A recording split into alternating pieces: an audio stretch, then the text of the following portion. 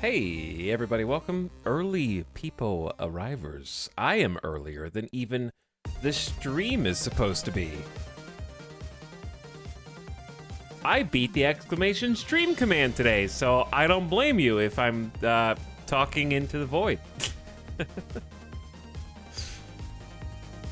But it's Friday, and I got a game I want to play.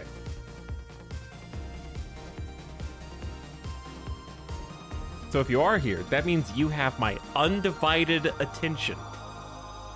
And you have an almost 100% guarantee that I will see your chat message right now. Ital, what music is this? This is the Eastward original soundtrack by Joel Korelitz, who also did the Halo Infinite soundtrack and some other EPs. There are some real bangers on this soundtrack. But I haven't played the game.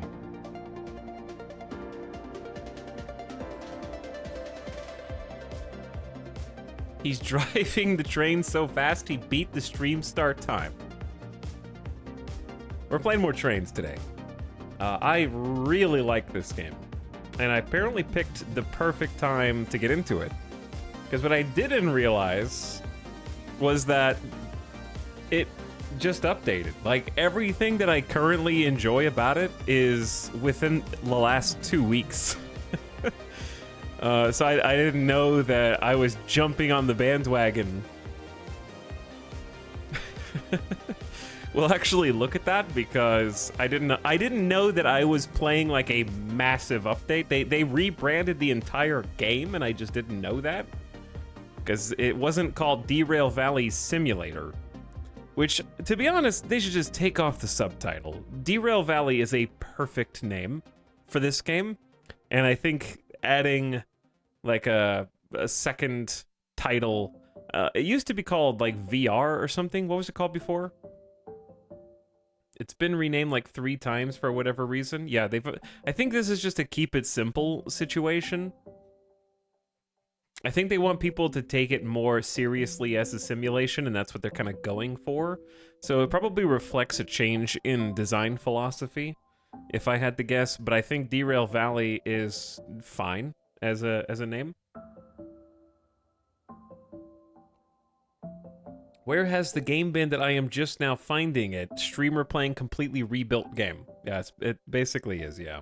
There's a reason why I'm just playing it now, and it's because other people influenced me, and those other people probably were aware of the massive update that just occurred. Therefore, it isn't by chance, let's say.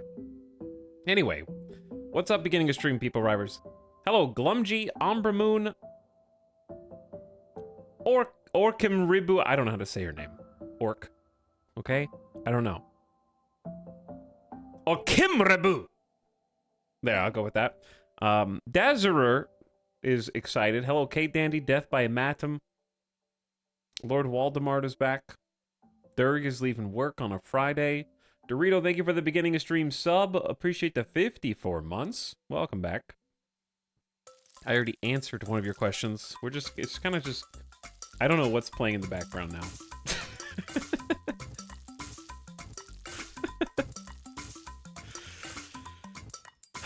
Eclectic. I think it's just every song that plays in the entire game, even if it's 15 seconds long. We got midnight EU viewers. We got 4 a.m. viewers, potentially in Asia. All right, I'm scrolling down. Oh my god, early stream! Yes, it is an early stream.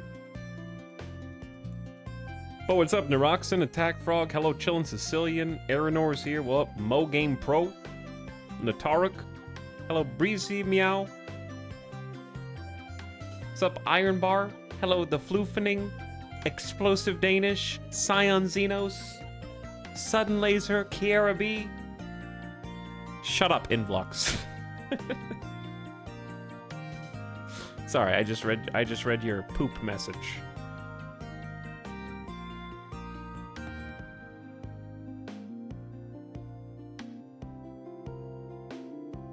What? What? Hey guys. Is that why the OST is so short? Yeah, the OST is it's 2 hours. It's a 2-hour OST. WTF, I just tuned into bullying. That's just how you know that you're in the right place. You just have to it's like a handshake. It's the secret password to enter the stream.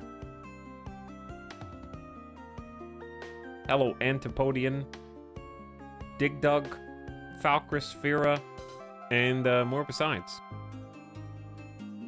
I played through some of Eastward but never finished it. Music and art were nice, but I wasn't super in love with the combat.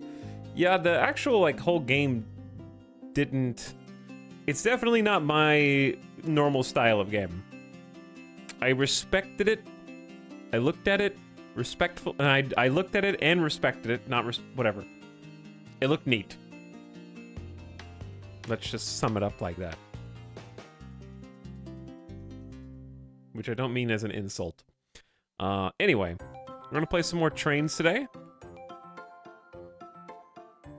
You guys won't believe this. I actually finished stream yesterday, ate, went back to my office, of course fed Midas, and maybe practiced Derail Valley for like another 45 minutes to an hour. I practiced. Training arc. He practiced without us. That's because I had to be ready, because I assumed that the people who actually know how to play this game won't show up the back seat right at the beginning, you know? So like the regulars, the people who click the notification, first of all, thank you. Second of all, probably have no idea what you're doing. So I needed to make sure that I understood, so that when we actually jump in here, I don't have to like wait for the real backseaters to trickle in. I have no idea, not a clue.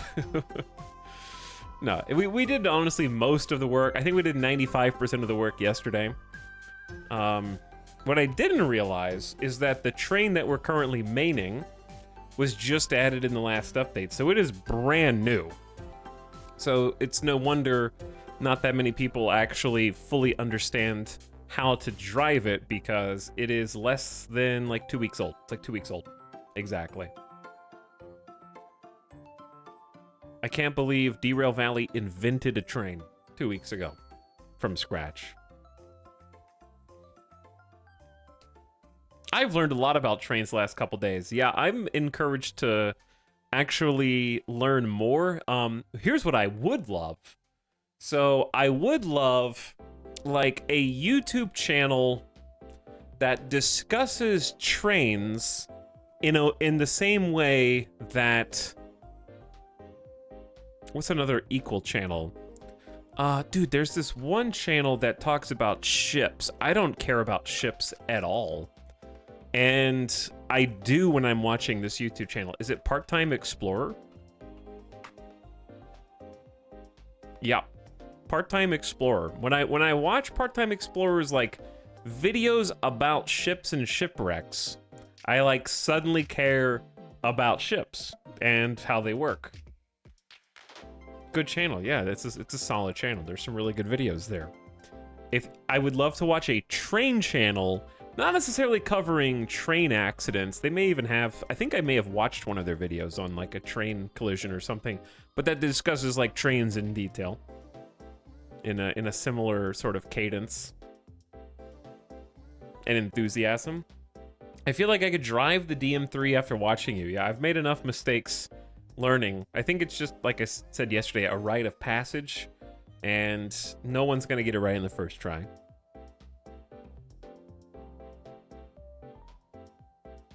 What's up, Getsune?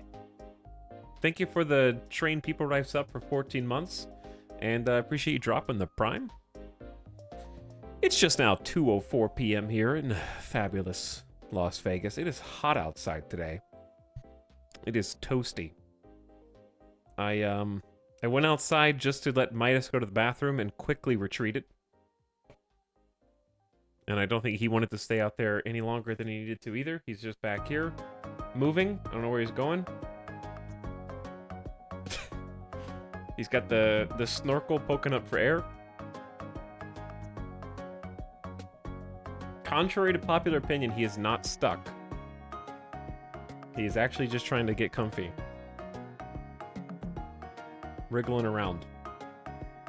It's 109 degrees Fahrenheit out there. Yeah. Woo. It is hot.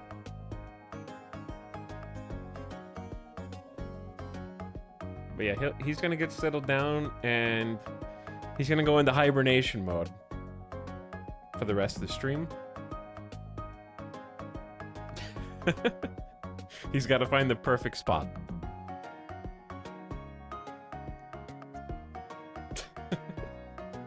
There's no point in me saying anything until he settles down, because you're not going to listen to a word that I say anyways. While you're watching the little sausage blanket, pig in a blanket over there, moving around. Hello, mysterious hooded figure. What's up, Jarek? Talix, never seen these Twitch monthly recaps before. It said I caught all of your streams in June.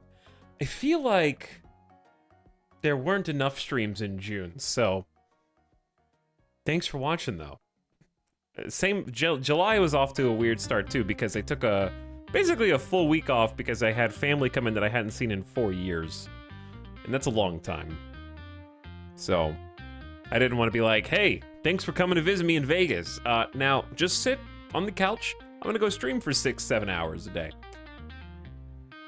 Plus, I didn't have anything I wanted to play anyway, so it was a good excuse. But now, I am loaded with games. I feel like this is the genre of game that I am really into right now. This, like, hands-on, analog, buttons, levers, switches, simulation-style game. So, I've got a few of these that I'll probably look at playing once I don't think I'm gonna tire of Derail Valley, but we might, you know, I'm not saying I'm not gonna just stream it until I'm done, but certainly we have plans for next week, because next Thursday is start of Diablo 4's first season, and I want to do at least a couple streams for that, because I'm going to have a community competition where you guys are all encouraged to participate. We're going to have prizes based on who can get the highest level fresh character in the season. If you have Diablo 4, you're welcome to play. I'm gonna start a clan/guild for that this weekend that you'll be able to join, and then whoever has the top 10 highest levels in the community will get a prize after a 2-week period. So we're gonna start that on Thursdays. We got plans for that at least. Wonderful guild name suggestions in the Discord. Let's see, what did chat suggest? The one with the most reactions is the Knights Who Say E.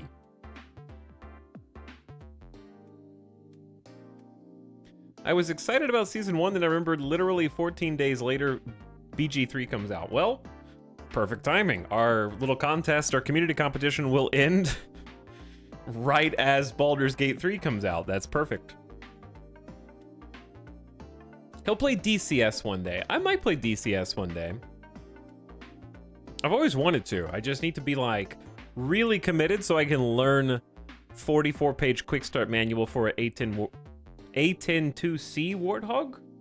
I don't know if I got the model correct off the top of my head.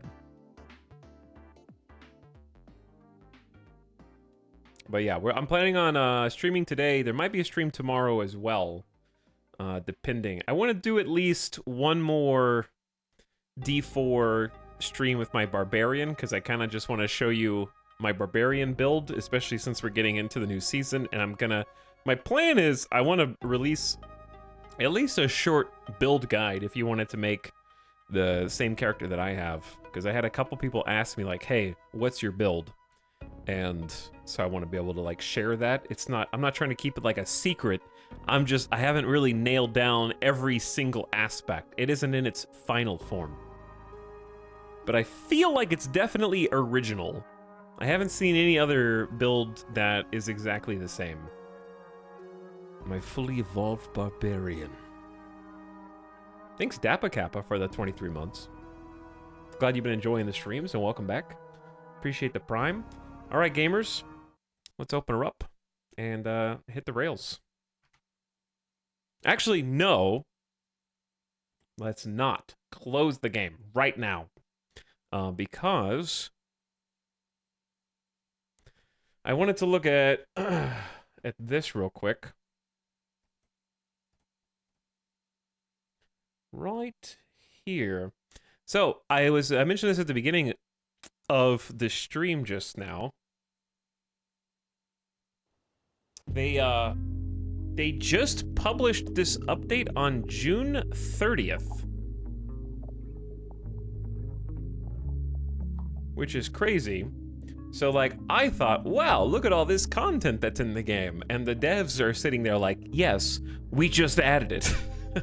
Like, I thought it had been just out there for maybe years. I don't know. It's been in early access for, what, 4 years now? So, they just changed the name of the game to Derail Valley Simulator. And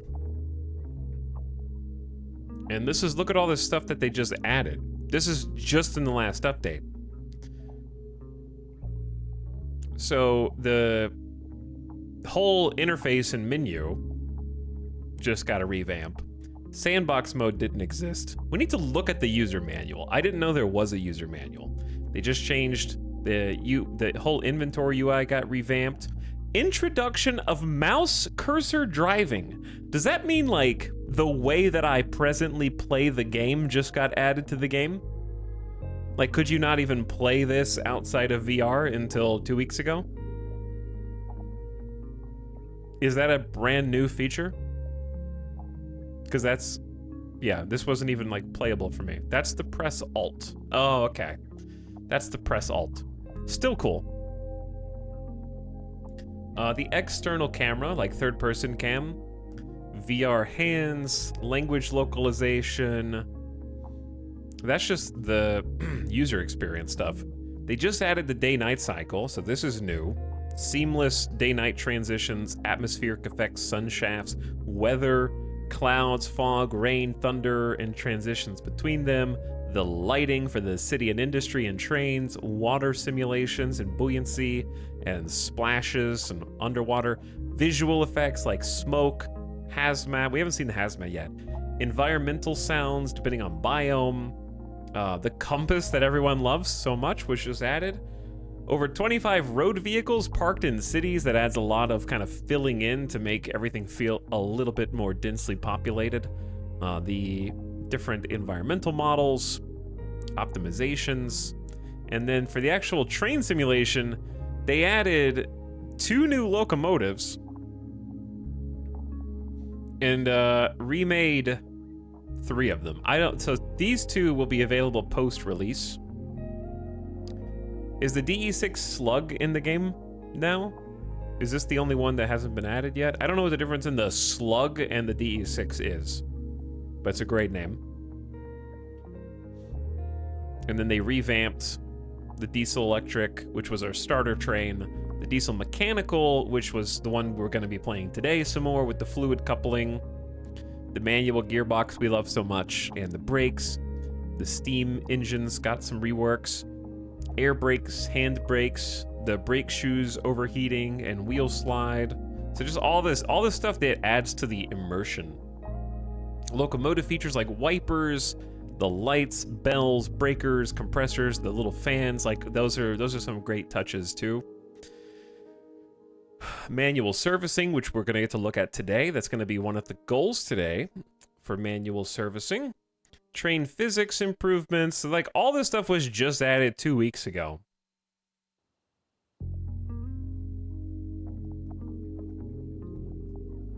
The Slug is a DE6 without an engine for more traction at slow speeds. Interesting. So it's not like a fully different locomotive. So are there 5 total locomotives? The S282, the DE2, the DE6 were in before. Then the DH4 and the DM3 were just added. We're in the DM3 today. And then the S060 is going to be added soon. Well, like within the next couple weeks, apparently. Very soon. Either way, I was just really impressed. Apparently this update took like 2 years to come out. Or some such. And I can kind of see why, because it does feel like that was... I feel like I'm experiencing the game the way it was meant to be played now. Let's put it like that. I think without the day-night cycle, without the like weather and ambient effects and all of the like sound design, I wouldn't be enjoying it as much. So I think I picked the perfect time to jump in.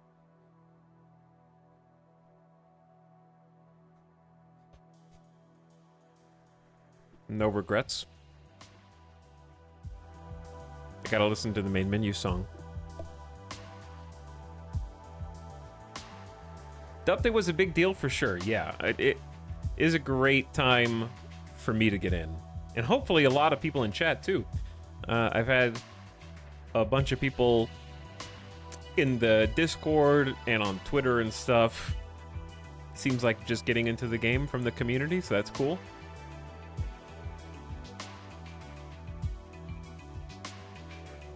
Hello, Pogonurse.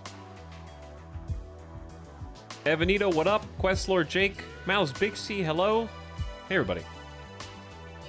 Thanks, old Grumpy Dude, for the 32 months. Going on 3 years? Thanks for subbing. But yeah, I just wanted to kind of show you, like, how much has been done. Oh, we never looked at the roadmap. Where's the roadmap?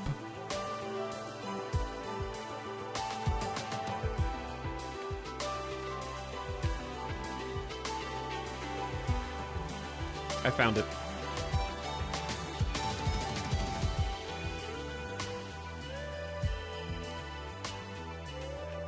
Maybe. Did I find it?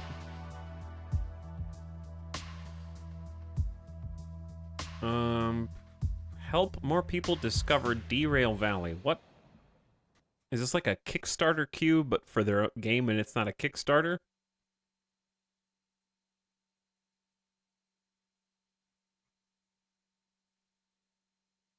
Okay, I'm very confused by this. What is the purpose of this game? It's a sandbox train simulation game. The purpose is driving trains. You earn money, you can buy licenses to drive different trains and take on different jobs. And you do it because it's fun and satisfying and tactile. Hopefully that'll become clear once I jump in. I am a little confused. I'm a little confused by this community unlocks page. I'm not gonna hate the player, hate the game here. I'll show you what I mean. I think this is their official site. Sorry, at the top it says, "Help more people discover Derail Valley. We appreciate your help in sharing our social media with your friends, communities," and it's like earn points to unlock features. I'm a little confused by that. I feel like just add the things that you think that you're capable of adding or don't, but I feel like it's weird to dangle that over a points system. On the I understand, that's why I said don't hate the player, hate the game, because I understand the concept of things can't be added unless there's budget, and there can't be budget unless there's funds, and there can't be funds unless people buy the game. So I understand.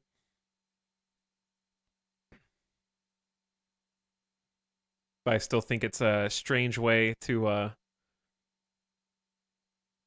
do it. It looks like I'm also confused. Has this already, is this maxed?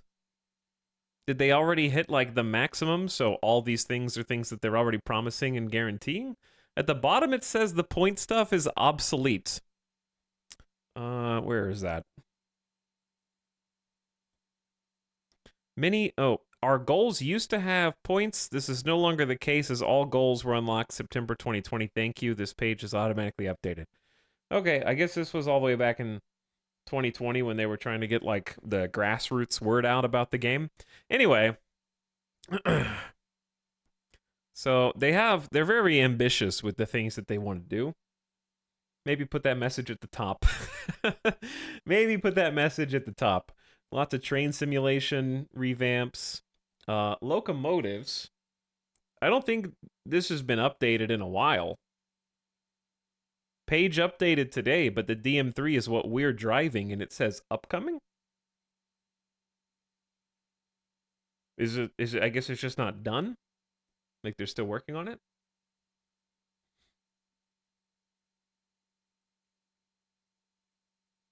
The DH4 D6 Slug. So the E6 electric locomotive partly done. So they've got like a bunch of trains that they want to put in. It seems like one, two. The DH6 diesel locomotive, 3, 4, 5, like half a dozen or so trains. derailvalley.com/future. Oh, am I on the wrong page? Sorry, this is just what came up from their own website.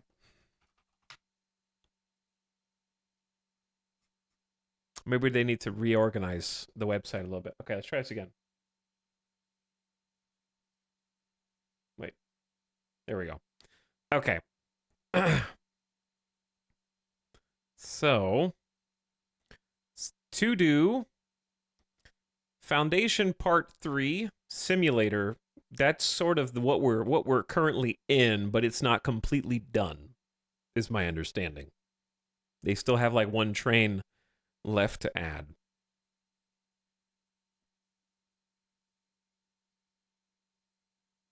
So they do have like milestones for passengers and passenger cars with passenger transport orders and passenger models and behavior. So this is a potential 2024 customization with parts and gadgets to, I guess, change or manipulate the trains themselves. Vehicle ownership, a depot that you can own and rent, buying and installing parts and paint jobs. Pedestrians, wildlife, and road traffic is actually on their to-do list. They want to have a hardcore mode that does feature eating, sleeping, the ability to get hurt.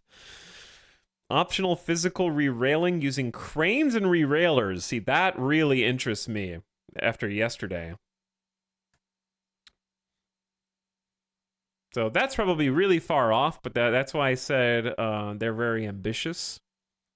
And then this part is Foundation Part 4. Depending on the success of Simulator, big asterisk there, we plan to start work on this milestone immediately. With 2 new locomotives, 4 work trains, 6 new types of cars, including livestock, various types of hoppers, electric powertrains, new industries, 3 new cities, some depots, villages, a railway rework, and then roads and domestic animals would be next. Advanced economy simulation with an ecosystem with dynamic supply and demand, contract revamps, lots of new cargo. Okay, this is a big promise. But yeah, they're like big asterisk of whatever their definition of success is. But at the same time, like I'd love to see that. Like that would be you know how I feel about ambitious games, right? You know how I feel. I am a big supporter and proponent of ambitious games. And I want all of them to succeed.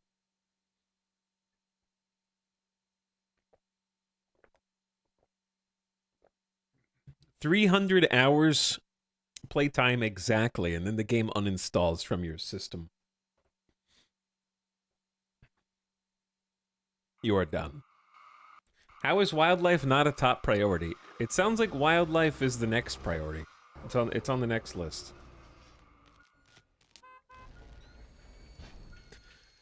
Ooh, welcome back to Derail Valley, everybody. Surely they'll finish Kerbal Space Program 2. Okay.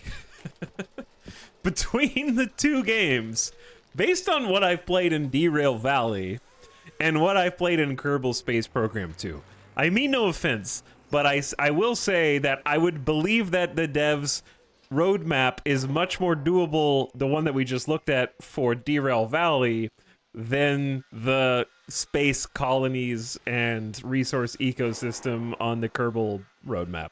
Okay, we're way closer to the Derail Valley roadmap becoming a reality. Derail Valley can run on a non-supercomputer. That's also true, yep. I really want Kerbal 2 to succeed, but oh my god, the things that I want out of Kerbal 2 aren't even a twinkle in the parent's eyes, you know what I mean? Much less conceptualized or conceived in any kind of tangible form.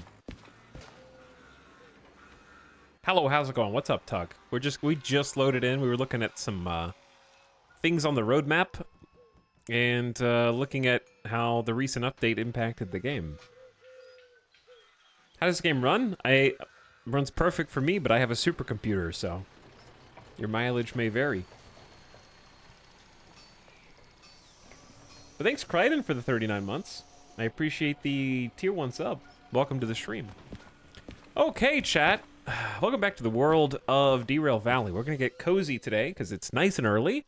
And I'm planning on doing a bunch of missions, at least a handful of missions in the DM3, which we just learned how to pilot yesterday.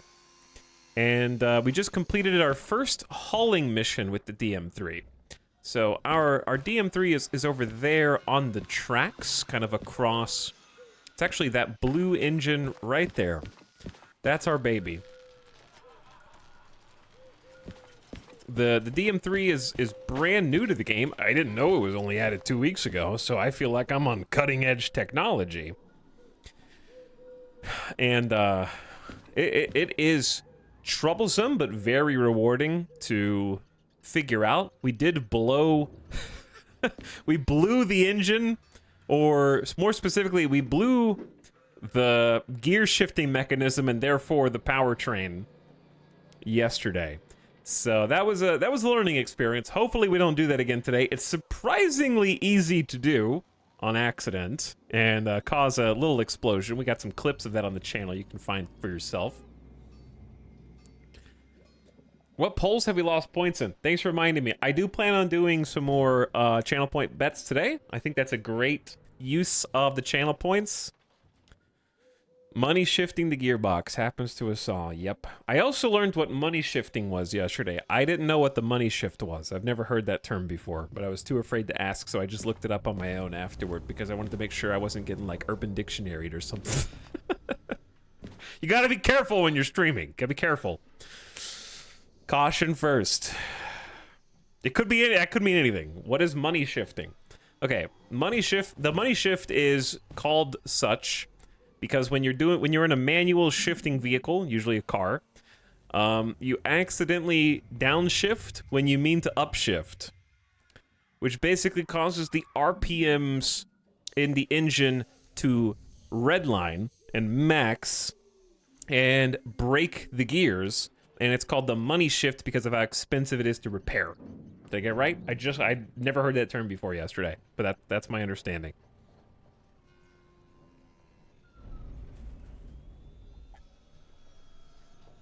I'm learning a lot. Learning a lot. So that's what we did. I accidentally downshifted what I meant to upshift. It's a lot easier to do in this train than in a car. So these are our missions. Potential missions. We haven't taken them yet. We don't have to select one here. By the way, I am playing on a realistic difficulty mode where I don't get any assistance from the game whatsoever. And even the assistance that I do get from the game, in the interest of realism and my own suspension of disbelief, I am not utilizing. So we are not fast traveling from town to town, even though all you have to do is open the 256 square kilometer map and press Alt. You will get a mouse, and you can left click on any of these, and it'll give you the option to fast travel to them for money. So it does cost money, so it's not free, so I do like that. But we are presently in, I think we're in MF, which is Machine Factory and Town. That's where we are. So we are in the northwest of the world map here. And we're probably going to take a mission that's going to, well, let's see. We might take a shunting mission just to start out with, and then do a hauling mission after that. We did also just pick up a bunch of money. We got paid. I'm at 33,000 in my wallet right now. So let's actually take a look at licenses. I don't mind that our copay is going to go up. So we're going to have to start paying more insurance as we take on additional licenses. But I really wanted the manual servicing license because that's kind of what I wanted to start practicing and doing today, because that would be fun. Save money for copays. But these are all the kind of carrots on sticks. Different military contracts. I assume there are mission types for all these, and we just haven't seen them yet, because the final military one is 400,000 just to acquire the license for the military contracts to haul those things. I haven't seen any of those yet. Concurrent orders might be good too. You could take like 2 shunting missions, but that might, I don't really know if I could juggle 2 missions right now. There's hazmat missions. We get train length 2 for even longer trains. Military bases have their own stations and orders. Okay, cool. What did we end up doing with the train stuck in the mountains? I rescued it. I drove a DE2. I walked to this station, took a DE2 all the way back down the tracks, towed the DM3 back to the station, had it repaired, and drove it back, picked up the haul, delivered it. So, and for those of you that haven't played that, you don't have to go through all those steps, but like I said, I'm trying to play as realistic as possible for this campaign. There are easier ways to handle that situation from last night provided by the game. It's not that hardcore. Okay. But it can be if you make it. You just have to put your own rules on there. So, of all of these, we already have freight haul and shunting missions. I could do this too, sorry. I gotta start using this because this gives you a better perspective of things, and it's a little less wobbly with the camera. I gotta get used to it. Multiple units means that we can hook multiple engines together and use them in tandem. Our current train actually is incapable of doing that, though it is possible to use multiple trains by simply bouncing between them to control them, but that's extra work, and I don't really want to do that. Manual servicing, I think, is what I want. Logistical haul is a different mission type that we're also going to want to do, though. What is the difference in a logistical haul versus a freight haul? I don't really know what a logistical haul is, but let's get manual servicing. How much is our copay going to go up?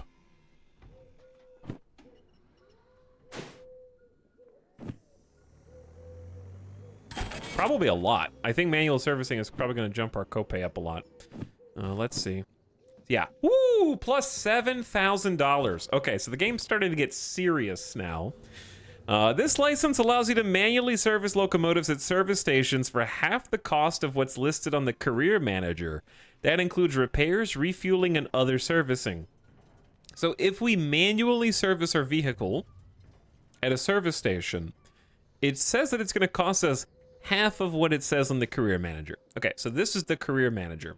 So if it's like, yo, you did 50,000 in damages to your vehicle, if we manually repair it, it's 25,000.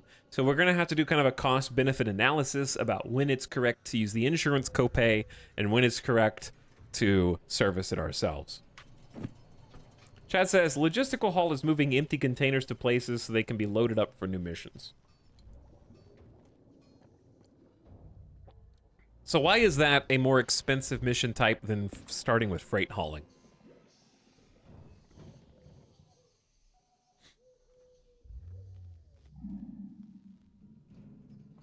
Okay, don't worry about that. We got a new license. Let's go ahead and put this in our inventory. I assumed it was going to be something more complicated. Now, how about a mission? So we got a shunting job, 3 drop-offs, unload and store train with medicine, apparel and footwear, chemicals, apparel and footwear, tooling. Okay, so 3 drop-offs. Shunting and long. $22,000 reward. I can't do a logistical haul yet, so put that in the trash. And the way that we know it's a logistical haul is these icons down here, like that's shunting in long 1. I have those. That's just freight, freight long 1, and freight. So we can do all of these missions if we want to. Machine Factory Town Freight Haul. That is just 4 excavators. That is a 92-ton train mass. It's a very light load, I think. We can haul up to about 500-600 tons. Maybe more, depending, but that's probably the comfortable range. This is also a pretty light freight haul. 136 tons. I say, let's take the 490-ton, 1 drop-off steel billets. This is the one that we brought in, isn't it? Did it create a shunting mission for the haul that we just brought in? That's cool. Yeah, that was from last night. That's a continuation. Let's do that one for sure. $12,000. I'm going to incur like $20,000 in fines doing this, so perfect, you know?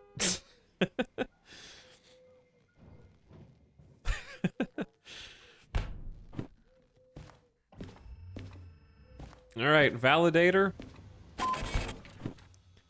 Wait, no, I didn't want to validate yet. Okay, chat, I wanted to do a bet. No, this is just a shunting mission. This is gonna be easy. We'll do a bet for the actual freight, because this is gonna be easy comparatively. We just have to couple the cars that we're already next to, unload them, and then uncouple them. So we'll do a bet for the next mission. That's when we do a freight mission, okay? So let's show you how things work. Chat, is there anyone who, like, totally missed out on the last 2 streams or saw so little of the game that you're afraid to ask questions at this point? Have I not streamed this enough to oversaturate it where you just implicitly know what's going on in this game? I'm always afraid to ask questions. That makes sense. I saw you explode the gearbox. You're just an egotistical streamer. I feel like that's harsh considering I'm trying to be helpful right now. I don't need to know anything to watch trains go. This is the first stream of yours I've watched. Don't lie to me, past sub. This is the first time seeing it, but I'm here for the ride and bullying. What's your biggest oopsie so far? I was learning how to drive the DM3 yesterday, and I money shifted it. And it exploded. The windows blew. The gearbox and drivetrain exploded, and my character may have died if there was a health bar. So, that, I guess. Okay. So here's what we're going to do. This is the load that we just hauled in yesterday. This is the longest trail of cars in the game that I have hauled to date. And it is 10 cars of steel billets weighing about 490 tons. All of that weight is actually simulated in the game.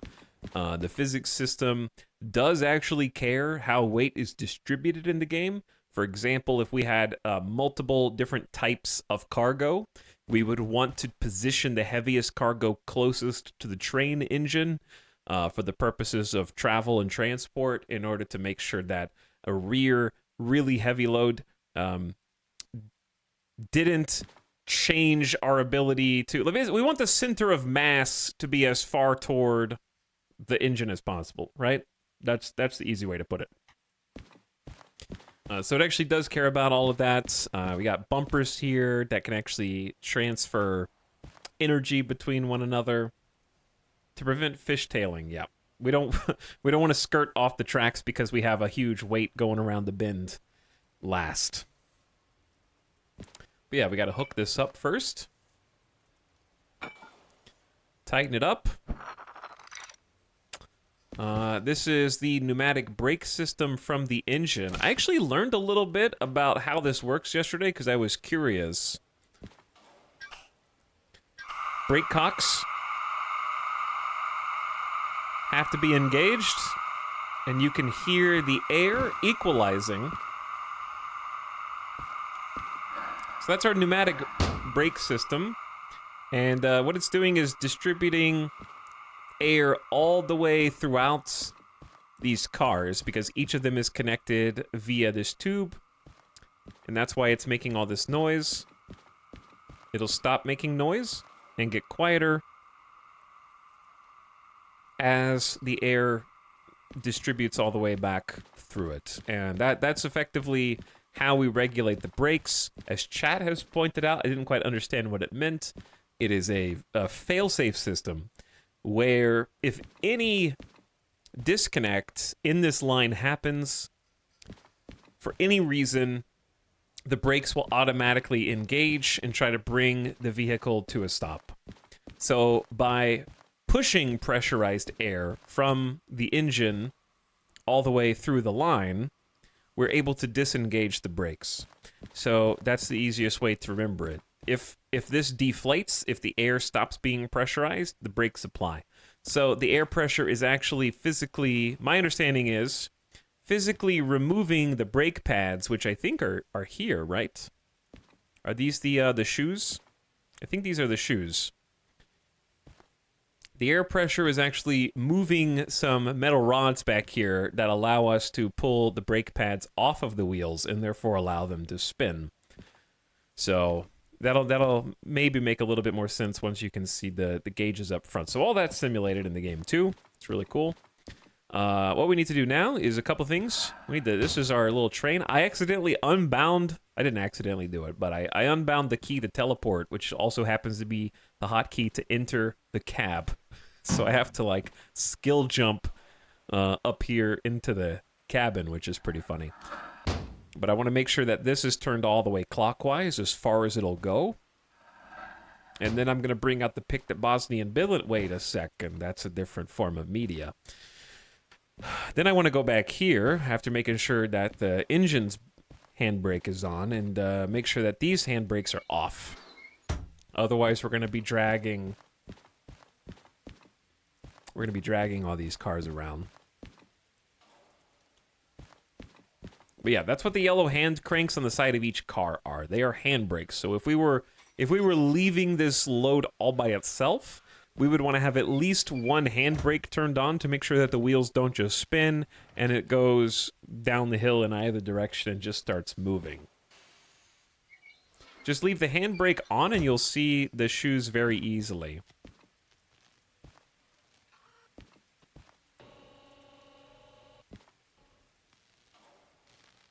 Okay, I wish I could, like, watch it while I'm spinning it.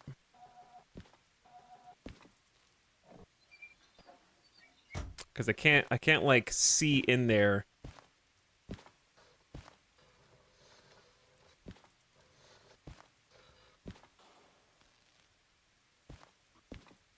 What are you trying to say? I am not the lockpicking lawyer. Does a steam engine need a license? It does need a license, yes. Okay, anyway, don't distract me, random chatter. Let's just make sure that all these handbrakes are off so that we are not dragging the cargo for no good reason.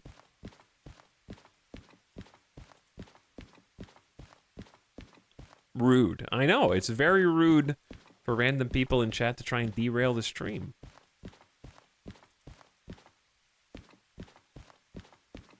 I agree. All right, let's also check our work order. And on the work order, we have set up trains, or specific train identification numbers. In this case, there's CFF059, CFF059. So we just kind of like want to do a quick visual ID to make sure that we have all the cars. 178.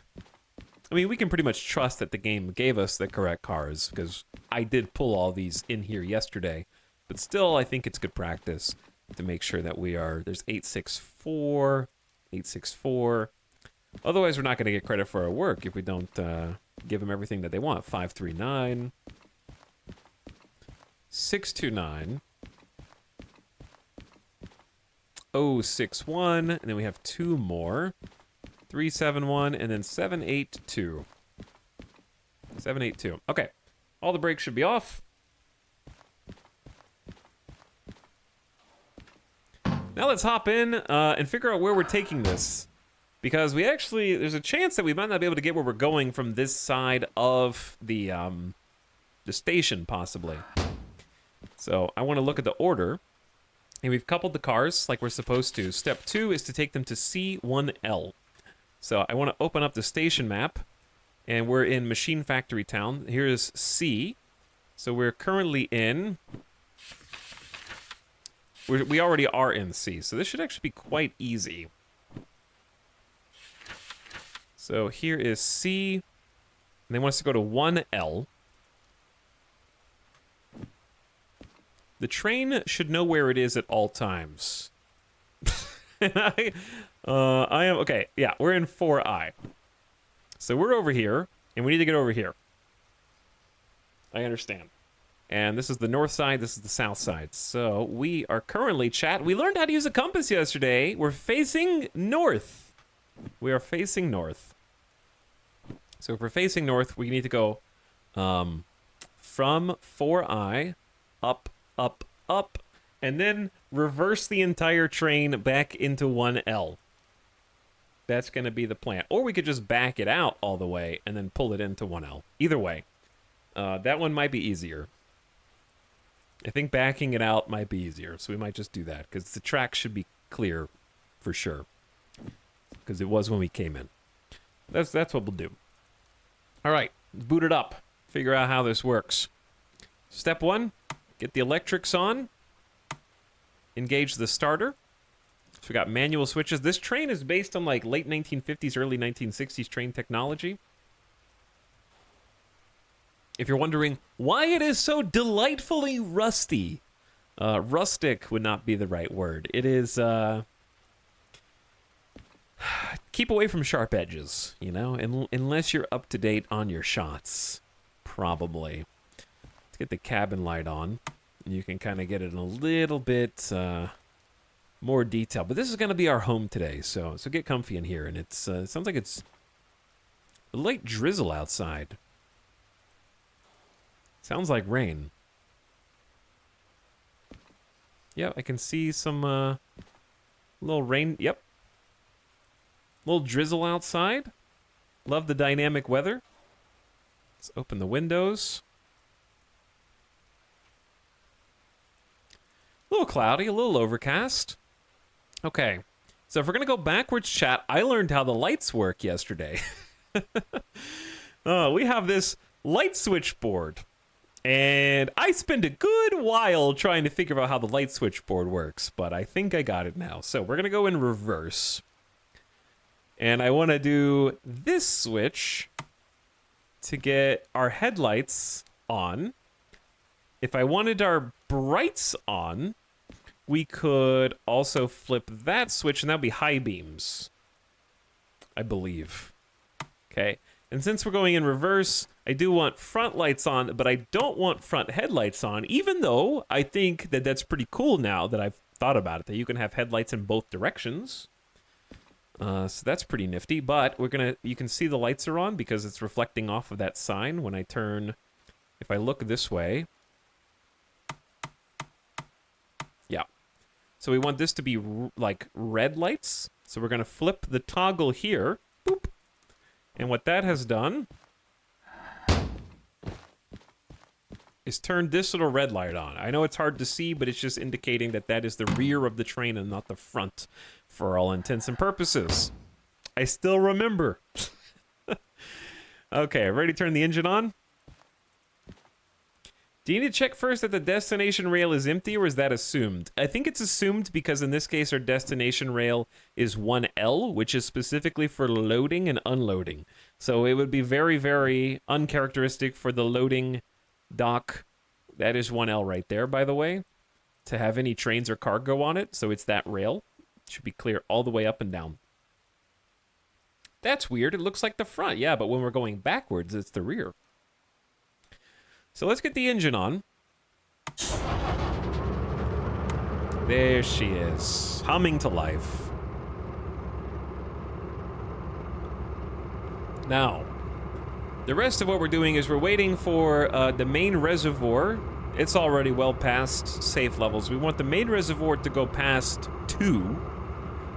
This is our air reservoir, if I'm not mistaken, for the purposes of the compression-based braking system.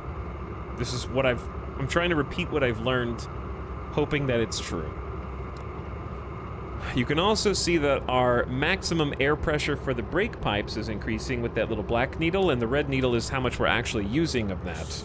So 0 is where it should be. Perfect. That's how we can apply the train brakes. I think I need at least 3 more streams of this game to convince me to buy it. Well, here's one.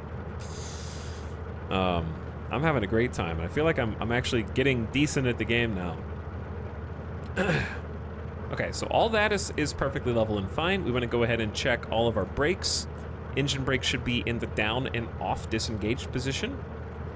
As long as this red needle on the brake pipe is at 0, we're not having any compression-based brakes engaged at the moment.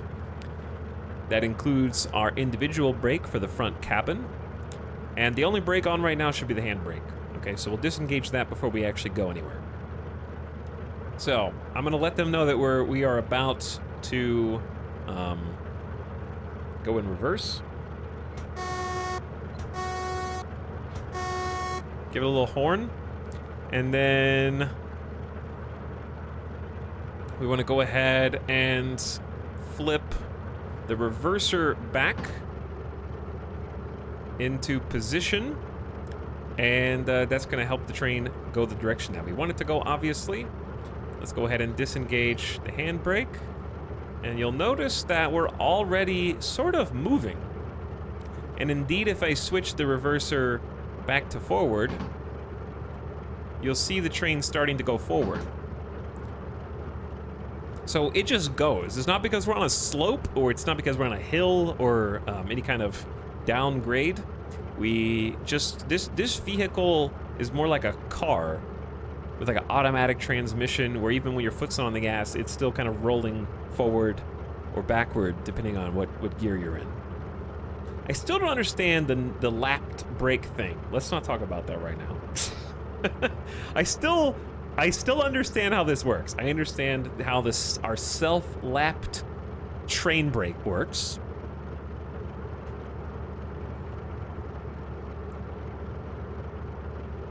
I still know, but let's go ahead and start moving. So, we're gonna stay in...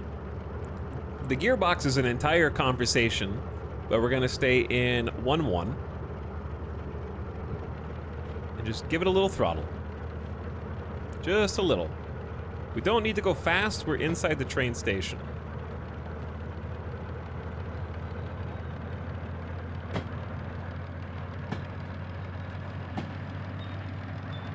Okay, so we're watching the RPMs on the tachometer start to spin up. Oil temp is gonna start increasing. All we need to do is back out and pull in.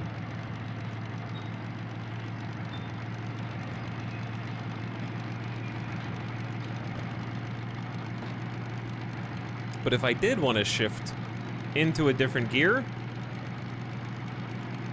all I would have to do is throttle down, put it into high,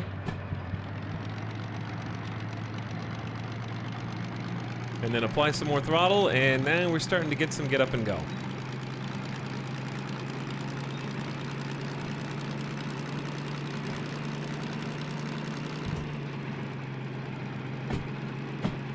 Nah, we're moving. Just a little bit of gas is fine here. He is the one. He's gonna break it again. Maybe. Maybe not. You have to stick around and find out. But yeah, this is totally fine. Oil temp, very low. Revs, RPM, under 700. And we're moving just fine into position. Just want to slowly back up. I guess we're crossing like a public intersection here.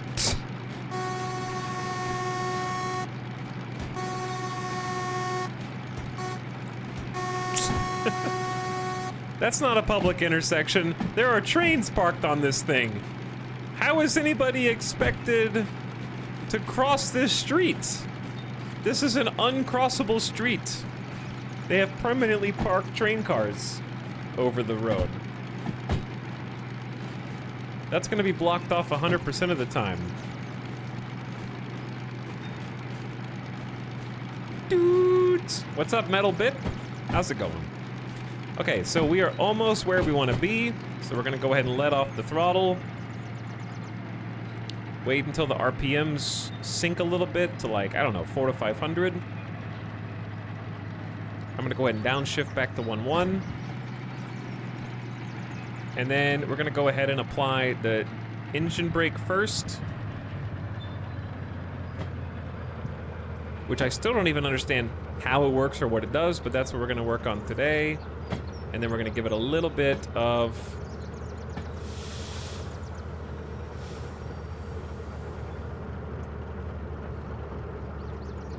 the full train brake. Engine brake, train brake. Okay, engine brake, train brake. Now I'm gonna just turn on the handbrake for, well, we don't have to turn on the handbrake for this. I'm just gonna change directions. Because we're going to C1L from the south, so we should go left, and that is literally the only objective. So I can use the radio while inside the train to let them know, hey, we need to go left. You know what? Just for demonstration purposes, so you're seeing what's actually happening out there. You can actually go flip these yourself if you want. You can go out and do it by hand.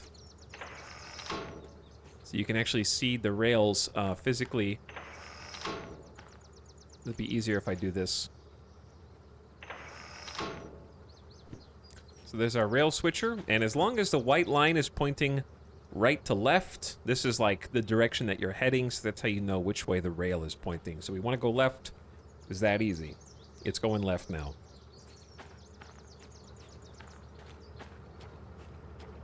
Is the sun setting or rising? But yeah, we just looked in the day-night cycle. Everything that I love about the day-night cycle, the ambient weather, noises, sound effects was literally just added in the update from 2 weeks ago, which is crazy. That's all my favorite stuff in the game. Okay, here's what we're gonna do. We're gonna let them know that we're gonna go forward.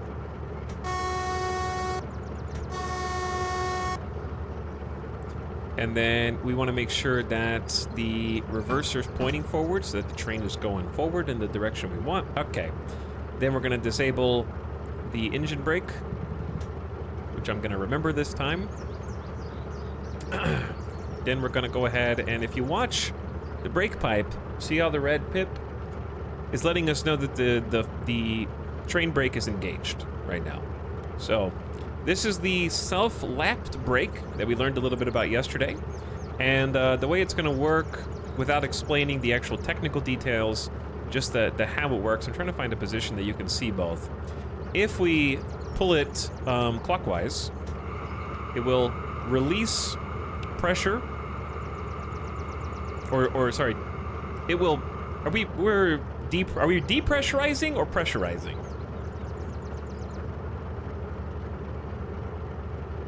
We're pressurizing. Wait a second.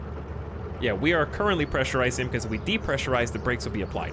All right, so we're pressurizing the brake pipe. And we don't want to leave it in this maximum clockwise position because this position is effectively brake-less. So we want it to be in this neutral position, which is neither brake more nor brake less. This is just maintain current operations. One step above that is brake more. So you can actually see the depressurization of the brake pipe there. And if we go back to maintain, it doesn't change. It just stays right where it is. And if we go back, it's releasing,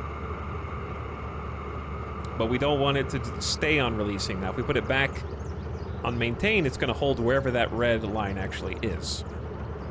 So we want it to go all the way to fully pressurized.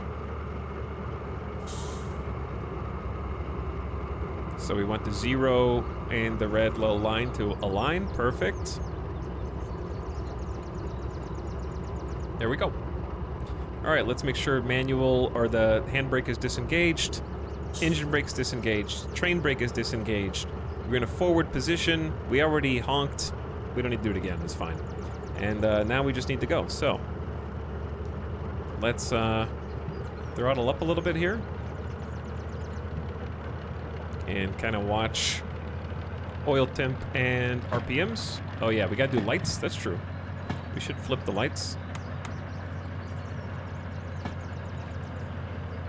I got all the important stuff.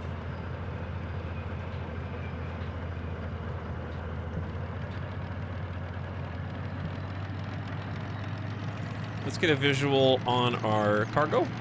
Okay. Just kind of, you know, never hurts to double check. Etal, I'm envious how good you are learning these complicated sims. It makes my brain hurt. All right, RPM spinning up. I'm gonna go to 1 high. I want to go for about 10 kilometers. 10 kilometers an hour, that is.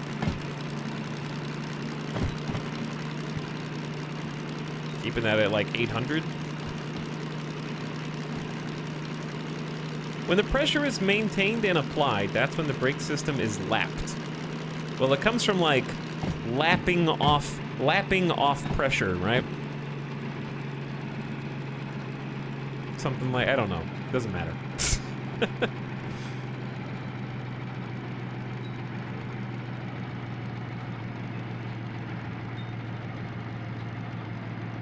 Makes you want to do some flight sim? Dude, flight sim is sick. Not self-lapping. Everyone in chat said that this is a self-lapping brake. Yesterday.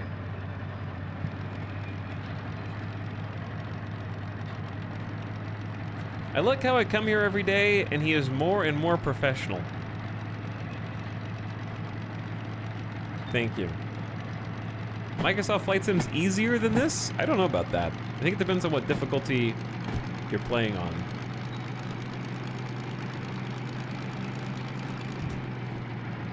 E-Town should have a planes, trains, and automobile stream with different sim games.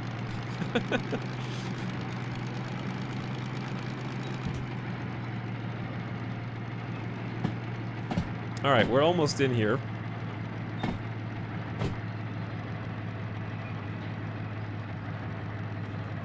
We can go a little bit further, but we don't need to be throttling up anymore.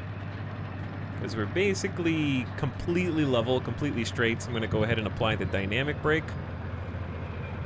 And then give it a little bit of train brake. Nice controlled stop. So I'm gonna go ahead and apply the handbrake here while releasing the train brake.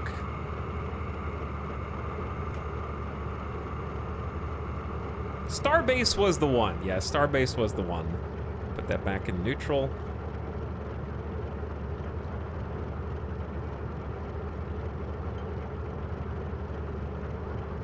Okay. We're there. We made it, chat. Now we have to unload the cargo, which is actually quite straightforward. So we just moved all this steel over like 3 tracks because it is under the, I don't know what this thing is called, but I'll say the unloader, like a uneducated barbarian. And it loads/unloads a whole host of different things. The crane, sure, we'll go with the crane. So we want to just move this to the unload position.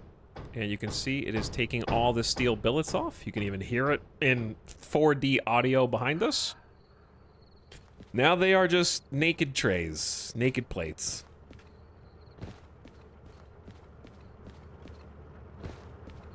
Why is Starbase rated only 66% on Steam? Because it's a dead game. And they basically said it's not being updated anymore. Really fun game, though. I had hundreds of hours of joy out of Starbase. I miss it dearly every day, but it's gone. And it still hurts. Dead game. So after we've made the unload, we need to uncouple on C2S. So we're on C1L, we need to get them to C2S. So basically we need to clear this lane of traffic. Wait, it wants me to unload them down the middle? That seems dangerous. Okay. I thought this was the main line. It wants me to unload all these on the main line?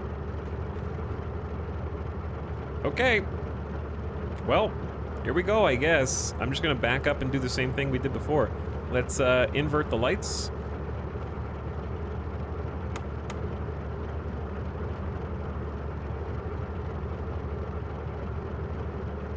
The main line goes through B.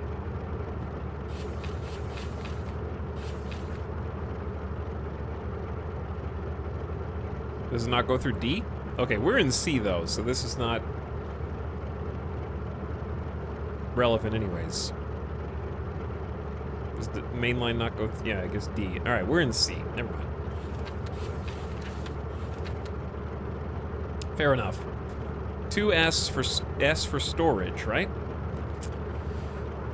So step 1, we got the lights. 2, flip the reverser. 3, downshift to 1 low. Let's go ahead and tell them that we're about to back up. 3, confirm that the brakes are pressurized. 4, confirm that the engine brake is off.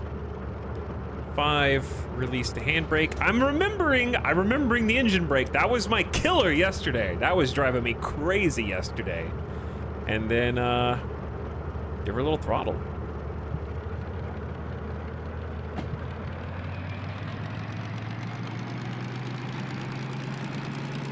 Okay, go ahead and shift up.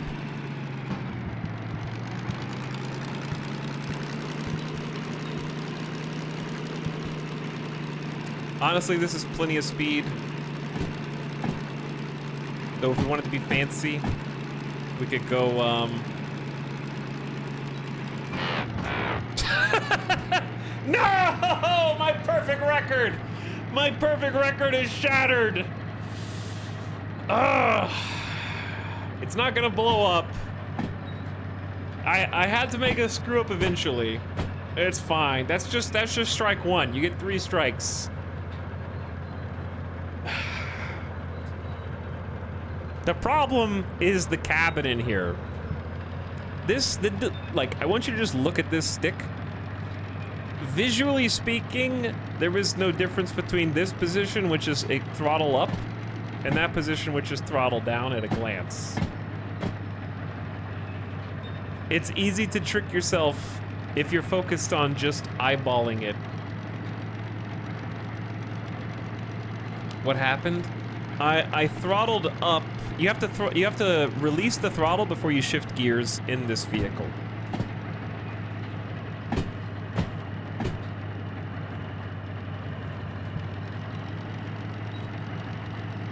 I have no idea what's happening. That's not uncommon, Rat Boys. When you join a stream an hour and 15 minutes in and you miss the entire 40-minute beginning of stream explanation of what's happening. You know?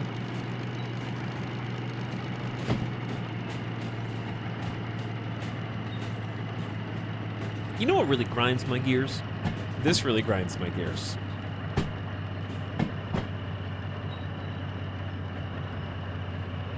Okay, so we're gonna have to pay some wear and tear for that. We'll have to pay for our sins.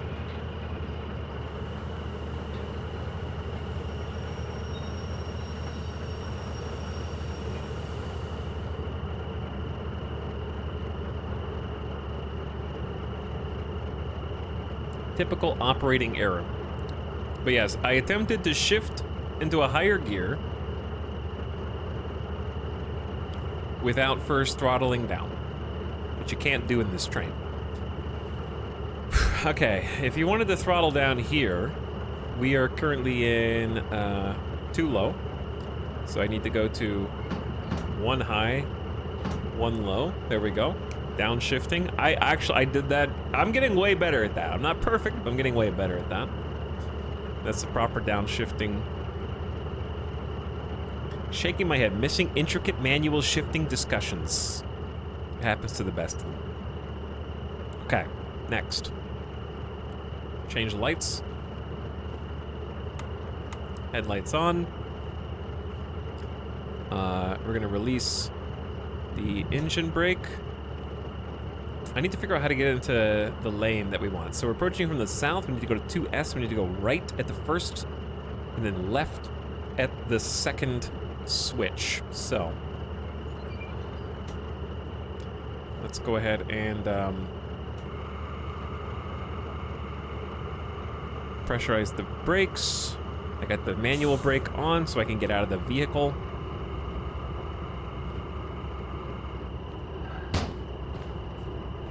Okay, right at the first, left at the second.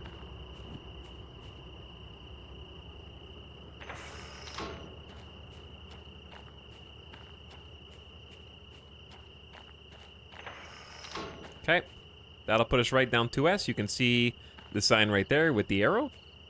Coast is clear. I know that you can skip shifts, but it's bad if you don't know the correct order of shifting by heart yet. Skipping gears is a bad idea for your muscle memory, in my opinion. You need to learn fundamentals before you try and get fancy.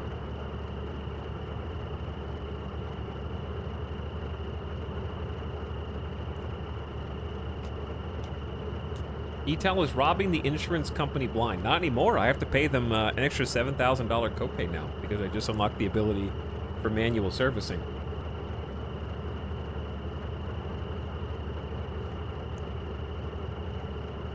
Okay. Now, we got the lights facing forward. We want the reverser to point us forward. Let them know we're coming. Give them a little beep beep. Make sure brakes are pressurized. Make sure the engine brake is off.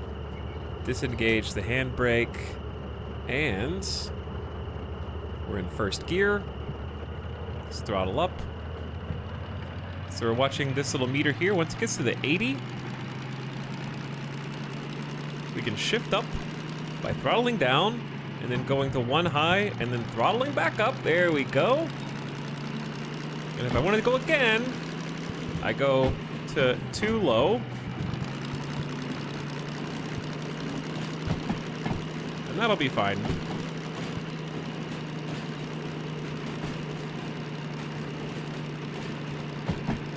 I'm learning how to not say them backwards also, which is helpful.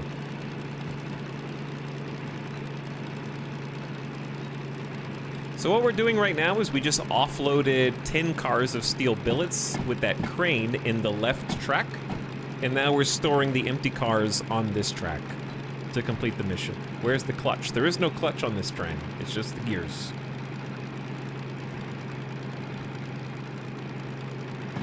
So we got to clear the tracks by pulling all 10 of these cars far enough forward where they're not blocking or obstructing the tracks.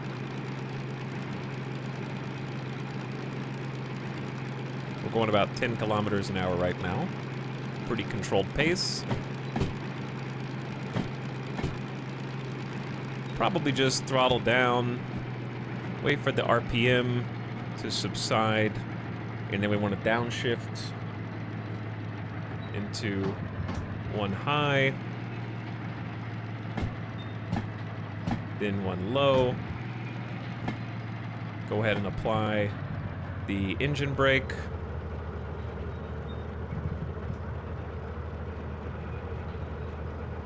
And just kind of let it creep forward a little bit. I'm gonna assume that we're already clear. Let's go ahead and apply the train brake.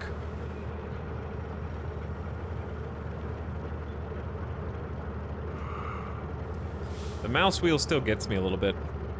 Okay, come to a stop. Turn on the handbrake. Pressurize the brake pipes. Put it back in neutral. We're here. We did it.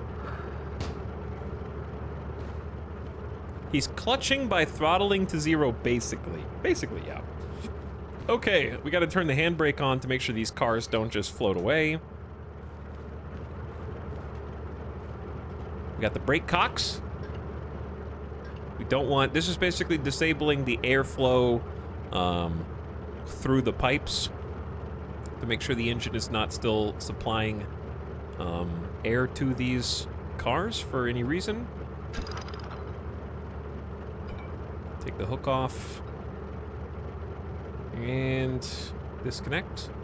All right. There we go. Good job.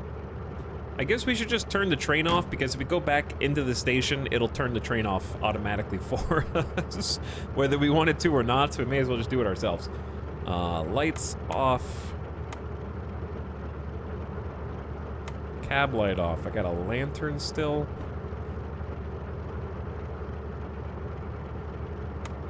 Starter and electrics off, and then you pull this for the fuel cutoff. There we go.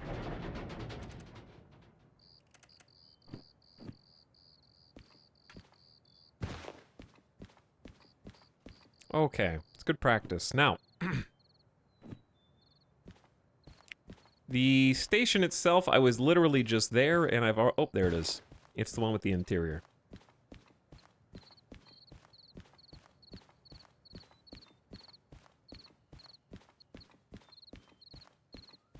More complicated than flying a plane. In some respects, yes. In some respects, no. I'm curious what my automatic fees are. $3,396. That's less than my copay.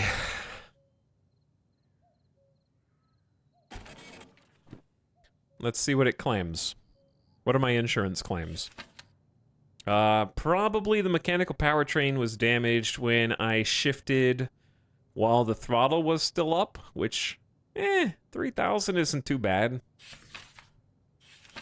And I could do some manual servicing of this, but I honestly think it would take more time and money for us to try and put this in the manual servicing bay than to just pay the fees here and take another mission and get her in tip-top shape, and then we'll do like a haul, and then we'll do manual servicing after that.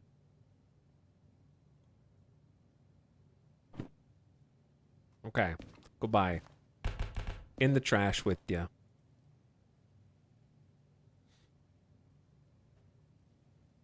Yeah, I know that you can get a mission without servicing, but like I don't see any harm in just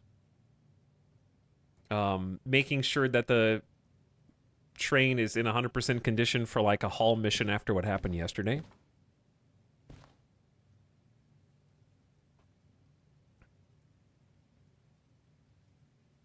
Streamers like, all right, here's the plan, guys. Here's how I'm gonna play the game. And chat goes, no, not like that. Why don't you play the game my way? I don't want to do the shunting mission. Why? What happened yesterday? Don't worry about it. Deliver 4 excavators. This is only 92 tons to... Oh. I see. You could take both of these missions and they both go to Harbor in Town.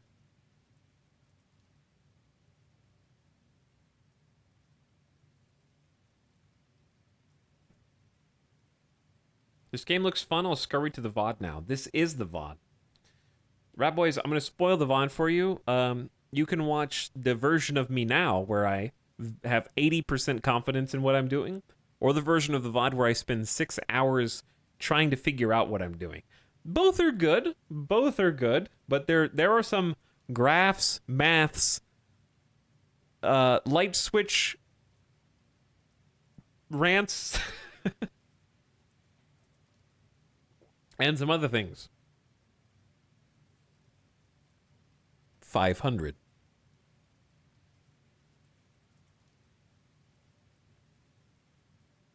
But I don't know if I can carry this many cars. Like, what is the maximum number of cars I'm allowed to hook up to my train right now? Are you still planning on going back in time to destroy the person that made those light switches? Yes, I am. But no, the other streams are fun too. The first stream was... I think if you think the game looks neat, the first stream is the most exploratory.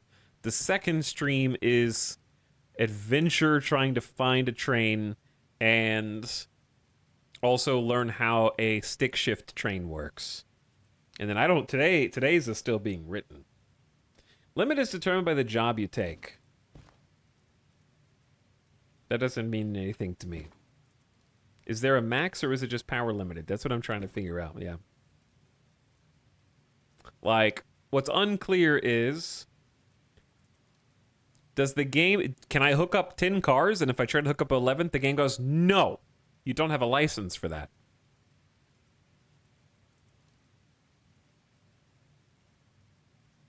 You can pull 2 times long one with multiple jobs. They can both have 10 cars. Thank you. That's what I was asking. Tox, I think you forgot to get paid. I didn't forget to get paid. I was just looking at the other jobs. I made this one with plenty of time, dude. I have another 9 minutes before the bonus time expires. That was breezy. GG. Don't forget to take your money, of course. We got a 63 hundo time bonus. You can hook up the entire yard and take it around the map. 20K. Good job. So yes, this one does pay 30,000 for this freight haul, and I'm thinking that the reason is because it wants us to go to the iron ore mine east. We're here. That's a haul all the way to here. Northwest to northeast. The harbor one here is MF to harbor. We can't do the logistical haul unless I take the license.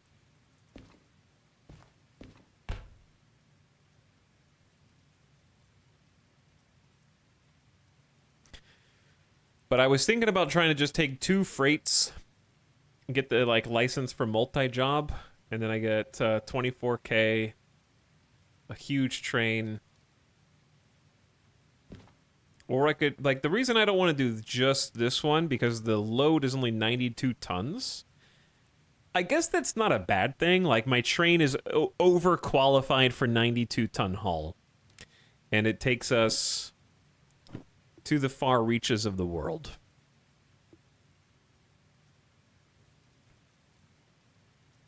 Can you decide what jobs you want and assemble the train before you accept the job? I'm sure that you probably could.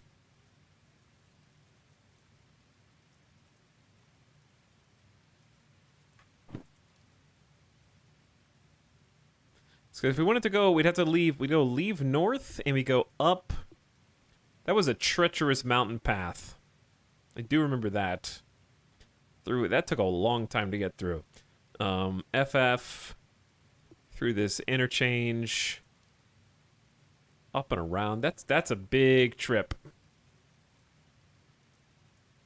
Small load, smaller train, back to the DE2. Yeah, that's a possibility too. That's kind of like, the problem is I want to use this train. I kind of just say, let's just take the double freight. So I want to buy a fee. I mean, they're like, yeah, I'm listening. You wanted to buy a fee, sir? Yes, I can help you. Please insert your money right here. I will take that off your hands. So I need to buy a license for concurrent orders 1.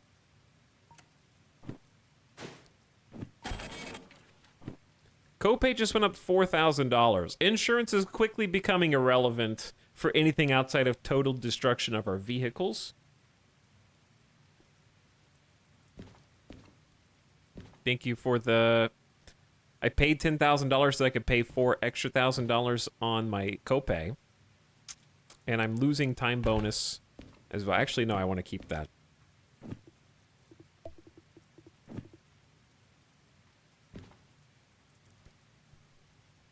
By the way, chat, I know that every time there are a new stream, there are new people. But this is just FYI for new chatters. There is such a thing as too much backseating and stupidity. You have achieved it. I will let you know when I have questions or things that I can't figure out, though. But otherwise, you know, part of the fun is playing the game yourself and exploring it and experiencing it. You only get to experience it for the first time once.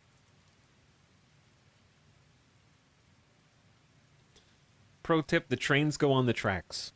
That is a good pro tip. Also, pro tip, thanks Crispy Games for the 8 months. And also, I heard... Mr. Super Smiley, thank you for the tier 3 sub. Okay, there's like a phenomenon where I hear the subscribe. It's a tier 2 or tier 3, and I comment on it, and then I instantly, ADHD brain goes somewhere else. But thank you, Mr. Super Smiley, for the 5 subs. And I appreciate the 38 months. Big time sub.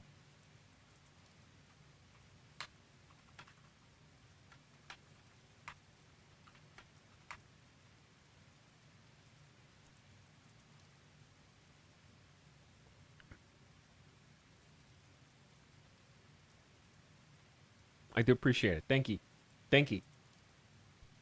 And thanks, Crispy Games. All right. Now, chat, good news. It's time to put your channel points on the line. Because we have a haul job. So, here's your prediction. Start prediction. How will we complete the double haul? On time for bonus? Oh, there's going to be a 4th option. This is a dangerous gamba, because you'll have 4 options, which means you have only a 1 in 4 to win. However, that means that your return on investment is going to be very high. How will we complete this double haul? On time for the bonus.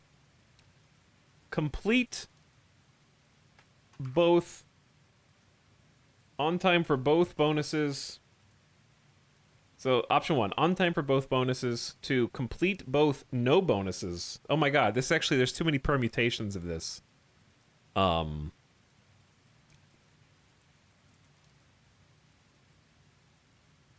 Let's simplify this a little bit. Okay.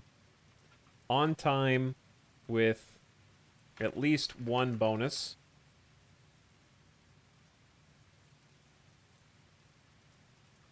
They won't even let me type enough characters. Okay, on time with minimum one bonus.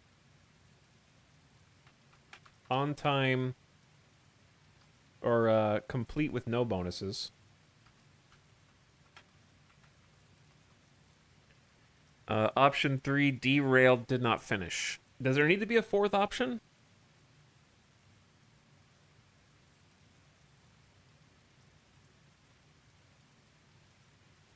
But is there any other permutation? On time with a minimum of one bonus. Complete but no bonuses. Derailed / did not finish. Those are the 3 options. I don't know if there needs to be a fourth.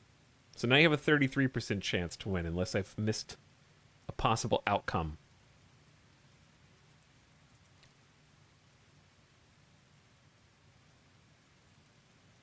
Because I think if we're going to the same place, if we get one bonus, we'll get 2 bonuses. So I feel like that's implied. Yeah, let's just do it like this. If my train needs to be repaired on the tracks to continue, that constitutes it did not finish like it did yesterday. All right, you got 5 minutes to put your channel points on the line.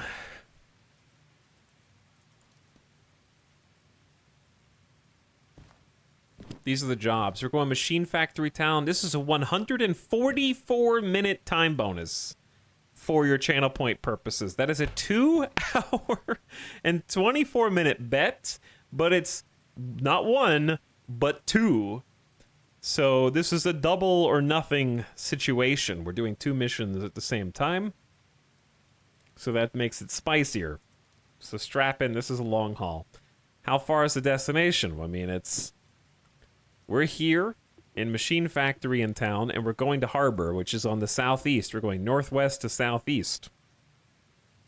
Beautiful, I'm making popcorn.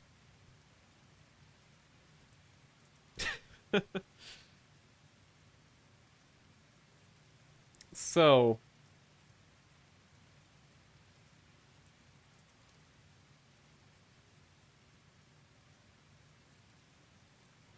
there's going to be some lessons to learn for Harbor. We've already been to Harbor, actually.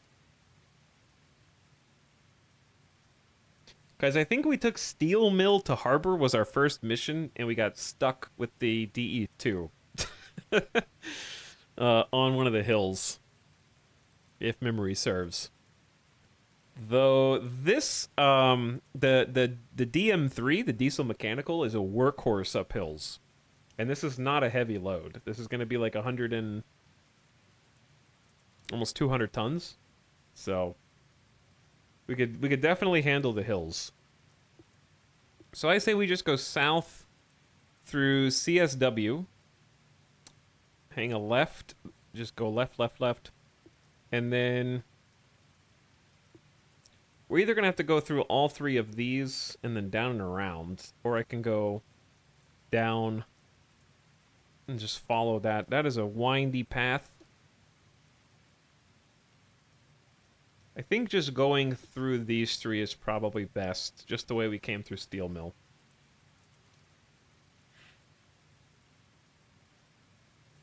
Didn't expect there to be this many believers. For the record, yesterday we did not finish. So did not finish actually won the bet yesterday, 5-1 odds.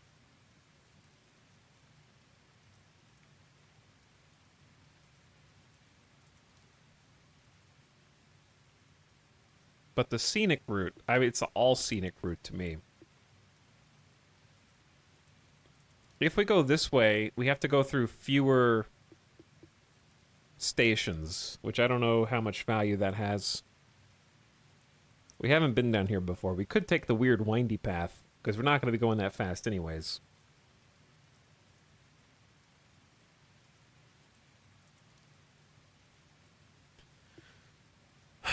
Okay.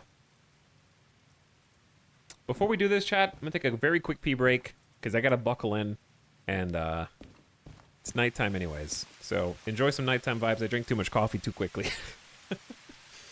The captain pilot gotta take a quick break in the back of the station office. We'll be back in just a moment. Very soon.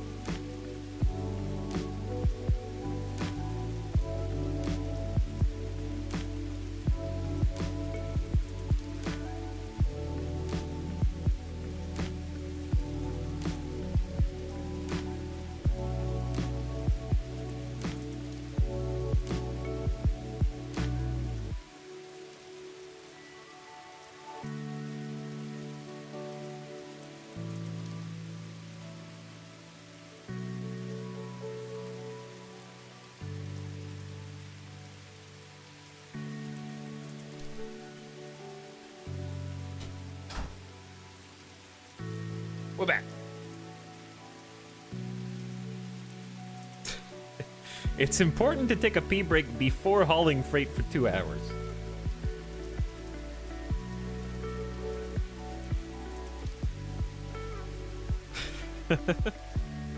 I wouldn't mind some music for this trip. This is giving me some flight sim vibes, which is a very good thing. Oops. What soundtrack, though? Probably won't even be able to hear it over the train engine, to be perfectly honest, but that's okay. We can do Far Loan Sales. That's a nice journey. Boombox time? I can't afford it yet, but we'll buy the boombox in-game.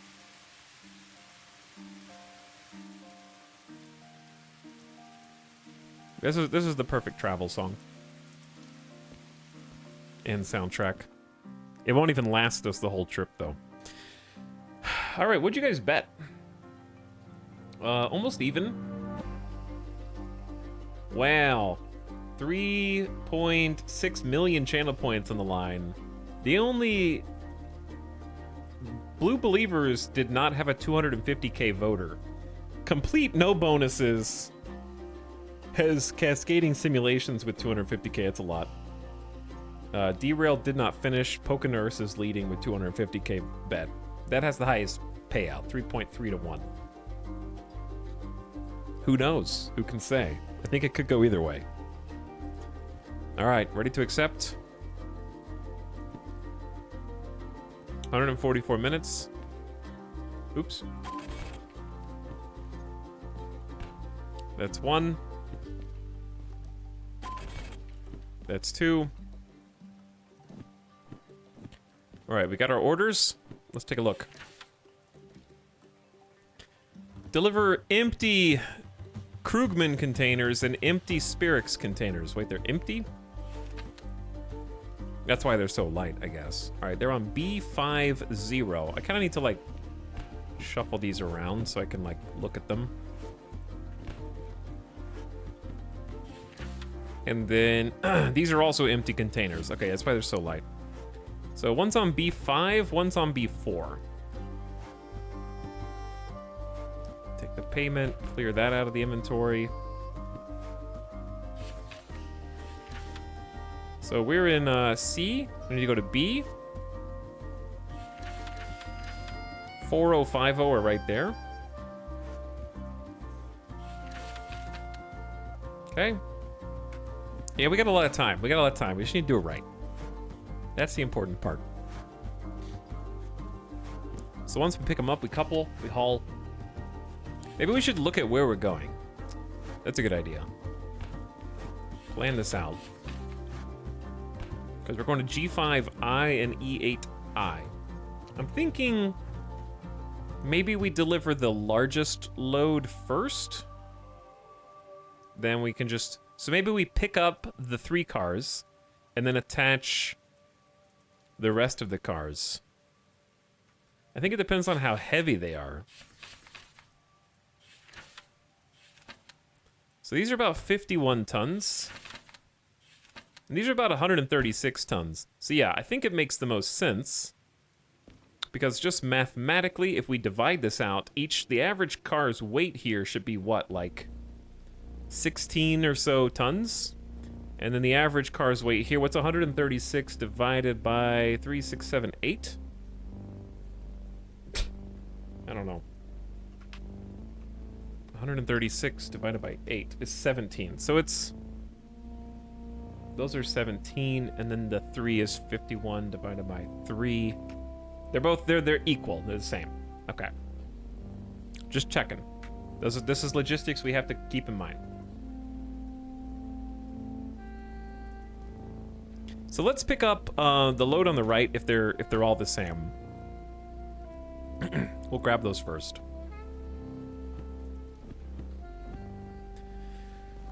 Off we go. Starting at night too. That'll add an interesting layer of challenge.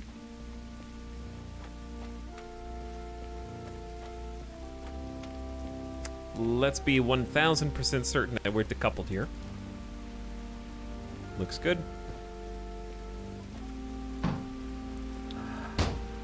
This car is starting to feel a little like home. Starting to feel a bit like home, you know? Electrics, starter on, get the cab light, turn the dash on, get the wipers, admire the wipers. Ah, isn't that nice? Next, headlights.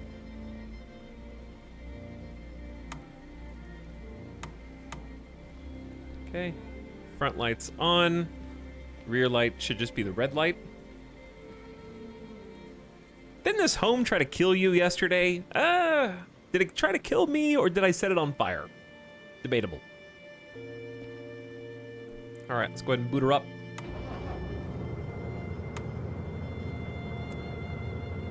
Main reservoir is already full. Brakes are pressurized.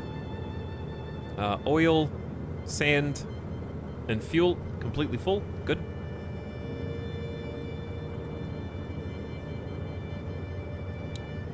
Engine brake disengaged. Train brake disengaged. Only brakes should be handbrake at the moment. Let's figure out where we're going first. Okay, so we need to pick up B40. Hold on. I want to do some rearranging here.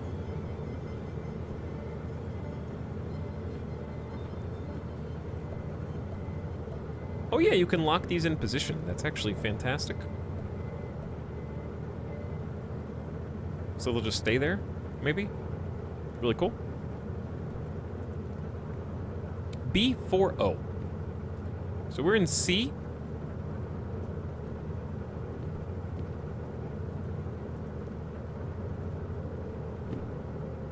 Facing north.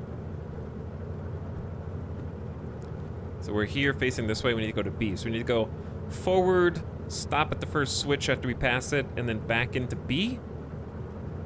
Probably will work. And then if we're going from the north, then we just, yeah, we'll just go left, left, right. Left, left, right. All right, are you ready, chat?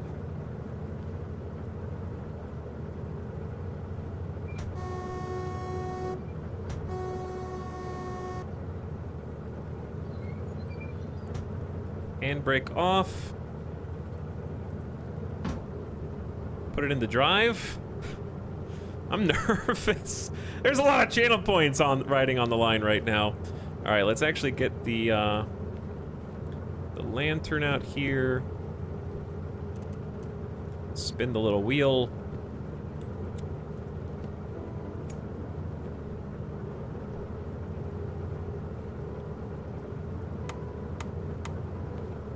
Okay, we can see a little bit better now. Streamer doesn't know. I know. Everything is good. Okay, so where's the switch that we're going past? I think it's that one.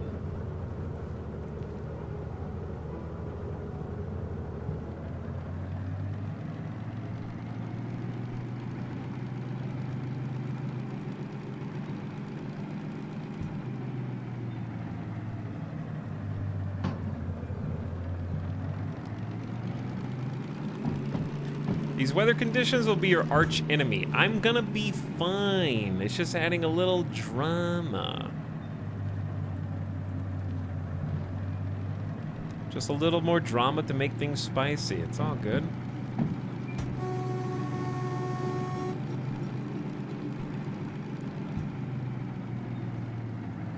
Okay, so we just need to go on that track, right?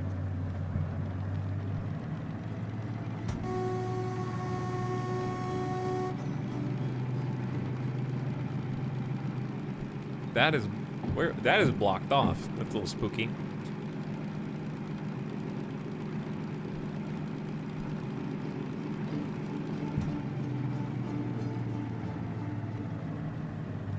Okay, so this should be the crossing that we want to go past right here. This should be the left. I'm disappointed that they let so much grass grow in the rail bed. Yeah, this place is not being kept up very well.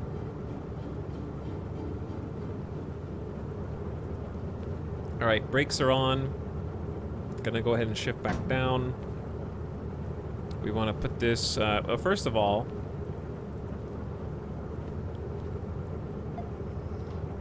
I'm not going out in that weather. They can switch it from their command post, okay? I'm using the radio for this.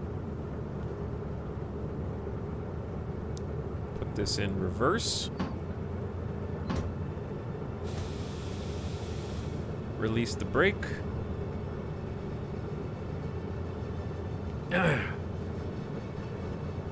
I keep panicking thinking that one of the brakes is on. But we're good. Okay, to get to B40, let's go ahead and shift.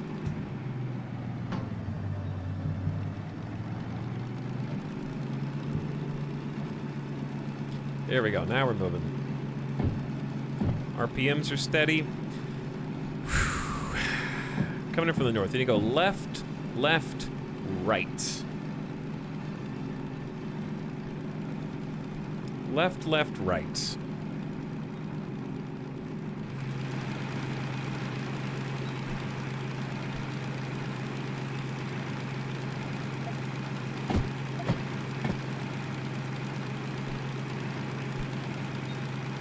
Should be perfect.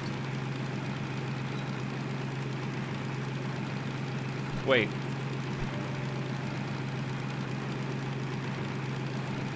It's B40. This is 40. I must have... Yeah, this is 40. Am I looking at the switches wrong again? We had some problems with this yesterday.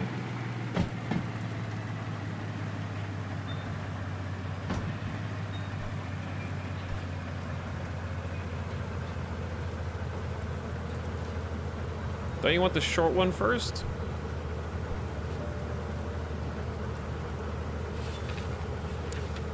I guess. I don't... Yeah, I guess so. It's not that hard to change this here.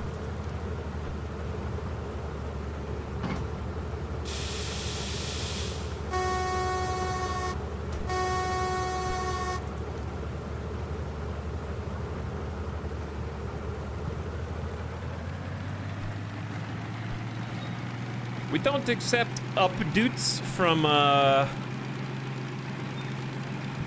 people with number 3 in front of their name, Ameridave. I don't know if you knew this, but backseating is disabled for all chatters who have derailed / did not finish in their bet.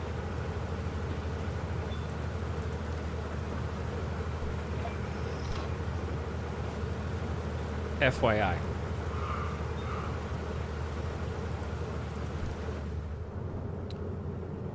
Okay. Flip her around. Believer only chat enabled.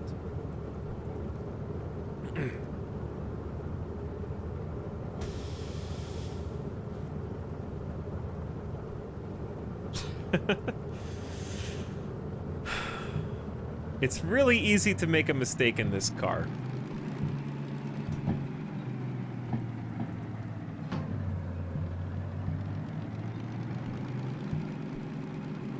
There's a lot that can go wrong. What about people who abstain? You're cowards and also disqualified. What else are you going to use your channel points for? If not this. Or you're just really late to the stream. That's possible too. Alright, so this is B50. These are right next to each other, so we'll take the short one first. That way we deliver the long one first.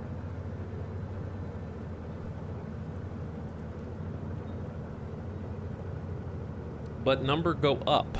Number does go up. Actually, we'll keep that closed for a second. We'll go out this way. I love the slamming the door.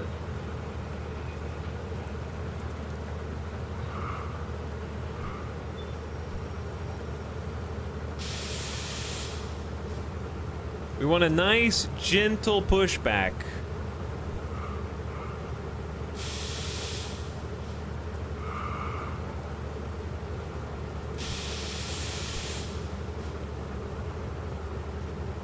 Gentle pushback.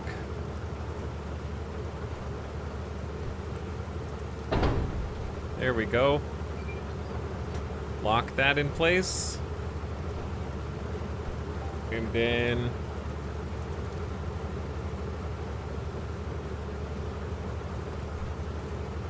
make sure that's set to neutral.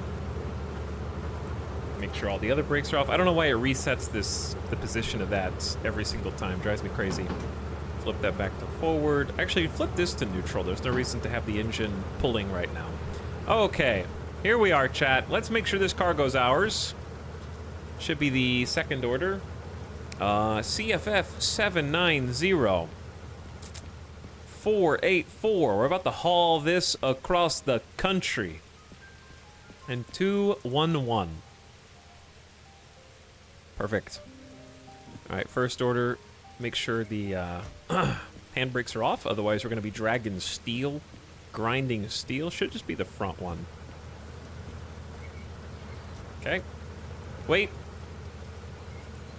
Keep that locked. Keep that locked. We're not connected yet.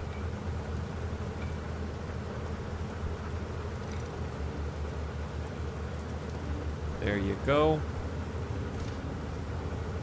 Brake cocks engaged. We are tied in.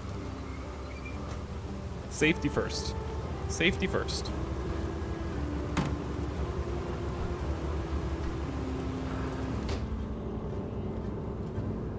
Okay, we got the first one. I love that it's just on there with a big trailer hitch.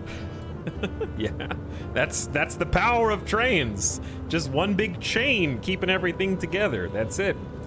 Steel chains, baby. This train conductor is fuming and slamming the doors. All right, back to forward. Handbrake off. Trains are the coolest transportation method. I'm glad you agree. All right, engine brake disengaged. By the way, if you're new to the game, this is probably the hardest train to learn, so I don't want you to be dissuaded. I'm not bragging. I'm not bragging. I'm just saying that the other ones are actually way easier, and I just bought this train as my first train because it was the cheapest one that you can upgrade to. Its benefits are that it's more hands-on and much more involved and much more active in driving, and as a result, it's also much cheaper, so it's cheaper to get the license for up front, and it's also, I think, the cheapest one to make repairs on if you're doing like manual repairs. So it's, I would describe it as a workhorse. It's got a lot of torque, and it can take pretty much any hill that you throw at it, which is really nice, unlike the starter train. But it's not very fast. It's quite slow. And it's a shunter, technically, so that's for moving cars around inside of a station, but we're using this for freight hauling purposes, so it's not really designed to do this necessarily, but it totally can. Okay.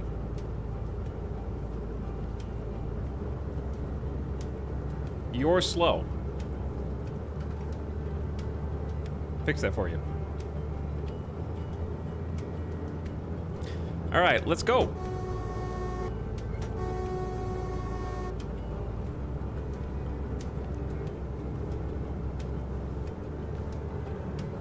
Too fast for grammar. Another coward who didn't put any channel points on the line? You know, no big deal. What's your rush? You don't have any stakes?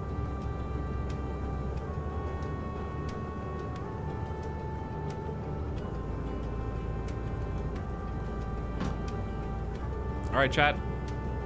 Let's get visual ID that we're pulling this these 3 cars. Brakes are all disengaged. We're just creeping forward, I think. Handbrake, double check. Okay, let's go.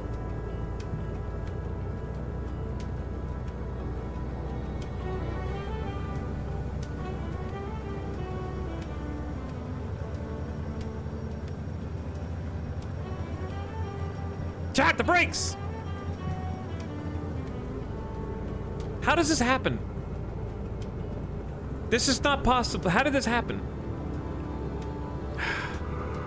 I didn't engage the brakes because I remember I commented and I said, why does it always reset to the outside position? I will put it back in neutral. I said that out loud. So it was already here in the less brakes. So how did the brakes become applied? I commented on it, I looked at it before I jumped out. I was like, I'm gonna reset that to neutral. Ghost train, I don't know, but I caught it now. Did something happen when you, maybe the cars still had pressure? They shouldn't. You put it in neutral before coupling. Yeah, I put it in neutral before coupling. It happens when you connect trains back. The cars had pressure. I thought that the fail-safe nature of the cars means that they shouldn't have pressure.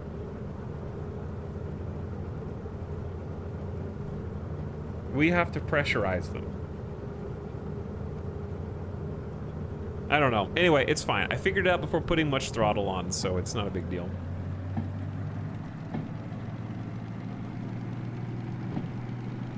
Not a big deal. It's not like I was throwing high RPMs here. All right, we don't have to go very far because we need to like just pull it out just enough here. Let's open the window. Just enough. We're gonna back up and we're gonna pick up those. 1 lane over. All right, I just need to double, triple check the brake pipes. This is why it's easy to screw this train up. There's like 4 brake systems that you need to confirm.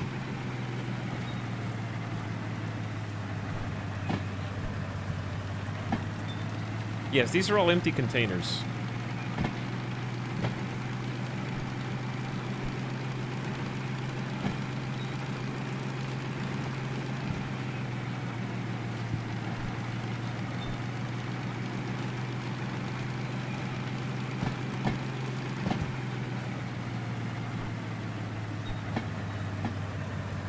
All right, we need to pull it out a little further because this is a...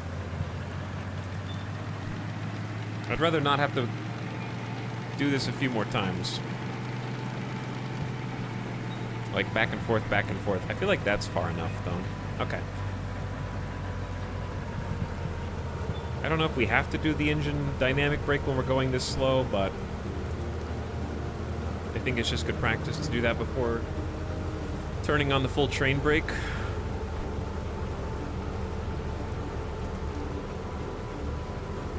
Okay, this time, I'm just gonna handbrake before I get out of the vehicle. I'm gonna confirm that the brakes are pressurized. Reset it to the neutral position. Go ahead and change the reverser also. We're gonna jump out and go do this by hand.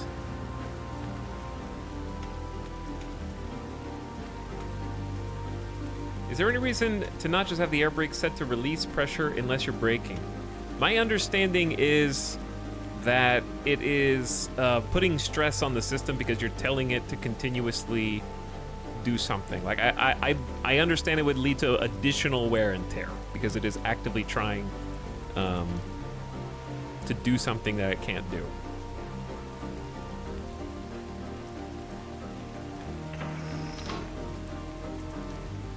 Okay, we're gonna back in slowly to 4.0. It would run the compressor the whole time? Maybe. Turn the music down a little bit.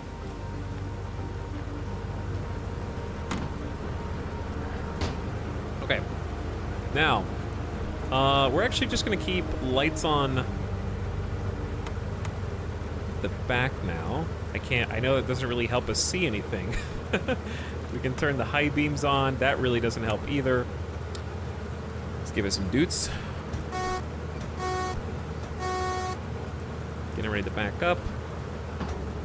Reverser engaged. Brakes are pressurized. Handbrake is released. And one more brake. I was careful. It's always that engine brake. The problem here is I can't see very well.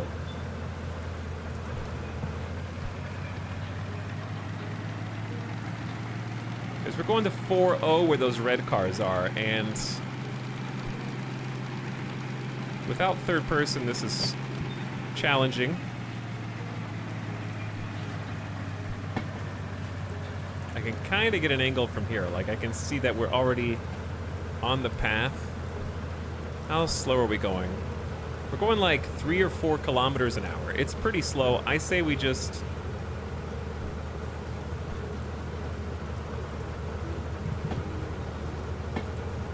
throw on the engine brake.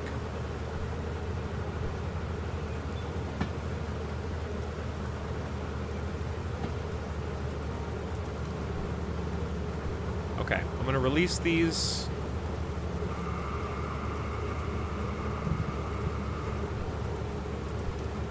And see if we can just use the momentum from our car to kind of back us in. Yeah, it's gone. All right, that's good.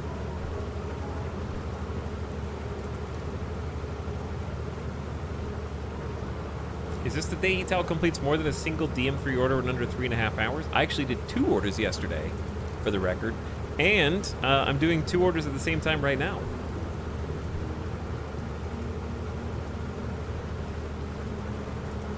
So, booyah.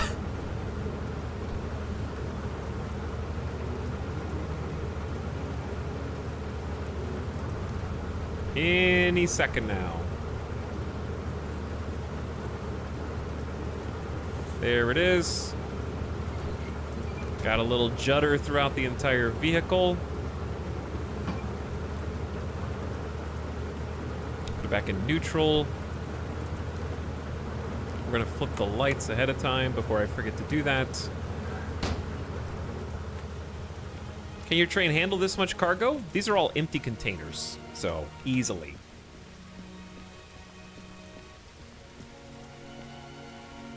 The answer is easily.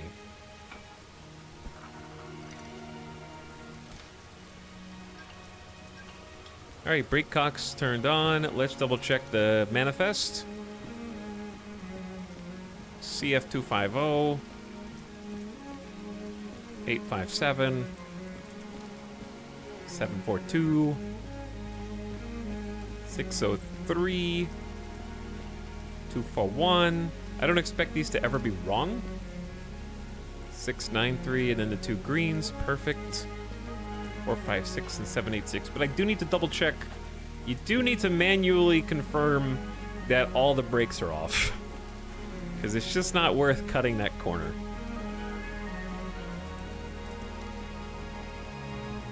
If one of these handbrakes is on, we're gonna have a real bad time.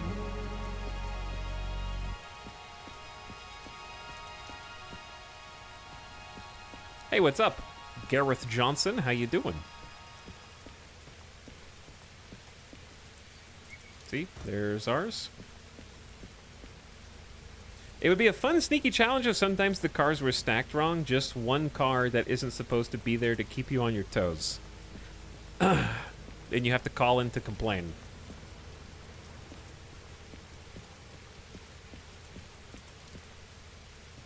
You gotta let management know they're not doing their job. Snapped.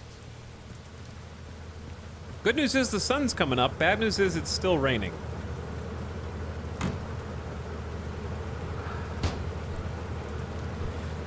Okay. We got our cargo. We got our haul. We're all hooked up here. So that's a grand total of 3, 6, 7, 8, 9, 10, 11 cars. This beats our previous record of 10. And we're currently going to exit Machine and Factory Town from the north, coming out of 440.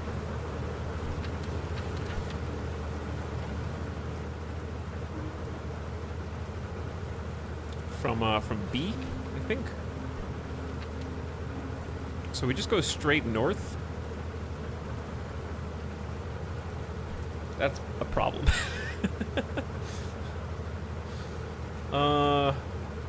Chad, I didn't think this through. We can, no, it's fine. We can still get there. I honestly don't think it's any longer. So we just go up through IMW, around the mountain pass, through FF.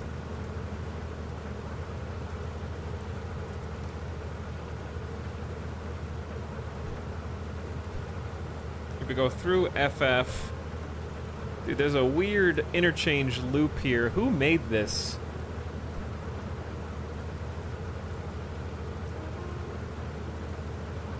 Oh, no, it actually... Yeah, no, you should be able to make that turn and then go all the way down to Harbor.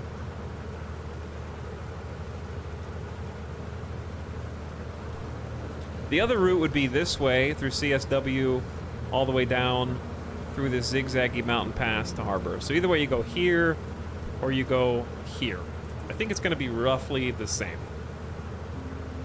So we'll go up through IMW, because we're already facing that way. We don't really have a choice.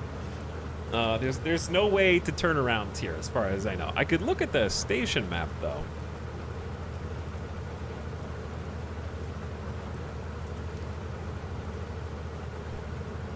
Yeah, there's no way to turn around here.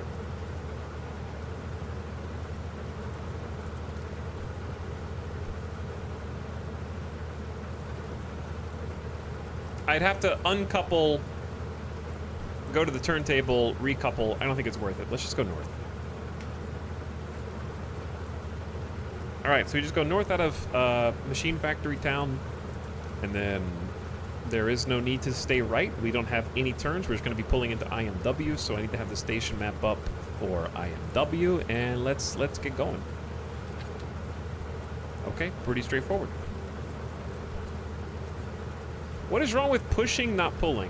Leafy, you tell me.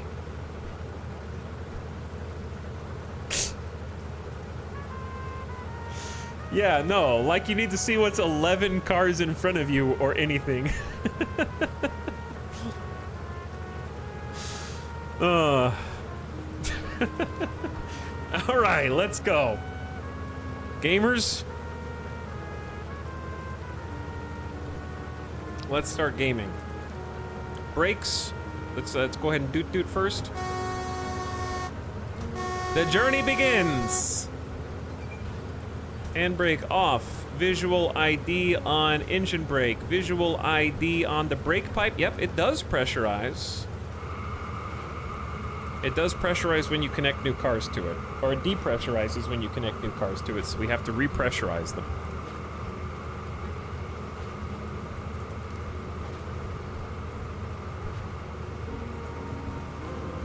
I guess we just let it continue to fill until our maximum pressure at 5 is achieved, and then go back to maintain. Okay, now all the brakes are off. Now it's time to remember how to shift. For this, I'm gonna mute the music, because this is where it's actually serious.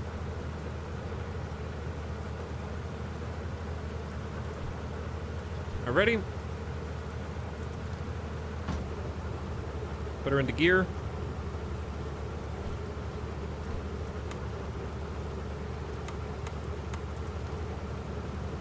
And away we go. We're in 1-1 configuration right now. We're in 1 low, or as I like to say.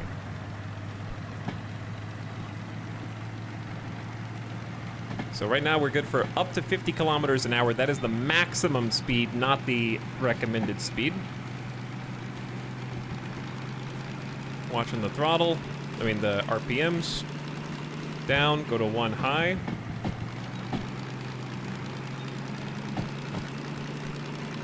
About 800 RPMs, throttle down, go to 2 low. 800 RPMs, go to 2 high.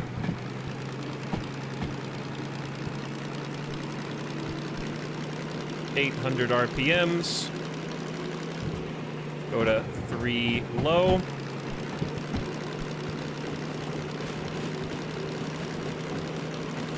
.800 RPMs, go to 3 high.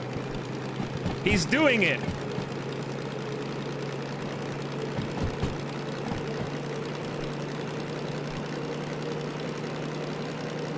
Speed! Speed! More speed! Shift to overdrive. 2 overdrive.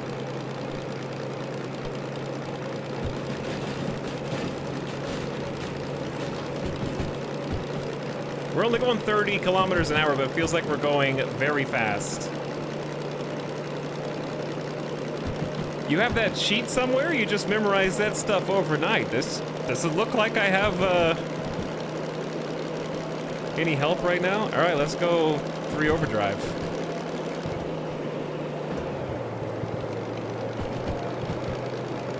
But we're also going downhill, so we don't want to go too fast here.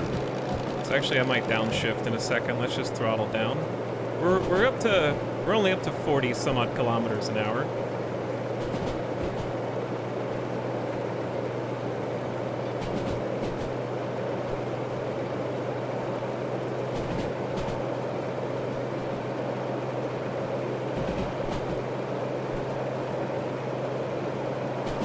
That's a big hill. We're gonna have to use a little bit of the dynamic brake here. So we're at 50 kilometers an hour. The wobble is nominal.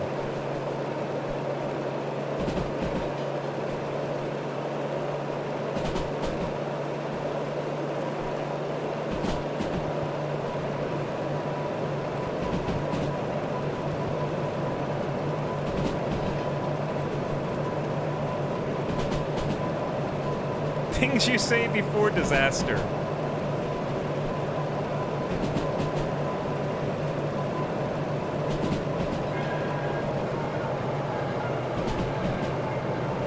Uh-oh. Things you say before disaster. Oh my God, it changes from 100 to 50? Like that fast?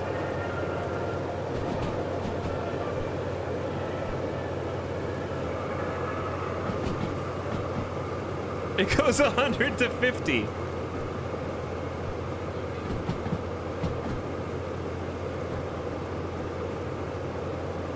Yes, very good start. Very good. We need warning signs. I know. Like there needs to be some indicator that the safe speed is about to be cut by a lot.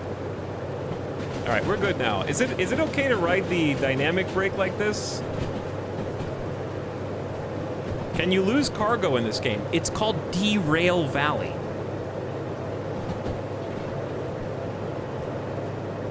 I'm gonna let you kind of fill in the gaps about what can possibly happen in the game. Dynamic gear is supposed to have more effect the higher your RPM and engine and whatnot.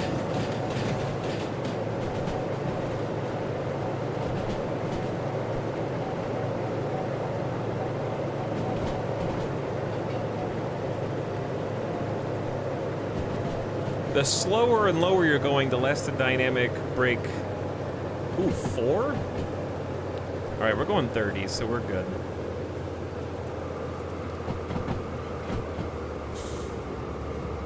Man, this train looks so fun to drive. It's a very hands-on, active train, yeah.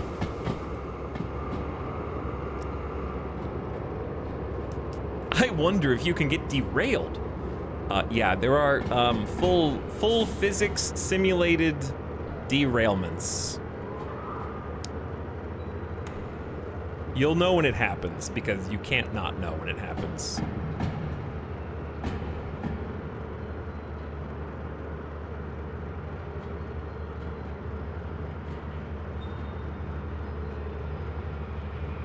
The tunnels are spoopy. The tunnels are very spoopy, yeah.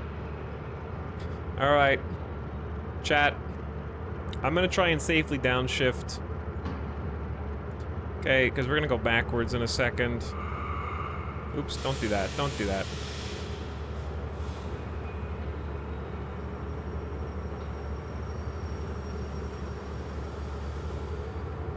We're good. We're fine. I just want to make sure I don't explode the gear shift, all right? So, let's practice going downshift, because upshifting is easy for me. Downshifting, going in reverse, is like saying my ABCs backwards. I know you can skip gears. I don't care. I'm going to do it the way you're supposed to. So, 2 overdrive becomes 3 high. Okay? 3 high becomes 3 low. 3 low becomes 2 high. 2 high becomes 2 low. 2 low becomes 1 high. 1 high becomes 1 low. Boom. All right. That's gonna become muscle memory the more that I practice it.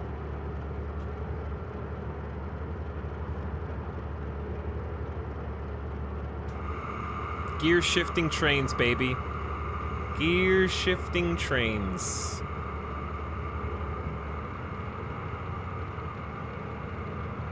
So we're gonna give it a little throttle as we repressurize the brakes so that we don't start just instantly going backwards. Okay, give it a little sand.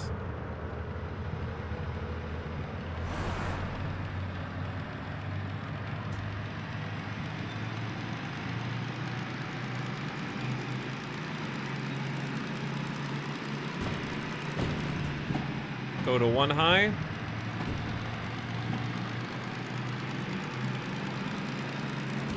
Probably don't need the sand anymore because we were, sand prevents rail slippage, which is what we were just experiencing.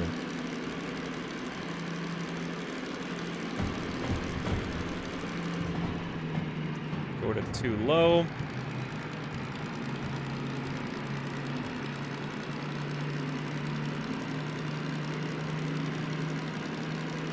All right. Shift up again to 2 high. We have a fork. This is just the iron ore mine. Do we want to go right or left?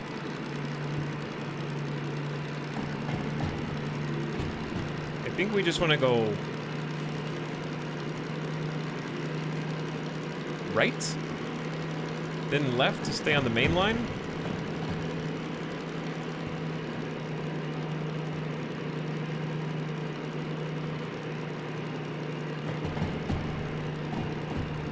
Right, left.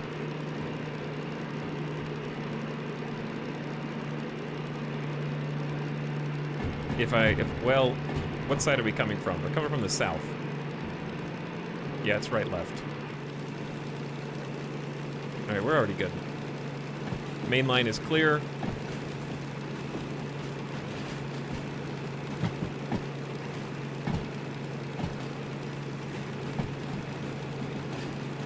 Straight all the way through. Perfect. Why you gotta be rainy on top of everything else?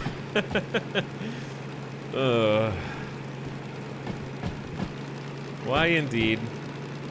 Okay, so as we come out the other side, we're gonna be coming out of IMW, and then we've got a long, treacherous mountain pass to get to FF. But there's no other turns. Look at the wipers back on. That doesn't help. It needs to go higher. Unless I sit, like, down. All right, we can go we can go a little faster. We're going like 20 kilometers an hour. So 2 high becomes 3 low.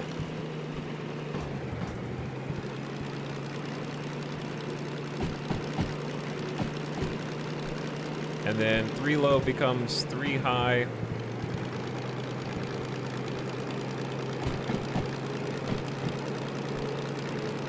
It's always rainy in the valley. And then we can go overdrive again if we want, or we can just kind of chill here for a second. Because I don't know what the speed is going to be around here, but we are kind of redlining. So 2 overdrive.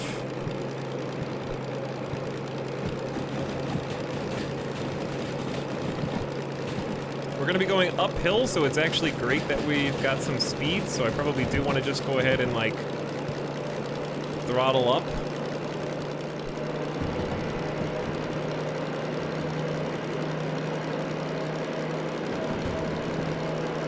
Spoopy.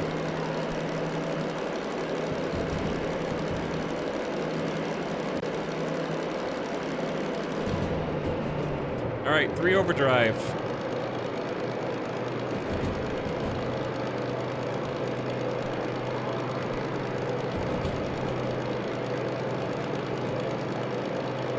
Gonna need to start shifting down as the engine oil, the oil temp heats up.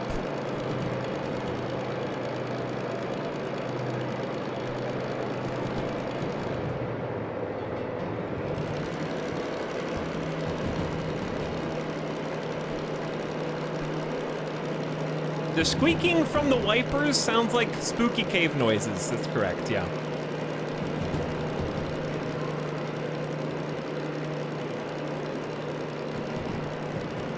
We're getting there, dude. Imagine explaining to a kid how to shift in this game.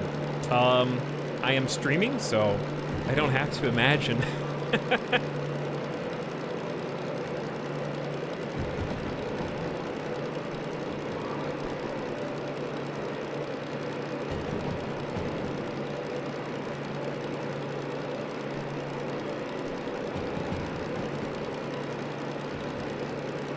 So as we go uphill for a long period of time, we're probably just going to be losing speed, but we just need to kind of maintain the current trajectory. We're doing okay, like, seems pretty stable at 30 kilometers an hour right now. RPM is in the safe. Oil temp is maybe slowly heating up, but we're good.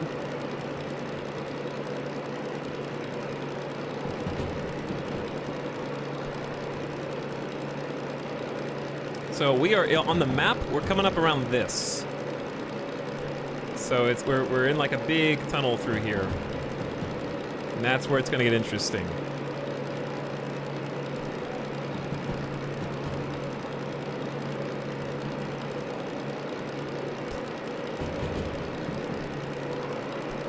But I'm very pleased with our progress so far. Despite having to come to sometimes you gotta come to a complete stop and reevaluate what's going on. I'm not like fast enough yet to be able to just like bam, bam, bam, bam, like shift up, shift down, shift up, shift up, shift down. You know what would be hilarious if we did this entire trip? Okay, so when it's that arrow, like white pointing down, does that mean that the speed limit is getting ready to decrease?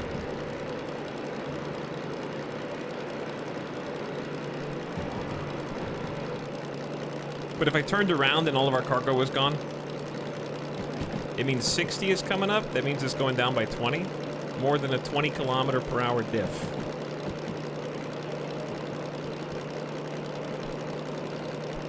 Okay, and again.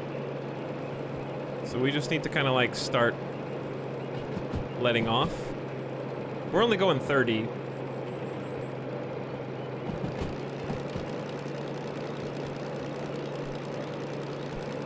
So like the white arrow down is like a 20 kilometer an hour or more differential.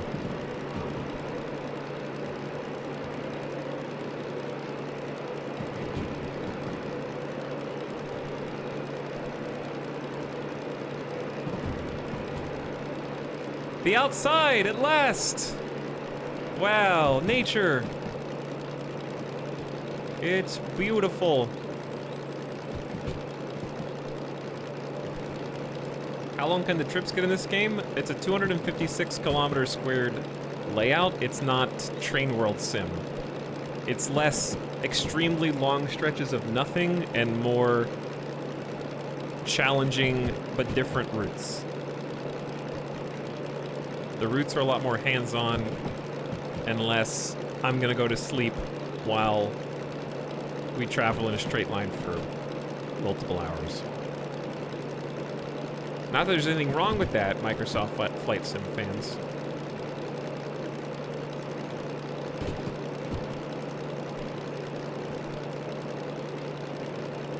But yeah, this is not a real-world location. This is like a... This is Derail Valley, baby! This feels more like a puzzle game. Kinda. I can see that. So I'm just gonna kind of maintain our current speed. Because I don't really want to accelerate, and I like where we're at. So it's 40 coming up, so we definitely want to throttle off. I still don't know what all the arrows mean by heart. We're going a little fast, but we can slow down. I think it's 40 kilometers an hour is the safe rated around this curve. We're only going 30.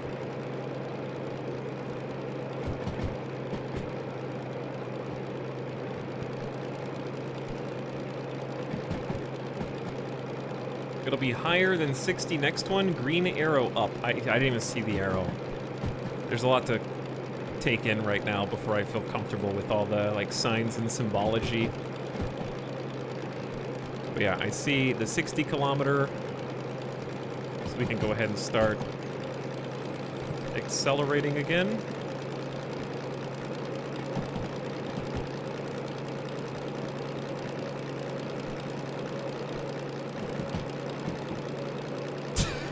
These are all empty containers, but we've got 11 of them that we're hauling right now, cross-country.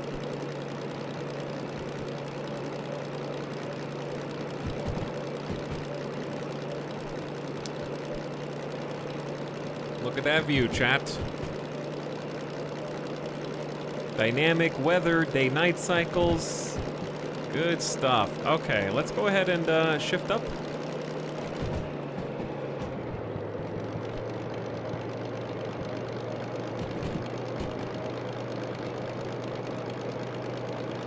The cargo is the containers. The cargo is the containers. That is correct, yep.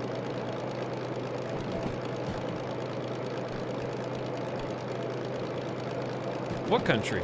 This is the country. See? Countryside right there. Across the country.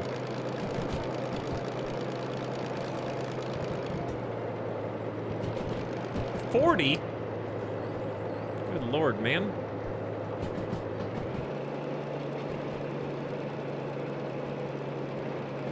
See, I saw 40, but I didn't see the arrow.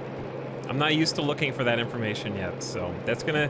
One step at a time, we figured out how to gear shift. Next, I gotta learn signs and symbols.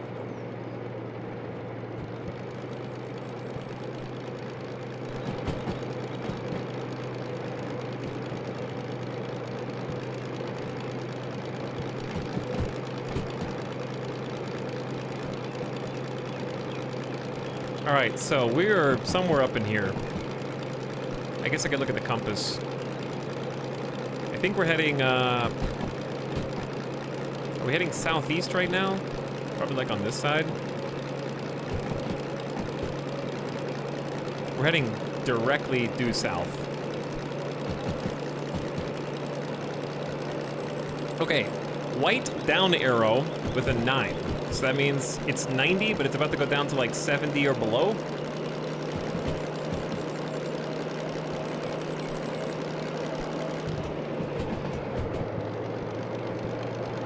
I like how it's an or below, just to give it a little ambiguity.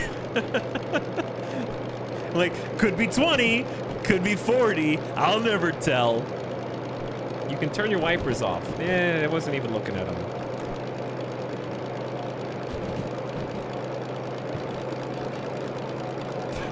My grandpa leaves them on when it's not raining as well. Oh my god.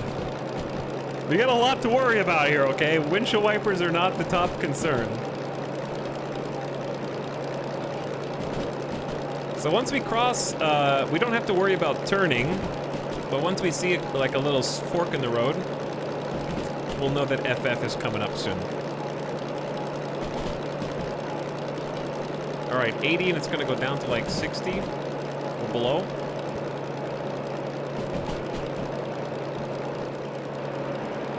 We're going a nice 45 kilometers.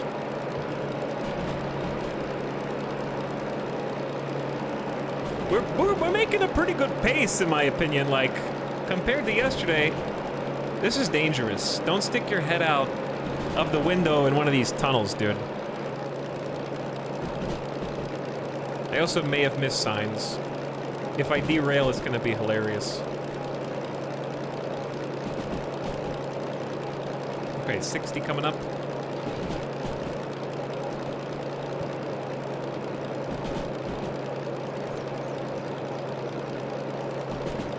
Haven't seen any sign. I like that this is almost all completely level right here.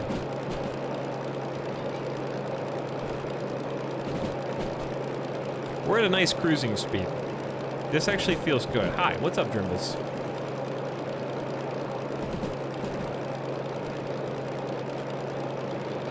That's awesome. Oh, 50?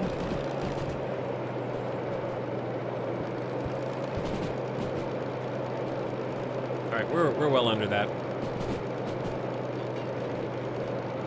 I'd say we could probably just ease off and then downshift back to overdrive.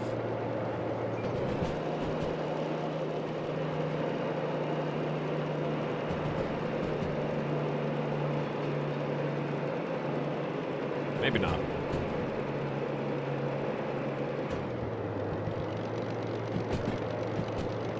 That was sketchy. No, it wasn't. 800's a safe zone. Whenever you shift up or down a single spot, it only changes about 200 RPM. So you can wait until 400 if you want to go to like 600, 650. Or you can wait till like 500, 550. You'll be fine. Oh, what did I say? Look what you did. Look what you did. You made me miss the sign. It was a green sign. I needed to see that! Distract me for 1 minute.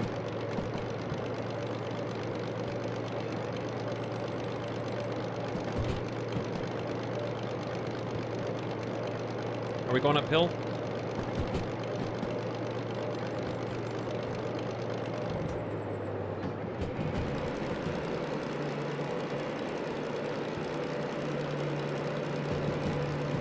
Okay, up to 80, gonna go down to 60. I'm starting to understand that one now. It said hold on to your butts. It does say hold on to your butts somewhere because guess what? We're really high up in the mountains right now. We eventually have to go down. So sooner or later, there is gonna be a slope.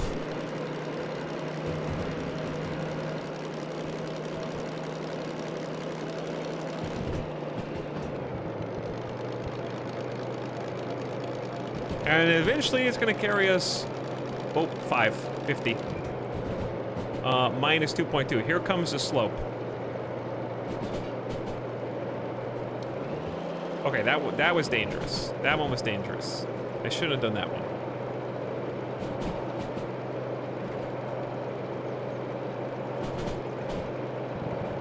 I'm gonna go ahead and apply the dynamic brake.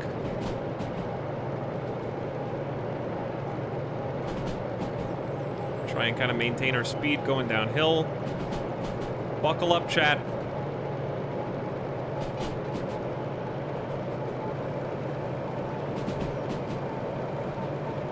Buckle up, chat.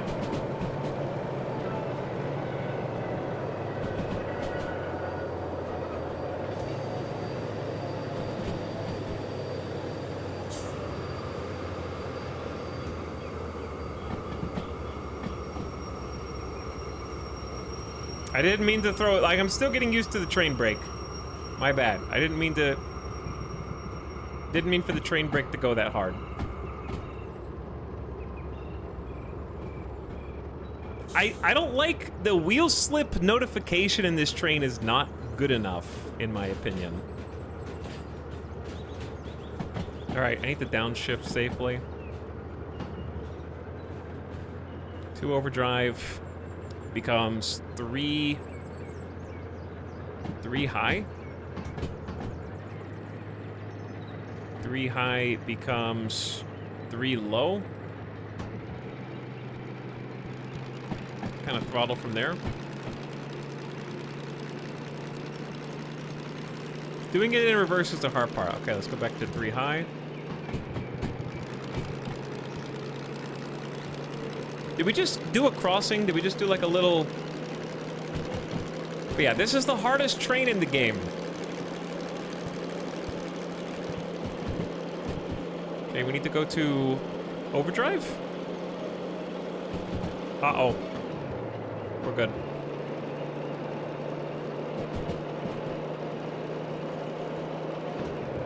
Just keep it at overdrive for now. I think we're just coasting downhill. Here we go again. Dynamic brake time.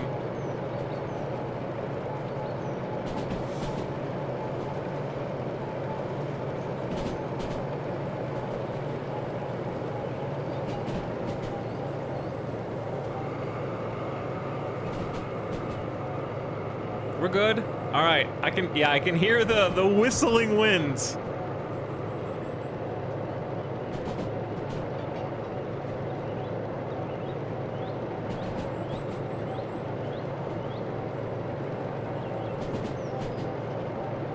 Don't want any runaway trains. The delay on the brakes is crazy. Yeah, the delay on the brakes is actually kind of crazy.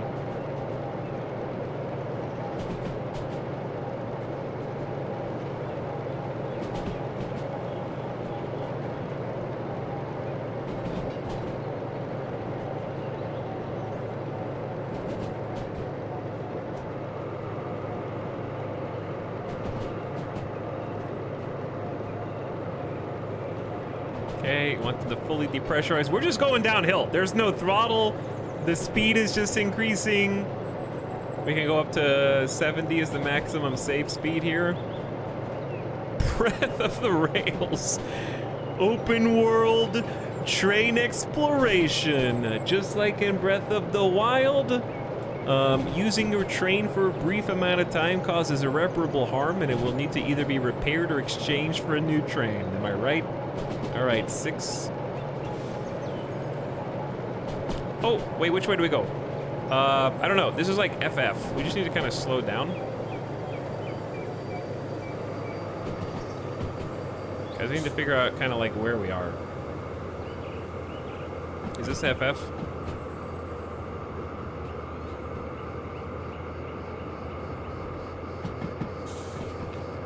Approaching from the northeast, I'm assuming? No, we're approaching from the south. I don't know where the main line is.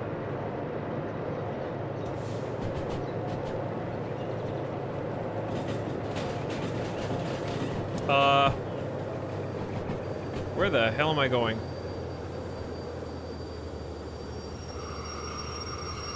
I don't know where I am. Yeah, I don't know. We're just here. I don't think that's where I wanted to go, bro. Why are the tracks set up? I want to go that way. I probably just want to go straight through C, which means I wanted to go right, then left. All right, we need to back up, chat.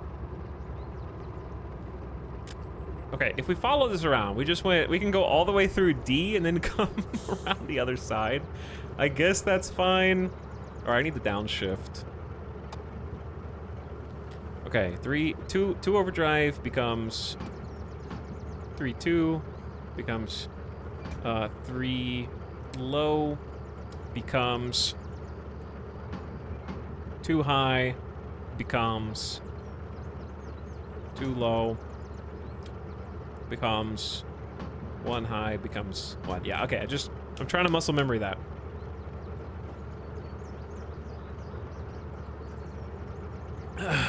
So if we just Make sure the brakes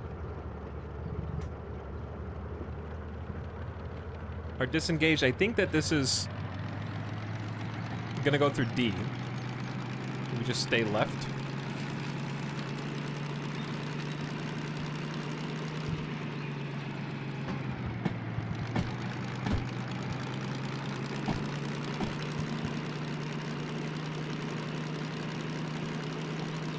Okay. 2. Oh.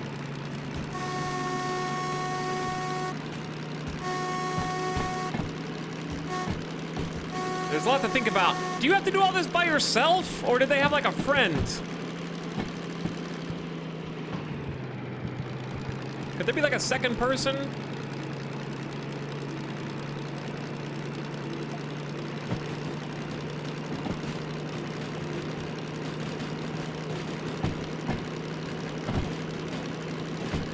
Like in real life, I mean.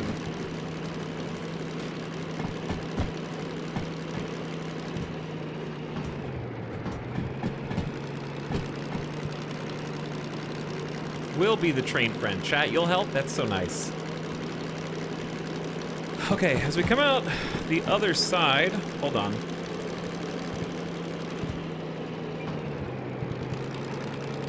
That's so much. Okay, as we come out the other side, we should just keep going and we'll exit to the northeast. No problem. We just don't want to be cruising that fast necessarily. Okay, next is to overdrive. We're gaming. There's a little panic as we pulled into the station, like we didn't know where we were going, but this is all right. We're cruising. We're back to nice speed now. So at the other side of FF, we just stay left at the next exchange, and that's kind of it, to be honest. All right, maximum overdrive. Oh wait, 3? 3? Dude, you can't just spring that on me, bro. Are we gonna derail? You can't just spring a 3 on me, bro. You went from 50 to 30?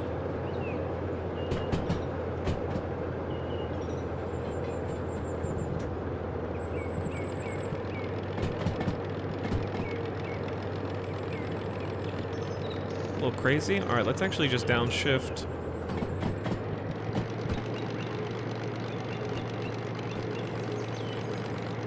Back to 50. Okay, so it's got a white symbol. Does that mean it's gonna go back to 30 again in a minute? No derail. You don't even have any channel points on the line, okay? So I don't want to hear it. All right, so this speed is all right.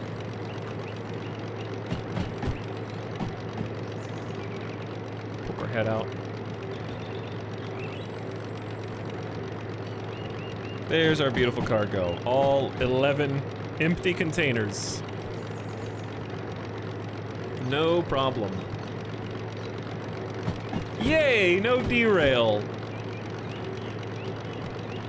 If you are a blue believer, we are here. We're going to harbor. This is a long trip, dude. This is a good one. Solid challenge. Okay, it's gonna be 30 is the maximum safe speed. And we're going up a hill. Perfect.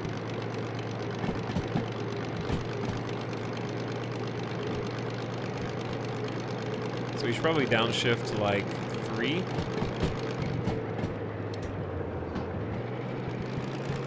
Three high for this. Oh, there's like a double layer stone bridge with rails on top. That's awesome.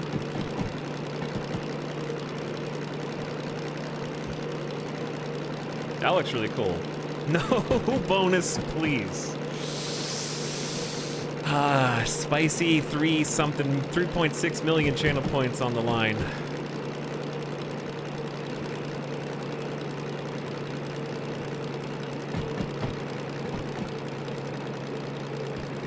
Got a tunnel coming up too.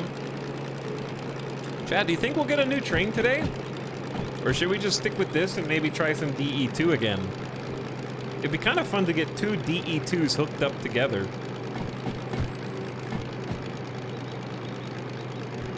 Don't mess this up, streamer. My family won't eat tonight.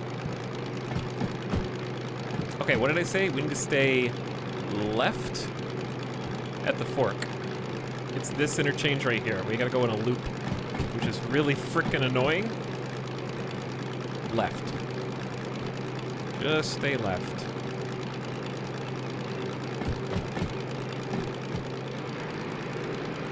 Oil temps are kind of rising. We should keep an eye on it.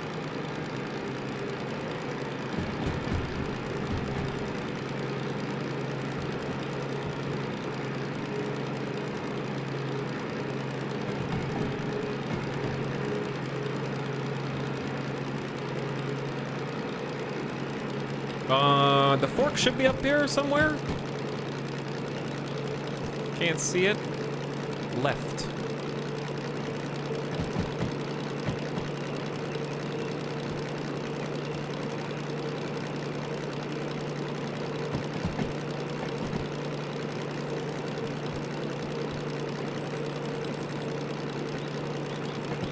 Did I already pass it?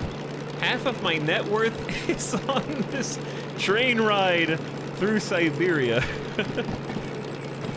You have 500? You only have 1,000 channel points, you fake fan? Oh, did you lose them all on other channel point bets, or did you just delete them? Why would you admit to only having 1,000 channel points? Where's the exchange here?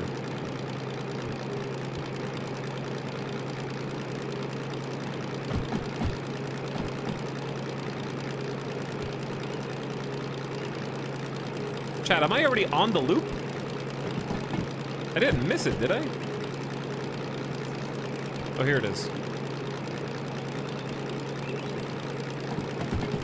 All right, we changed it to left. That one was letting me know real. Okay. All right, now you guys are just flexing.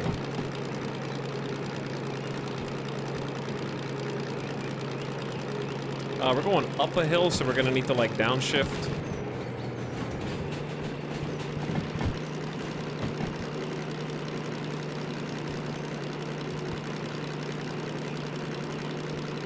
We don't have a lot of speed. Sell, sell, sell.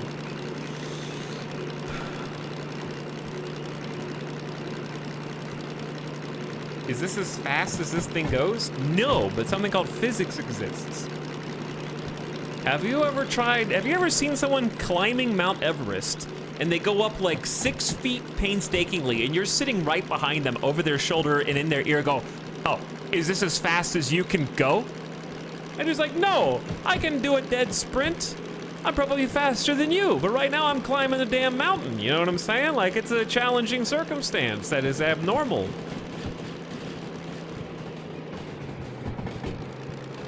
Okay, going up again? Yeah, we're climbing a mountain right now.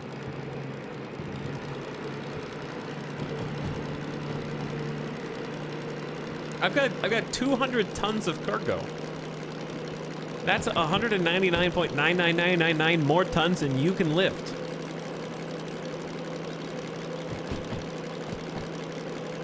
So I don't want to hear it.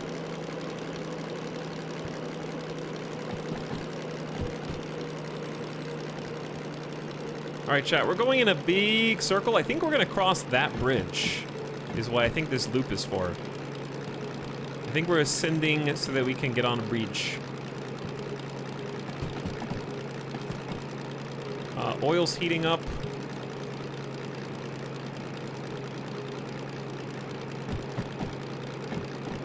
Are you saying I can lift a ton? I don't know if you understand math, if that's what you took out of that.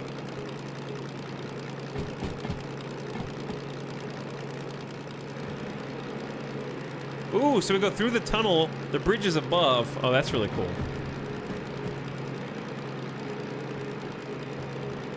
Man, this is steep.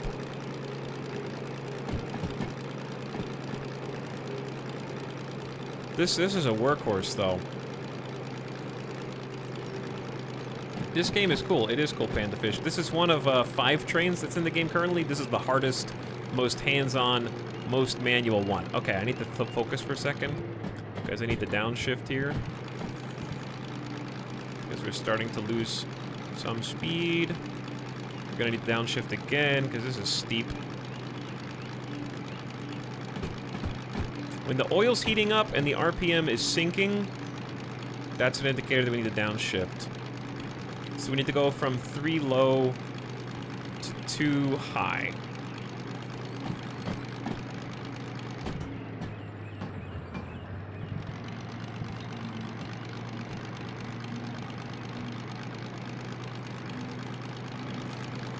All right, oil's heating up again, so we need to go to 2 low. This would be easier if I just use the mouse from here. Oil hot.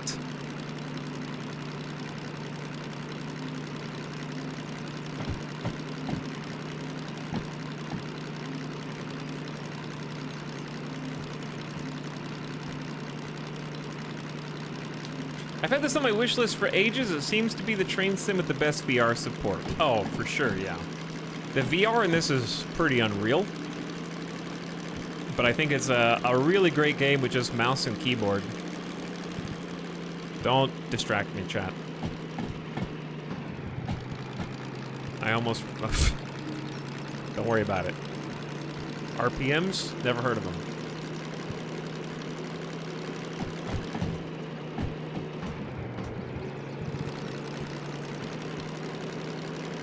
Stop reading and driving. You say that, but that's exactly what I need to stop doing, yeah.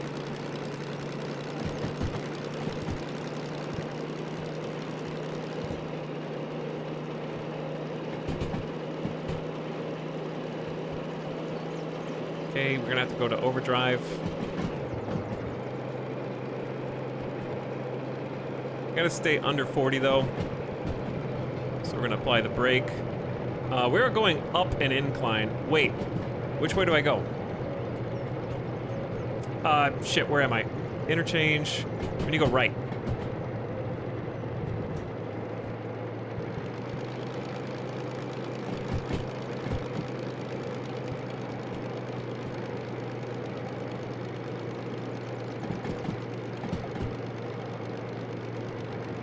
Wouldn't it be funny if I just ended up somewhere else completely? All right, we have to stay under 30 kilometers an hour. This is a really tight turn.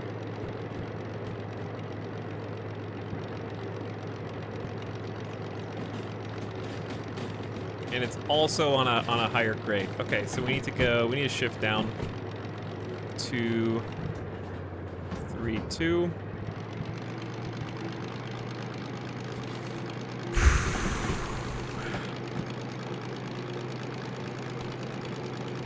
Chat, I don't need you back. You guys are literally backseating. Like, oh, hang on. Hold on. Which direction are we going? Hold on. I am in chat, and I know the map better than you, streamer.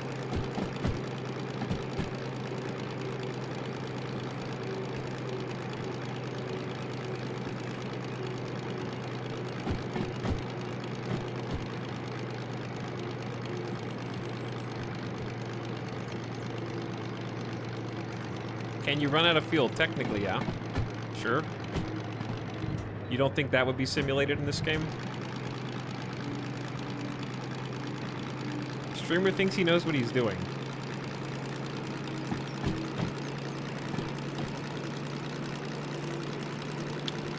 I mean, I could stop and figure out where I'm going. I'm pretty sure I know where I'm going, though.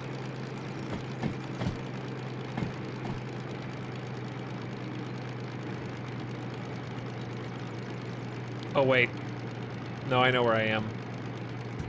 Hold on, I know where I am. I figured it out. Come to a stop. I need to pee anyway.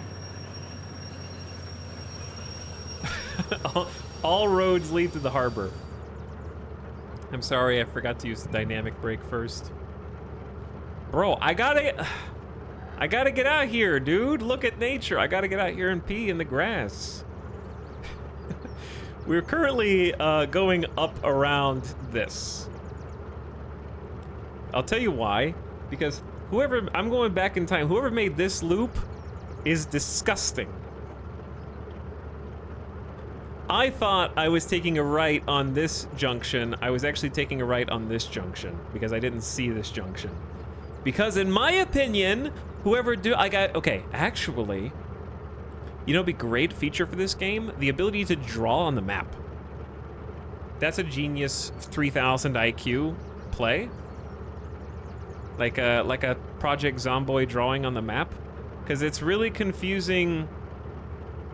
The fact that the station has carefully marked junctions, but the world map doesn't. So it's very easy to overlook. You kind of just have to infer that there's a junction by looking at how, like for example, I know it's really small, but that's sort of my point. If you come up here, do you have the ability to turn right at this junction if you're heading from the northwest?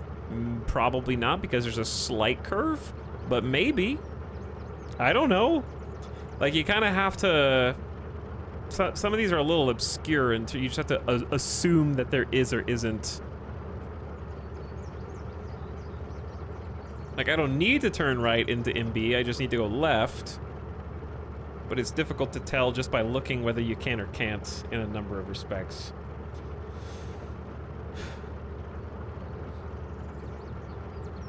There's even a leather loop for pins right here. But yeah, we're currently on, like, this path. I could actually simply just back up down the hill. We're not that far up. And then we could just go. I honestly thought we had already gone all the way around the loop.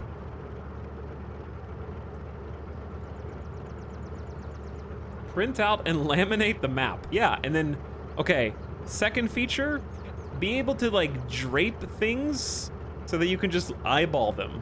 I know you can, like, that doesn't help. I guess you could just leave the map here, but it's still not, like, in eyesight, really.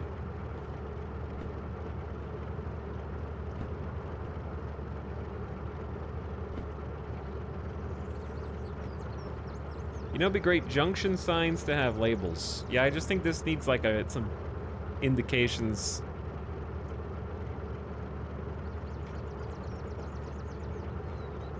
Chad, I'll drive better if I take a quick pee break. This train's not going anywhere. I've got the full brake on right now. So just enjoy this nice little scenic view.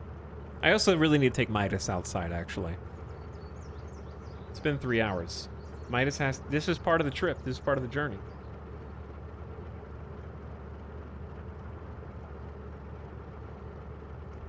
I'll be back in just a minute.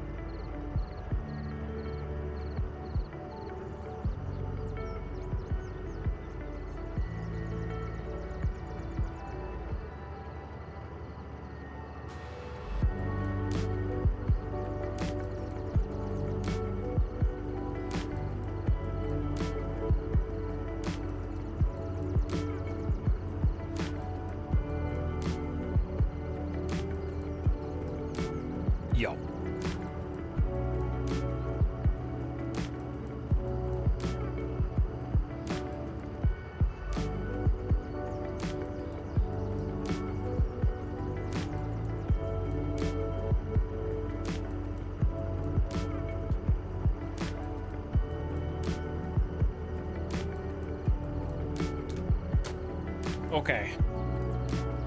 What up? I think we gotta go a little... Get a little creative here.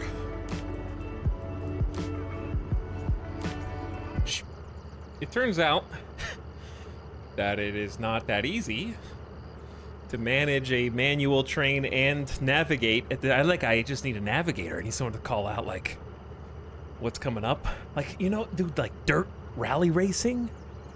That's what this train needs. It just needs the guy that has the little manila folder sitting in the side, calling out, like, 30 kilometers an hour, bank right. 30, bank right.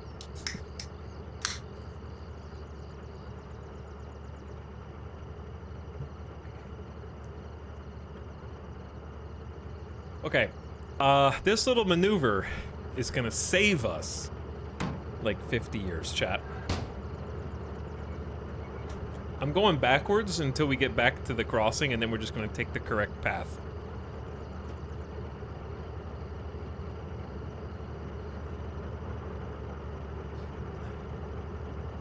I think that's the way.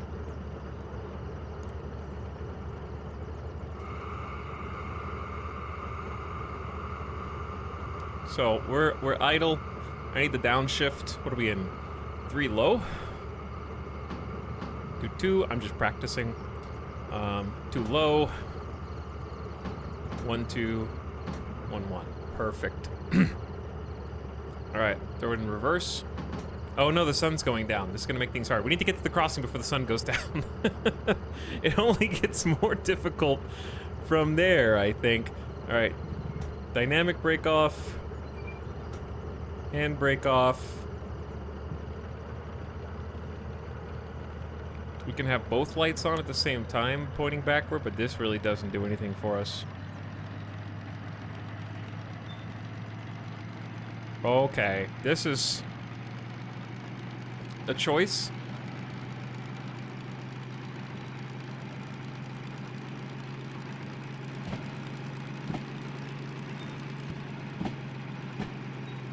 We don't really need to go fast. That's the main thing. We just need to take it nice and steady.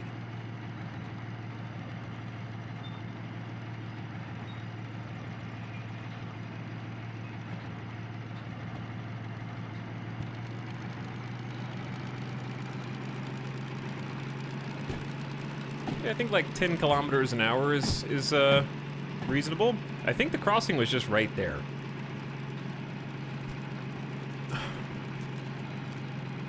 Chat, you bring a snack? This is a long trip.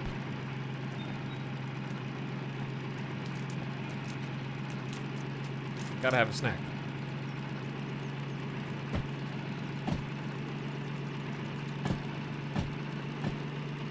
Are Fists of Fate good? Oh! Uh-oh. What's happening? Oh, we're slipping. Oh, shit. Panicking.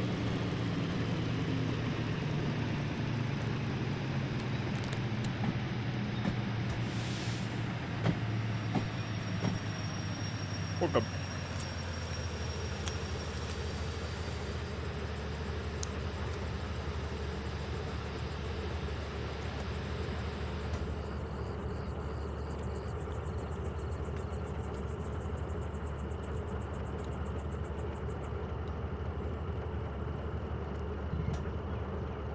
We're good.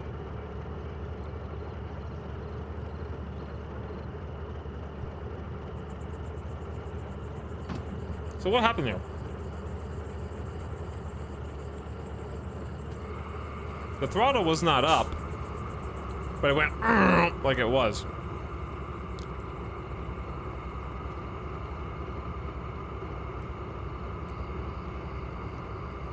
We're almost at the crossing. We'll have to pay for that later, but...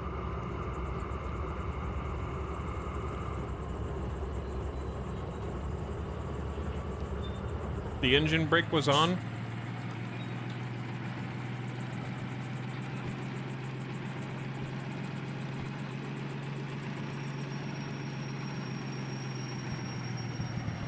I don't think I mean, I guess you should be able to assume that the engine brake being on means it's bad to switch gears, but I don't think I've ever actually tried, so now I know.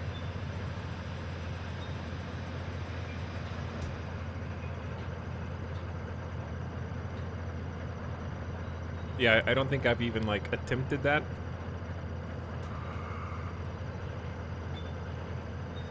So good, I'll put that one in the memory banks.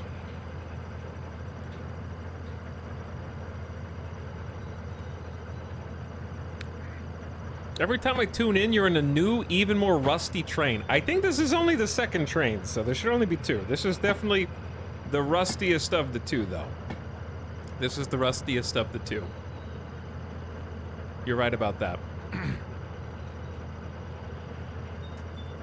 Hello, dog and friends. Hey, what's up, Sim? I almost had a runaway train / exploded my engine just now going in reverse, which is probably not recommended. Aren't trains supposed to go the other way? Yes, they are. We made a mistake and I'm trying to correct it. I will have to pay for it later. But that's such is the cost. I can still get Blue Believer some channel points. How you doing, Sim? Those of you that did just join and are confused, I took a wrong turn. And if my choices are... Well, let me pick up the world map. My choices are... I took a wrong turn going north here. My choices are... I went right. I meant to go left.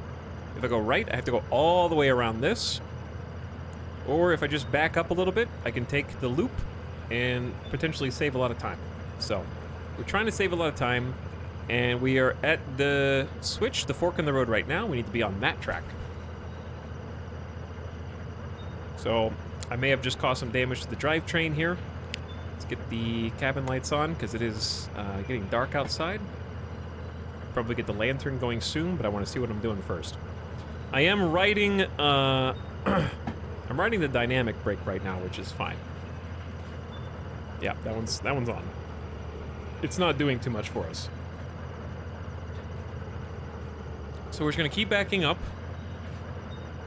until we get past the switch, which should be here, actually.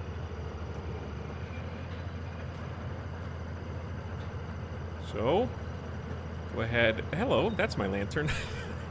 It fell. I'm going to go ahead and apply the brakes. We're watching for the wheel slip sign, or... indicator. No wheel slippage, so we came to a stop. Perfect. Next, we're going to go ahead and disable the dynamic brake. I'm going to go ahead and turn on the handbrake for the cars. Repressurize the brake pipes, which are going to disengage the brake pads from the wheels, so that the rest of the car's brakes are not on. We're gonna switch to forward and turn off the rear headlights that we had. Then we're gonna give a little toot-doot. We're in a train. If we're not pulling the horn, something's going wrong. And we're gonna flip this switch to the left. And now we're ready to go. All right, brakes disengaged. So chat said that it's perfectly fine to accelerate a little bit while disengaging, just to make sure that you don't start going in the reverse direction, you know? Sim, I've learned how to drive a stick shift train. This is the hardest train in the game, and I didn't know that when I picked it. But now it's my friend. And I've learned how a train shifter works. Let me show you. So right now we're in 1 low. We're gonna throttle down and switch to 1 high, throttle back up. We're watching our RPM here. When it gets to about 800, we wanna shift up. So now we wanna go to 2 low,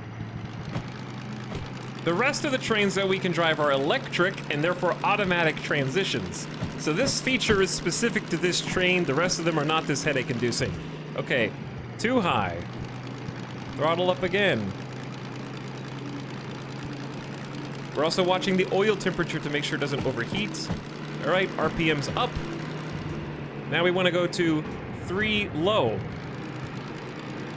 What is happening at the end of this tunnel? Is it just really foggy? Oh, it's just really foggy.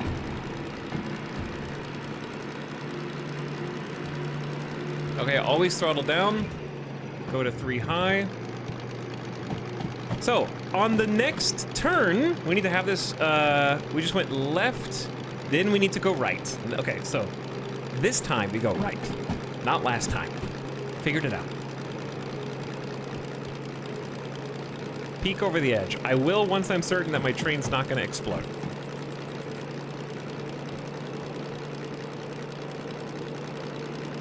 That is a large ravine. We are on a tall bridge.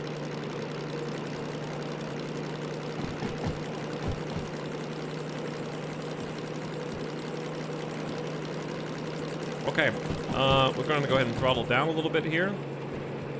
And then switch to overdrive. So the key for throttling, the rule of thumb is, between these 2 levers, whichever one needs to be pushed forward, is pushed forward first. That way, you can avoid the money shift, which is what I did yesterday when I blew this train's gear shifter up and shattered all the glass in the cabin. Hopefully we don't make that mistake again.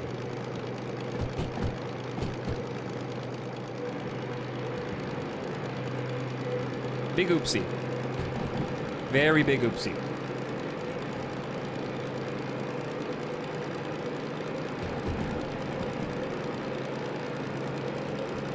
But yeah, there are 3 other trains that we can play with that we still haven't even stepped inside of yet. So there's still a ton of gameplay that I could find myself being engaged by. All right, let's go to 3 overdrive. Not sure what the maximum speed is here, though.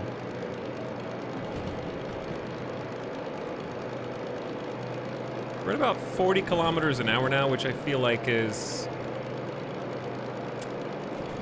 kind of too fast for what we're coming up on, actually.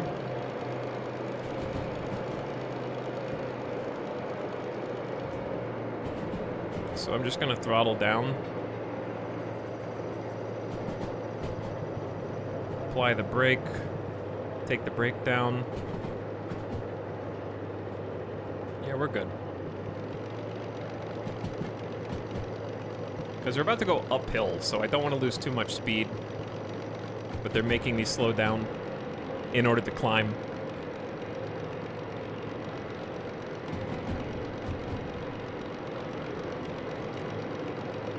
Also 40, and the speed limit is about to go back up, so we're clear to accelerate if possible.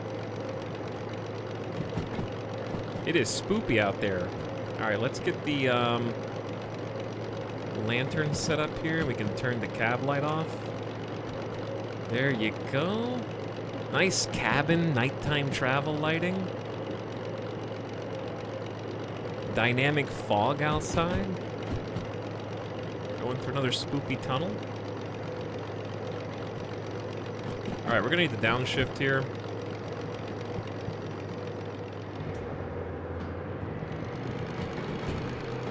As we're starting to climb uphill again. Gotta watch my oil temp. Oh, when we go, this is like training weights, training weights. Okay, didn't mean to do that, but I'll take it. When we get the next train, it's gonna be like so much easier than this. What is the next train? The DE3?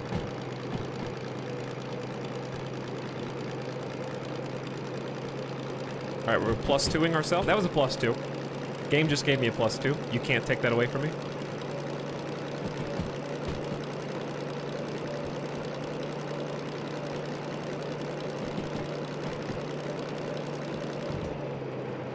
All right, we're in top gear. I don't think the DE6 is the next tray on the list. DH4 is going to be a luxury sedan after this. I believe it. All right, let's downshift again. Let's go 3 high. Oh, you can go up to 80 kilometers safely. Oh, really? Interesting. Chat has 3.7 million channel points riding on this trek across Derail Valley right now. We have Team 1, who believes I will get there on time with a bonus. Team 2, who thinks I will get there without the time bonus. And Team 3, who thinks I'm either going to derail or otherwise incapacitate my train, therefore failing without having to get some repairs. Now, for the Team 1ers out there, it is worth noting that this is a 144 minutes time bonus. So that's a 2-hour and 24-minute bonus period, okay? So that's pretty, this is a big trip. This is a long trip. Okay, what are we doing here? Oil's heating up. You can just ease off the throttle.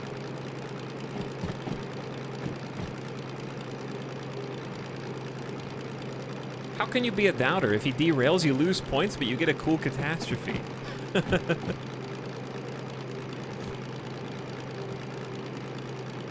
Does a break count against believers? Yeah, I mean, the game will either say, yeah, I did it or I didn't do it, you know? Did you see that? Is there a ghost on the tracks? All right, I go right at the next break.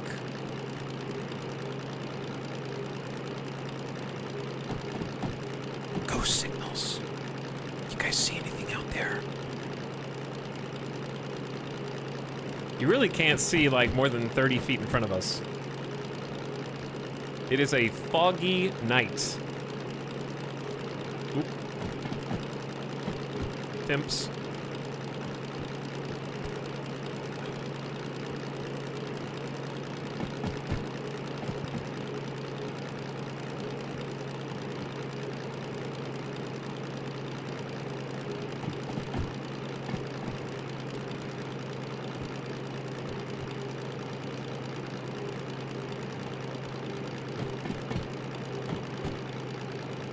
But yeah, I wouldn't be a doubter. I would be a believer for sure.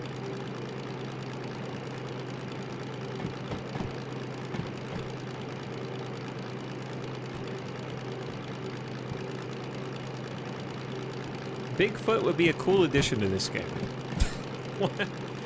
Why? What would that add? You think? I really don't think that the hardcore train simulation crowd would be like, you know what this game's missing? Aliens. Bigfoot. Ghosts. Yeah. Now we're talking. I want supernatural. I want unexplainable phenomenons. I would be super into that. You can't have that in a game like this because you draw the crowd in and they're like, man, it's been 2 hours and I haven't even seen Herobrine. When the whole point of, like, if you show them too often, then it isn't cool, right? If it's like, okay, it's like the scary monster in any horror game. You can't just like keep showing them. Like, okay, he's grabbing me and doing the kill animation again. Wow. Ooh, I'm so scared, you know? Like, it can't be that frequent. What about weather disasters? I don't know. Do you want a tornado coming in and derailing your train and causing you like 300,000 in damages for no reason? There's already dynamic weather that adds like wheel slick issues. Oops, sorry, didn't mean to zoom in. Either way, Sim, if you're still out there, tell me how you been, man. And how close you are to 60 in World of Warcraft. Or maybe you've already made it, and I forgot to congratulate you. Is this still one big hill that we're climbing?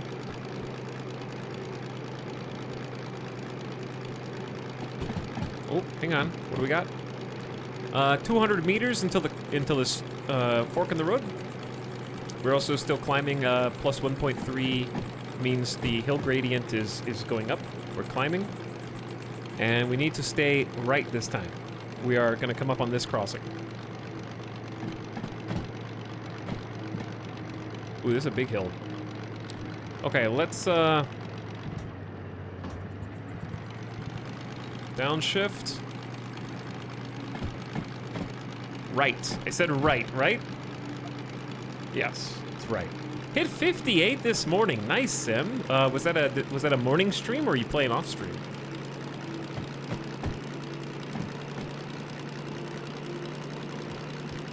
You doing a little extra boost in free time? Right, right, right, right. Morning stream while I was sound asleep.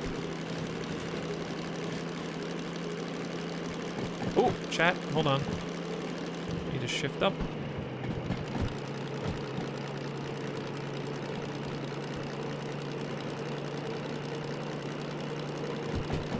Okay, next.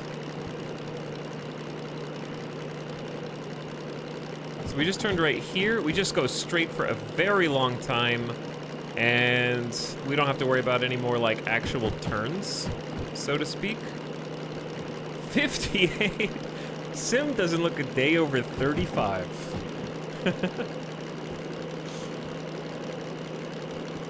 All right, we're in 3-2.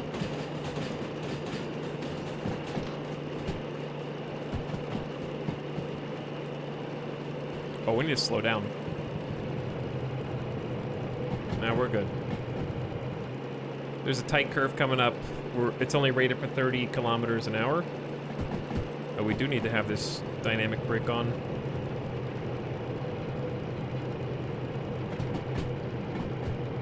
Either way, that's awesome, Sim. You're so close. I really hope you make it. That would be like a crowning achievement for Hardcore WoW. And now, I'm assuming that's the character that's on the custom server, right? Did you say we need to slow down? Yes, I did. I just assume that everybody in chat, when they're driving their car, or like, I don't know, maybe they can't drive and they're just in the car with their mom. Mom is like taking a hairpin turn in a school zone, and she's like, gotta slow down here. And you're like, but why? I want you to floor it. Ma, there's children crossing. I don't care. I don't care. 17 people have died here since 2005. Go!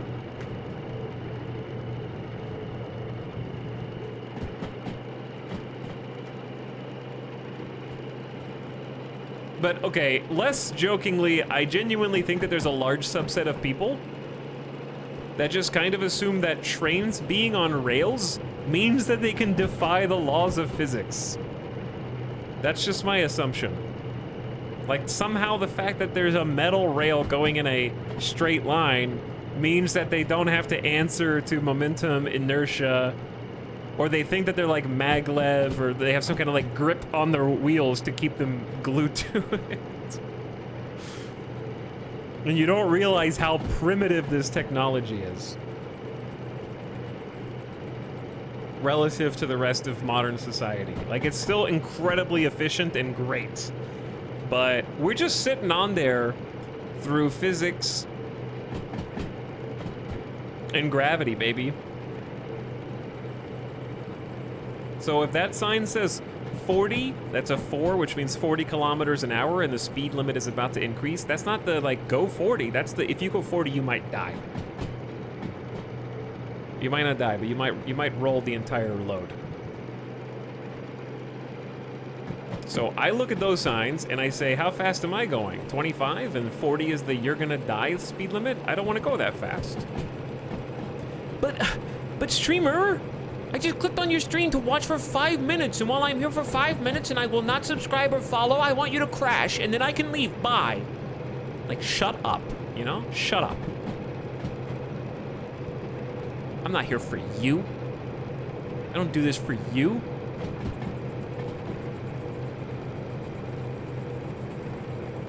You don't have any skin in the game.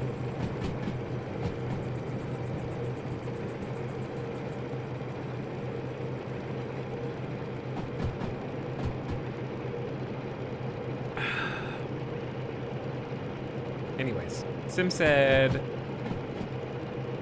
thank you, dude. Yeah, I'm on Bloodsail Buccaneers. It's where NAAU hardcore classic players go to play at the moment. So the official servers are still, yeah, now we can go 80. I mean, I'm not gonna be able to go 80, but now we can technically go 80. Okay, so make sure the brake's off. We can go faster now, chat. We're already in 3-2, so I need to switch to overdrive 2.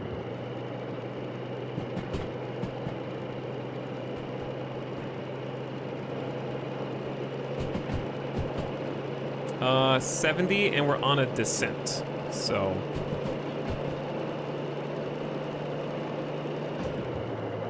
I didn't see which way the arrow was. We're on max overdrive. So we're probably gonna need to ride that dynamic brake soon, but yeah, we're picking up speed. Is this better, chat? We're Newman. We're almost going 50 kilometers an hour, and it's only rated for 60, so we're gonna go ahead and throw the dynamic brake on.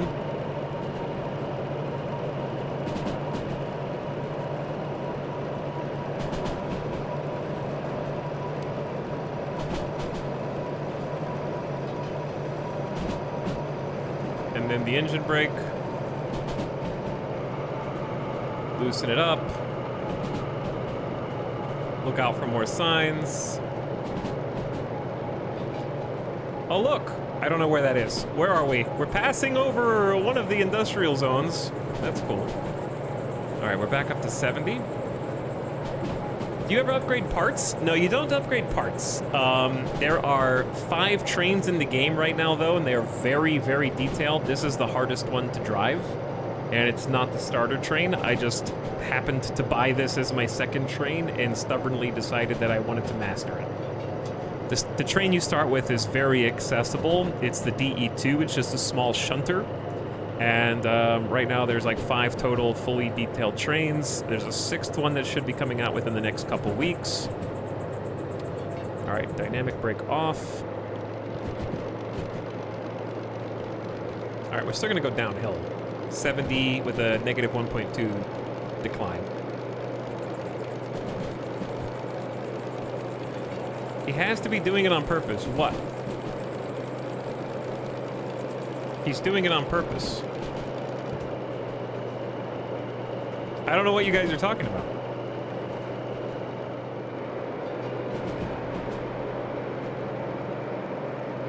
The steam engine, you fool!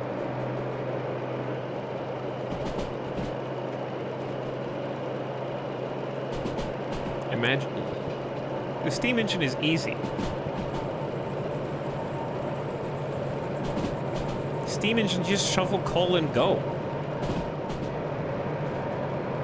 Oh, we gotta slow down.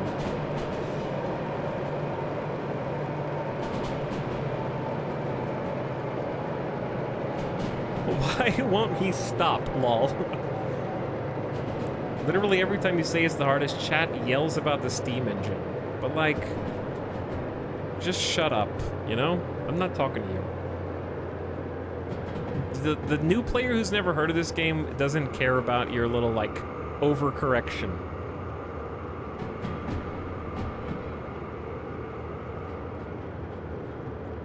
This is the hardest train that's not from 1800, okay?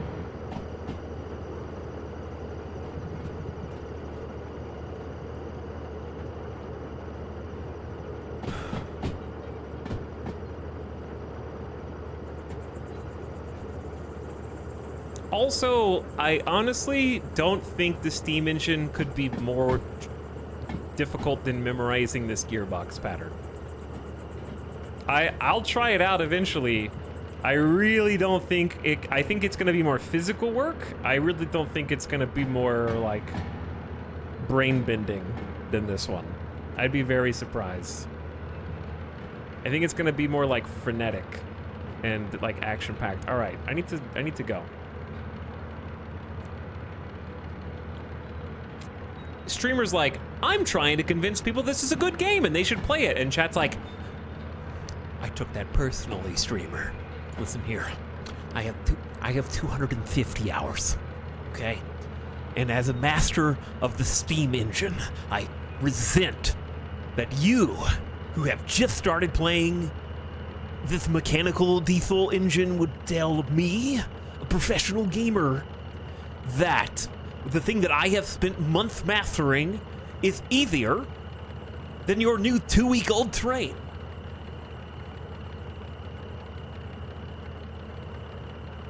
All you're doing is scaring other people. We're going backwards now because of you. You're just gonna make them not buy the game, and then you'll never get your Kickstarter stretch goals.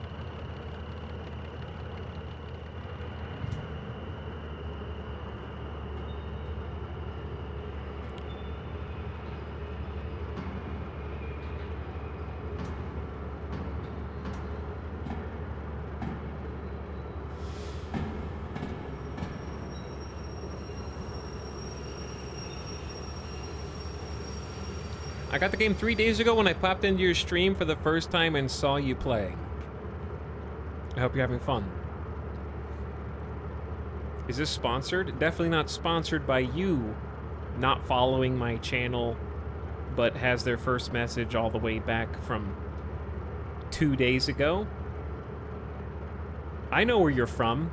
You self-reported. Is this the guy that made the upside down house? You came back for 3 streams after the house flipper and you didn't even push the follow button?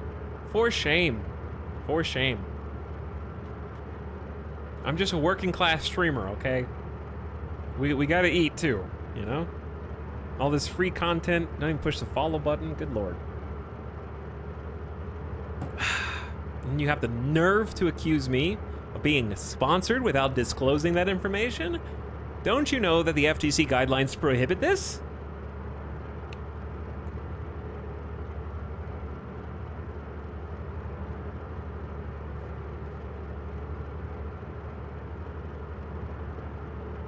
Why would I follow when Twitch puts you in my recommended? Because of all the people you do follow, I am the only one that knows you exist. That's gotta count for something.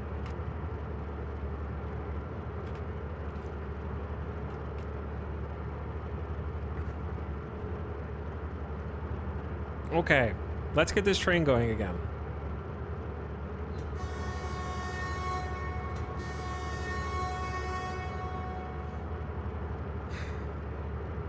Not that hard. We just gotta shift down.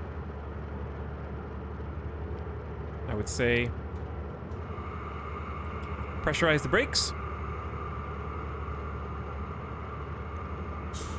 Go ahead and throttle up.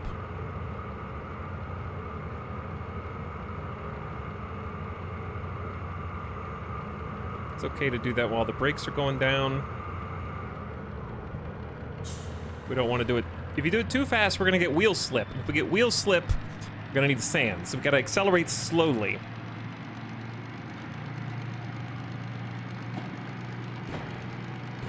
This is good. We're all right.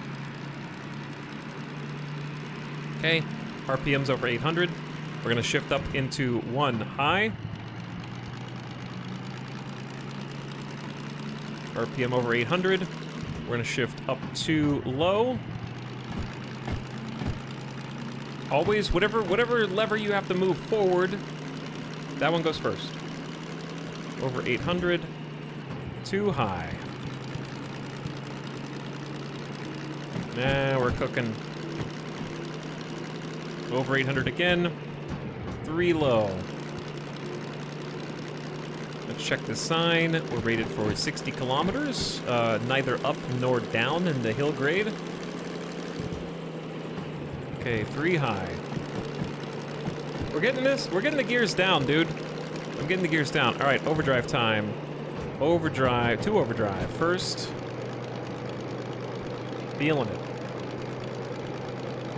Can't really see where I'm going, but I just have faith. The RPM just jumped to like 150 for some reason. All right, 3 overdrive, and that's top gear. You are shifting like it's nothing now. I hope I have to think about it consciously every time. One wrong move, and this gearbox literally explodes like yesterday. So it feels dangerous. All right, we're actually gonna start going downhill, so we just want to like ease up. Momentum will carry us. Is this your second train after the starter one? This is my second train that I bought. But because it's the hardest train in the entire game, obviously, it's not the one that you're necessarily supposed to buy second. We're gonna use a dynamic brake here. Kind of trying to control our descent.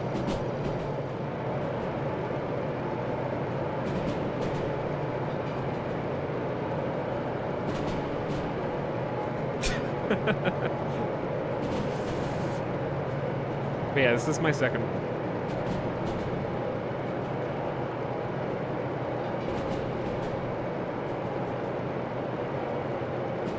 What is that? What is the white blue? The flag. White blue flag?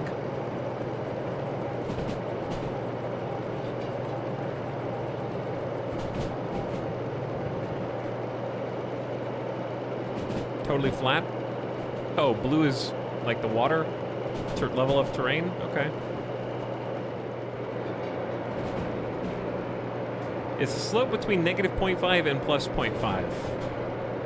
So as level as it can be without being like literally. So I think this is a +0.5. All right, so it is 60 here, and then it's about to go higher to 80, and is also completely level. So we're clear to accelerate. Okay, where are we?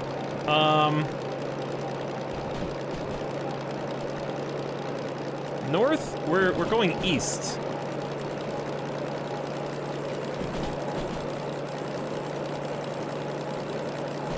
I want to say we're here. So we just go right at the next junction. Whenever that shows up.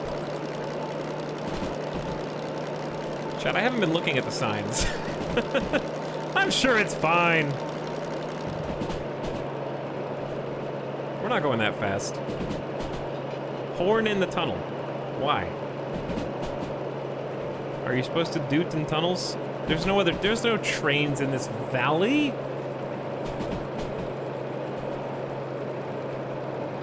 I don't know all the horn protocols. Maybe chat just likes the doot doot.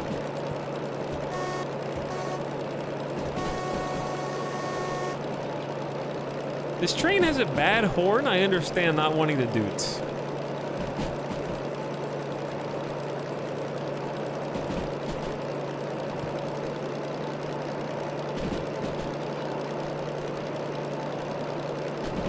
Chat, what if you doot okay, would dooting before you enter the tunnels do anything if my, the other person on the tracks had a steam engine and therefore had no hydraulic brakes and they had to manually run the length of the cars while the train was moving, manually pulling each brake because George Westinghouse wasn't invented yet? Yes, he would honk back. It gives them time to make peace before death.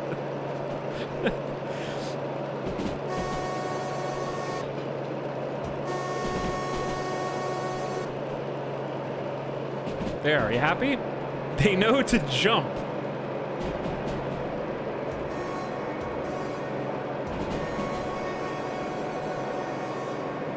There you go, all right?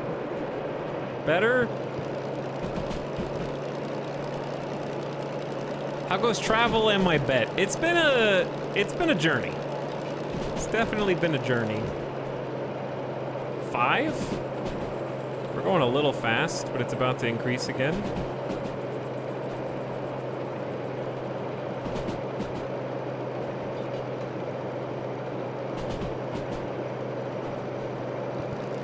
I'm trying to be a little bit better with the camera angles. Sometimes you just gotta be like, okay, what's over here? What's over, all right. You know, like sometimes it's frenetic, but I think driving this train is just easier from this position when you get used to looking at these styles. I don't like not being able to see what's over here, but you just have everything plus the window.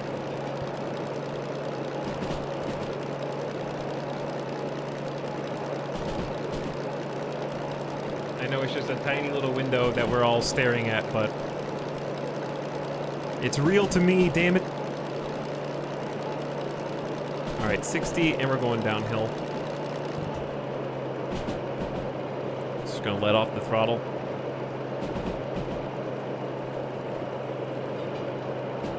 You can stick your head out the window. You can't really see anything because it's nighttime. I still can't believe how much they added in the last update. I thought that the stuff that I was enjoying had just been fine-tuned and worked on for like the last couple years. I didn't realize that dynamic day-night cycles, using, literally you couldn't do this with the mouse until the last update 2 weeks ago. The dynamic weather, fog, rain, lightning, thunder, the extra like wheel slippage physics, fine-tuning, the train that we're literally driving was just added. Like everything that we're doing is impossible before 2 weeks ago. You started playing at just the right time. I waited 2 years. Yeah, this feels like how the game was meant to be played. And then everything else they add on to this, I will definitely be there for.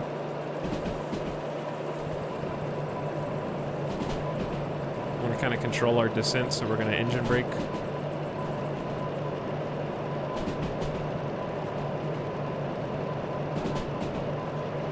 This is Bleeding Edge.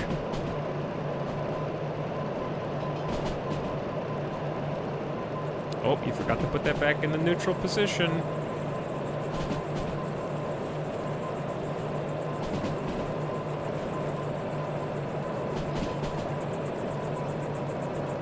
Got a little bit of breakage, so we don't go off the rails.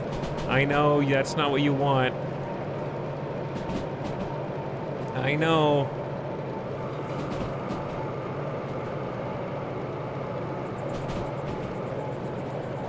I know that's not what you're hoping for.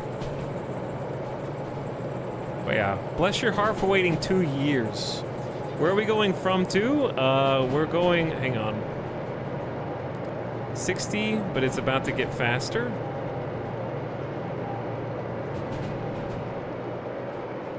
We're going from Machine Factory all the way to Harbor. It's been a journey.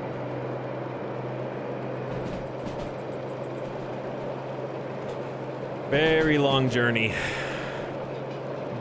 We are over 2.5 hours in now. Bonus chat may be out by default, possibly.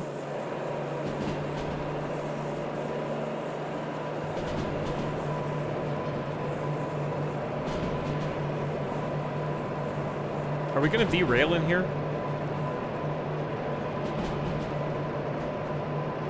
No, it should be 80. But we're still going downhill. We are Newman right now, chat. But yeah, we have 11 empty containers that we're dragging behind us right now. 60. We're under 60, but I'd like to be more under 60.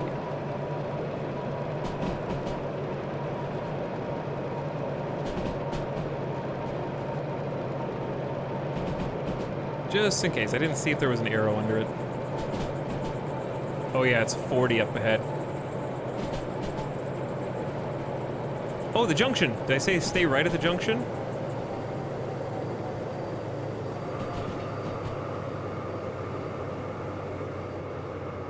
Should be, yep, stay right at the junction.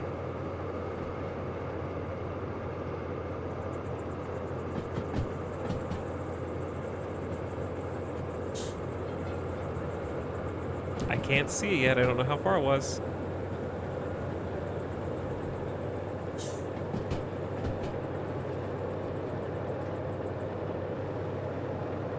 And we're going downhill. There's a lot of hats to wear right now.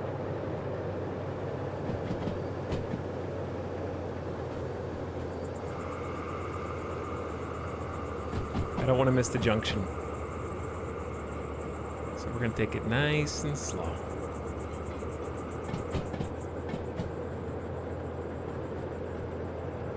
But every time I take the brakes off, we start speeding back up.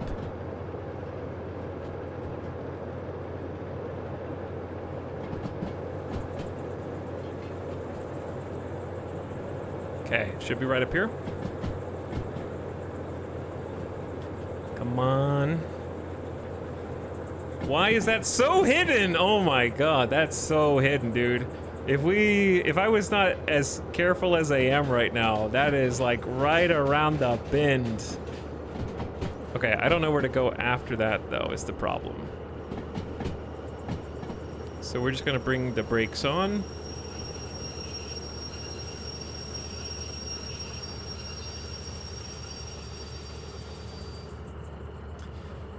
I think we're here. Now, let's get the cabin light on. So we're pulling into harbor now from the east. Where are you? I gotta learn this page still. Is it just HB? Yep. From the east, and what's our target destination? We gotta drop off the large containers first, or the long containers. Haul to harbor in town, drop them off in HB E8I. E8I. So E, straight ahead. Take a right. Okay. Of course. Are we already on the track?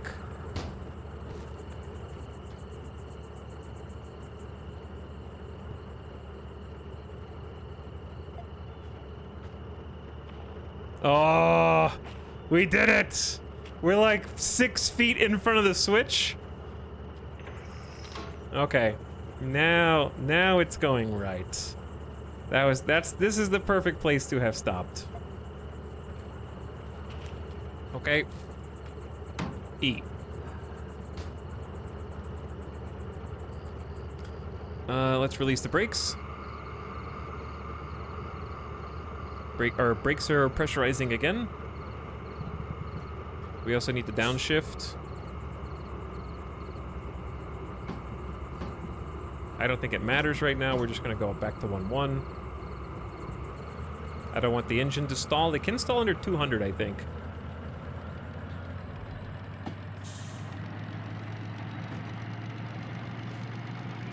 Okay, I need to look at the station map. We're coming in from the east, so we need to go left, left, left, right.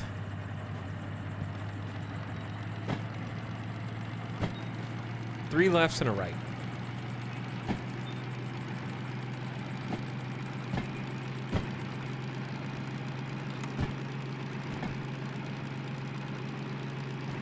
We can turn on the high beams now if we wanted to be able to see a little further.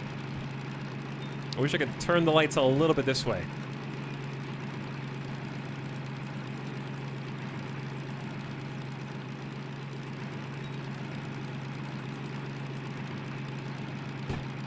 I think this is the first one.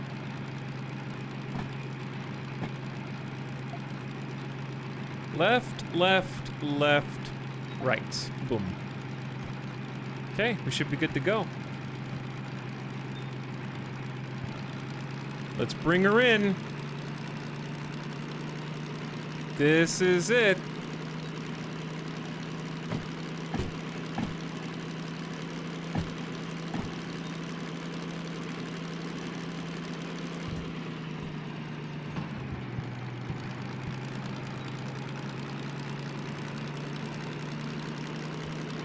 Chat discovers what a desert is.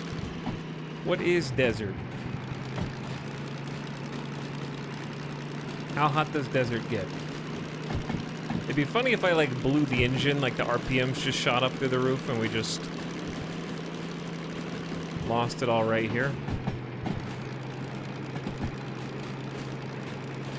Oh, chat. What? Dude, I'm telling, the maps are like goofed or something. What? It's the wrong one? How? I'm going back to count. If this map is messed up too.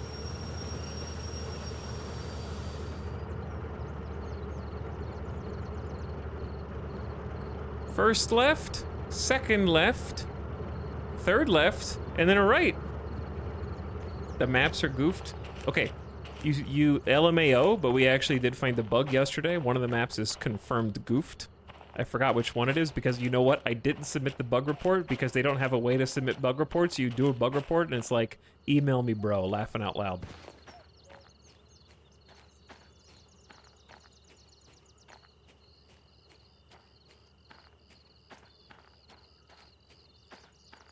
It doesn't tell you what the email is.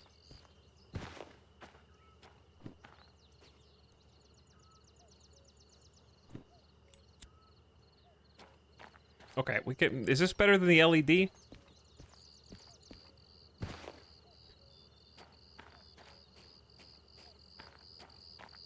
Where was the first? Okay, that's the first right. I think. And then it's left, left, left, right. Where's the first left, chat? I'm willing to be wrong, but I need to figure out where it is. Can we confirm that there's a one left, two left, three left, and a right? It's only two. Why is it only two? I can't see out here. Dorito, if you're... It's three. I just counted in the cap.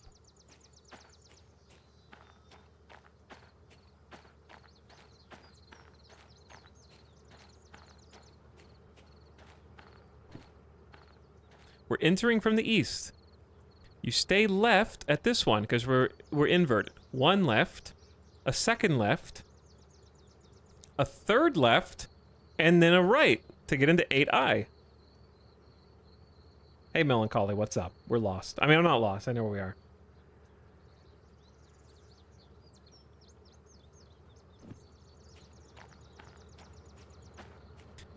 All right, let's at least drop off the first cargo. Well, no, I can't. Find the lane and work your way back. This is the lane. But I can't see because the train. How is the first left accounted for, chat? It's not accounted for. This is a left you have to take as you enter E. Because to enter E, you stay right, which we did, and then you enter E. So after that right, every switch is inside the E page.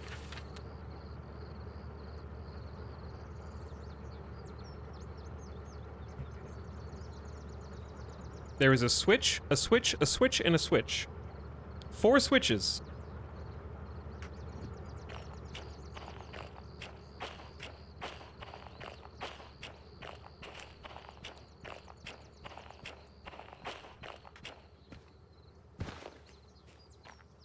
And there's not another switch back here. It's just right here.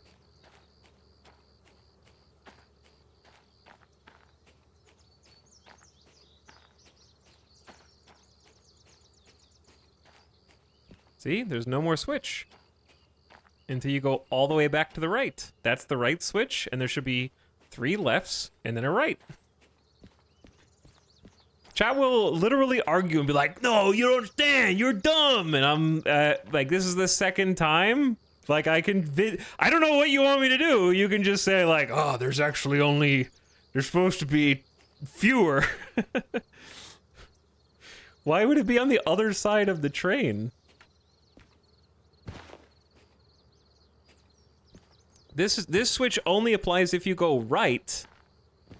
All of these switches are for the left, so if this switch is right, that's the only time this switch applies. You can't put them on both sides of the train. All right, I'm gonna stop arguing with incomplete info Andes.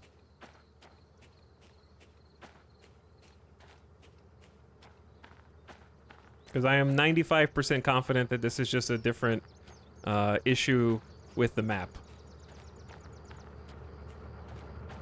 We found 2.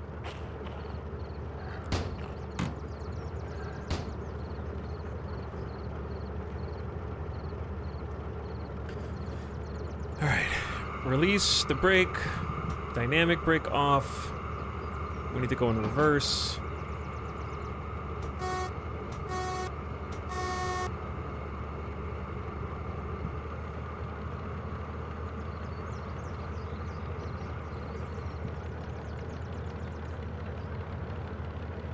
I'm gonna do a bug report for this one too, and I'm just gonna email both of them at the same time. And I'll be like, you just cost my viewers 3 million channel points. What are you gonna do about it?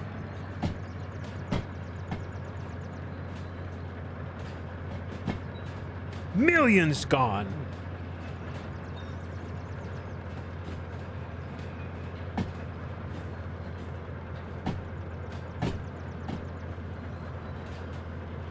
Okay, we can just throw the brake on here.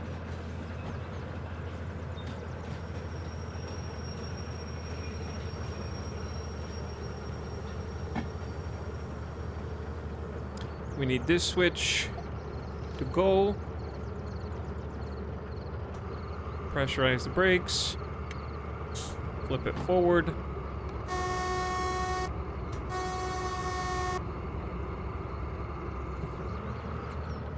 Throttle up.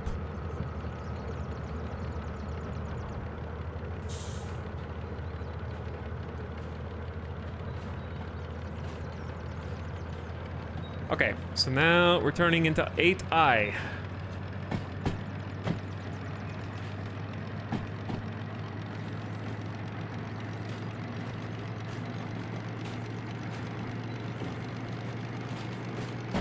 This is the largest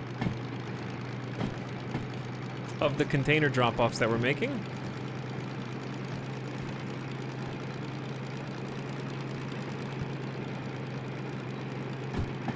So, at the bare minimum, the did not finishers are basically a Hail Mary away. The only way that the did not finish can win is if I do something super egregious, or if lightning strikes my house and the computer turns off.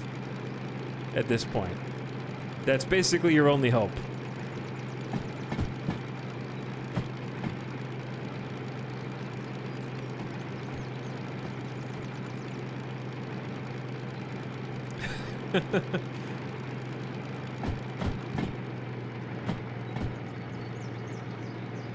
All right, they're all in here.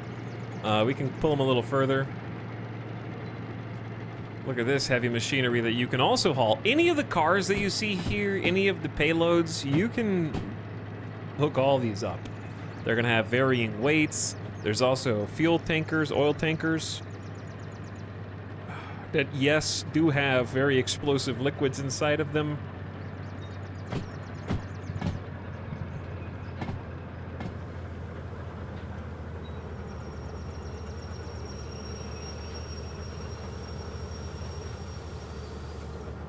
Okay, we're here. We're gonna put on the handbrake. Release the other 2 brakes.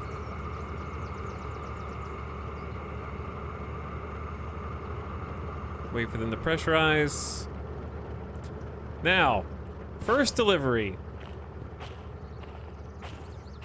Starting with CFF250 is being deposited in the lot that is this one right here. So let's go ahead and get the lock on. Okay, wheel lock engaged, or hand lock engaged. Brake cocks disengaged and disconnected. Undock the cocks. Yep. All right, that's the first one. Now the second one is going to B50. So we need to go to a different, completely different spot.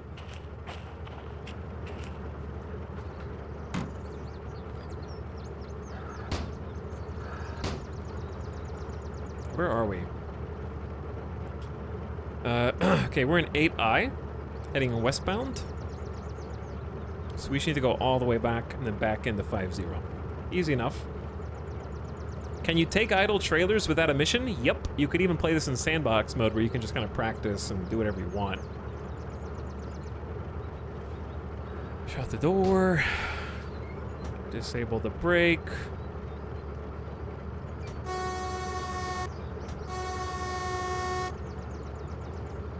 Double check brake pipes and go. Yeah, you can grab anything you want out here. It is full-on sandbox. And if you find any trains in the world, you can hop in any train as long as you have the license for it. But yeah, the load is a lot lighter now because we only have 3 cars. Bye! I'm glad that we're finally here, chat. I also forgot that I was in 2-2 right now, but it seems fine given the lightness of this load. The second load is going 1 train yard over within the same station.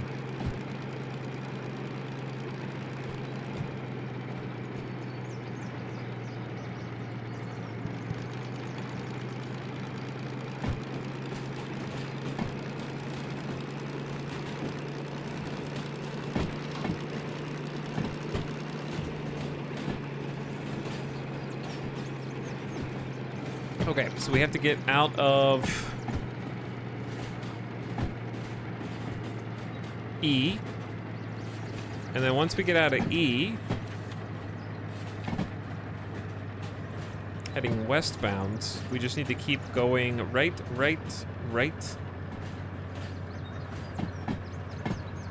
So it's, well, you don't even have to look. So just go straight, then you stay right, left, and that's it. Should just be a right and a left.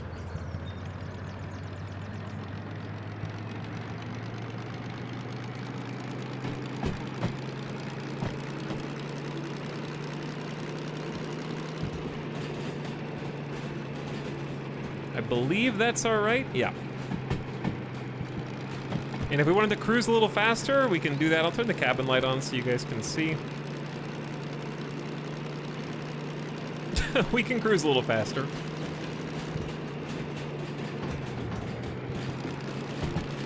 This place is huge. Harbor is big, yeah.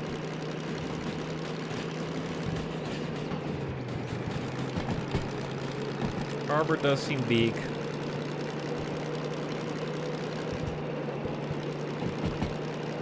I don't want to go overdrive inside harbor.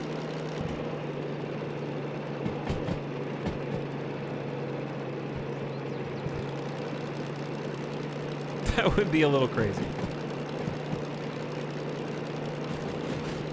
Huge mountains surrounding us. Wouldn't it be funny if I just derailed us now? We only have 3 cars and I'm just like joyriding through harbor. There's the harbor. Dude, is that a military helicopter?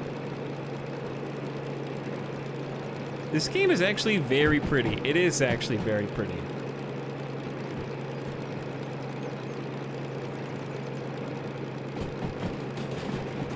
It's just very pleasant to be in.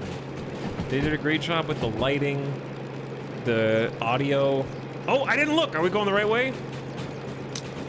Chat distracted me. Look, wait, I need to go that way.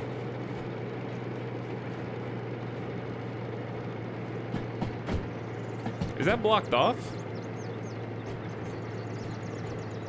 Wait, what?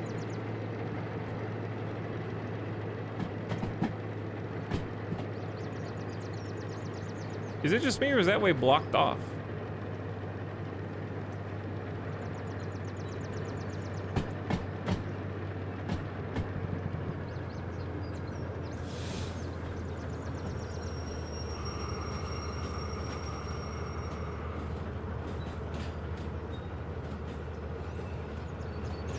Because that's where I need to deposit my cargo.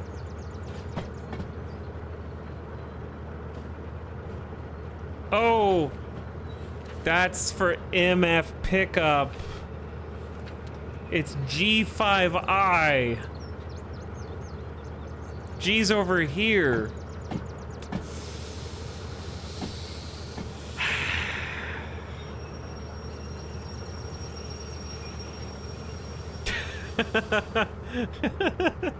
Well, so...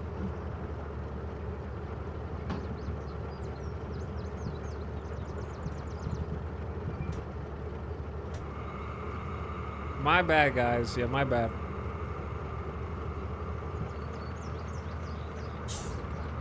Wait.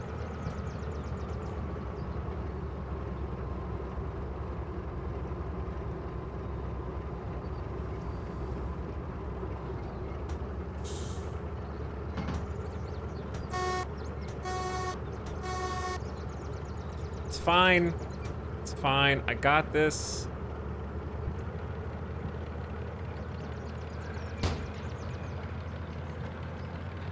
Wait, no I don't.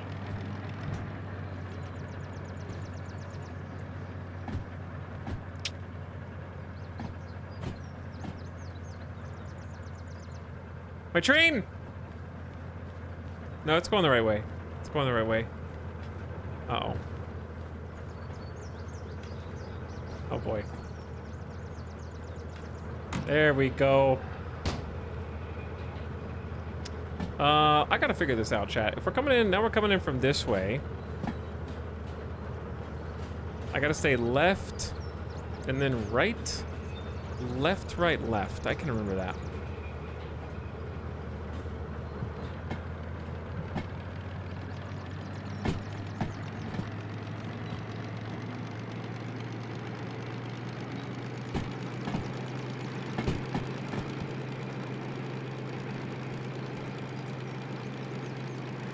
Which way is this? Is it facing left?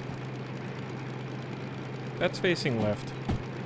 Now you can park your train facing forward. Yeah, this was just my attempt to back it in, that's all. I'm just backing in for extra style points.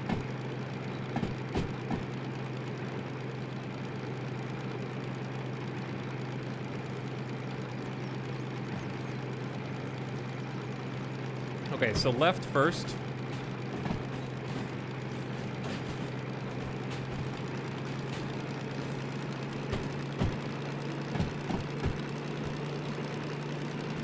Watch your head. Don't get bunked.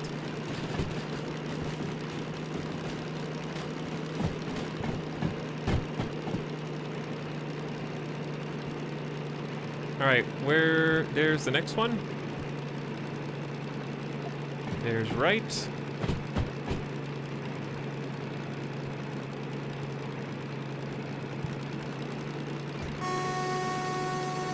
This was totally planned.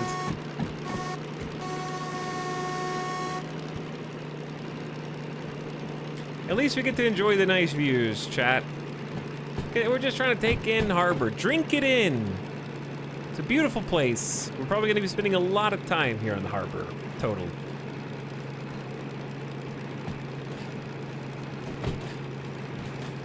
And then one more. This was the plan all along.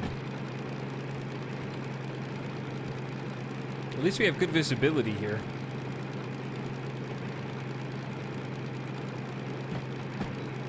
All right, it's got to be that one.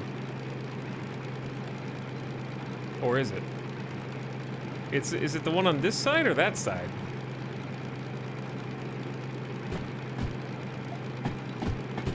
Why are they on both sides of the track? It's freaking me out. Where am I? I'm in storage? Where am I?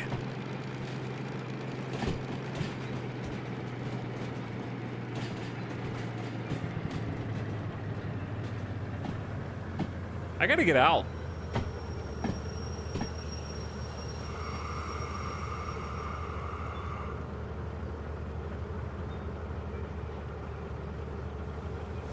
Chat, all these maps are messed up. Like how anytime I get lost now, it's gonna be like, the maps! It's always the maps.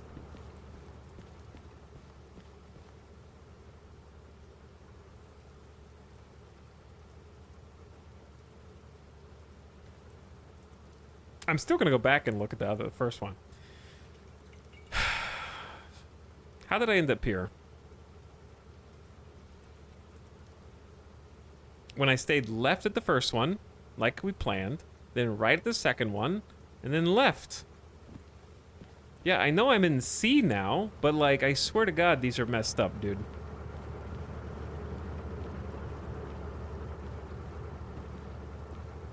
The first left was a turntable. No, I was already past this little intersection. This is the intersection that we were going backwards on. Because this is a turntable right here.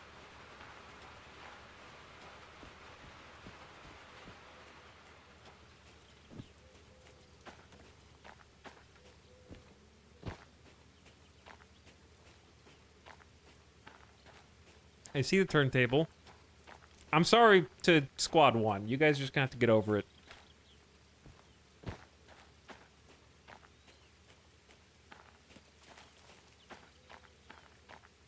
Alright, look. Here's the turntable, correct? So we follow this back.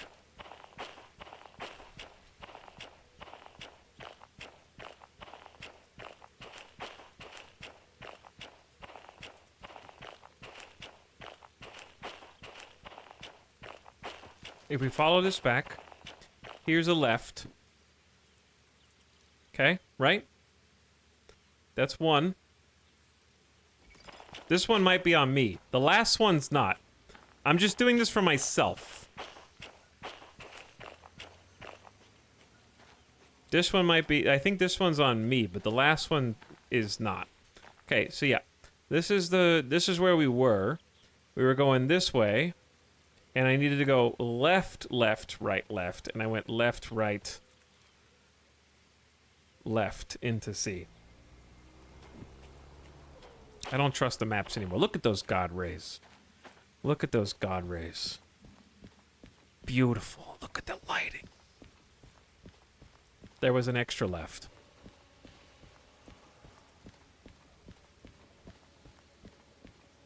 We're not backing in anymore. We backed into C, though. I like how it's, like, harder to figure out how to navigate harbor than to actually get into harbor.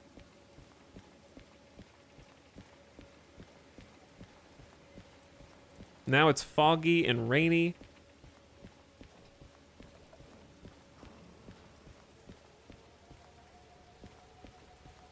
That's our train up there, I think. Why did it have to do this foggy and rainy, like, every single day? We need a Las Vegas train game. I don't know. How many trains are there that go through Las Vegas?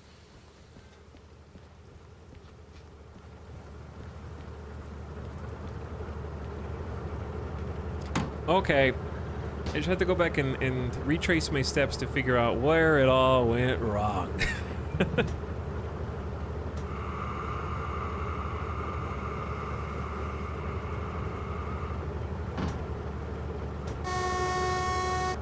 This is a puzzle game. This is a puzzle game. I think that's totally accurate.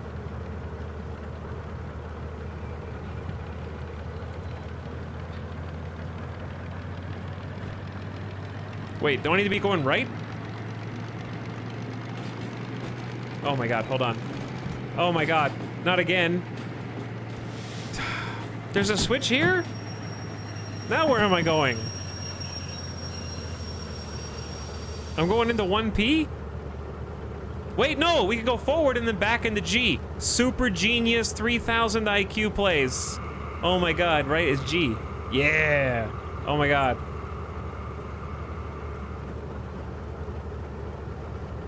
I can just pull into 1P and then back into G. Perfect. Calculated.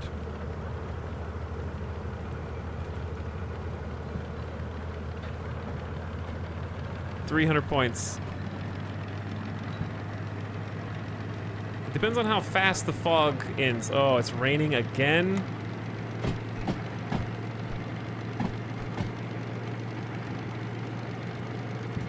So where's the switch that goes the other way?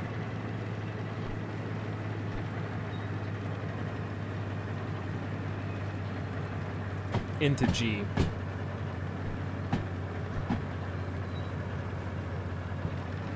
If I name, okay, this is how whenever you guys are playing like a first person or third person shooter, and they put like a switch puzzle or something, or like a light puzzle, and you just flip every single light on, or you flip every single switch until you accidentally get it right. That's what we're doing right now.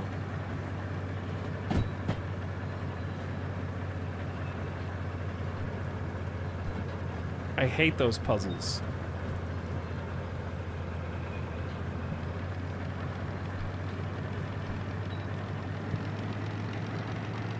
I want to be able to draw on the map, dude. I want to be able to, like, use a little marker.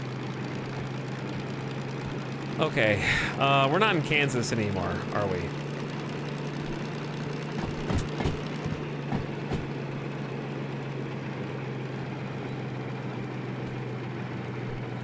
We're coming up on this, actually, aren't we? Because the turntable is... Why does there have to be fog right now? Why does there have to be so much fog and just general annoyance? Like, I'm already having enough time. You don't need to turn it into hard mode, dude.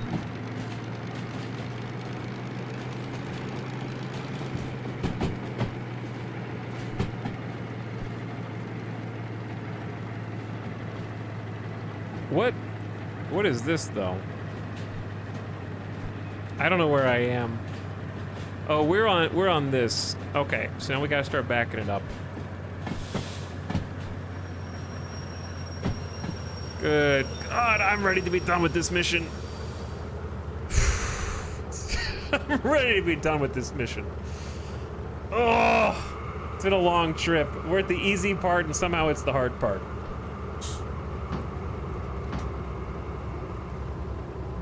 Okay, let's just calculate this. I am here.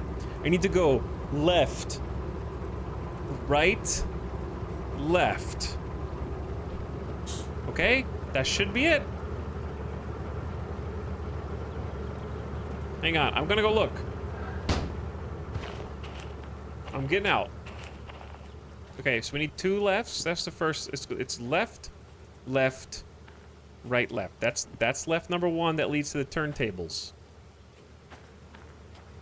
But I can't see the signs because the fog. And I gotta back in. Look at the fog, dude. I can't. How am I supposed to flip that sign? I can't see it. I'm gonna go set them up by hand. I'm just gonna walk. Okay? We're just gonna walk it. We're just gonna make sure we don't have to go like forward, backward 10 times. This is the first left. Right there. Why had to be foggy? How are we 4.5 hours into the stream already? This is some serious work for $22,000 that I'm gonna have to pay $30,000 in damages for.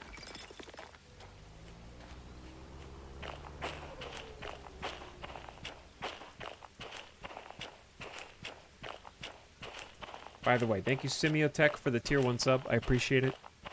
This game is a time vortex. It is, yeah. All right, there's the second left. It's very immersive. It is very immersive. Old SD, thank you for... I missed a bunch of subs because I just got swept into the time vortex. What up, Old SD? Thanks for 2 years. Vitate for 4 months. Hi, Vitate. Thanks for your prime. Hermerm with the brand new sub. Thank you, Hermerm, for the sub. Cetaceous says that we sent the train careening into the ravine yet. Also, 8 months is a long time. Not in the ravine yet. We're just lost in the fog eternally,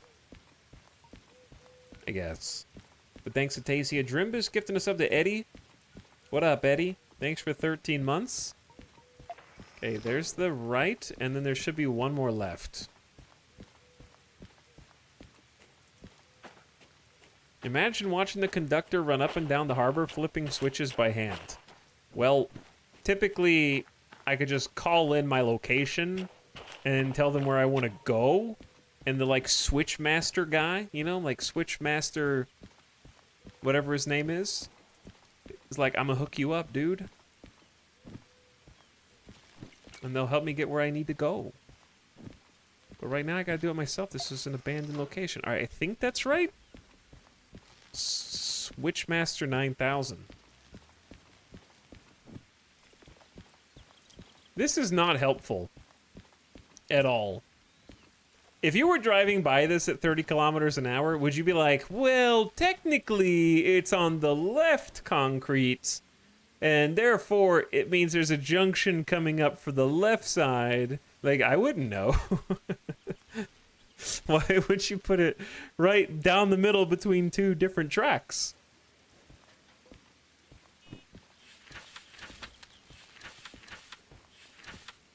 Okay, we're looking for G5I.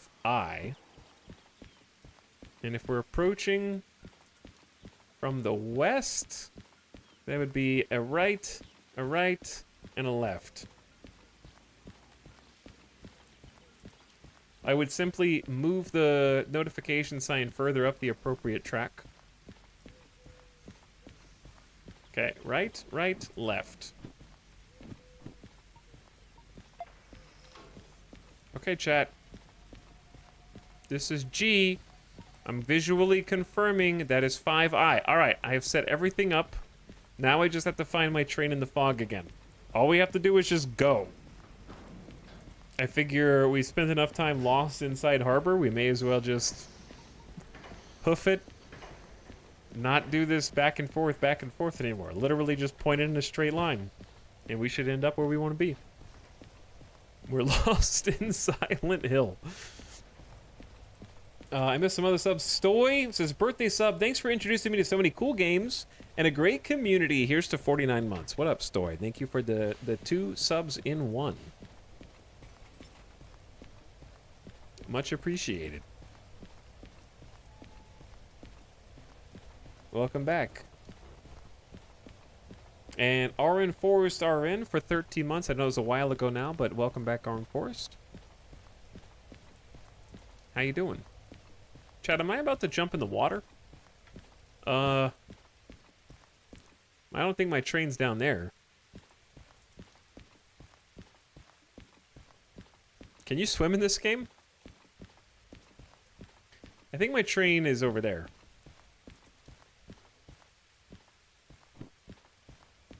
Because this is north and we need to be going west.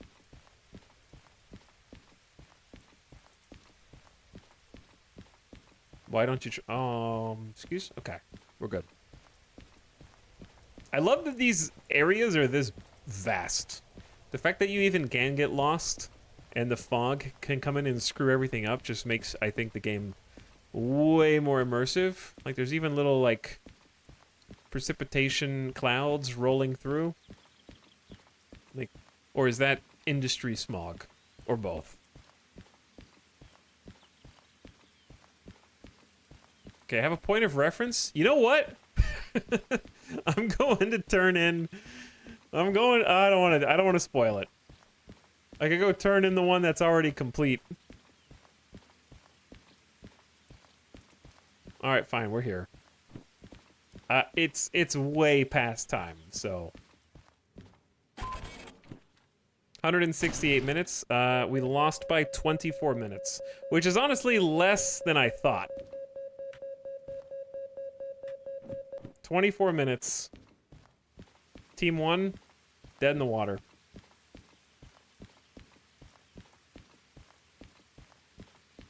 Sorry, Team 1. I appreciate you believing.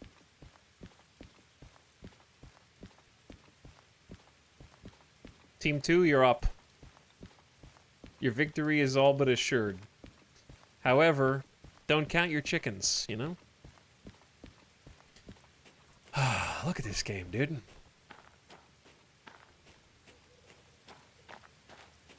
Is the fog lifting? I think the fog is lifting.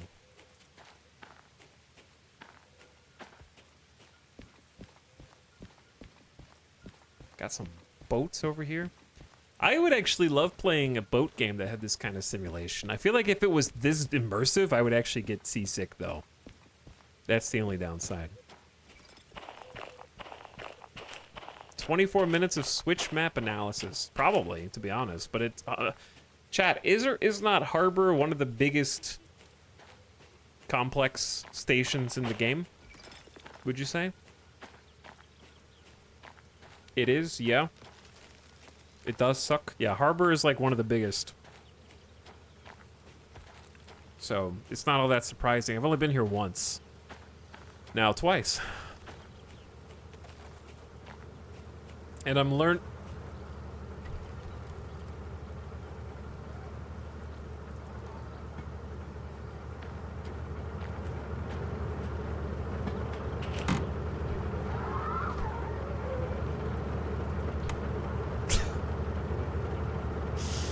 It does that.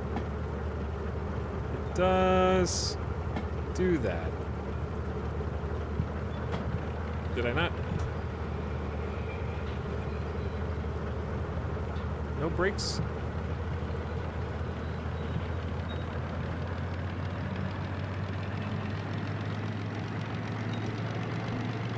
I just snorted coke through my nose.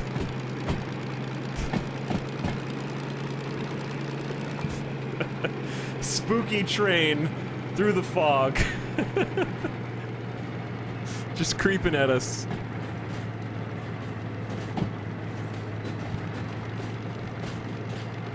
Excuse me? Coca-Cola, Chad! Get your mind out of there!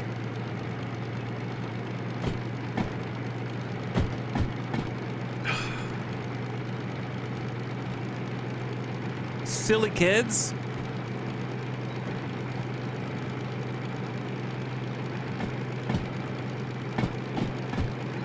I don't know how this train game is so funny. Games with physics don't need anything else. You just need, that's what I said, games that just take a topic and go hyper-realism and just say, I'm gonna simulate everything.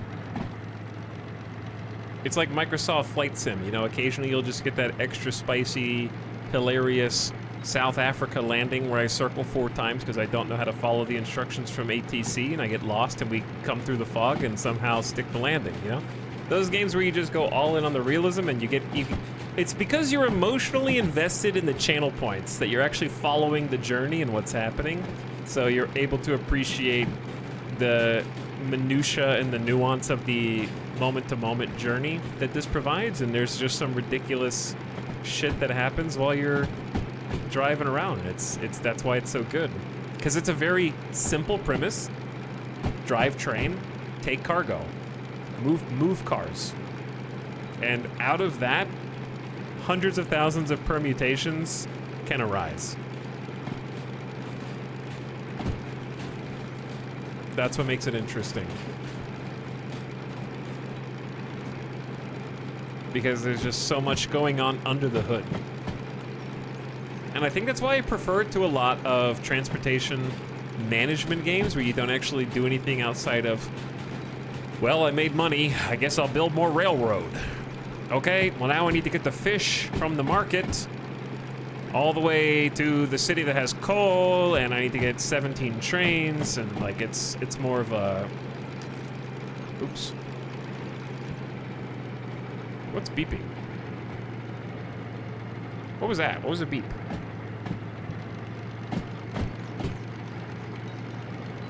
What was that beep?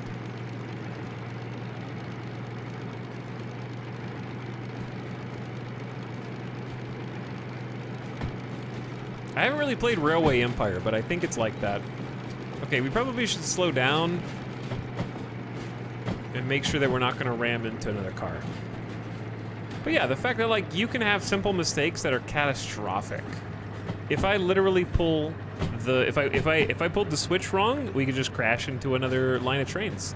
If I changed the gears wrong while we were driving, I can explode the engine. There's a lot of stakes baked into the experience where one wrong move can spell doom for your trip, and I think that that is engaging. It's very engaging to play. We're finally here.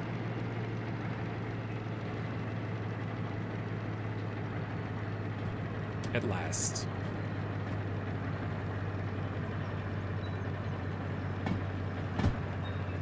Someone in your chat said Railroads Online. Yeah, I saw EJ was playing Railroads Online some time ago.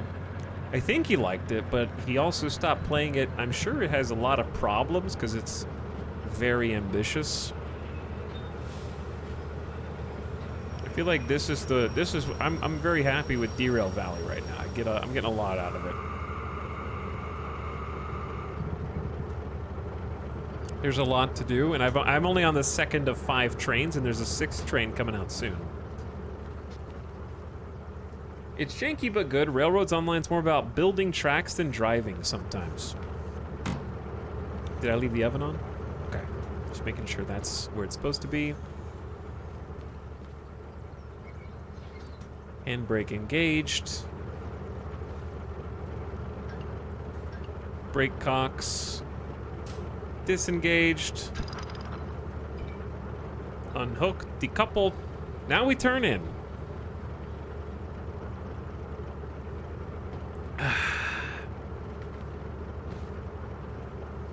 If we can find where to go. So it should be west.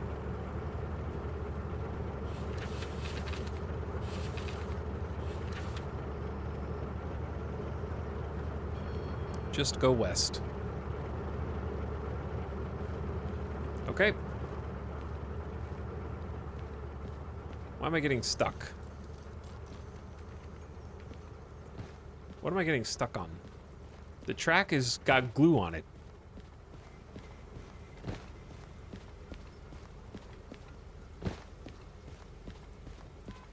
I guess I could have driven my train over there, but it's not going anywhere. I actually do need to take the train for servicing. Where is that? That is, we're here going here. The servicing is over here by the round table. Okay, that's good. We'll come back. Dude, Harbor is massive. Like, oh my god, it's crazy. Tall apartments, factories. We got a military base here. There's military trucks. I saw a military chopper. There are military contracts that you can take if you have the license for them. And I guess you pick them up here. You're the repairman in Roller Coaster Tycoon. What does that mean? Just a simple delivery chat, in and out, 4 hours. That's how big 256 square kilometers is, you know? Sometimes it doesn't seem that big, but it is.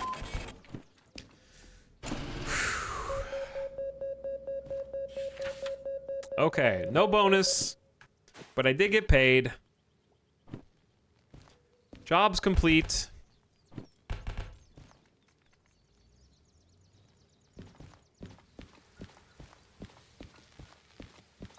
You know exactly what it means. You're like, oh, there's this thing all the way over here and I have to repair. What? All right. We completed the objectives.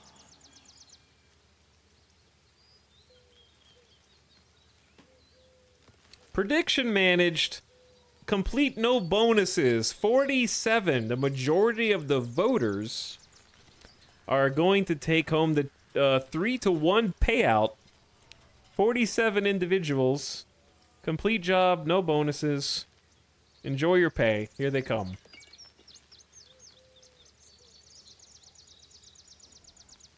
Let's get a summary of that prediction. Cascading Simulations just took home 770,000 channel points. Good job. 3 chatters bet 100,000 or more channel points on this option.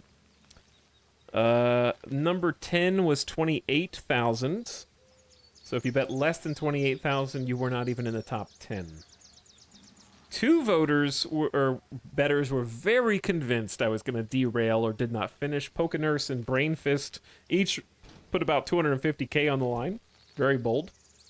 No one had 250k on finish with bonuses, but Dorito, you just lost 127k. Better luck next time. You'll win it all back. You'll win it all back. on the next one. I believe. Congrats to the winners. Yeah, I can see the Gamba statistics. We'll do another one too. We'll do another bet. Cause I like the freight in the hull. The shunt jobs are fine, but I feel like for this vehicle they're kind of annoying. I know it's literally a shunter. But that it feels like the joy of the diesel mechanical is trying to navigate all the different environments and like shifting appropriately. So I wouldn't mind. I didn't even, you notice I didn't even look to see how much they were going to charge me to repair the vehicle.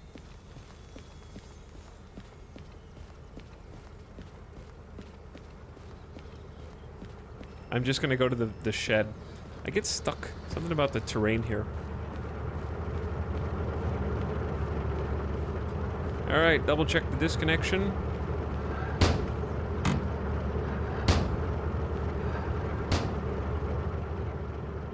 And we're back. Fuel levels yellow. How is oil is under the halfway point? Yeah, that was a big trip. Big trip. So let's make sure we are not in reversing. Let's make sure engine brake is off. Individual brake is off.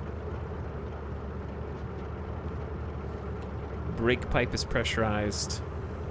And let's figure out where we're going. We're going to get some repairs. We're gonna try manual repairing for the first time. So we're in G. So we go right, then left. Wait, no. We're right,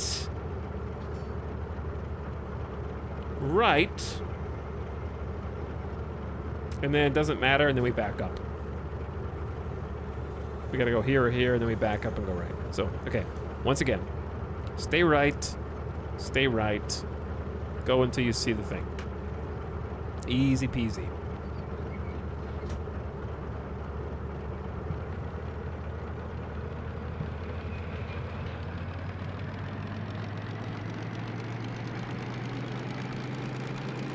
All right, we're already in too high.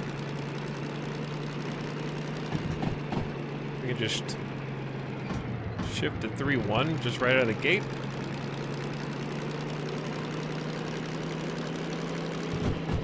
And then 3 high.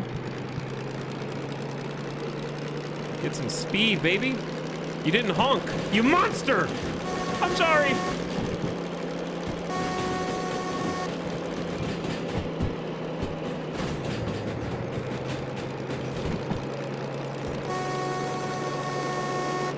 Beep beep.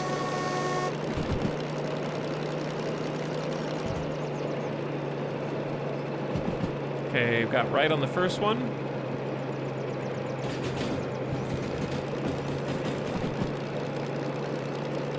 Will we get a new train today, maybe? I don't know. I'm just having fun with this one right now. I'm not really in a rush to see all of them, I guess.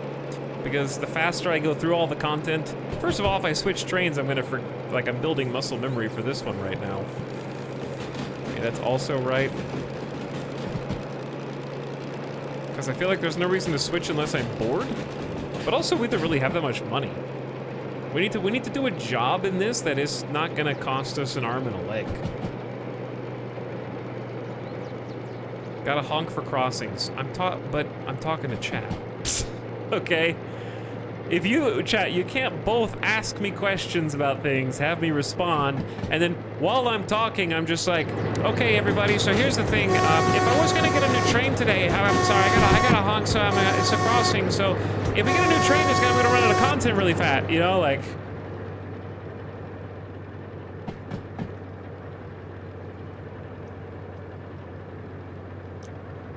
That's the authentic experience I want. I demand it.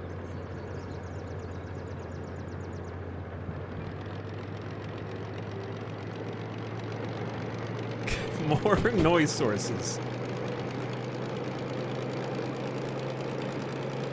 All right, slow down. We don't need to be going that fast.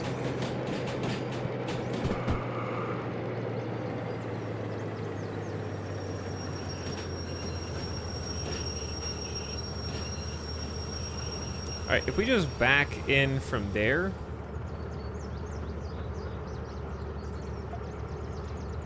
That should take us right in to the round table, which is where we want to go. All right, is this what you want, chat? Better?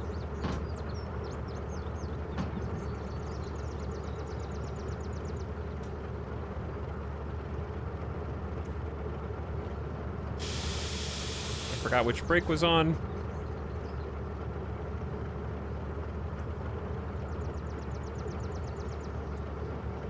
Why is that brake on? I must have mouse wheeled.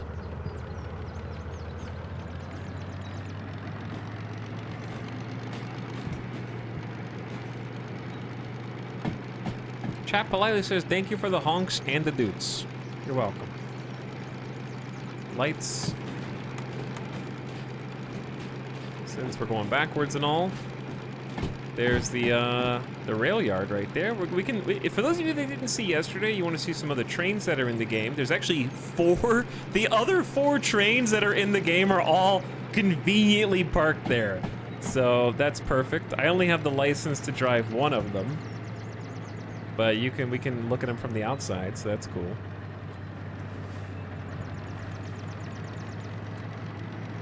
Again, this is the hardest one to drive out of all of them, so just don't forget that.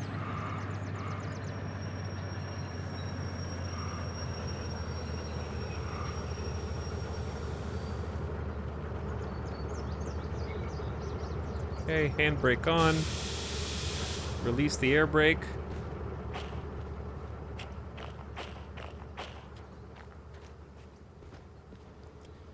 Just go you don't have to actually manually push this, but it is a little easier.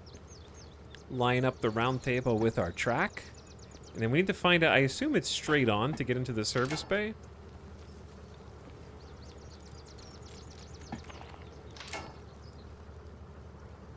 We can go check first. This is the gift sub trial. Why is this difficult to drive? It's not actually the most difficult. I'm just saying that now to piss people off. This is widely regarded as the most difficult. This is the steam engine. It is actually a coal-fed steam engine with a coal car attached.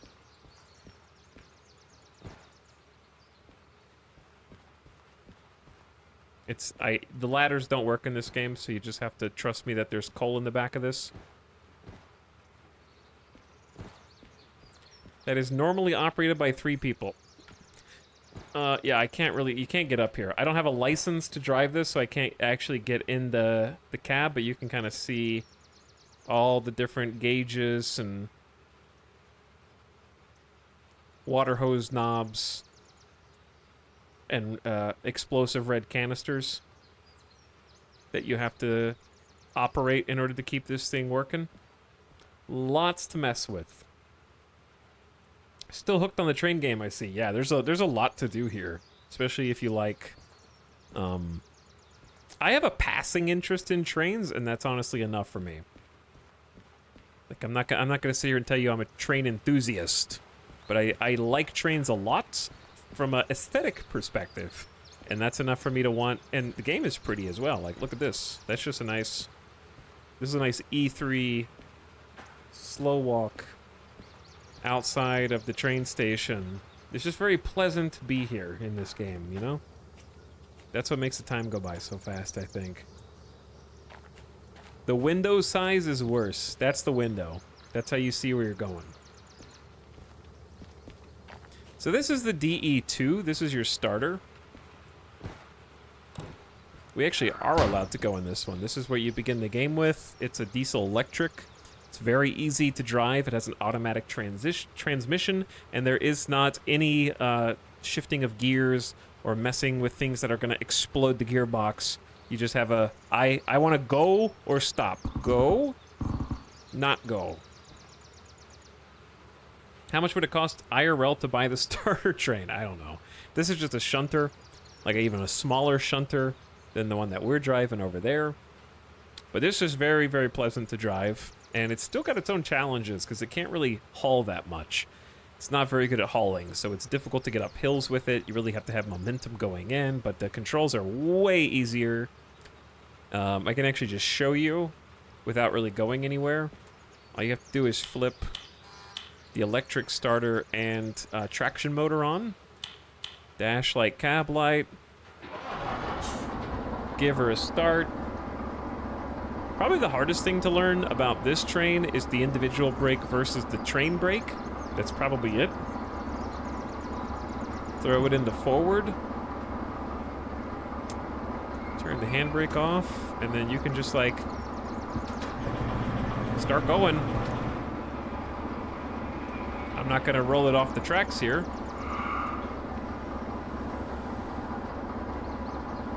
It has a good horn.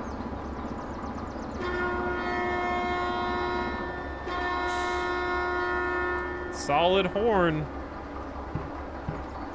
Throw it in reverse.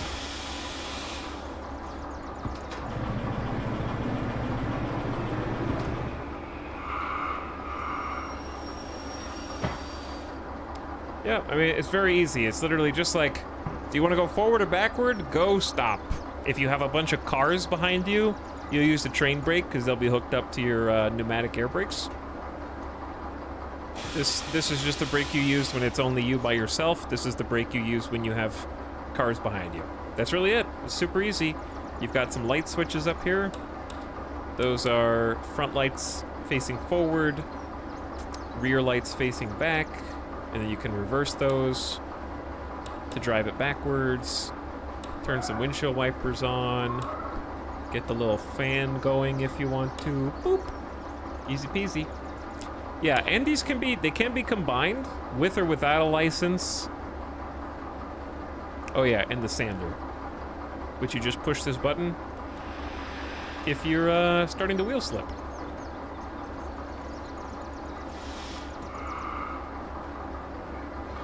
All right, let's leave this how we found it, shall we?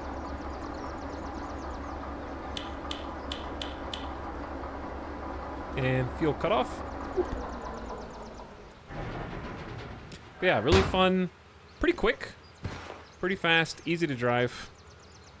Does it put sand down? Yes, every train since like 1867 or something has had a sander. I don't know if it's actually, chat, did I get the year right? I just kind of pulled that one out of thin air.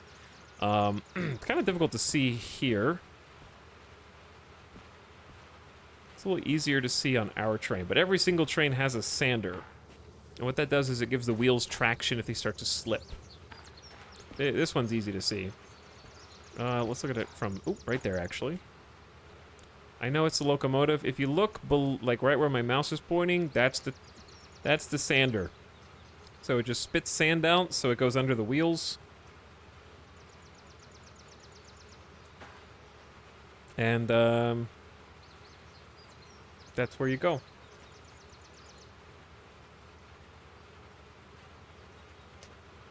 Ita, can you put professional train conductor on your CV? Maybe I can. Misinformation people leave. I did say I was just making it up. But if you're going uphill and you have a really heavy, like, bunch of cars behind you, the weight of the cars is pulling and the wheels are trying to spin but can't get any traction, so the sander sort of helps you get some torque. It can also help you in rain slick conditions. Things like that.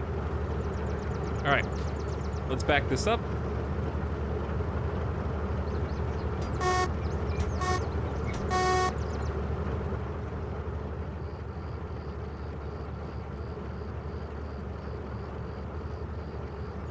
And brakes.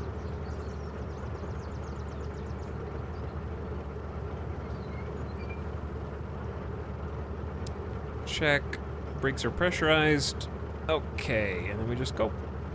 Boop.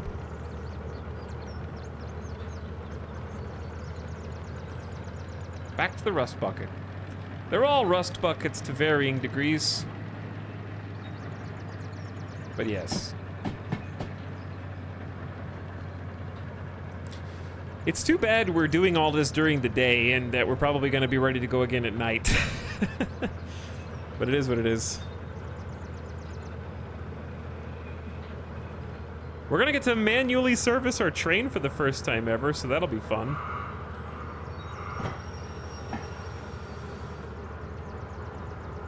Excuse me. Put the handbrake on. Let's flip the lights back around. Turn the air brake off. Flip back to the forward position. Actually, just go to neutral. Just for RP purposes, I think we should turn all these things off anyways. Let's go ahead and do cab light, dash lights. All of those lights. Starter electrics are also off, and then the fuel cutoff is right there. Boop. Shift back down into first gear. All right, how does this thing work? Ready for manual service. That's me.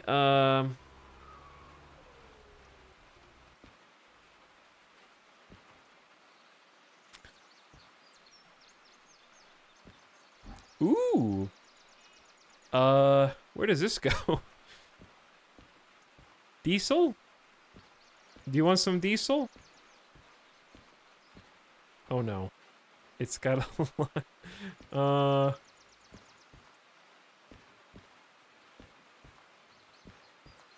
Where is it? Is it that?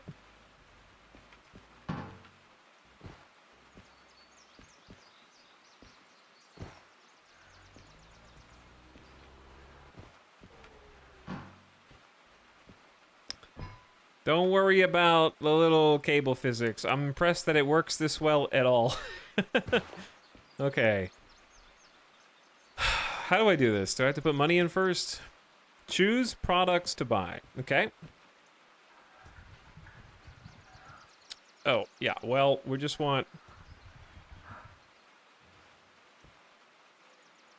the maximum amount of diesel. Ding. Sand. Want the maximum amount of sand. Also full. Oil. Want the maximum amount of oil.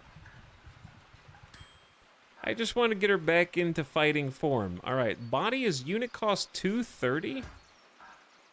Because the body is fully healthy. We didn't cause any damage to that. The wheels are about 2,000. The mechanical powertrain is 6,100. This is about half the price it would cost us inside the station with insurance. My insurance copay is quite high now. So you kind of have to, like, look to see if your copay is higher than this. Like, this is going to cost me $11,900. If my copay was $10, I could pay the copay, and it would be cheaper than paying full price here. But I'm not going to go look. So... I don't know. Is there a way to, like, see your copay at a glance somewhere? Is there, like, an information? I guess it depends on my, I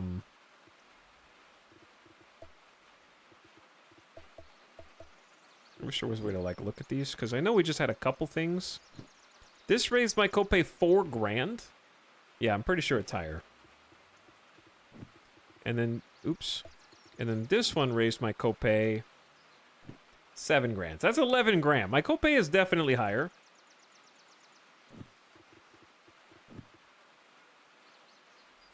If you can't pay, do they come out and bust up your train? You just select less. And try to make money by doing another job. Keep it. You want to keep it topped off, but it'll still work without me paying $12,000, you know? There you go. Total paid $12,000. Boom. I don't want this.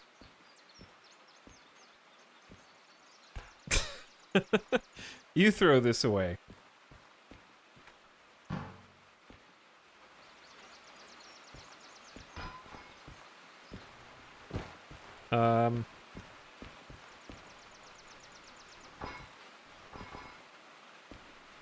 There we go.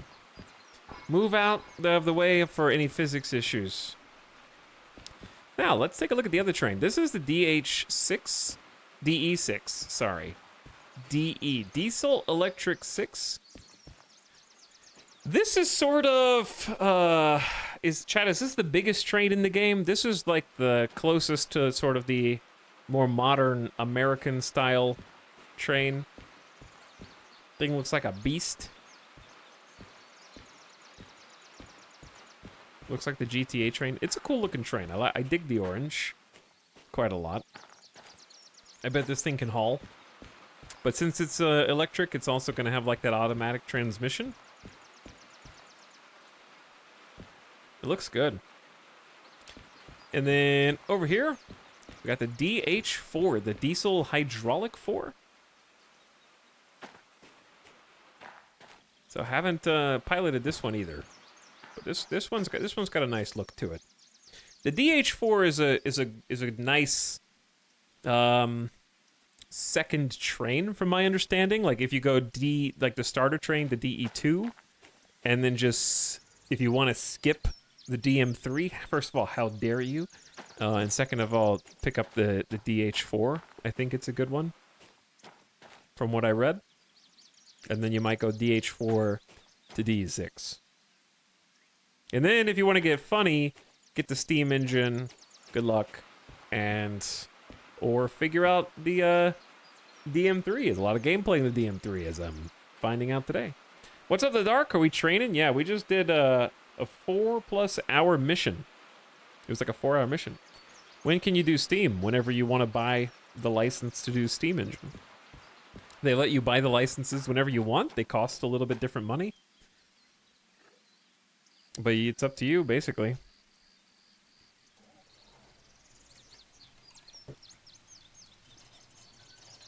Uh-oh. Lights are coming on in the station. The sun's going down. We're gonna need to pick a new job and get out of here. I definitely want to learn the steam train, but I'm happy with this one today. Because I still don't feel like we haven't done like a flawless mission yet. What train are you gonna get next? I'll probably get the DH4 next. Do something that's a little bit less demanding and intensive than this, but I am really enjoying this train. It was made for me. I'm getting used to it now. Okay, let's go. I say drive this out and get back to here. Or I could let's just walk over there, to be perfectly honest. It would be faster. It would be actually faster.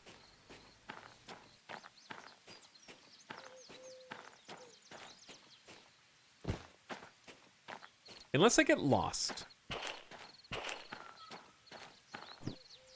But it should just be right next to D. It should have been like southeast of us.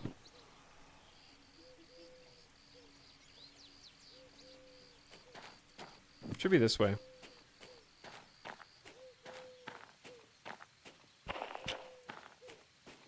Maybe. Who am I kidding? Getting lost is half the fun in Harbor. I love the built-in zoom ability in your head. I also love that in any other simulation game. Like when we played Carrier Command. Absolutely makes the experience better. Did I already pass it? Where am I? What is this? This is like an eye exam. I can see the 5-0. Is it E?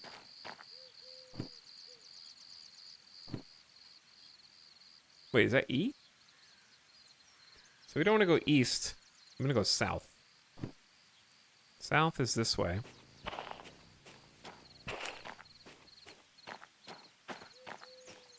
Oh, there it is. It is kind of like out of the way over here. But I'll remember where it is now. I'm taking a picture with my mind. It's, if you see the big red cranes, then you're kind of Whatever, I know. I know what I'm talking about. But yeah, zooming is really great. Because video games simulate our field of view, but it's not accurate, right? Like, if we did as wide as we have a peripheral vision, that's not really how our eyes work, one-to-one. So the zoom compensates for how our eyeballs actually work. Because you could definitely see like this in real life, but you have a lot more peripheral, because we're looking at a small rectangle that's in front of us, you know? It doesn't have... It's impossible to duplicate that one-to-one. Fees are cleared. Excellent.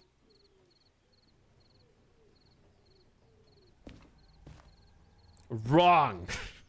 Okay. Why are there so many missions? Why are there so many missions? Look at these. How am I supposed to sort this out?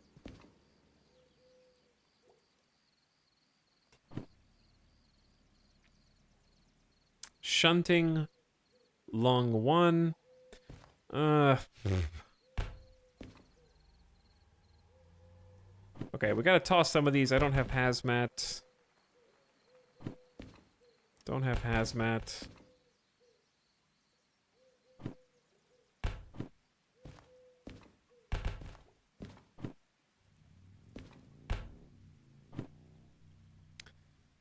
I don't have logistic license.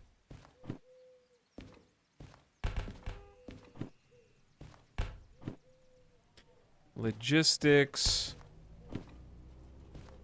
Long two. Okay, that's shunting. Shunting. Shunting. Freight. Hazmat. Freight. We don't have long two. We do have shunting. When do you unlock the nuclear power train? That would be great. We need some of those in real life. Stop with the nuclear powered subs and carriers. All right, here are the options. 4,000, 8,000, 14,000, 5,000, 11, 10, 20, 36.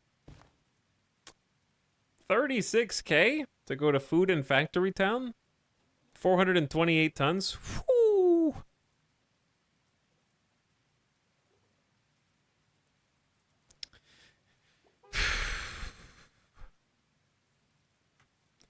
Food and Factory Town. Is that this?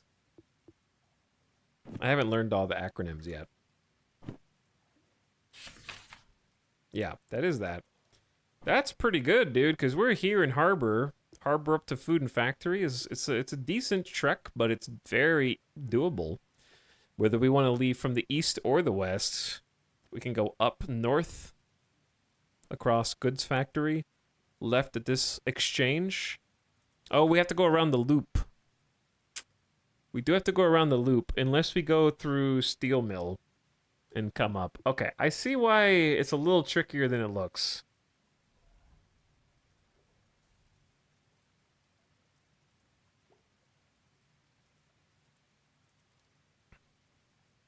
Do we have enough train for that weight? Definitely. But if we're going mostly uphill, it's going to be a crawl. But it can do it. It can definitely do it. Yes, Midas? What are you doing? He's like, what are you doing? He's stretching. I just see dog tail. Which reminds me, where's music?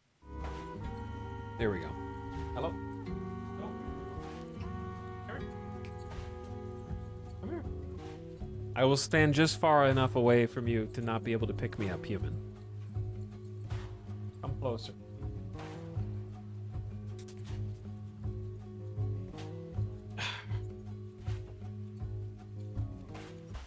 No move. Only pick up. Do you have your dog license? Big... Big yawn. Are you a dog? What are you doing? Why are you awake? Go back to sleep. Give him a little hat. Do you need a little costume?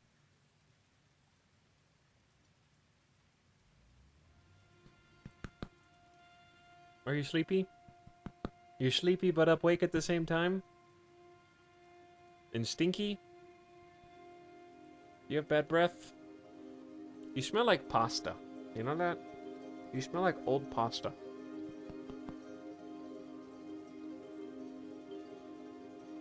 It's a rule anytime your pet yawns and stretches, you have to say big yawn or stretch.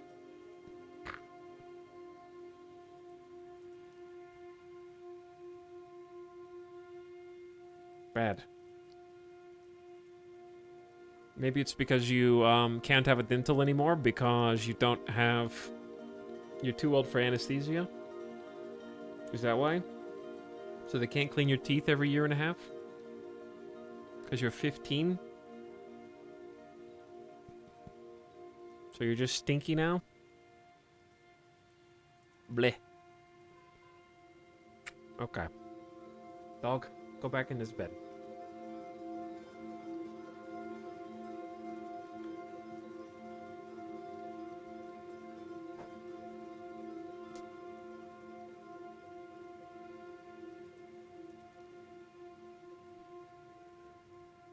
Chat, it's Gamba time.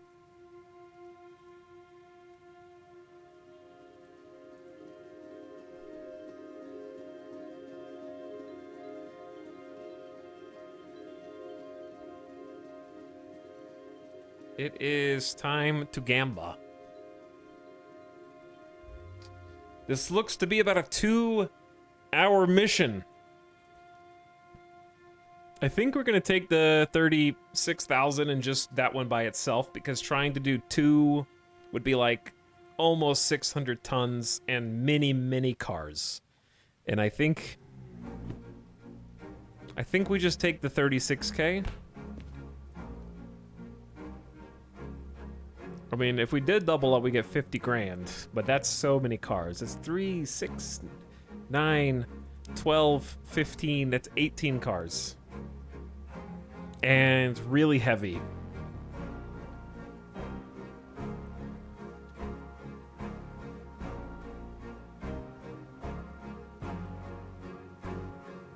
Can your rust bucket even carry that weight? Oh yeah. That's what makes the DM actually worth learning, is a workhorse. Its advantage is, like, if you overcome the difficulty curve in learning how to do the gear shifting, it is very capable of a bunch of different tasks, from shunting to hauling. And also, it's very cheap to repair.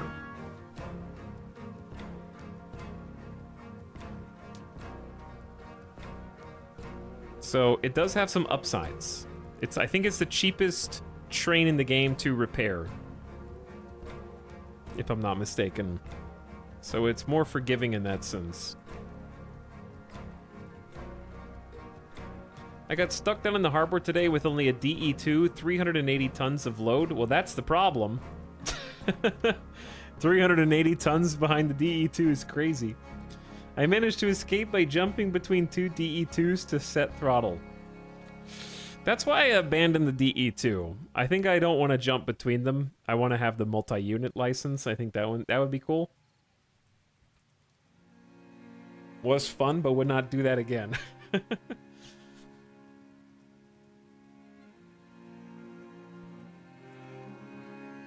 Okay, I say 1 job done well is better than 2 done poorly. I agree with that sentiment, because if we get this on time and we get the bonus, that's over 50K. That's 36 plus 18. That's like 40, 54. It's like 54K. That's pretty good. It's a lot of money. So I say we just focus on doing this one well. And don't get too greedy, because this is way too long. I would be nervous. And it would be a lot of really, like, extra 153 tons is going to make us slow to a crawl. But I do want to try this later. All right, Gamba time. Prediction. Start prediction. How will we complete the haul? On time, with bonus, complete, no bonus, derailed, did not finish. Since this is a 2-hour haul, I will let the submission period last 10 minutes this time, because it's a 2. That's 10 out of 120 minutes almost. That's not that much.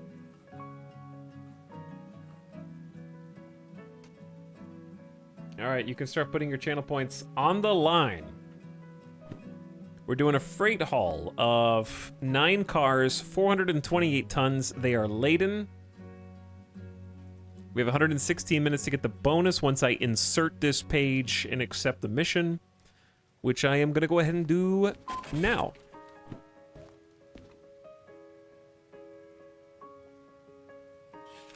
All right, it has begun.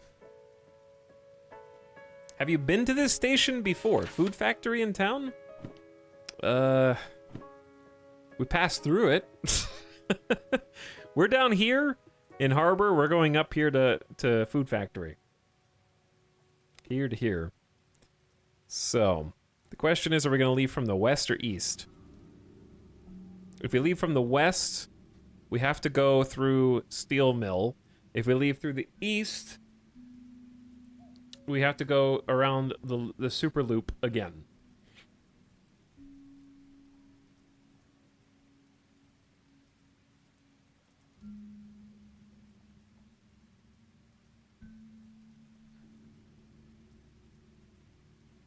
I feel like this Super Loop is more direct.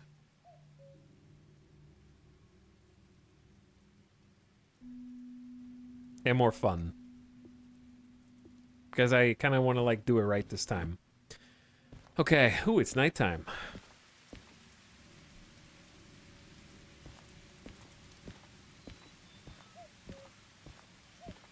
So let's go find our train.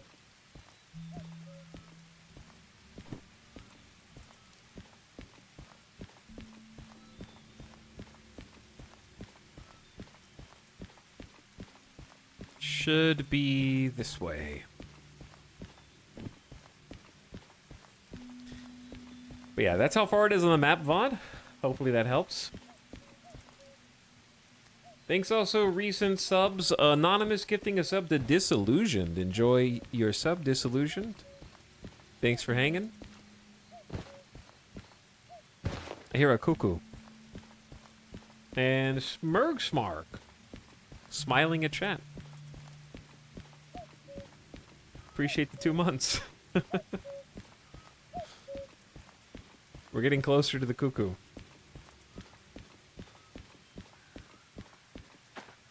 Good luck on your bets, chat. I hope you all win channel points, but alas, only some of you can. May you choose wisely.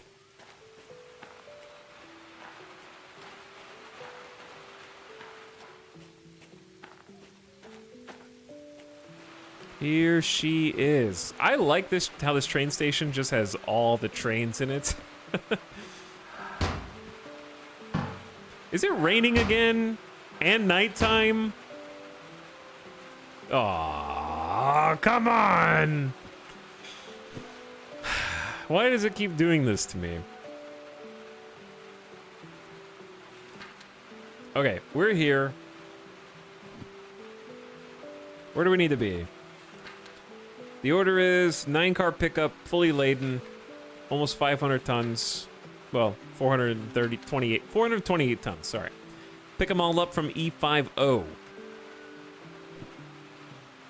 That's the main station. Sorry, that's the main rail yard. I don't know what you want to call it. We're here. So if we want to exit, from the east, I actually need to turn around. No, I don't. Yeah, no, I do need to turn around because we're going to come out forward. I could back into E, pick it up, and then we go west.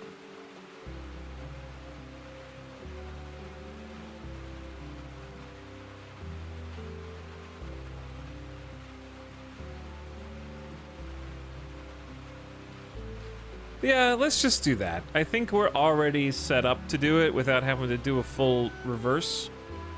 Let's just do that. Electrics. Starter. Dash lights are on. Let's change headlights on. Rear lights set to red. Perfect.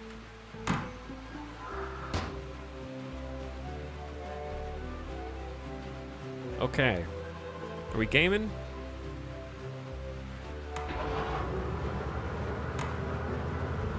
Start her up.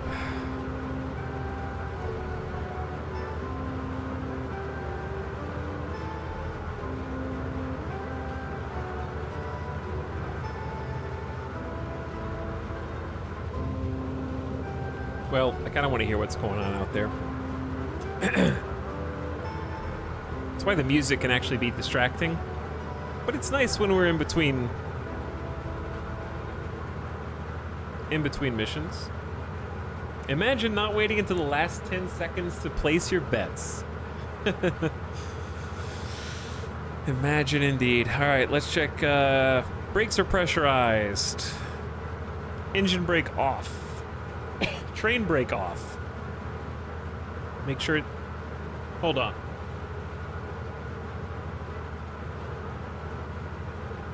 Sorry, I had to cough. Okay. Handbrake off. We have tracks perfectly set up for us. Let's go ahead and get the lantern on.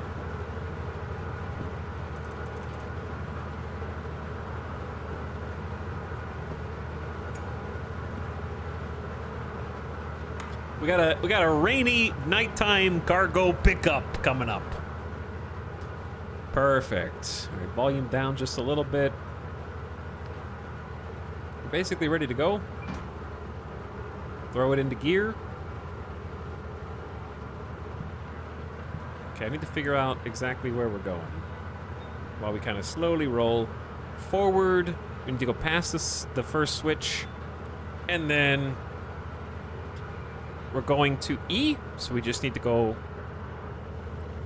past the switch. Make sure we go left, left, left, left. 4 lefts. It honestly couldn't be easier.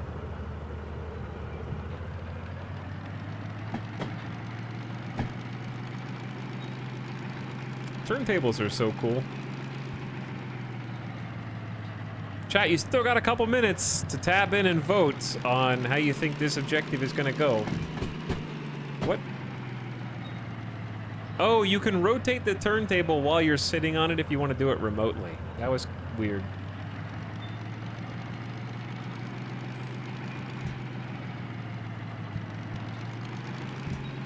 All right, let's go to 1 high.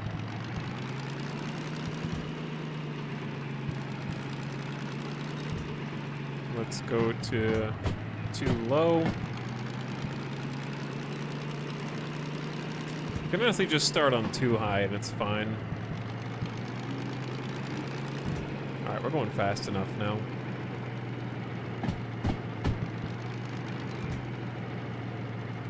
That's the rail we want to be on.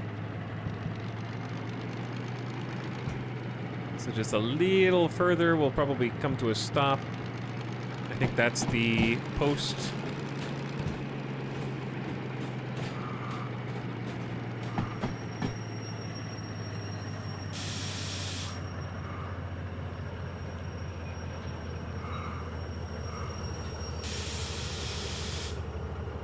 Perfect. Trying to be gentle.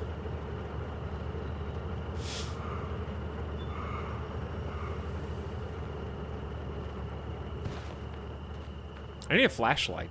I can buy one. We're gonna chat. When we ace this mission, okay? Guess what? I forgot to honk. Minus 10 points. It's okay. Forgot. You always forget something. Let them know. Headlights on, because we gotta go backwards now. Throw it in reverse. And...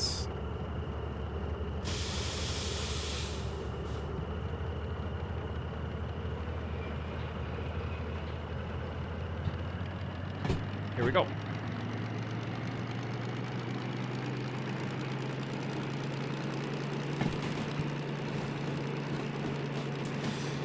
Bro, this is a traffic quieted neighborhood. You should not have, first of all, have you ever lived next to train tracks? I have. I've actually lived next to them. And the first week is like, oh my God, why is this happening? Why did I do this? My life is a mistake. I should never have moved here. Week 2 is like, okay, I'm exhausted. I can catch a little bit of sleep. Week 3 is like, that's weird. I slept 6 hours last night. Week 4 is like, the train tracks. I love the train tracks. I sleep so good when the trains go choo-choo outside. It's really strange experience. And then someone comes to visit you and you're like, I don't know how you deal with this. I don't understand how you put up with this. And you just somehow adjust completely. Okay, that was the first left. That was this left, I think. 2 left, 3 left, and then we're in E from the west. And we need to be going to 5-0.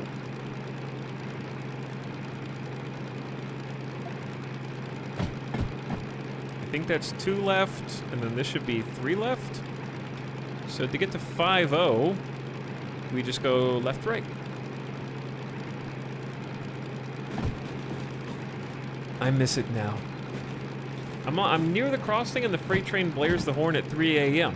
They don't know if you're in your house or not. They just don't want you to get run over, that's all. It's in your best interest. You might be in your house, you might not be. All right, left, right. I never did go back. I'm still confident that that one crossing, like in harbor, is messed up. I forgot where it is now, but I'm convinced the map is wrong. When we were coming in the first time.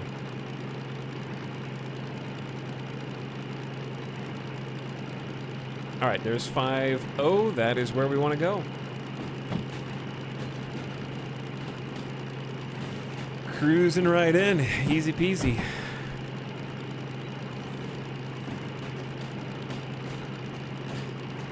Somebody asked if I peed before I took this 2-hour journey. I did just drink an entire can of water.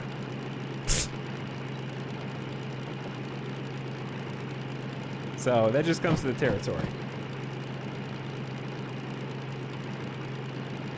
Okay. Okay. Oh, Dorito believed again? Did you go double or nothing?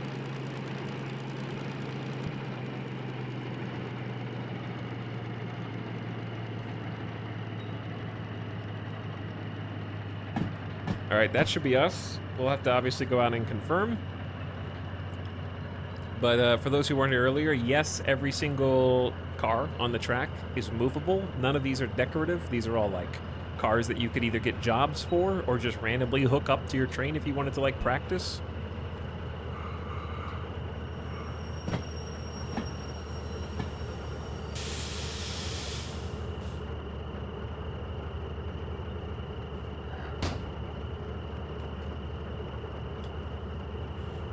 All right, this should be a safe speed.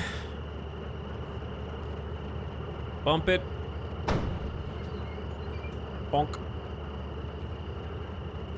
Lock it in place. Now let's go check the manifest. Okay, this looks like CFF410. So we're starting kind of at the back. We don't, actually, I don't know. That's a good question. Is the manifest in order of the vehicle load? We'd have to look. I think it's written on this. It's 35,000 kilograms.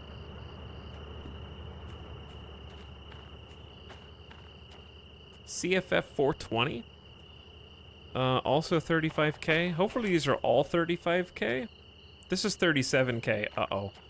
Is it getting heavier in the ascending order? 34K, little mix and match. 37K. Dude, we got cars? 30K. That's good. We got a car transporter. That is sick. 24K. It's actually getting lighter. Back to 31K. Who organized this? Back to 35K. I think it's fine the way that we have it set up. So this should be CFF 530. Yep.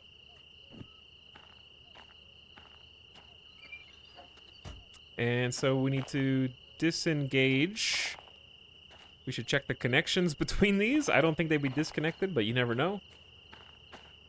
It's my responsibility to make sure that all of this is in working order, huh? What is this?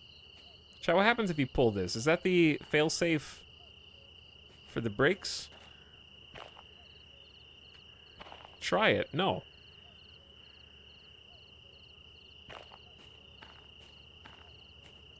Brake line release.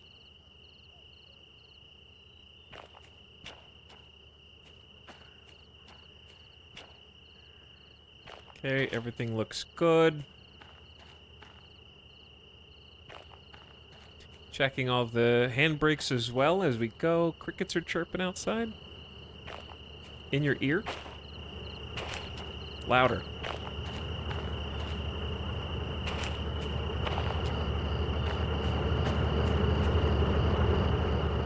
Now that's an engine. All right, let's get this hooked up.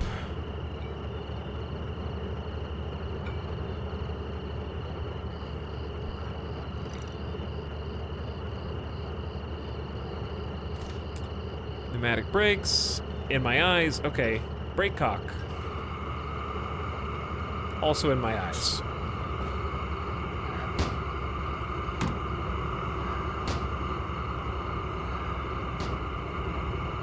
Alright, I know what's gonna happen this time. And I'm gonna be ready for it. To pressurize the brakes. I'm ready, I'm prepared. This is gonna be a fun ride. This is gonna be a fun ride, I think.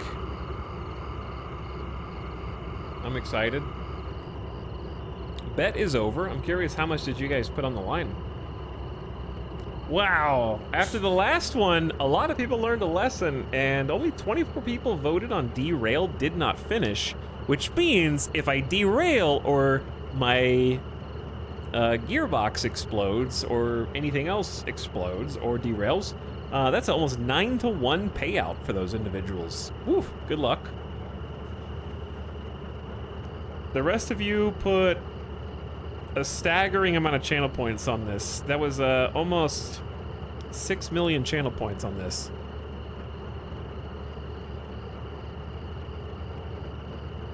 Here we go, I guess. All right, let's plan our escape by first checking the brake compression. Put that back into neutral. Make sure the engine brake is disengaged. Also give me 1 second, chat.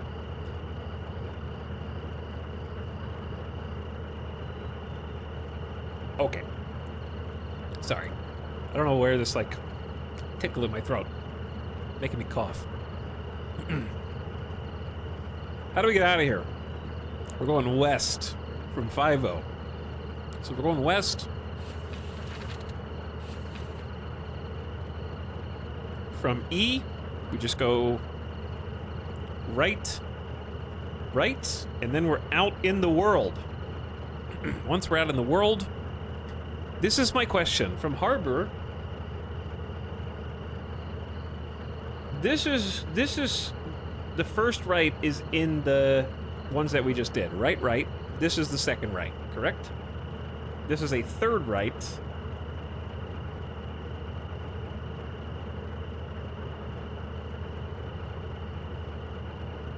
Should be. So we go 3 rights. 3 rights, and then we have a little time before we need to look at the next one. Pretty straightforward. All right, gamers, let's get started in first gear. While we're stationary, disengage the handbrake. Give it a doot.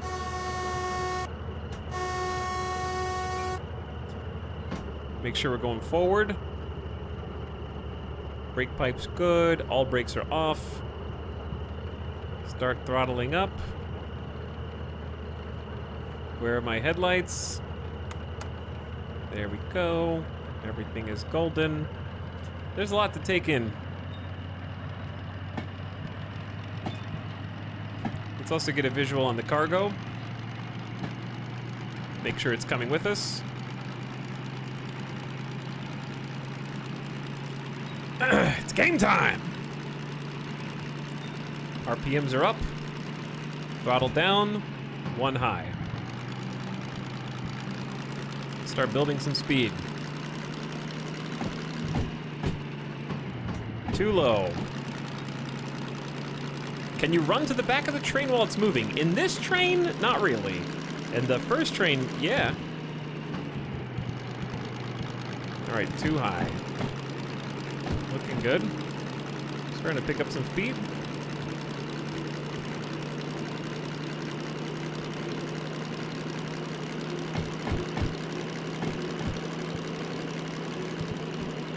I feel let's just keep it around here for just a second. Well, I need to switch to 3-1. I need to make sure we take our rights. Oh. Sorry about that. I apologize. We're crossing. There's a lot. I need a partner. All right, the first right's already keyed in.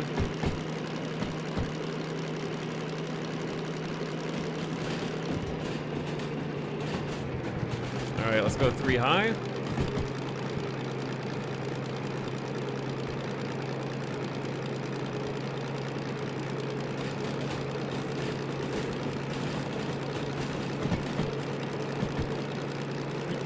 Now, I don't want to go too fast here.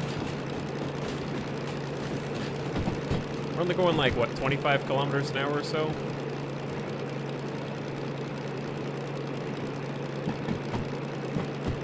It'd be funny if I derail. I keep saying that. It would be funny if I derailed, like, in the station, though.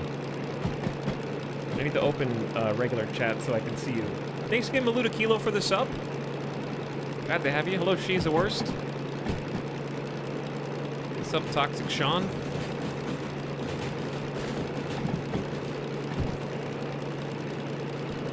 Okay, so that was the first right. I said that there were 3 rights, correct?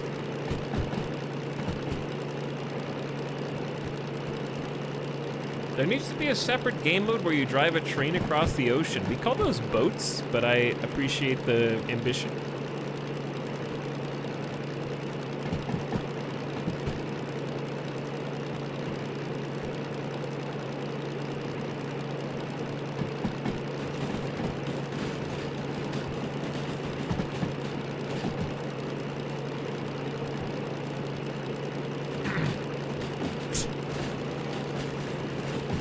Okay, I don't have any idea on the safe speed here, but I'm getting a lot of good train noises.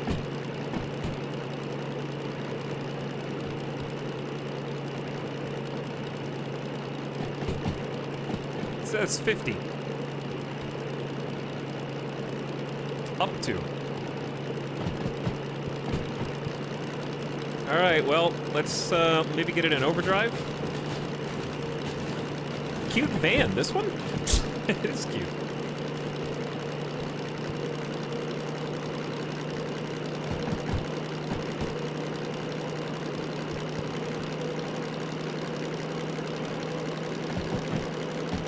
Crank it. I think we're gonna have to go uphill, so cranking it is gonna be difficult. Is this an incline?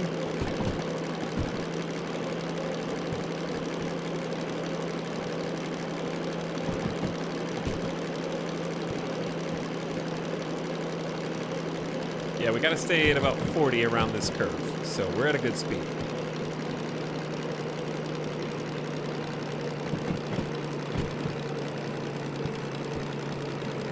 We're also slowing down.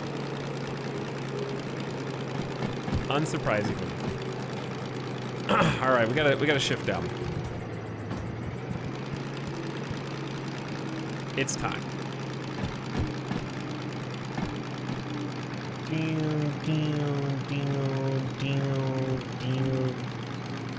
Shift down again. All right, we need to go too high.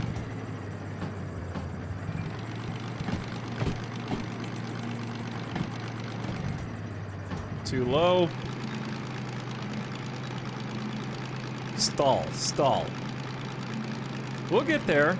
This train, even if we have to go 10 kilometers an hour up a hill with almost 450 tons behind us, we'll get there. Trust me.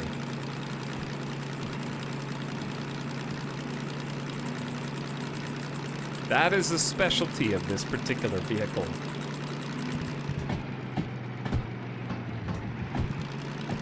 Okay, we'll shift to 1 high.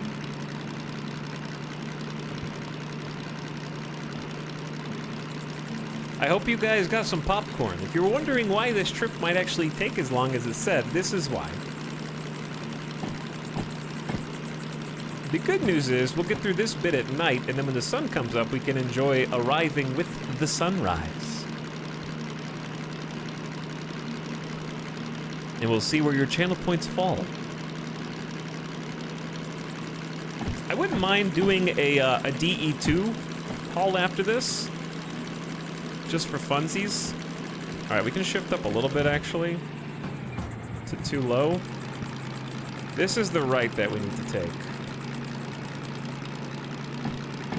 Coming up. So it's 300 meters. We have a plus 2.4 gradient. That's a climb. This is, I think, one of the most infamous trips in the game. Where a lot of people in chat were saying you take a DE2, you think you can haul out a harbor. We did this, basically. And you get stuck climbing this hill. But we will not get stuck. I guarantee it. All right, I'm gonna downshift to 1 high. Watch out for slip. This is when sand is gonna be possibly necessary.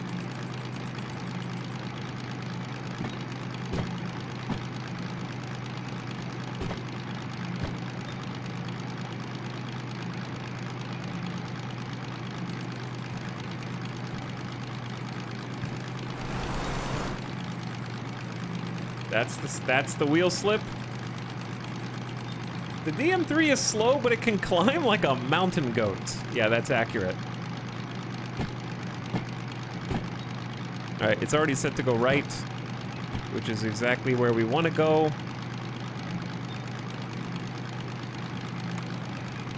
And that is going to be... Wait, no, we need to go left. Wait. Uh-oh. No, we need to go right. Is this this? This is this. This is this.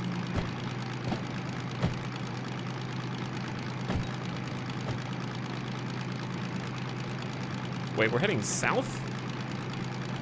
Yep, we're heading south. We gotta go right. Perfect.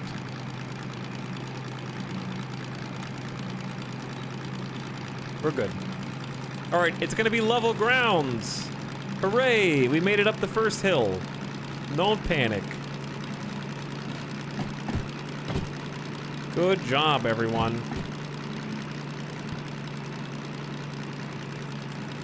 We just gotta pull the rest of the cargo. We got 9 cars behind us and they're all heavy. 430 tons worth of cargo.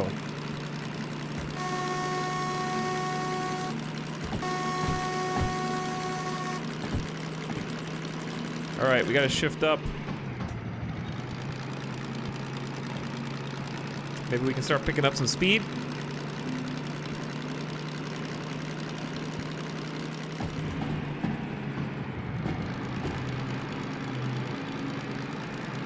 Nah, we're cooking. Okay, so we got a little bit to go, and then we're gonna turn left.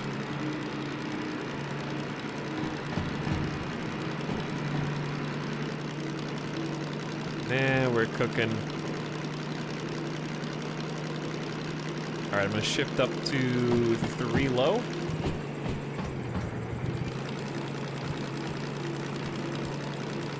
We got another incline coming though. So I'm trying to gain as much speed as I can right here before we hit that incline.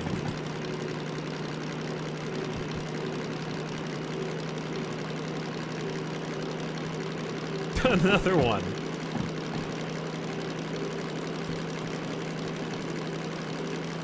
I'm watching the RPM. I don't think I should shift because when I take off the throttle to shift, we're gonna lose all that momentum instantly because we're already starting to go back down the other way. This is gonna be the hardest part of the trip. Wait, not this. This is just trust me. This is the hardest part of the trip. Just wait until this baby hits 20 miles an hour. That's too fast. All right, we need to downshift.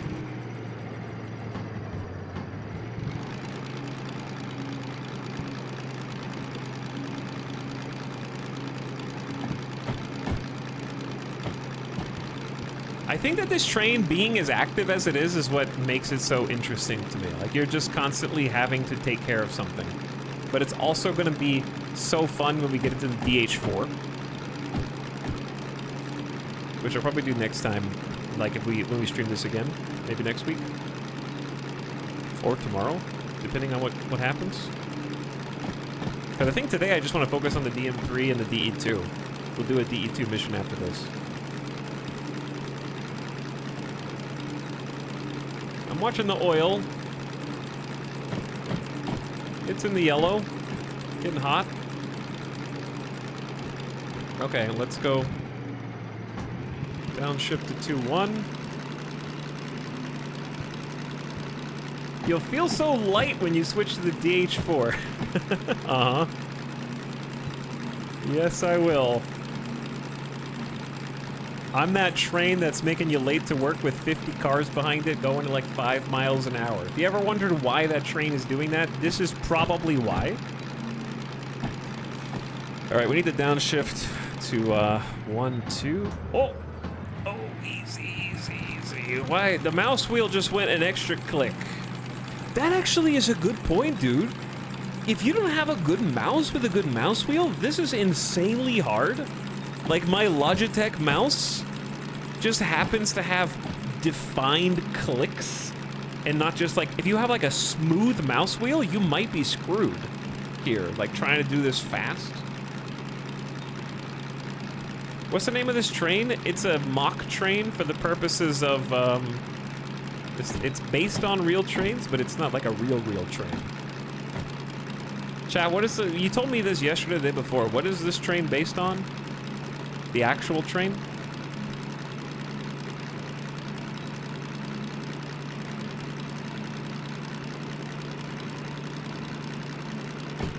Someone in chat had the answer yesterday, because I want to look up videos of it too. British Rail Class 03 is what it's based off of. All right, we're in 1 high. Let's switch to 2 low.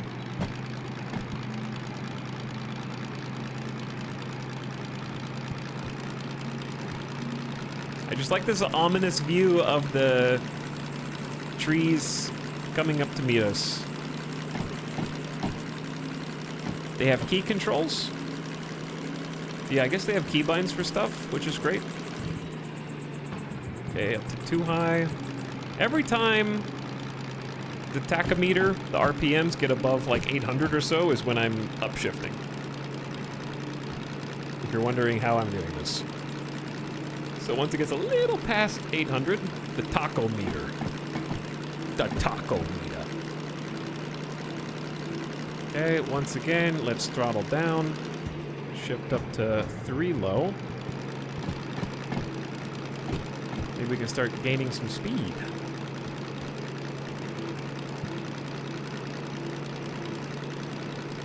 All right, we're coming up on a fork where we're gonna need to go left.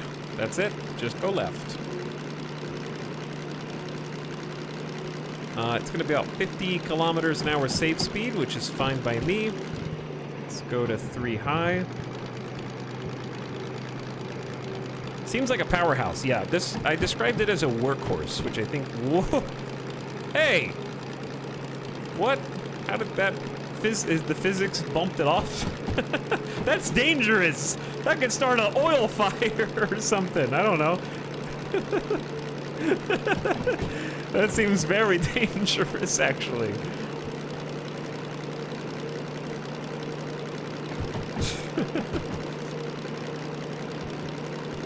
Okay, 50, and it's gonna go up. Let's go ahead and upshift to overdrive time, chat. To overdrive. We're getting close to cruising speed. We're at about 20, 25 kilometers an hour right now. Newman. I don't know if you can see, it's really dark, but we got a bunch of cargo. We're actually carrying cars, like vehicles. We have like a very eclectic mix of cargo back there. A lot of consumer goods.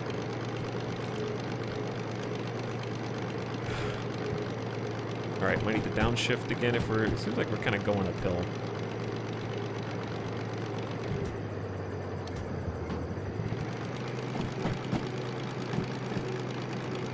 Do you need to manage fuel as well? Yeah, I'm assuming that the hotter the oil temp, the more oil you're actually burning. That makes sense. And then we have a fuel gauge down here, so we just have to refuel at different stations. But this is enough fuel to get us across the entire map, at least once or twice. Like at least a couple times probably, because we did it once and we were at half a tank. But it's a combo of fuel and oil for this. We got that diesel.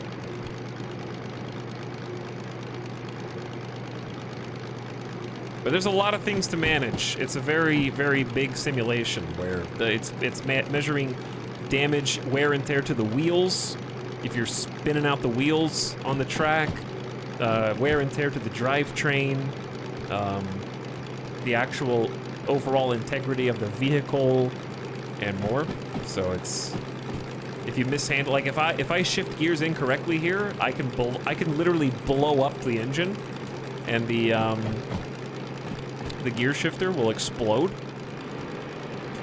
It's also possible, like basically the way that happens is the RPMs would accelerate past this safe point and blow up the engine. But how do you know? Because I did it. I did that yesterday. On accident when I was learning this vehicle. Toot in the tunnel. I'm talking to chat. We're talking to chat.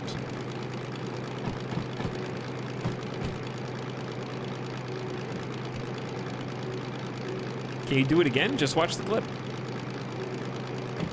All the windows exploded.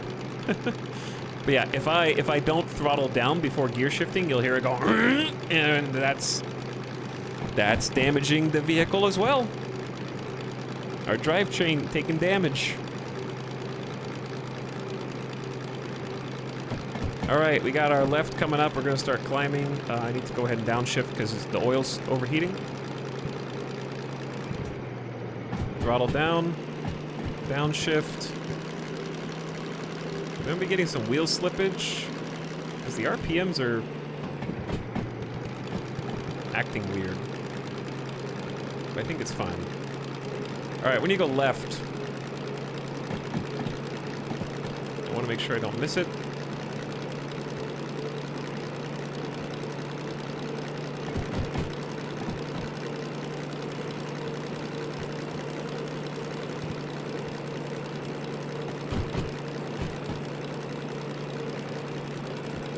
If he does it again, we lose. Also true. Are there different angles to swap to? Sure. If you're not playing on realistic difficulty, you can go third person. You can zoom out. You can play however you like. I'm on realism mode, so we're in first person in the cabin. But you can actually control the trains from third person if you want to as well. Pretty sweet. All right, it's already on left, so we can go up to 70, but it is going to be an incline, so let's try and gain some speed. Well, we can't because we're going up a hill, aren't we?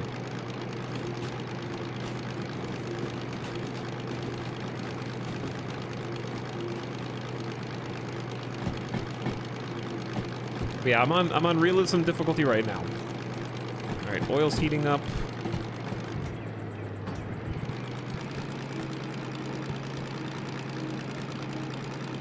60. I wish.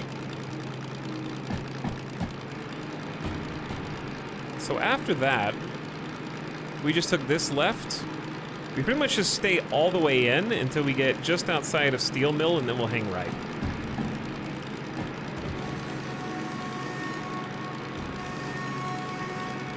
There you go.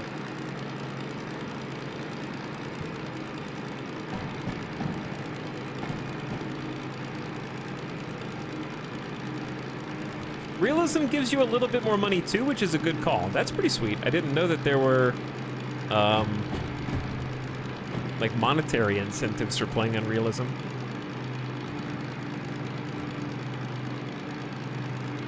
I feel like I've really got the handle on this train now. That's not to say I will never screw it up, but I feel a lot more comfortable. Yesterday felt frantic. Today, there's been some mess-ups, but I would say overall it's been much better. Like, I think I'm way more comfortable in the cabin here. But thanks, Greg, for the 41-month sub. Appreciate ya. How you doing? Friendly Stand. Also appreciate the 28 months. Vrooming in chat. We're going as fast as this old gal can. And PB for you. Hey, thanks for a year. Don't worry, chat. It's leveling out. We'll be able to speed up now. That oil temp should go down because it's leveling out. And RPM should go up.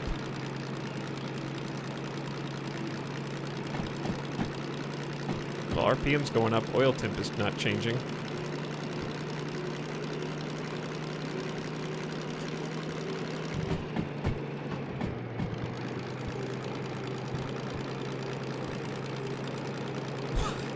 Are you rooting for a cave-in? I don't think that there are cave-in physics simulations.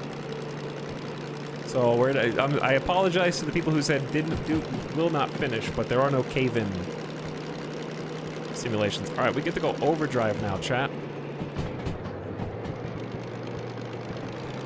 It's overdrive time. 2 overdrive.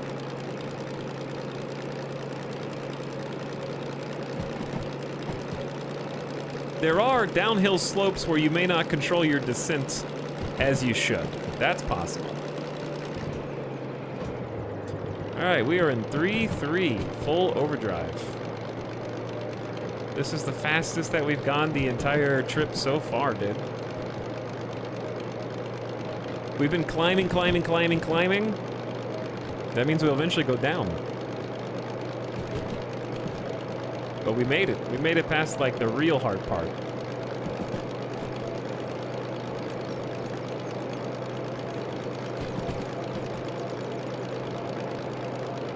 This is about as fast as we can go with almost 430 tons behind us.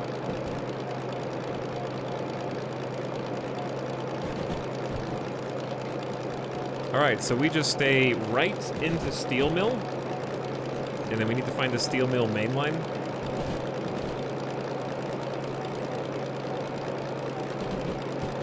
Coming in from the southwest, it'll go through B.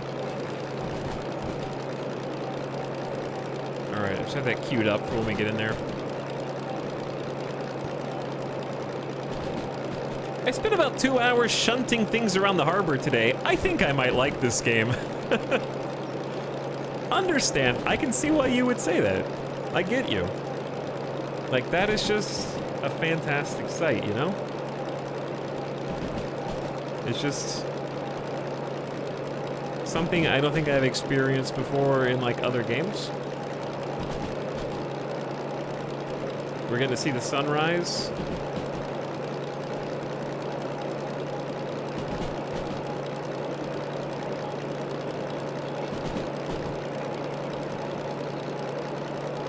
What I've noticed about this train is it's much less momentum-based, unless you're actually going downhill. 80 kilometers per hour safe speed here, going up to 100.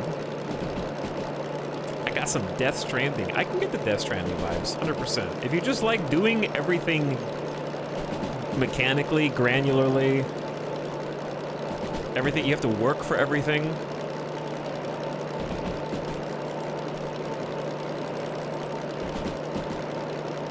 totally get that. All right, 120? And it's about to go down. Good lord. Gun it. We're going as fast as we can go. We're at top speed right now without going downhill. This is all she's got.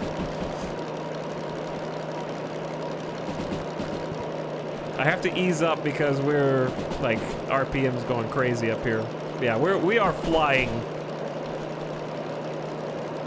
For a DM3, this is top speed.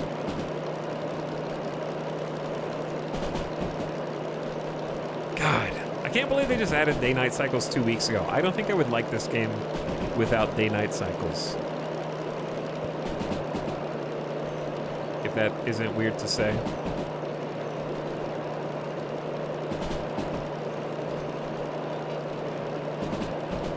But yeah, now I feel a lot more comfortable inside this train. Like, we got a nice speed going. RPMs are fine. Just continually easing off. I know to look for signs. It's wild how much it adds to the atmosphere. Oh, yeah, for sure. Like, we just did a full overnight uphill climb. And now we're getting to see the sun-kissed clouds before it rises above the distant hills to the east, which will be kind of behind us at this point. Okay, we got a 60 coming up, so we're going to go ahead and apply the dynamic brake. Start trying to control that speed.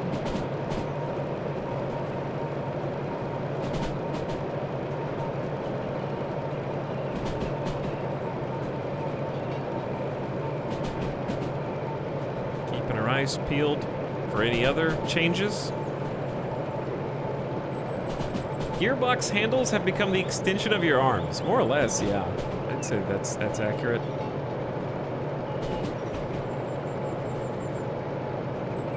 Okay, 80, and it's flat.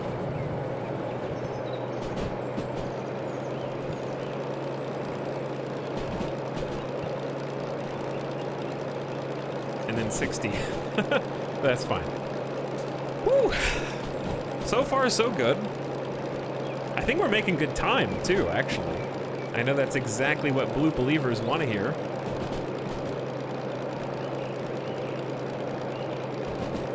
Drink it in.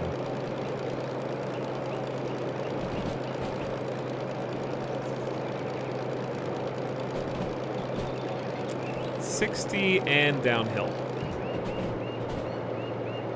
Downhill by 0.9. So we're coming up on, that's gotta be Steel Mill down there, right? Or, sorry, that's gotta be Farm. We are coming up on Steel Mill now. Should have an exchange up ahead. Continuing downhill.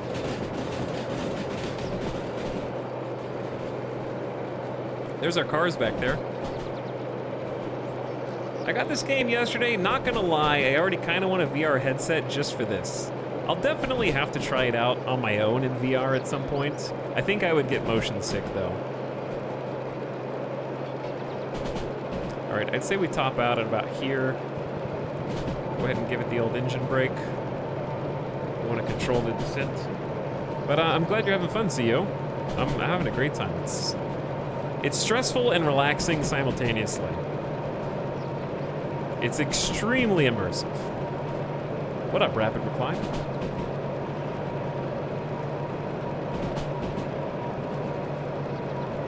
All right, 60 and huge hill. Okay, so we're gonna want to apply.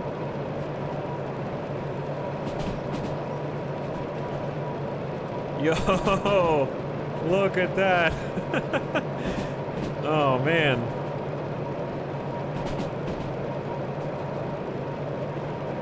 So I said right.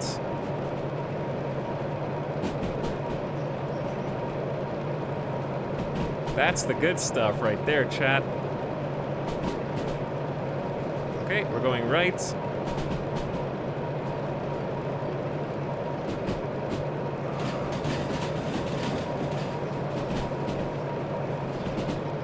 I'm gonna slow down a little bit more. So we got the brakes.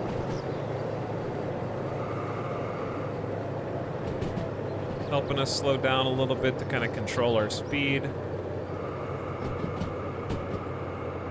Gonna loosen it up.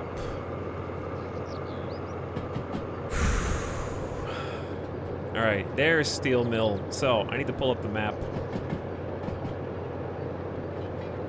We're coming in from the southwest. We need to go right, left, and that should be it.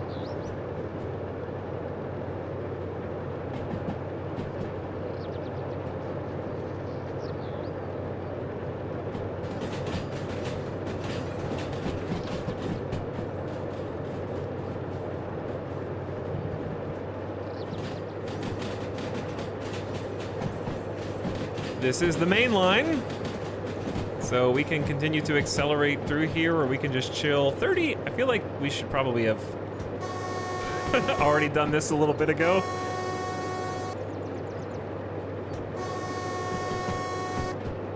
I'm here, it's me.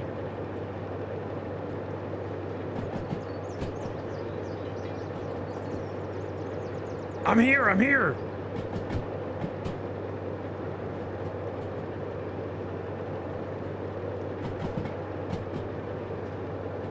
What was it? I saw a question in chat. You put a brake on, you're still gaining speed. Is that a bug? So the brakes are not like on or off. I was putting different brakes on. So in this particular vehicle, we have the engine brake, which is one that you're supposed to use first when you're traveling at higher speeds. So we turned that on, and it's safe to ride that brake basically. If that's not enough, that's also called the dynamic brake. Then we start applying the train brake, which is braking both us and the cars behind us. And I'm putting it on granularly, so I was putting it on like red on 2. We can max it out at 5, so I wasn't like jamming down the brakes. I don't know where we're going. Steel Mill, we just go left. Because if we turn right, we'll just crash into the starter location. If you go right here, you'll crash into the tutorial. Which is pretty funny. But yeah, I wasn't like putting on the brakes. I was just trying to do a controlled descent, if that makes sense. So right now, the red on 0 means we're not engaging the brake pads. And I got this all the way down, so the dynamic brake is off. And we're just trying to kind of accelerate back to where we were before. Because the speed's opening up, 70 is the top, and we're at about 40. It's also about to go downhill, so we can just ease off. I usually just don't throttle up for the downhill sections. And then that's when I put on the dynamic brake. Because I don't want to start flying out of control and gaining too much speed. Okay. So next, we're going to want to go left, left. All right, we're gaining a little too much speed. So I'm going to go up to like 1.5, 2. Toggle it off. We're good for 70, but that can change really fast. Now I'm going to release the brake by pressurizing it. That's going to disengage the brake pad.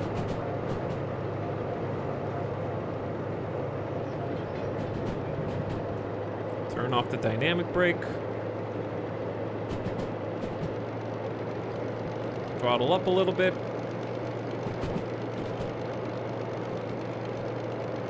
He's way too careful? How am I way too careful? Our top speed is 55 and I'm going 40 through the steel mill.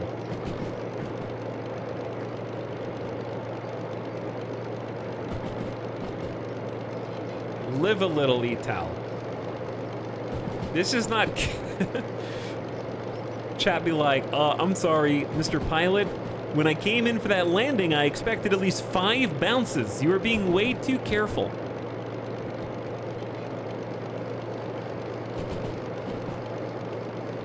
I have no idea how you read and drive this thing on this route. It's easy. This is my train now.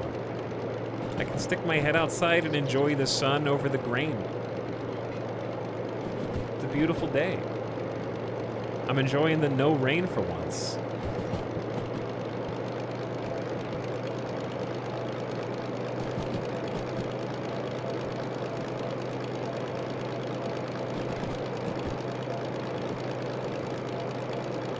bumpy landings make it more exciting. All right, what did I say? We have to go left here and then left here. So next time we see an intersection, just 2 lefts, easy. 1 hundo. Yeah, we can speed up.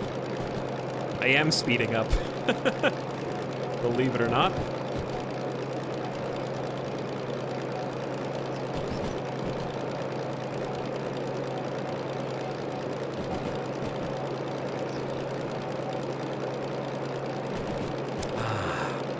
What a glorious day.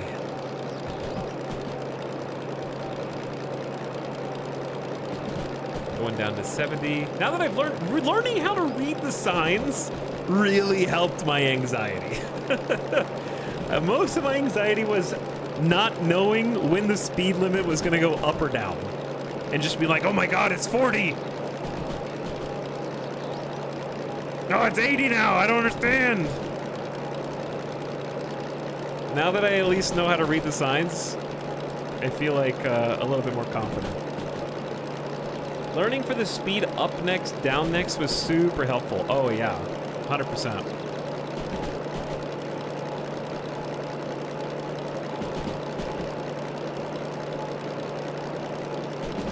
But yeah, this is like, I am peaked. We're at top speed. This is as fast as I can go without just doing 1 extra, and that's just gonna heat up the oil. Because we're already at 800.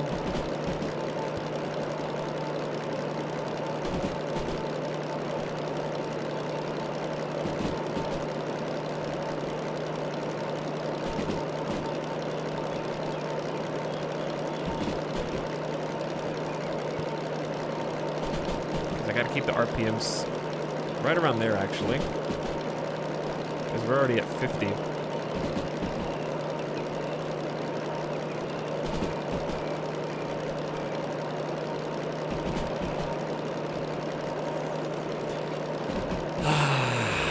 Chat, it feels good to go back to back from yesterday to today.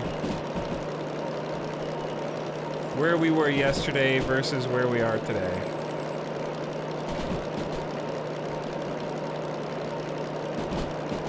Big progress. I think that's what these types of games appeal to me so much for. There's a natural sense of progression that I don't get from a lot of other games. A lot of other games rely, and there's nothing wrong with them, and I love them too, but other like standard types of games rely on dopamine hits via unlocks and a sense of progression for your character, upgrades, you know, basically, okay, so here's the first left. Sort of giving you new toys to play with constantly to give you the next dopamine hit, and I love those games too. But something about the sandbox sim genre of like Microsoft Flight Sim and Derail Valley, and even games like, you know, Truck Sim has some upgrades, but like, I guess DCS, things like that, where it's just like, here's what you have, learn it, figure it out. And the sense of progression isn't necessarily like them giving you stuff to play with, as much as it is you conquering the sandbox. Doing something right from start to finish has a different kind of hit. That, and also I think it's just like working for even the small things. It creates a breadcrumb style gameplay where it gives you something that is a simple objective, but it's more complex than it actually seems. Which is definitely the case here. Learning is leveling up, yeah. Especially, I think this game facilitates learning in a nice way, where the difficulty is baked into the insurance copay, which I think was really smart. And therefore, it lets you experiment and kind of take it at your own pace. That explains a lot about games I like I can never explain. Yeah, I think this is probably my favorite genre. There's just not that many games in it.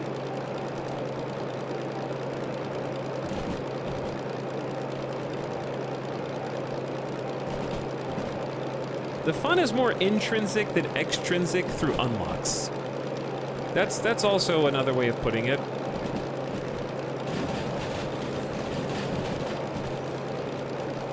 And the game itself has to be, like, deep enough that you can't really see the edges of it at first glance.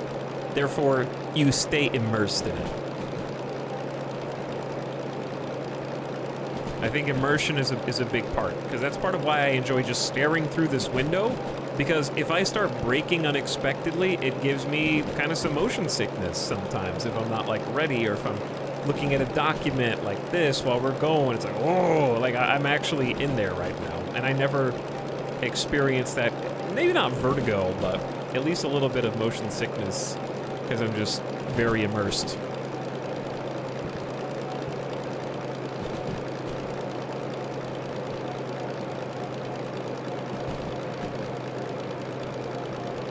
I think that games like this are the most video game of video games.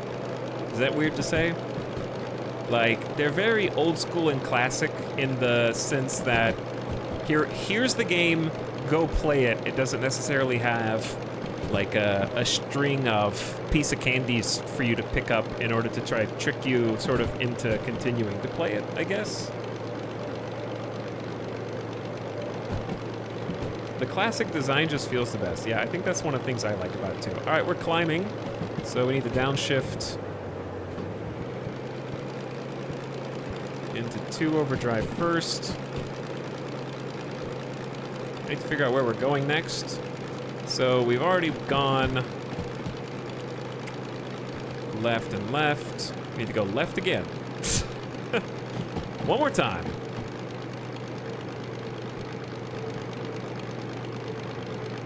All right, let's downshift into 3 high. Getting a little steep. What's the view on the left? Looks like some fog rolling in, maybe a bit of rain. A little rainy.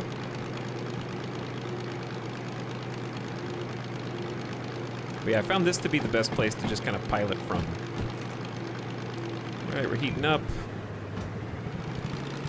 Downshift again. And we're gonna slow down. All right, let's go to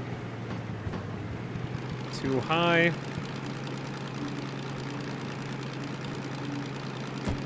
Wheel slip might be a problem here, so we'll just kind of keep this red light. If it comes on, means our wheel's slipping. You'll usually hear it first.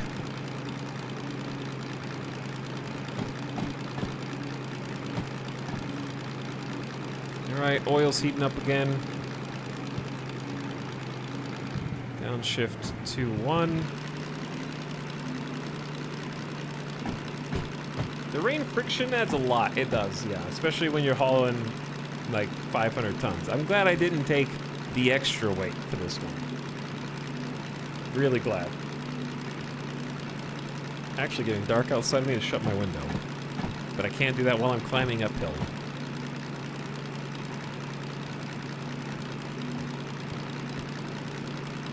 I saw the slip.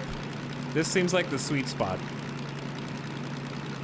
Games that give you objectives or unlocks that are supposed to give dopamine hits are never going to be as good because they're having to guess what you want that will make you happy.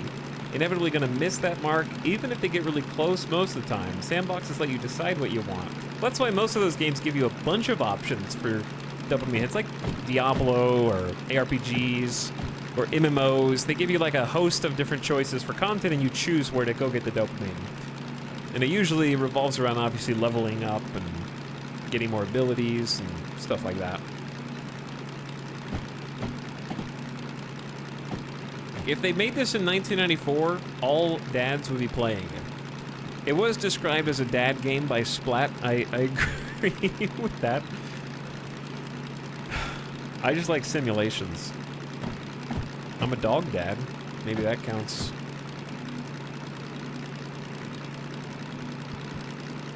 Give it a little bit more juice.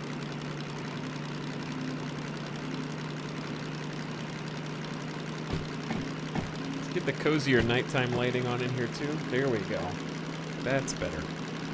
Chat, should I get like a cool neon sign back there that just says E in big letters and put it on the wall? What do you think? Oh, we can actually upshift? Is it leveling out? Yes, absolutely.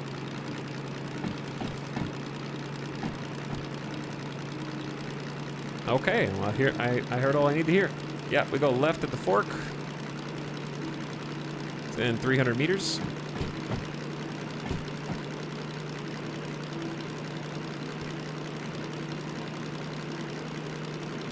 We can upshift to 3-1. I can't wait until I don't play this for a week and forget how to do any of this. That's what's gonna happen. I also love that my webcam is in the perfect spot, like there's nothing over here behind me. This is the perfect view for this train. This is the only lever here, which is funny. Okay, 3-1 might be a little high of a gear.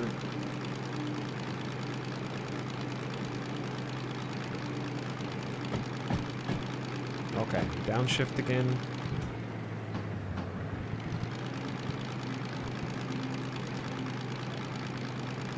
Where's the thing?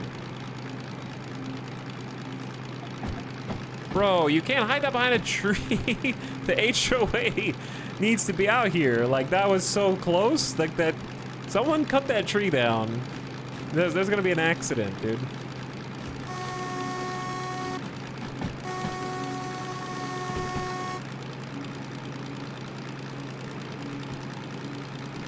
Oh.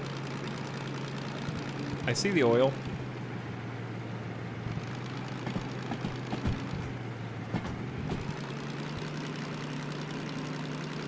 Oil was getting hot. We just burned a little bit of oil, but we're fine. We're not exploding. Not yet.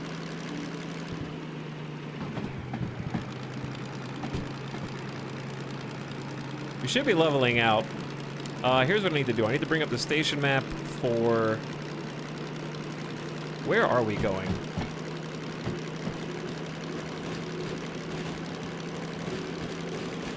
Wait, hold on. Can we just relax for a second? We're hauling to Food and Factory Town. FF. Approaching from the northeast. Yep, approaching from the northeast.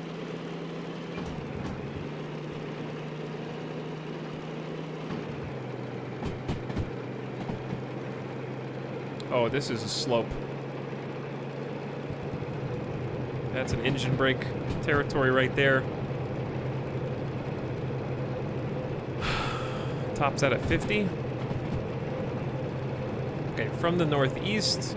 I need to figure out where we're actually delivering this to, though, but there's a lot going on here. C6I. So just straight on. So we're gonna go left and then right. And then we'll figure it out from there. Left, right, chat.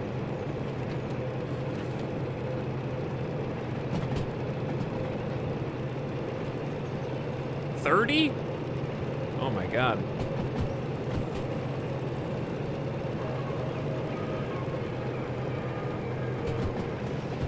Get some sand.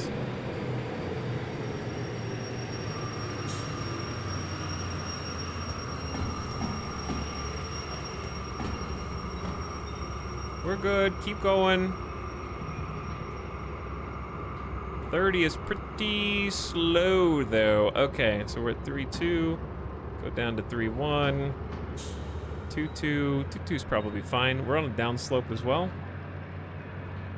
Yeah, sorry, the wheels were slipping. The light came on. I was trying to apply the brakes. That was causing the wheel slip. So I turned on the sander and gave us some traction. We slowed down. The reason I had to slow down is because we were going 30 kilometers an hour, and the sign read 30 kilometers was your maximum speed before you die. So I decided to just throw on the brakes there.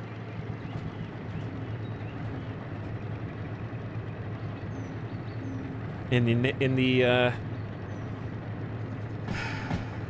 name of safety. In the name of safety. Let me shut my window real quick. There we go.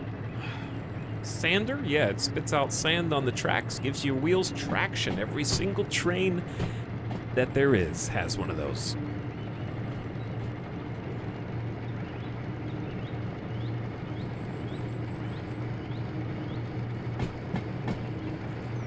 And we're back. Hi. Sander seems to be the thing that confuses most people. Every time I say it, somebody's like, what? Like, what are you talking about?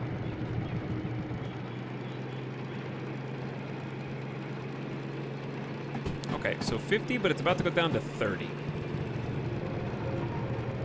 See? Wheel slip. You hear it? Turn on the sander. Sander's on. We are dumping sand onto the tracks. We're just gonna need to use some sand here.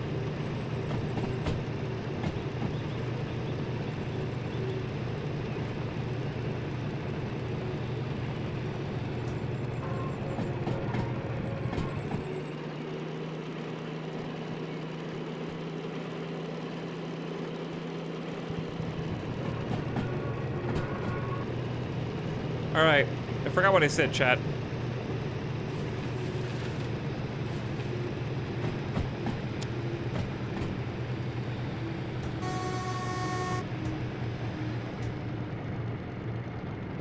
I tried the honk. From the northeast, left, right. Wait, no, yeah, left, right. Into C, left, right, that's it. Okay, we can well, we're actually fine where we are. Let's just make sure the brakes are off.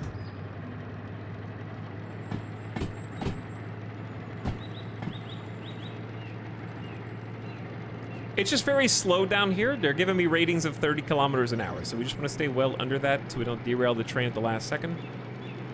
And we're on a slope, so we're just naturally accelerating. So it's a little touch and go. That's why I'm sort of just like focusing. Where's our sandometer? There it is. There's our sand level. We got a ton of sand if we need it. Ton of sand. 2 tons, maybe. But just because of the rainy conditions and the weight of the cargo behind us and the fact that we're on a downslope, it's causing the wheel spin. Just losing friction.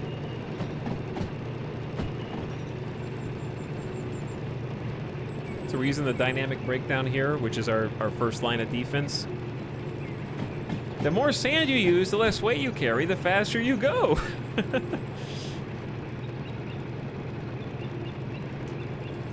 A clipboard would be cool. I'd also like something you could like hang from the ceiling, like hanging the lantern from the ceiling, for example. Would be sweet.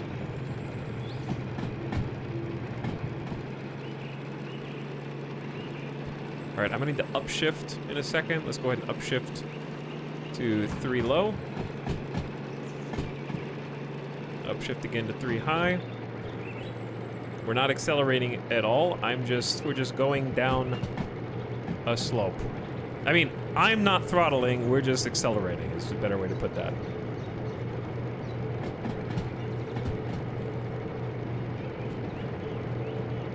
I said left, right.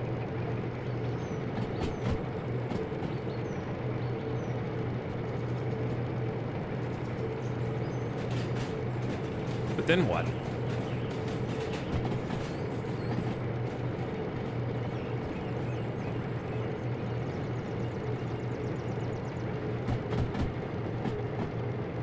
And then, I don't know, let's just put the brakes on.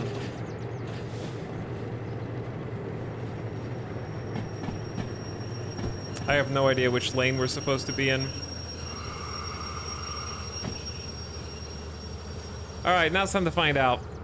We're delivering to C6I,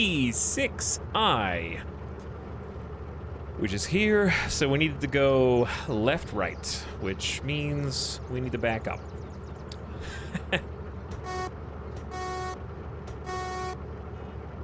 Beep, beep.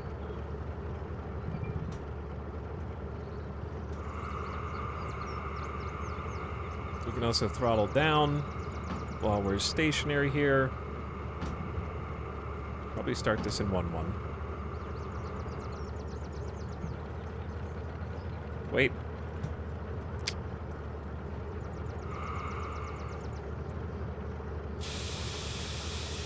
Reverse, please. Thank you. All right, what did I say? I already forgot. C6I, so we need to go left, right.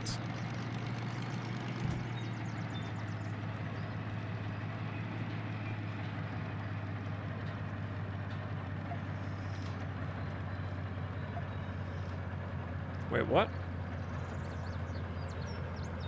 6I is over there.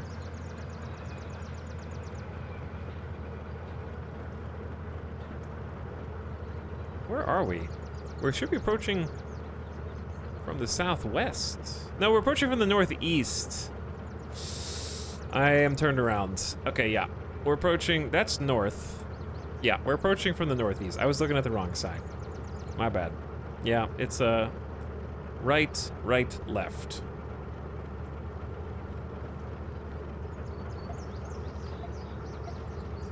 Boom. Okay, anyway. Again, this is way easier than the harbor, though. I can tell you that much. And it's not even close. Oh no. Anyways.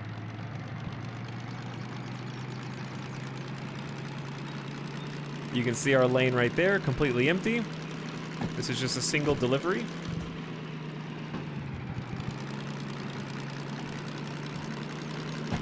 This was a nice run. That was a nice run. Thanks, Outdoorsman. Let's not screw it up here at the finish line. I think 2-2 is fine to get us in here. VR content in the future? No, I'm happy playing the game like this. If I was playing VR, you wouldn't be able to read what you're saying because I wouldn't have the little wrist thingy on. I'd be too focused. I think I'd enjoy VR in the comfort of my own home. I never really enjoyed streaming VR.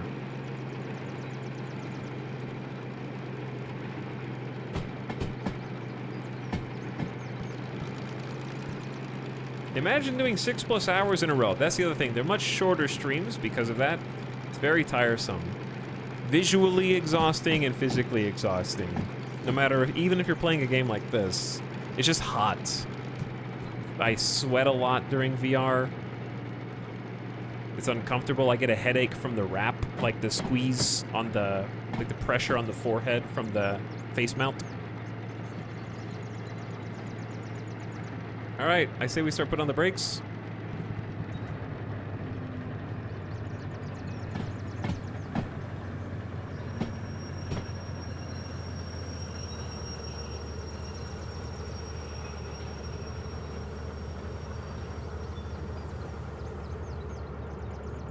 Gentle, easy stop.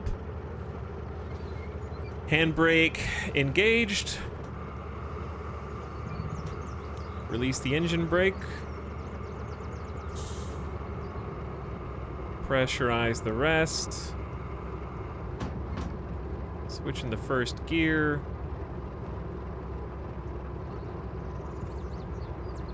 We're gonna go lights off.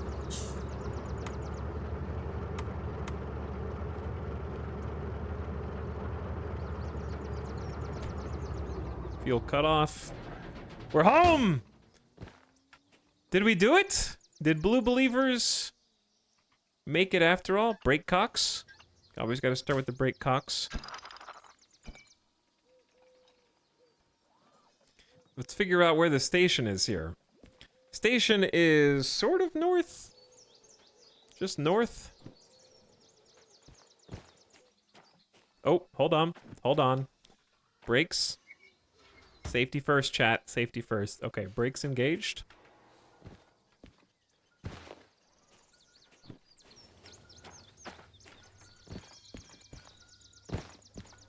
Let's go see. Show me the money.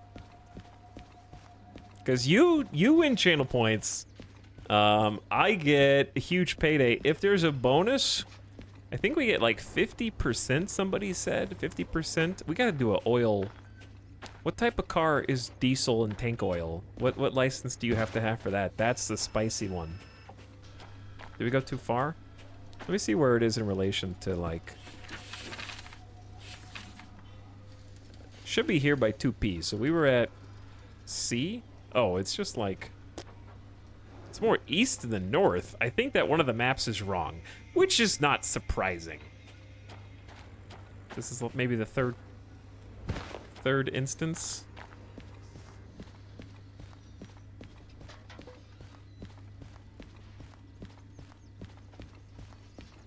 Imagine, oh, it's gotta be that with the little light on top.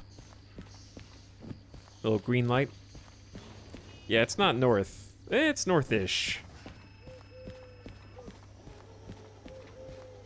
Oh, oil is hazmat. Okay, that makes sense. I was wondering what hazmat was. That can actually get explosive. This does have a very DayZ vibe. They have the same kind of block apartment buildings and whatnot. Here we are, chat.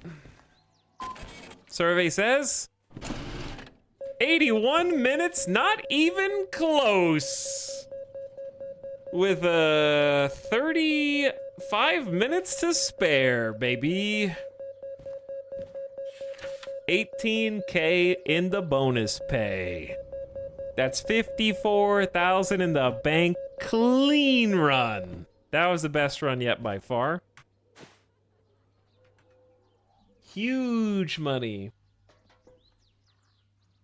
All right, gamers.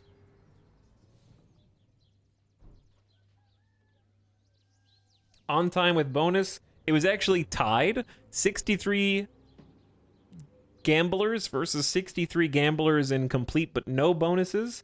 24 brave souls said I would derail or not finish. On time with bonus payday incoming to your account.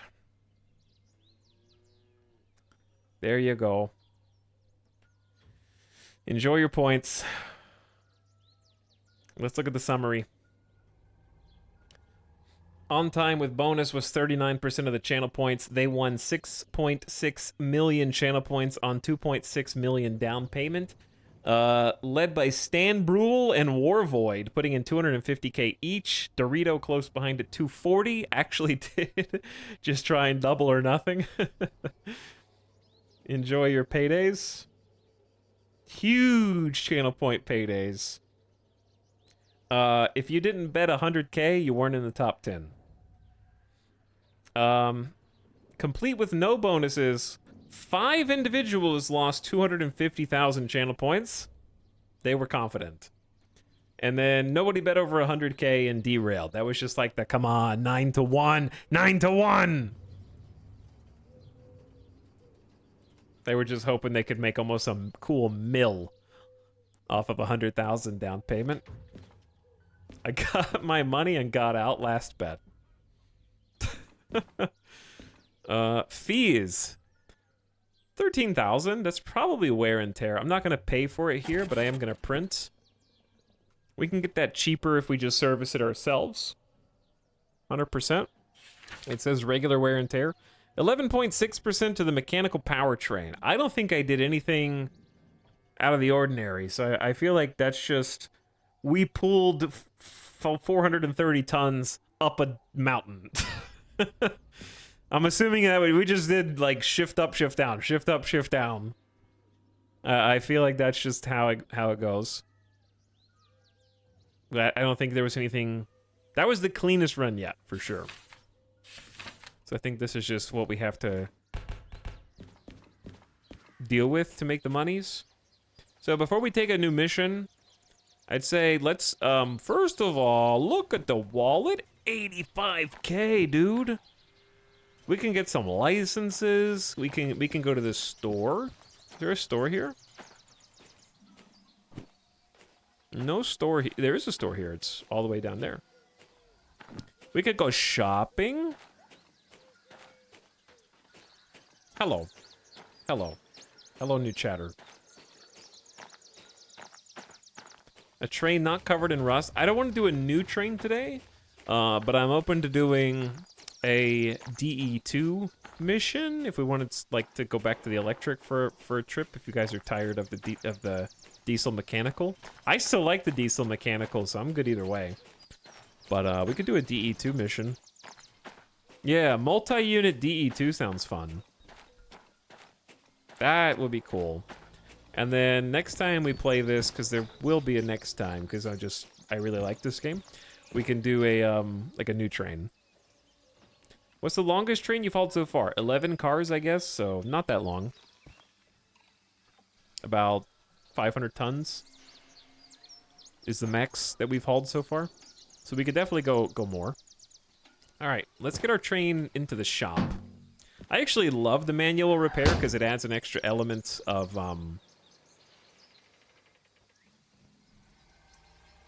you know, I do this to Alice all the time. If we're talking, having a conversation, if I can't think of what I'm trying to say, I just go, and then she's like, I know. She understands what I mean. If I can't find the words. I just do this, and that means I can't think of the word right now. ADHD charades, the word just isn't there. Money hands? No, that's this. I'm just like, it's this, but pasta. I guess it's pasta hands, but it's like clapping them. That just means like, you know what I'm saying? And yeah, I know what you mean. And then we just move on. So it's better than just, otherwise I'll sit there and be like, okay, what am I trying to think of? Hold on, whatever I was just saying. And then I get my phone and I'm like, I use 8 words to describe the thing that I'm trying to think of and then type Reddit at the end of it and then I'll get the answer. And then like, okay, oh yeah, no, that's what I was looking for. What was I saying again? And that's how it goes.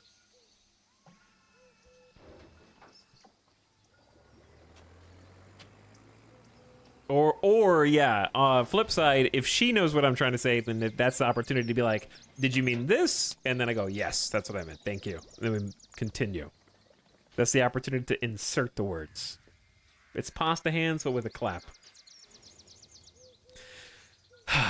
All right, let's get this back on. We are at, that was an excellent mission, super fun. We're in C right now, so we need to go from C to here, out from the southwest, so we can kind of just back it in. We just go out straight, and then back it in, go left, left, right. All right, let's get everything on. Electrics, the starter, cab light on. We'll do the lights. Just the front headlights. Get the engine running. Brakes are already pressurized.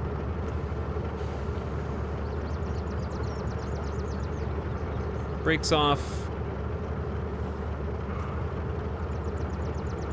Brakes off. Train brakes off. Engine brakes off.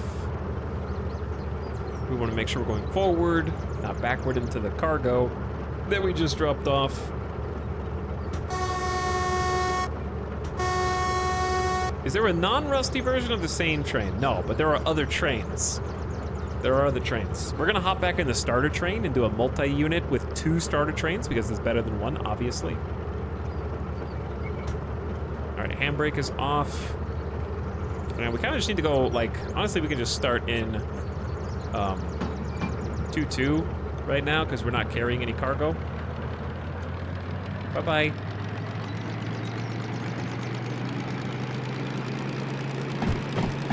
We're so light on our feet. That is the starter train. So we'll be yoinking that. I think that's the DE6. That's a big boy train.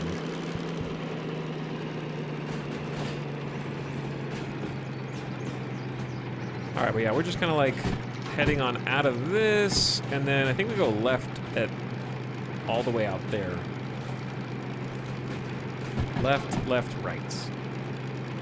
DE6 is big. DE6 is big.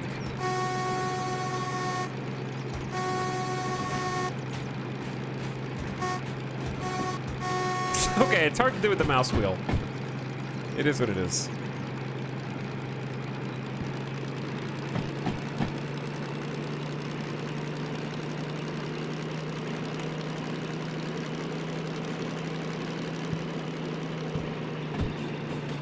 Okay, this is where we want to be. We don't have any cargo, so we can actually use the individual brake this time to slow down. We also have an incline that will naturally slow us down anyways.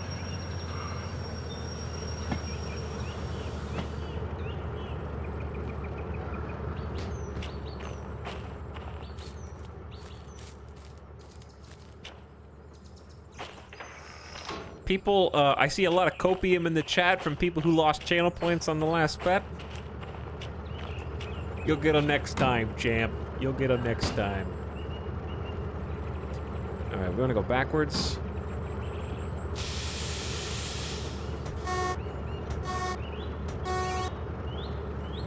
And a little throttle. People right bet. There's been a lot of channel points changing hands today, honestly.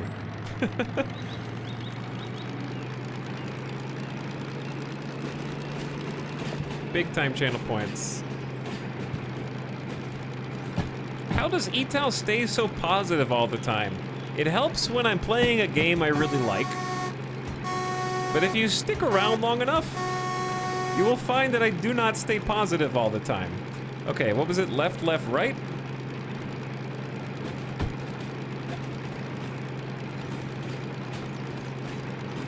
Wait, I need to be there. What? Hold on. I'm sorry?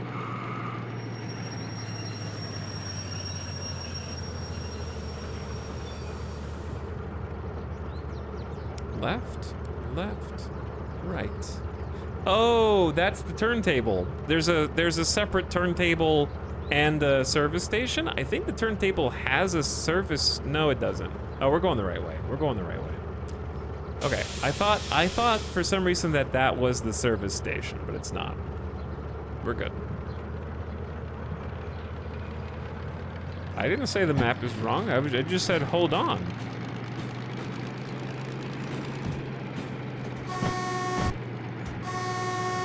I said hang on. But I have found 2 confirmed instances of the map being wrong. The first one I tried to submit a bug report, but they don't have an actual system in place to automatically submit. They have a system to make a bug report, and then you have to kind of do the rest on your own. They don't provide the email to send the bug report to in the game, which is strange. I feel like I should just automatically send the email. Oops, sorry for the weird zoom. All right, we're here. I'm sorry for the random zooms. My right mouse is sensitive. I also forgot to change my lights while we were backing up. My bad, my bad.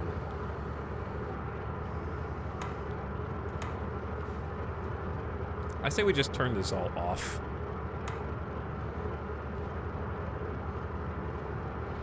Handbrake instead of the pneumatic brake.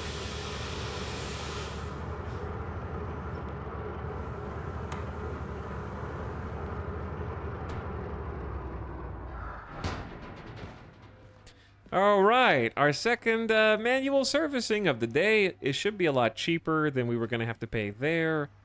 We have the license to do manual servicing now, which saves us a lot of money on our copay, because our copay is not the $100 that it used to be. So that'll hook us up for fuel purposes. We used up a good bit of diesel. It was a decent trip. We had to use a little sand, about 1/3 of the oil. Get a little pizza slice there. The body is in perfect condition. The wheels are in nearly perfect condition. The powertrain was normal wear and tear. And that's not a thing. Okay, perfect. Only 72 hundo. That's down from like 12 or 13,000 that it was going to be inside. Much cheaper. Seems good. And we're all fixed.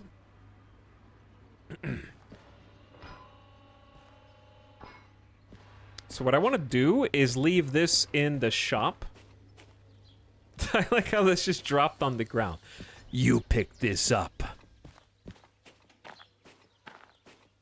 We'll just leave that in the shop. I want to go see what we can get with our money. Not a D6 yet. But we're gonna steer this little guy around again. I want to find a second one if I can. And do a multi-unit. I was hoping there would be a second one here. There is another storage. And that's the 2 parking spaces.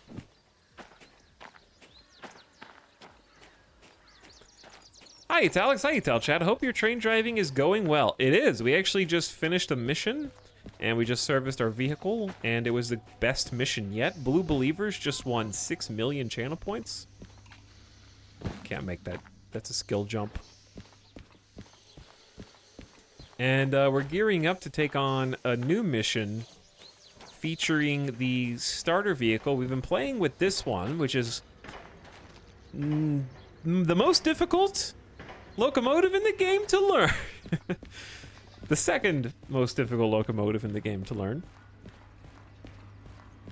And actually, I feel like I have almost mastered it. We're nailing it. Like, it's been super satisfying to figure out. I know how to drive a stick shift manual train at this point. But it's going actually really well. The first trip, we've done 2 complete trips today. They've been very lengthy. Again, this is a 256 square kilometer map. We did 1 trip from this orange station up here all the way down to the harbor, so end to end, and you'll notice there's no straight lines in the diagonals, so you have to take a really circuitous route. We went all the way up in the mountains, through a roundabout, and then next we went from the harbor up north to this blue FF. I still don't have the names of everything memorized yet. We're in Food Factory. And the second mission, we did like a consumer goods cargo drop. So, there's also a shop around here we can spend some money. We just made the mother load. We made 54K. We got the bonus. It was 36,000 in cash plus 18K bonus. So really, really good job. There's 1S. Okay, it's just some tankers. I was looking for 1S and I found it. I need to find a second DE2, the starter vehicle.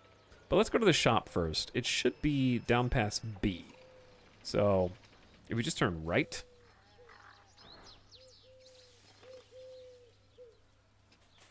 It should be east.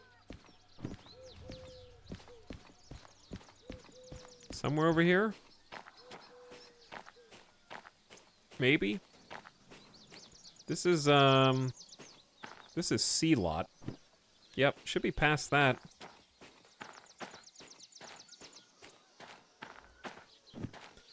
Talk's fleshing out his marketable skills as a backup in case Twitch contract negotiations go sour. I think in another life, maybe I was a train driver.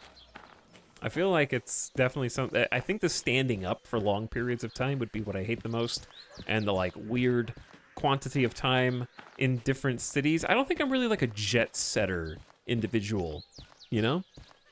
I kind of like being in one place. I don't really care. Like, traveling doesn't entice me implicitly. What can we buy here? We can buy Old Bob's Garage Key. What is that? Unlocks a crew vehicle. What? I'm buying the $5,000 flashlight. We can buy some cassettes, but I don't... What's a shovel for? I'm buying a shovel?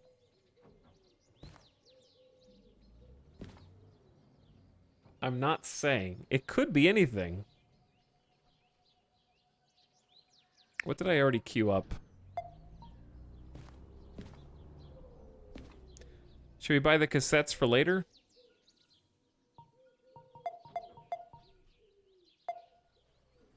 Just go. We're gonna clean them out.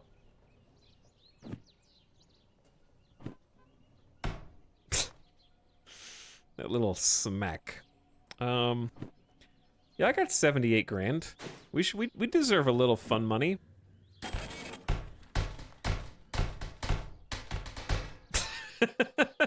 I feel like I just got out of jail. All right, I got a shovel. Like, that's what I came in with. A. And oh, they're all A. There's the keys. Flashlight. Cassettes. And then how much we paid for everything. You keep that. I don't want it. Yeah. By the way, Avik, how did the rest of 7 Days to Die go?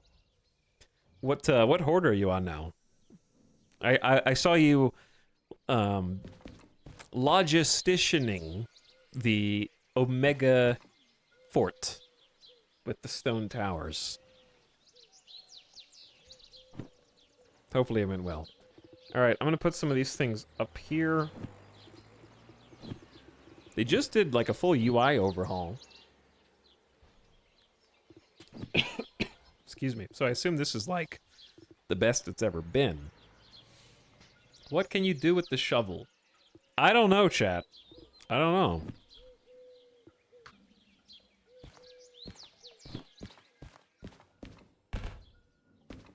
I have no idea.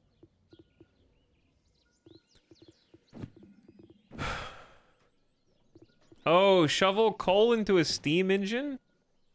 It's for steam coal. Oh, okay. What are the keys for then?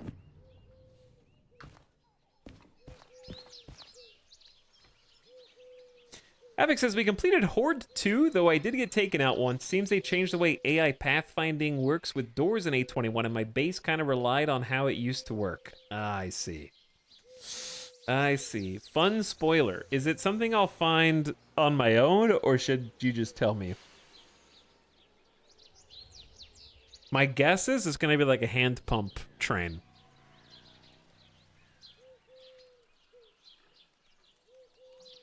Since it says crew vehicle.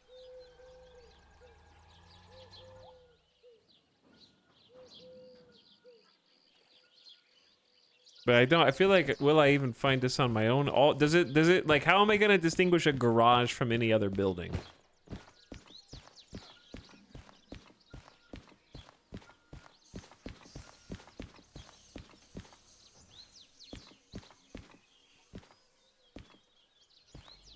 It unlocks loot boxes for your shovel skins. Okay, is it here? Is the key, wait, I guess that would might make sense. Does the key open something here?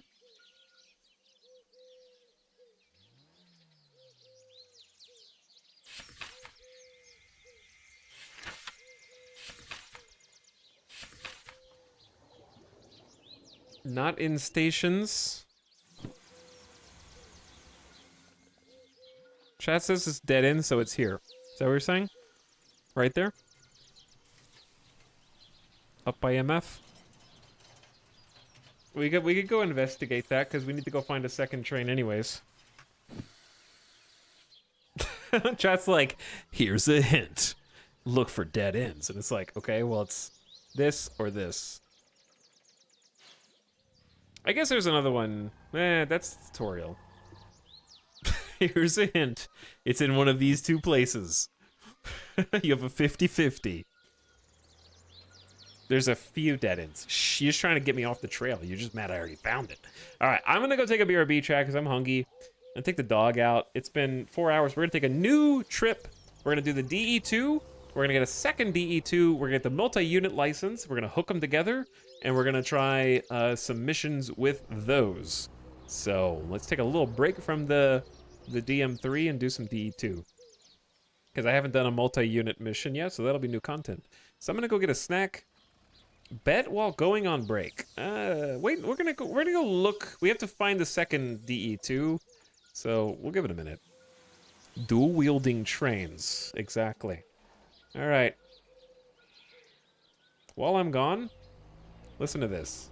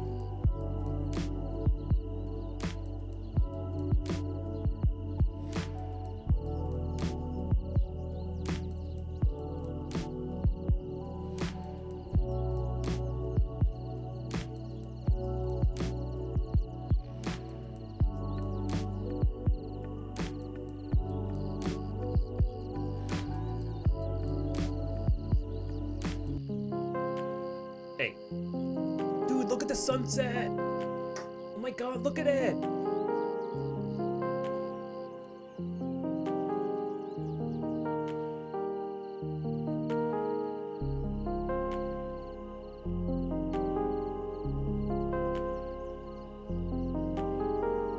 So this game is set in like Eastern European land, right? Very Eastern European. So nobody will mind if I help myself to a little something spicy for the next trip. Right?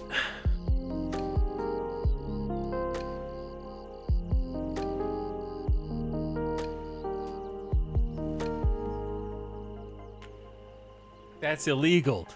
In what country?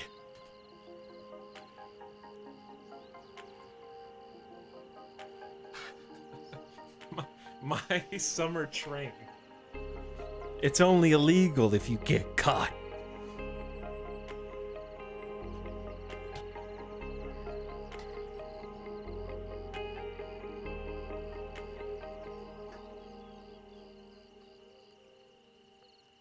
Okay, I got a cider. I got a cider. If that affects how you decide to put your channel points on the line in the next Gamba, there will be one more Gamba tonight. Not yet, though. Not quite yet.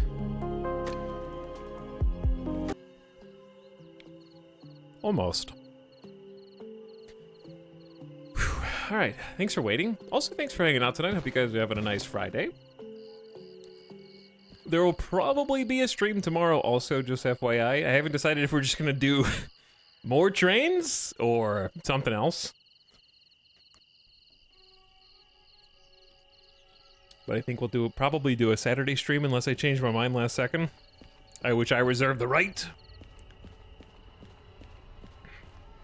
Trying to ease back into the saddle of streaming after the vacation.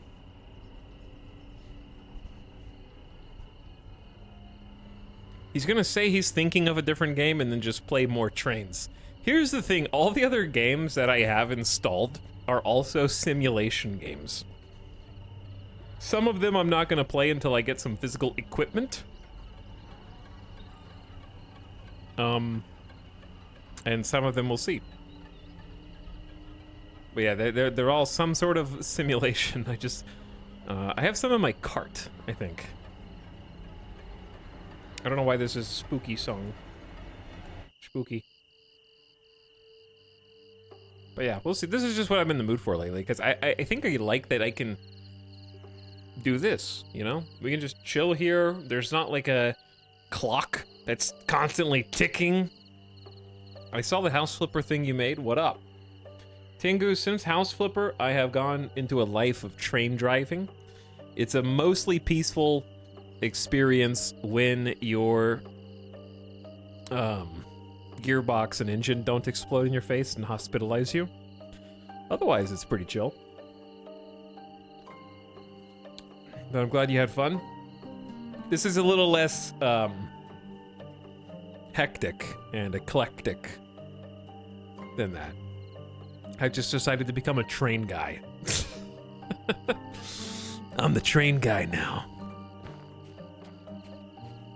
I was the Diablo guy, then I was the house flipper guy, now I'm the train guy, okay? I need to look, I'm looking for, we just bought a bunch of stuff at the shop. I'm still kind of the Diablo guy, though. I'm still Diabloing. We're not in Goods Factory Town. We're in Food Factory Town, and we're here, and I want to be here. So honestly, it should just go that way.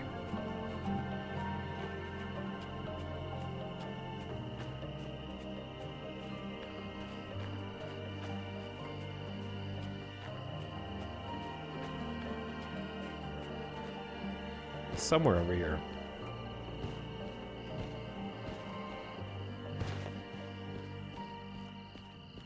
Yeah, it's the little green light. Little green light. I do want to do more stuff like the Diablo franchise run was really fun, and I want to find some more old games that are interesting to me. Maybe go through. I'm sure there's some out there that would be fun for you guys to kind of journey with, the point being that they're games that I probably haven't played before. Stalker, are you just saying that because we're in like very Eastern European first-person camera mode right now?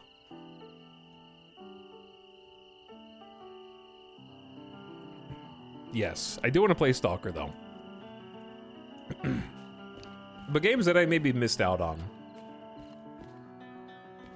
like Stalker, for example. There shouldn't be as $100 in fees. Okay, you just made that up. I literally just fixed my entire vehicle. I don't know how there could be fees on it. Here you go. Is that a different vehicle?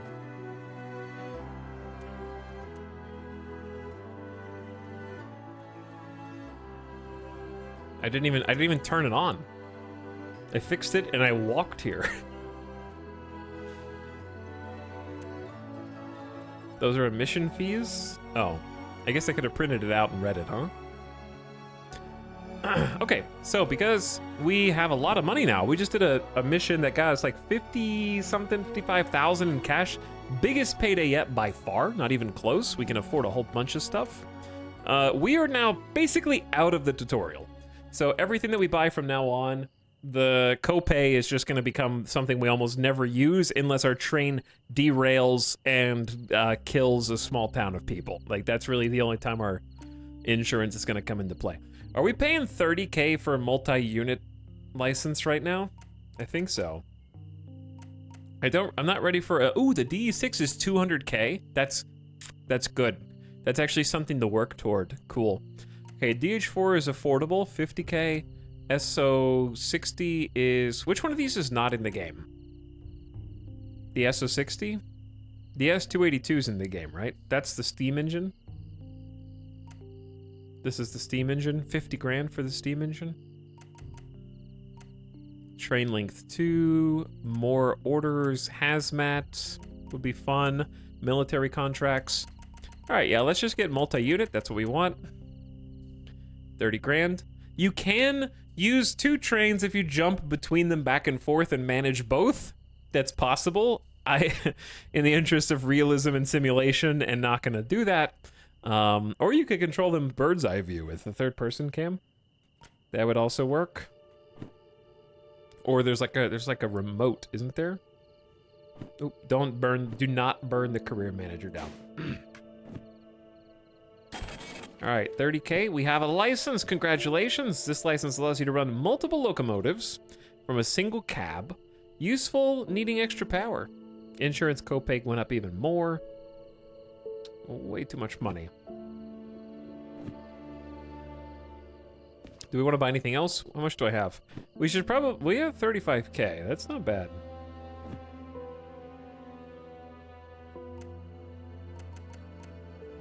We got all the ones at the top. We could get logistical haul and take a different mission type. That way we have more mission options. And then next we'd start saving up for the DH4.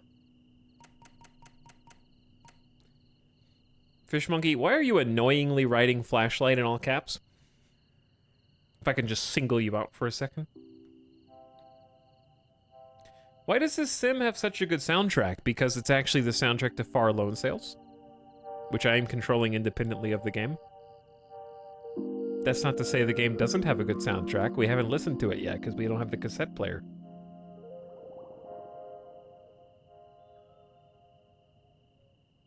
Maybe it does have an amazing soundtrack. I just finished working 7-Eleven. Is there a nice passenger car on this train? Not yet, but it's on the to-do list. Help, what's up, Luminaire? Fun game. I played it 3 days now. This is the 3rd day? Very fun. I'm losing track of time.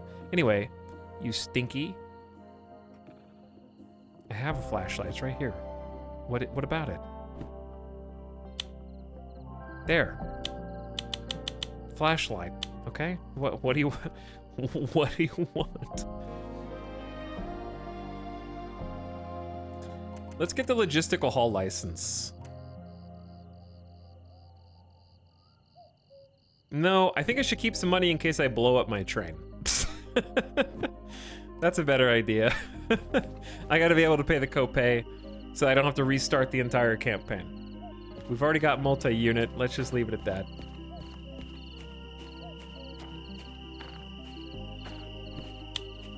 We do have... The flashlight is very handy, though. It's pretty powerful for most video game flashlights.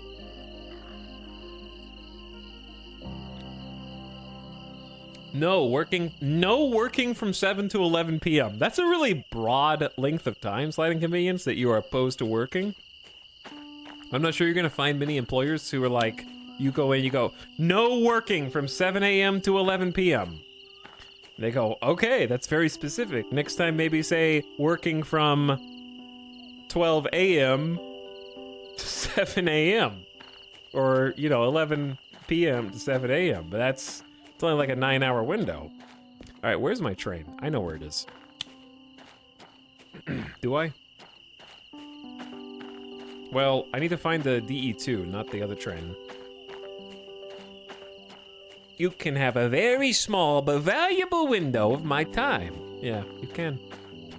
The DE2 here. So this is, let's just see where we're facing. That's north. And we're here. So we want to go, that's northeast. So that's north.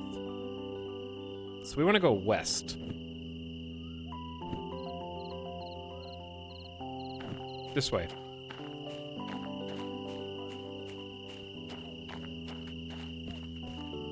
Jump in between the train cars.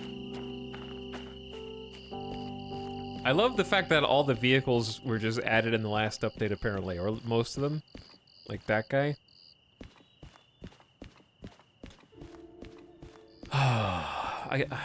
I'm still in shock that we picked the perfect time to start playing this game, but I was influenced to play it by EJ, so EJ picked the perfect time to influence me to play this game. And now I, in turn, can influence. The game didn't even have a main menu until this update, it just loaded directly into your save. Wow. Who's EJ? EJ SA. Well, shout out in chat. I saw EJ playing this, and I became aware of what it was. Like, I'd heard the name Derail Valley before. I've seen other people were playing it, but I never actually watched gameplay, but I like EJ a lot. And he's super informed guy. Like, he's playing this game from the complete opposite angle that I am. I'm playing it as someone who knows nothing about trains, automotives, vehicles, cars. Dude literally built a truck on stream and made it work. So he's tackling it from the perspective of like being extremely informational, knows everything about the like ins and outs, and can explain it in a teaching, learning way. I'm just like, train cool. Which button make go fast? Think.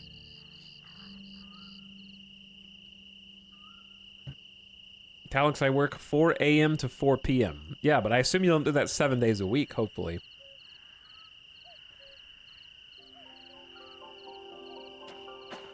He also played a lot of Kerbal, and still plays Kerbal, I believe. And follows all the, like, rocket launches, and big into space and rocketry. Alright, this is gonna be our friend again. Do you remember our good buddy, the DE2? I'm learning a lot about trains, though. We get the electrics, the starter, the traction motor, dash lights, which are all of these, and then the cabin lights, so we can see what we're doing in here. It's good to be home. So what we're gonna do is try to find a second one of these, because we just bought the multi-unit license. We can hook these together and have them controlled from one dash. So it basically increases our power. You ever see trains hooked together on the rails, pulling gigantic hauls? That's basically what we're gonna do, but on a small scale, because the DE2 is the starter train. It's a little shunter. meant to sort of just move cars around tracks within the same station. Not really meant to be a hauler, but it's kind of fun that we can connect them together and then haul larger cargo hauls and loads with by combining them. So this is an electric diesel engine, which means we have an automatic transmission. We don't have to worry about shifting gearboxes, 1-1s, 1-2s, 2-1s, 2-2s, 3-1s, 3-2s, 2-3s, 3-3s. We don't have to worry about those anymore. We can just go forward or backward. Faster or smaller. Can we combine a DE2 and a DM3? No, because a DM3 cannot multi-unit. The DM3 is old, and I'm pretty confident it can't multi-unit. He's just saying things? No, that was the actual progression of the gear switching of the DM3. I have it memorized. It's muscle memory now. I might forget it in a week, but right now it is a core memory. Wait, that's not what a core memory means. Don't worry about it. Okay. My training was complete. Let's just put it like that. So now that our electrics are on, these are our little lights down here. There's our headlights. And if we push this, if we point this little guy facing in, these are our front lights and rear lights. So if we turn this the other direction, turns this red light on, so we can go backwards and indicate that we are, you know, in reverse. And if we want, we can have headlights pointing backwards too. But since we intend to go forward, we're gonna do this configuration. And if we want, we also have brights. Those are our high beams. Daytime lights, off. So we just want them on. Obviously, it might be a little toasty in here. There we go. Get some air moving.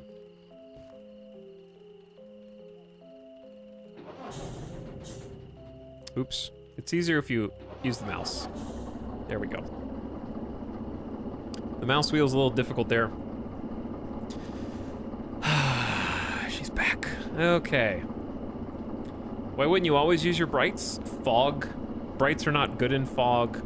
And also, high beams, you'll notice we can't see quite as much of what's in front of us, even if we turn the cabin lights off.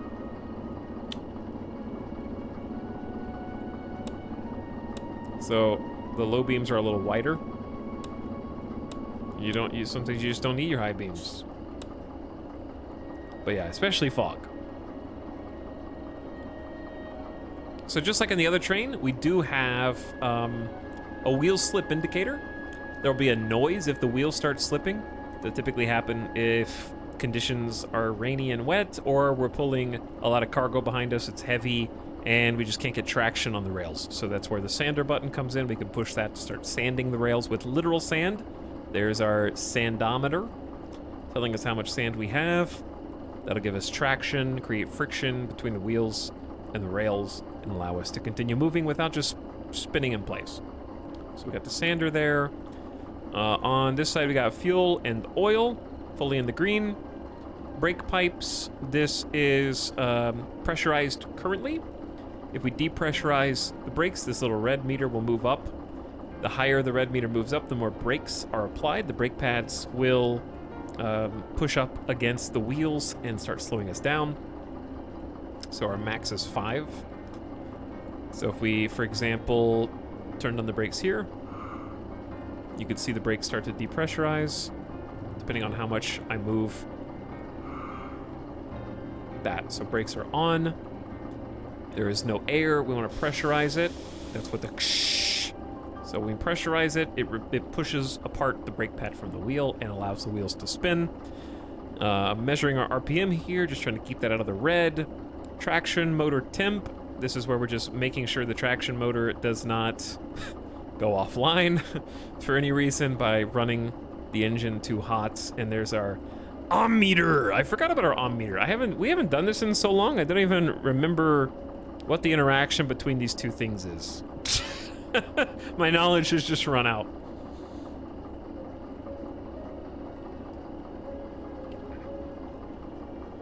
What is the ohm meter again? Or the interaction between the ammeter and the traction meter temp. We only did this for a little while.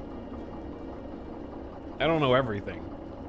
Gonna blow another fuse. It could happen. We could blow a fuse. I'd like to not blow a fuse. So, first of all, we're just gonna kind of leave this station. We don't have a job. There is no timer. I'm gonna go look for the weird Easter egg. So we are here. We're just gonna leave from the southwest, and I'm gonna go check these two spots over here. So we're just gonna take the nice mountain route all the way around. Leave Food Factory Town from the southwest. We're currently here, I think. So if we just go straight out, it should be southwest. I hear you, Divinity Original Sin 2. The ammeter shows the effort the traction motors are putting out and how hard they're working. And then this is just heat of the traction motor. Okay, sounds good. We're ready. Let's go. Brakes off, off. Handbrake also needs to be off in the counterclockwise position. And let's go. Make sure we're in forward gear. Boom.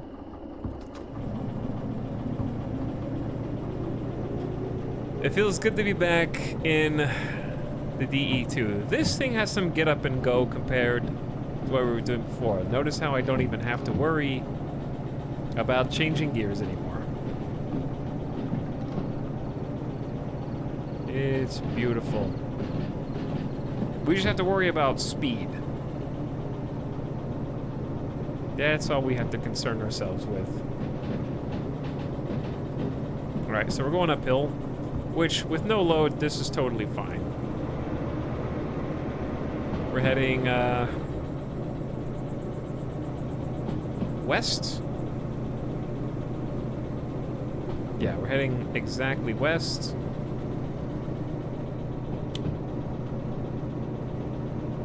Which is exactly what we want to do.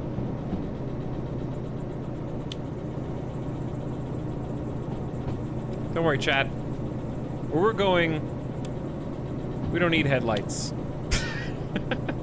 I'll just have somebody from chat stand on top of the roof with this flashlight, which is apparently a very powerful flashlight, and light the path up for us, you know?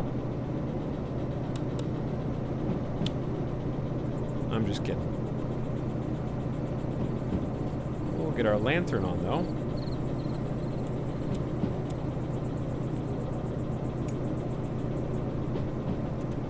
Gotta spin the little wheel.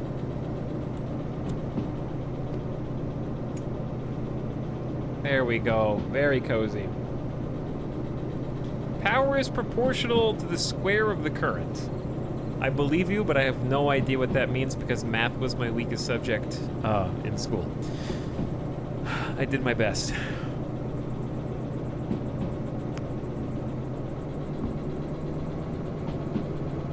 But yeah, we're already going 50 kilometers an hour. Do you remember how hard it was to get the other train up to 50 kilometers an hour? Compared to this? Like, we're Newman, and I don't have to exert any effort whatsoever.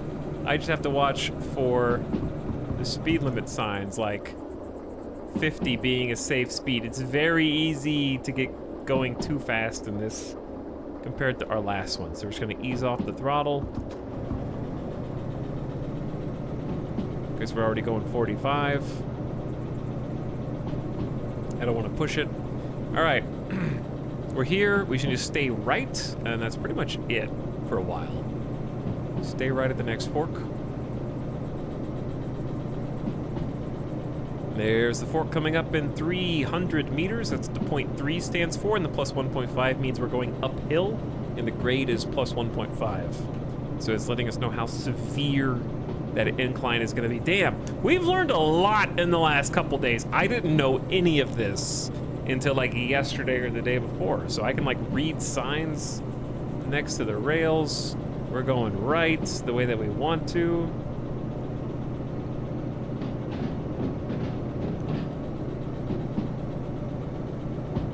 We're going a little on the fast side. You can hear the rails skirting, threatening to derail us, but we're good. To double the power, you need 4 times the amps. That makes sense. And without the shifting, you're flying. Well, this thing just is smaller. It has less torque, but it has probably less weight, so the thrust to weight ratio is probably higher for this. But its total kind of towing capacity for other cars is also less. Chat, what would you say the comfortable weight limit is for hauling, like, freights? Like 200 tons in this? Less? Speed's going down to 50 soon. 250 tons? Because the DM3 is comfortable up to like 600 tons. And then it can go probably higher, but you have to be careful. That's why I said the DM3 is a workhorse. It's more work, but it also gives you more work. Which has to count for something. Oh, I forgot.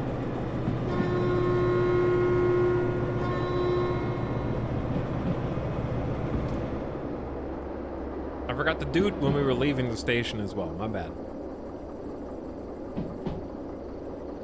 But this does have a nice horn on it. There is another tunnel. You can't pull this down. It only goes up. Huh. Oh, you want to hear the train engine sounds?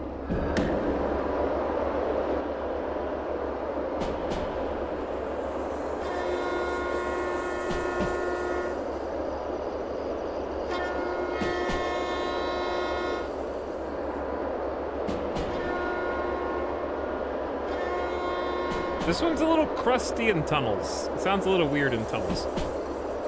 The DE2 is rated for 400 tons on plus 1.5 inclines, but not for long or without a good head start. Yeah. And that kind of is the issue. Where if you're at a dead stop, you're not gonna make it. We'll slow down a little bit. We're going a bit fast here. Like, if you were trying to start up a plus 1.5, you're dead in the water.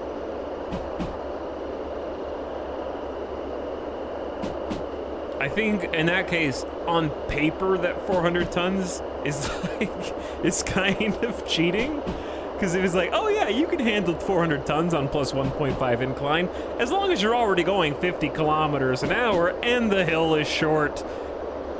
It's like, okay, how many conditionals do I need for this? But yeah, and you probably will come to a stop. You would have to have perfect conditions for that.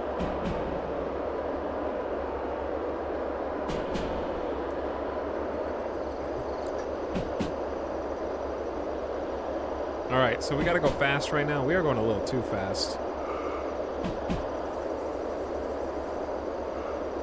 Slow it down to under 50 here. We're going all the way up around this. We're gonna go to IMW, so I just need to have the page pulled up for IMW. We're just coasting right now. 60, and it's about to decrease to 40 or under. That's what the little down white arrow means. It's gonna go down by 20 kilometers. We learned that one today. That was a really nice one to learn. That helped a lot. So we want to get that to under 40 because we know that's what the next sign is going to be. Yep, 40 kilometers. Whew. That one was huge. That was a game changer.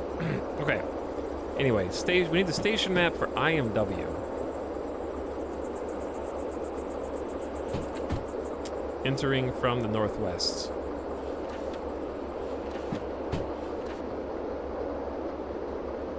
All right, got it pulled up.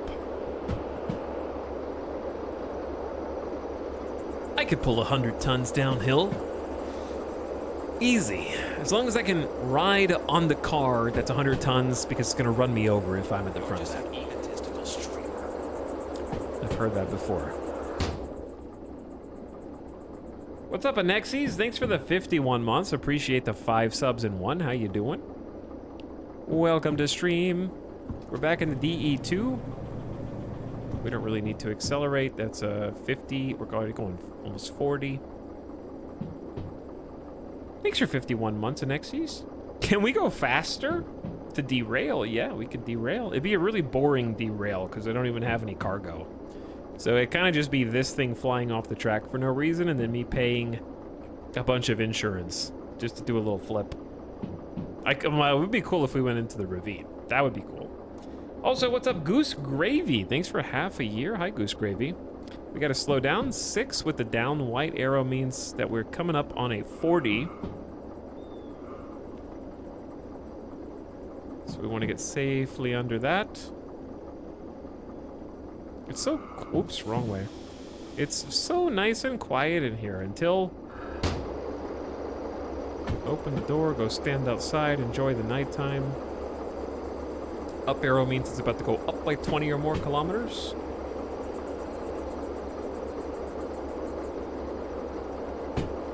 It is fun to go from, like it's so chill to go back from the DM3 that we've been driving all day today and yesterday to the DE2, because it's just like,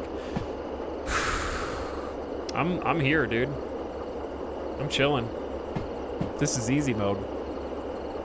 I don't like when you go outside, it gives me anxiety. I'm about to do it again, not because I'm trying to give you anxiety, but because I'm trying to understand why, which part of it. Just like the... Like is it making you motion sick?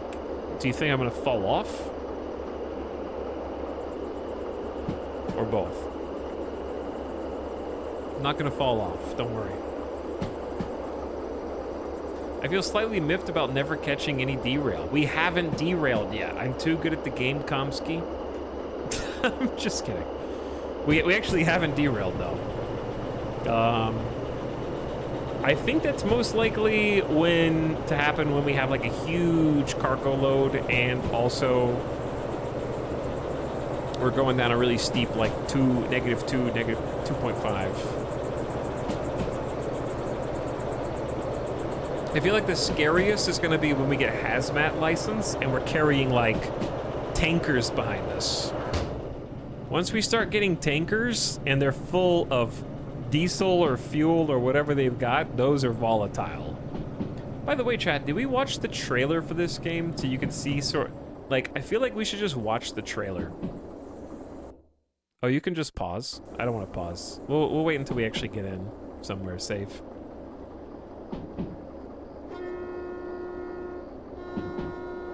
Because they just released a trailer from 2 weeks ago. It's a good trailer. And the reason why, it has some derails. That ruined my immersion! Just backing up on a yard stresses me out with hazmat. I can see that, yeah. I don't doubt it.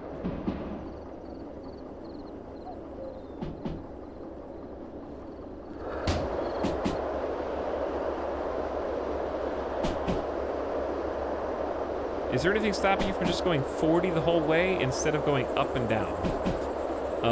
What do you mean? We're ready for 90, and we're gonna go downhill.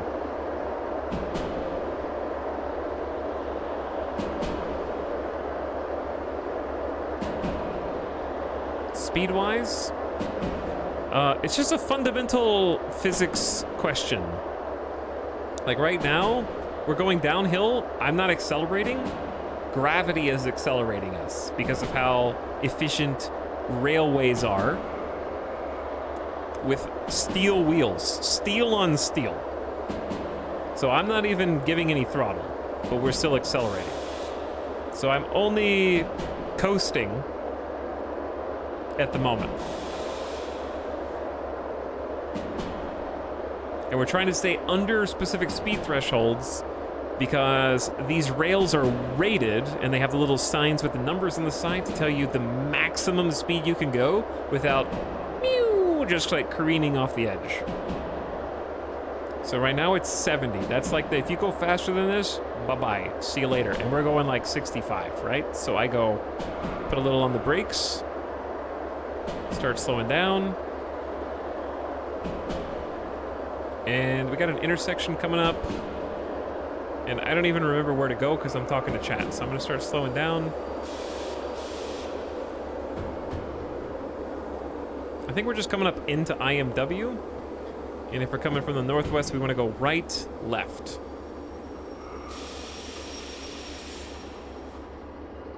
Right and then left.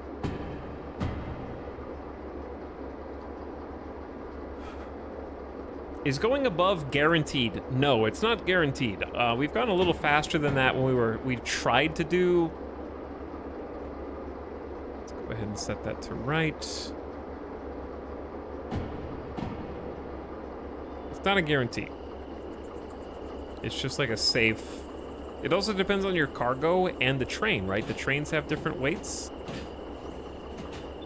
Chat, why is this putting me... Okay, this is not where I wanted to go. I wanted to go there. What? Wait, is this the station that has the wrong... This is the one that has the wrong map. Yeah, this is the goofed map. Okay. We're back where we started. That's so funny. The map is incorrect here. It's a bug we tried to submit yesterday. So we just want to continue through. We're safe right now. This is the loading lane. It's totally empty.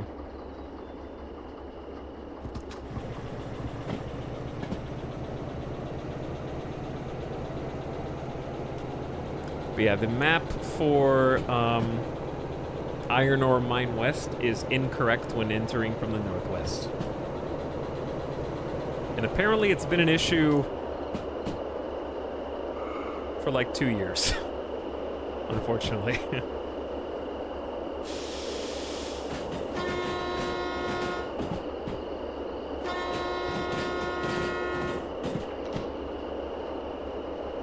We're going.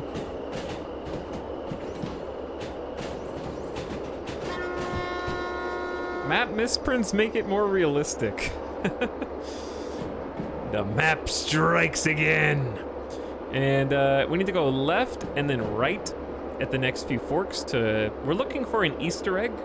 Chat's already given me hints, so I don't need any more hints. But we're looking for an Easter egg.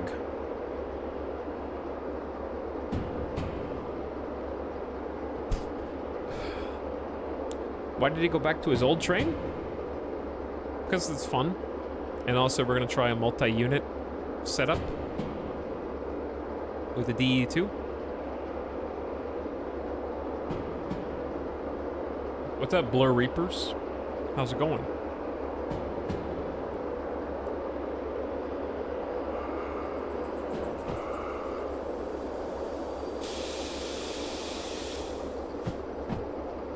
How many DE2s can you hook together? I guess as many as are on the map. Yes. All of them. That's a YouTube video.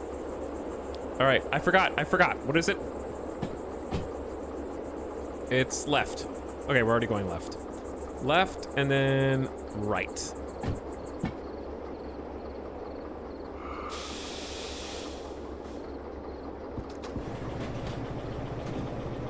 And then the next one's in 300 meters. We're going uphill a little bit. And this is dead end, so we don't want to run through the dead end. That would be really embarrassing.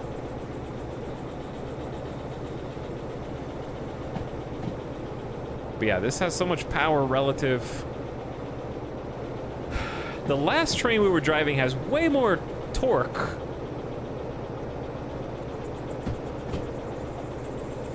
But this train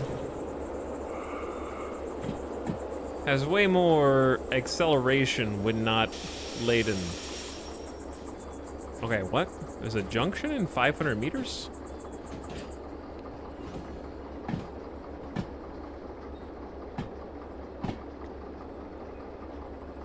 Well, it should just be...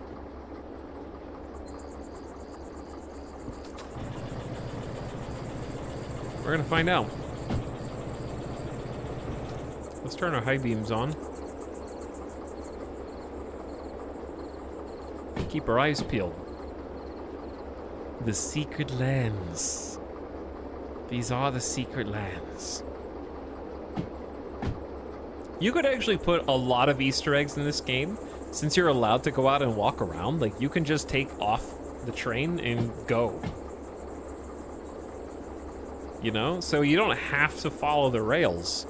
Like, they could have... Bigfoot could be, like, right in the middle of all of this. You never know if you were just following the rails.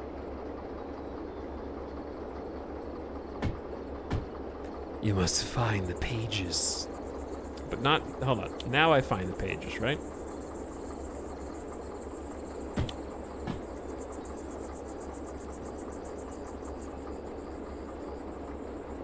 Okay, where am I?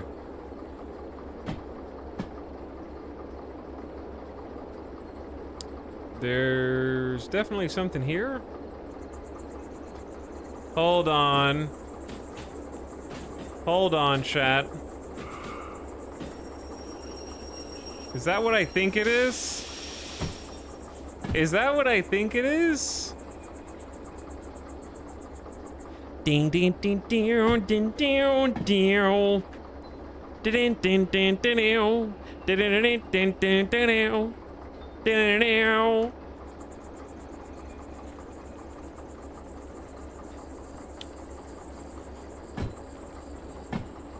This is it. This is the Thomas the Tank Engine garage.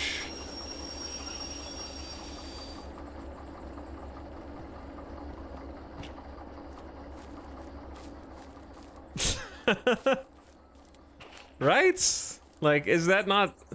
Am I crazy? That's Thomas, right? But green?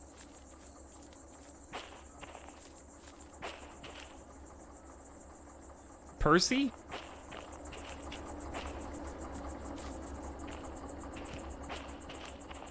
Look, we found the garage on the first try. This is the Easter egg. Oh, it's opening. I called it.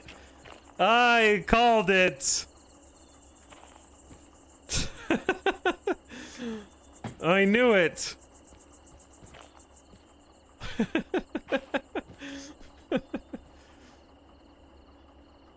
don't even know. I honestly don't even know how this works. Is this the brake? Okay, easy. Now in co-op. That's so funny. That's actually hilarious. Old Bob's garage. He figured it out in 2 seconds. Yeah, I knew it was here. I actually didn't know. I just kind of went here. That's so cool.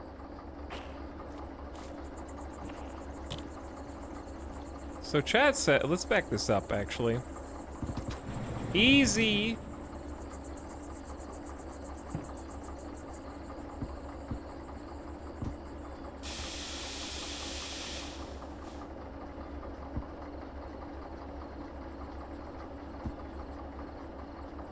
Did I mess something up?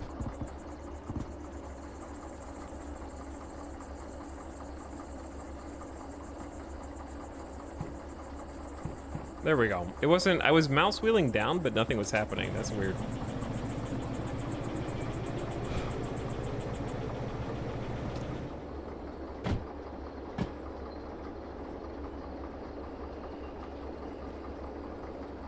Okay, I'm just gonna move this train onto that track.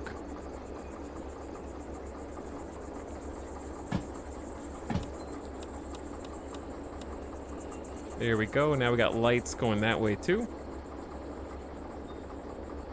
We found the Easter egg.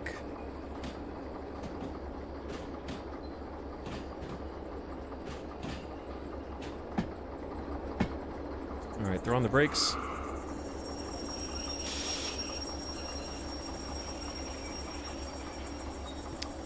Flip the lane. Back into drive.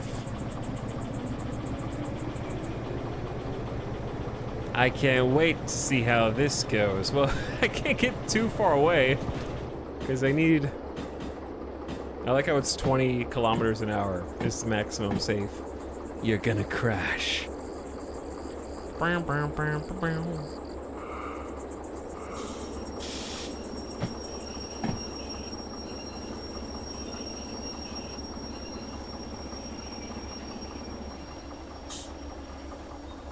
Okay. Handbrake on. Pneumatic brake off. Put that back in neutral.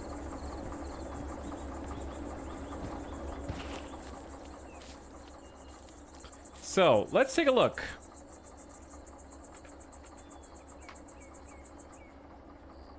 Chat, this can't be Percy, because Percy...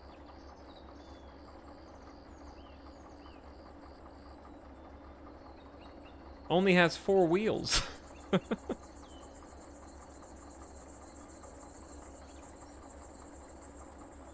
It's actually difficult to find an image because they're all in WebPs. But Percy only has 4 wheels, chat. WebP's the only way. I can't prove it to you, but you have to believe me. Okay. Thomas has this exact configuration. He's just blue. Thomas has 6 wheels. WebP, Web Percy. I'll find a comparison image. All right, here's Thomas.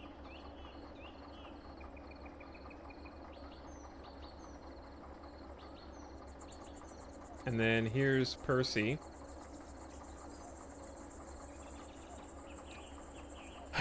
Finding a Percy image is surprising. No one likes Percy.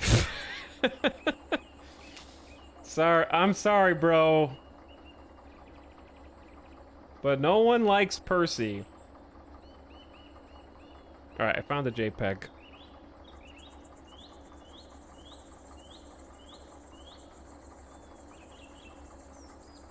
See how Percy only has 4 wheels?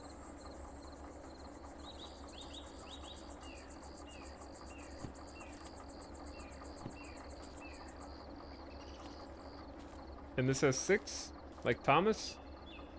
But Thomas's rail goes all the way across. This one, like, kind of doesn't. This is just like the little piston turners at the front, not all the way down. What does the writing on Percy's say? On Percy's side, because on Thomas it says 1. They are. Oh no, it does. It does have it like Thomas on this side. Percy can get it done with less.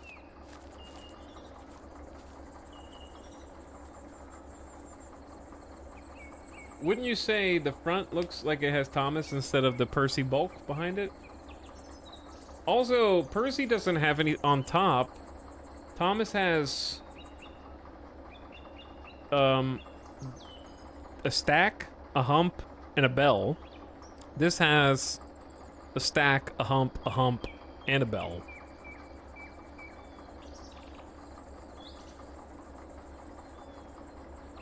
Percy has side boxes. Percy does have side boxes. Thomas is kind of like smooth.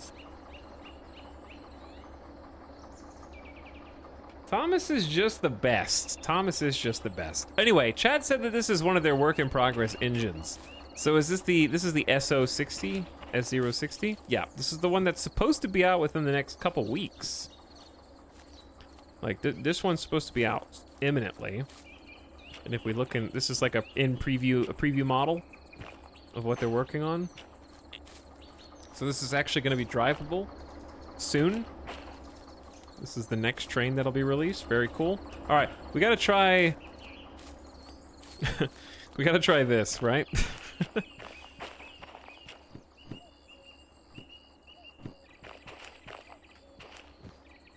You ready, Chad? Here we go. Easter egg time. How do you do this? Is this why it's a co-op? Whoa! No. Wait, what? How the heck does this work? How do you choose what direction it goes?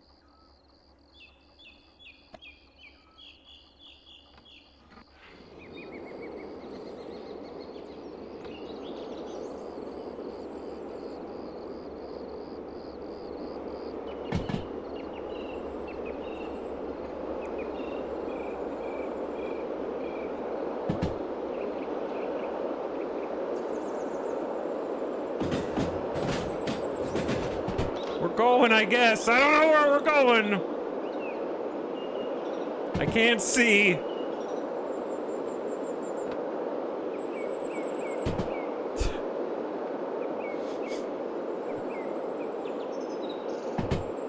Overspeed.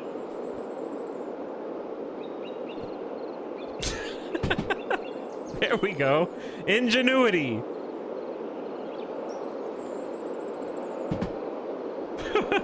Getting creative. That's a $5,000 flashlight, dude.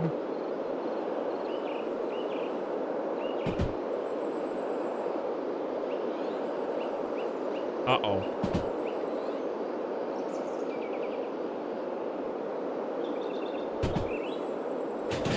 I don't think I want to go this far. You can actually just take this out and do whatever you want with it. That's hilarious. All right, now how do we go back? Brakes.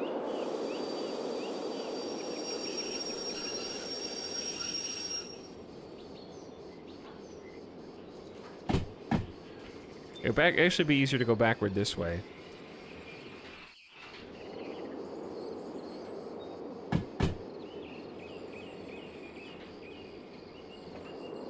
It's kind of like pushing down with force instead of pulling up.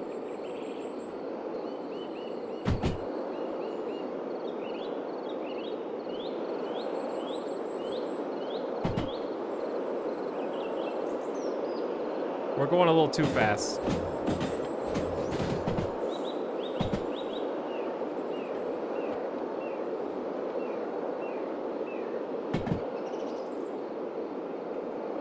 Don't fall off the back. We're good. What do you mean don't fall off the back? This thing is totally safe.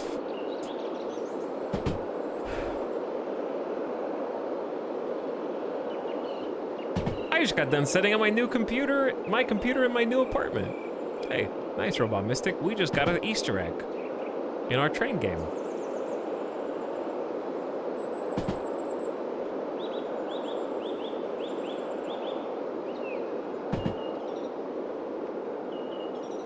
We found the secrets.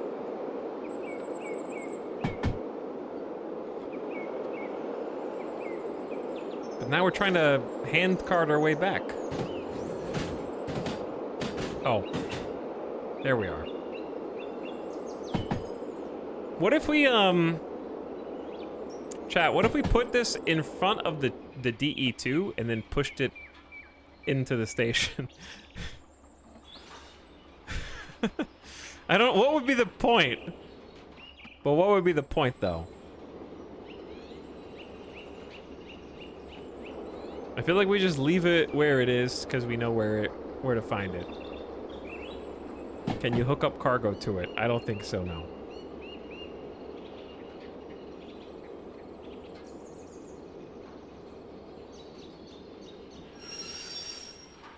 And it's back in Bob's garage. Save on fuel costs with an alternative power source.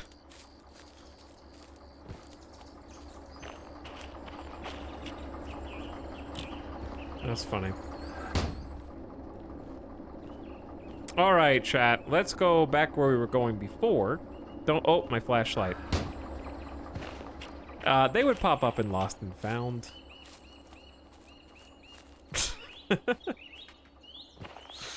Eventually. Maybe. Are we going to find the other DE2?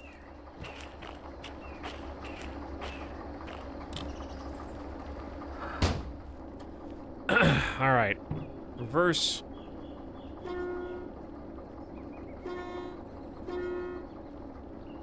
Cab lights. We can see what we're doing in here. Handbrake off. Back it up. All reliable. This is all reliable. Did you see our escapades today in the diesel mechanical?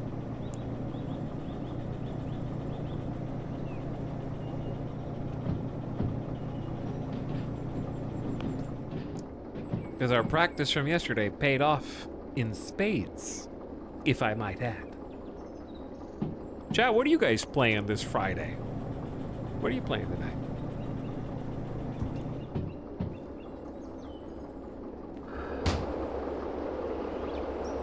I just got my computer. I wasn't asking you. For Honor. Literally, why?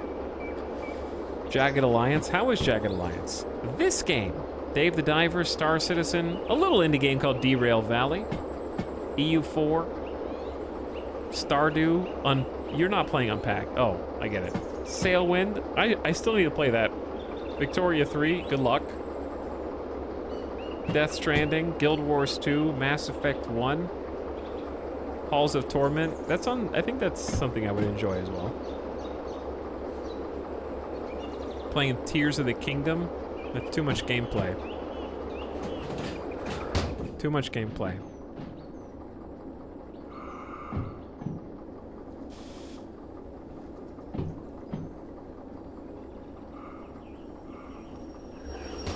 Carrier Command. Nice.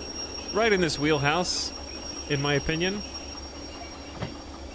Alright, so we are here. I say we just honestly go back to IMW. Let's just keep going backwards.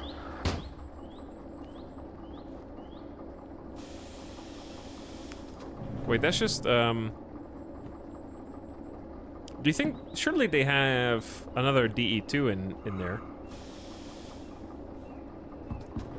I guess we'll find out.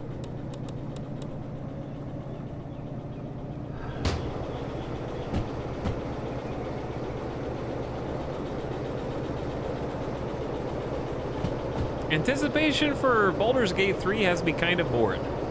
Baldur's Gate 3 do look fun. Does look fun. Season 1 of D4 is real soon. Yes, it is. We're gonna have the community clan up shortly. Hopefully this weekend, maybe Sunday. And then you'll be able to start joining it. Ooh, we gotta slow down.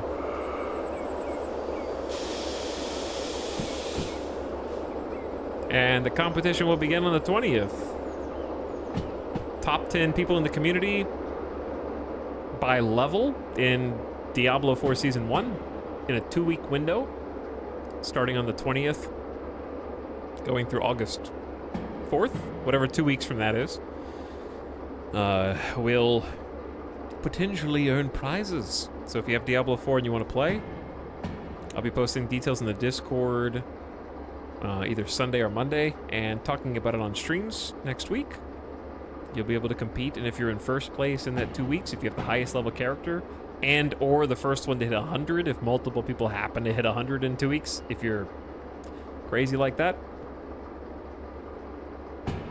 then you can tell me what game to stream. You get to pick a stream game of your choice.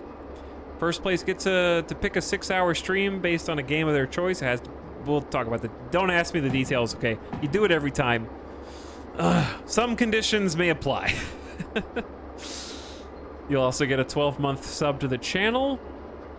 Second and third place will get a 6-month sub to the channel. The top 3, 1, 2, and 3, will get to pick an emote to put on Better Twitch TV. You'll get your own emote on the channel that everybody can use. If you're 4th or 5th, you'll get a 3-month sub to the channel. And if you're 6th through 10th, you'll get a 1-month sub to the channel. So if you're in the top 10, you still get something. A little notoriety. We'll have a leaderboard. And we'll show you off, you know? We need to go right and then left, I think. Yep.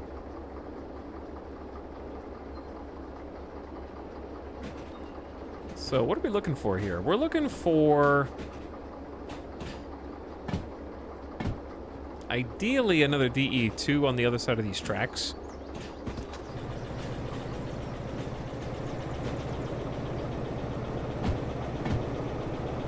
It does not have to be hardcore, no. This is not a hardcore challenge.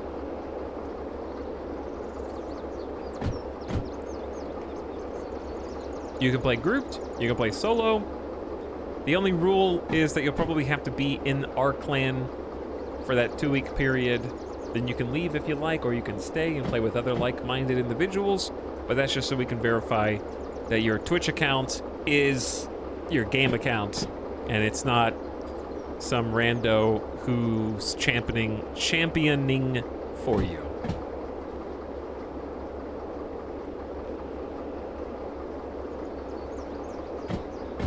Chat, where is the turntable with the little dead end?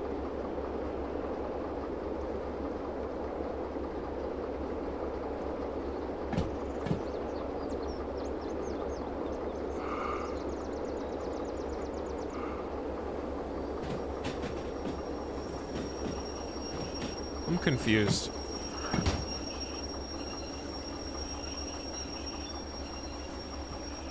So we're in Iron Ore West. We're on the northwest side. If you're coming in, you should be able to go left and hit a round table, but there isn't one, is there?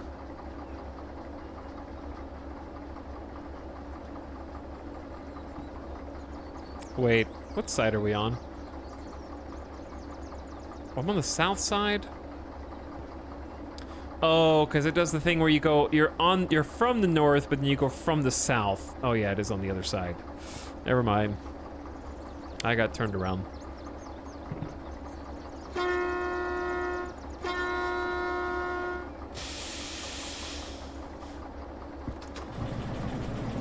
Back we go. Same direction.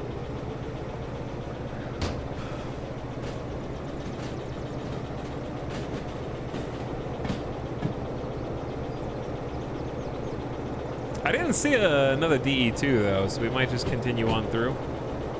Because that's what we're looking for at the moment. We're looking for another train exactly like this one, actually. Is the map correct? It's one of the tracks, the switches is wrong, but there should still be a turntable there that may or may not have another train. There's a turntable. Oh, it's a steam train. That's not what we're looking for. So yeah, we'll just keep going.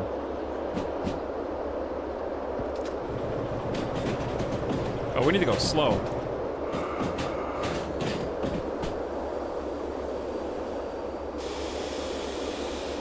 We're gonna derail in a tunnel, which would be kind of hilarious. All right, we're in IMW, so if we want to go to MF, we need to go left and then left again.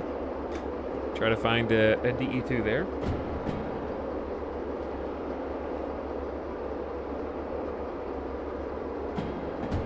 But yeah, those are all the deets on Diablo 4 Season 1 community competition. I'll put those in the Discord, probably make a temporary channel for them. I am begging on my hands and knees for Baldur's Gate 3 to be good. I think Baldur's Gate 3 is going to be great. I think that the micro of playing Baldur's Gate is going to be really good. The only thing that could possibly be bad is like the overarching meta narrative or something. I don't think it's possible for your experience to be bad at this point unless it's plagued by bugs. I guess that's the only like real concern is like, hey, you've had a lot of testing on Act 1 over the years. You're kind of releasing Act 2 and 3 simultaneously with nobody testing other than internal testing. So I feel like that would be the only actual concern.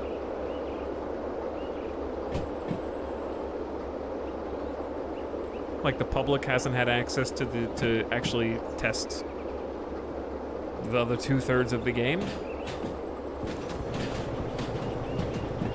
Which is a significant amount of content. And if they're confident that it's in a good place, that they're releasing it a month early, then more power to them, you know? Thoughts on Starfield? I'm excited for Starfield. I think it'll be good. I think there are parts of it that are going to be bad, and I think there's a lot more that's going to be good. I think just having a big open RPG is the biggest selling point.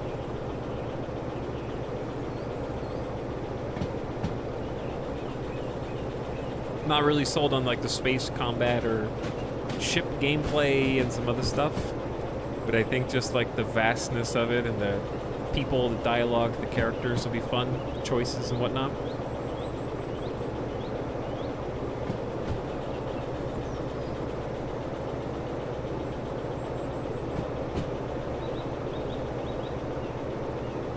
I gotta say, This cider is a very 5.5 out of 10. Chad, it's called Cosmic Crisp. Cosmic Crisp. You got to hear what it says on the back of the can. Okay, listen to this. Made with Cosmic Crisp apples. The Cosmic Explorer is on a mission to explore new frontiers as we launch high-gravity ciders into a zero-gravity orbit using Cosmic Crisp apples. Hop on and prepare to send it with the original pioneer of the cosmos, Cosmic Crisp, crafted with fresh-pressed Cosmic Crisp apples. This Imperial Shredder will have you hucking craters and airing it out big in zero G.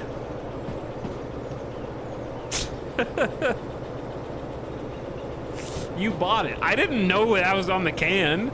I just, like, when you're getting apple cider in Las Vegas, you don't have a lot of options.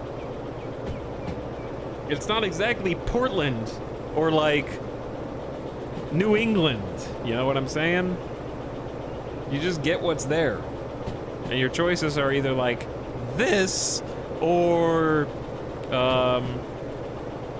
the one that's in restaurants that I can't, whose name escapes me, the common one, the Budweiser of apple cider. Angry Orchard, yeah. I remembered it as you wrote it, but right before you wrote it. It tastes good? No, it's like a 5.5 out of 10.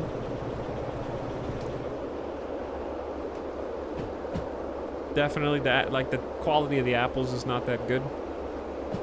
They're proprietary Cosmic Crisp apples. All right, I don't really know where we are. Like, I know where we are, but I don't know which lane I need to be in, so we're gonna put the brakes on. We are in Machine Factory in town from the north, and we're looking to go right, left, and then through D.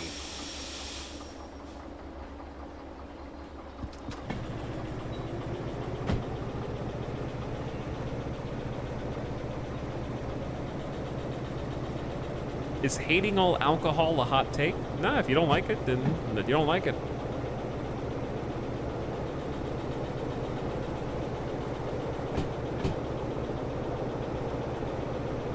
Right, left.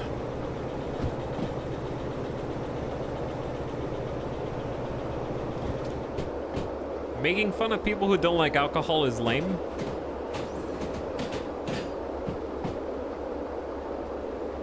I just happen to like it.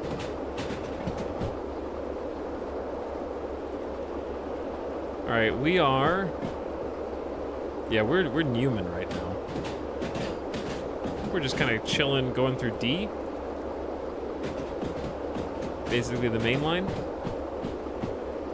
Why are there so many flags? You mean the rail switches? Those are switches. They let me know when there's a different track that you can take and which direction it's currently taking us. So we pull out through D. This little place is going to be on the side up here. Why are there so many rail switches? Because it's a train station.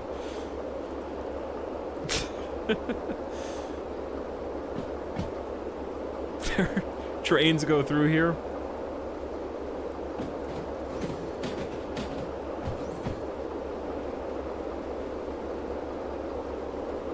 I'm back. Did I miss the trailer? Oh yeah, I forgot about that. We might just save that for tomorrow.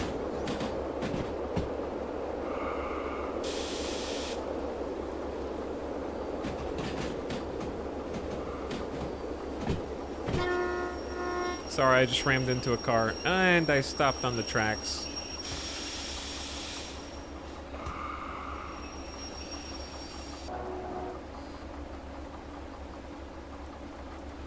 What did I just hear? I sure. Oh, is that rail slip? Because it's raining. It is raining. All right, we can actually just like back up into this, and that would be fine.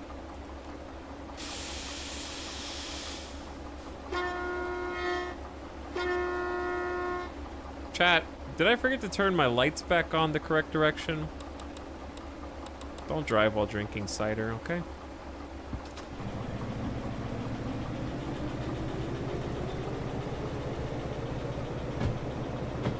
Delicious Jill sandwich. What are you asking? Is Trains in Motion another video game? Oh, you mean like there's no other trains on the rails? Correct. Cities in Motion is the name of an actual video game, so I was confused. Yeah, you're the only train that's actually out and about for now, correct.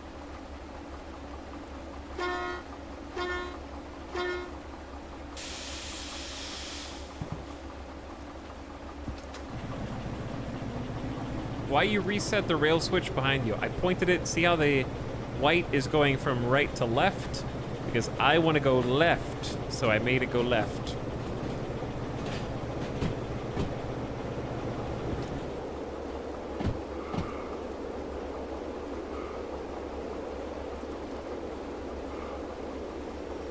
Alex, what cider are you drinking? We just had a big discussion about it, actually.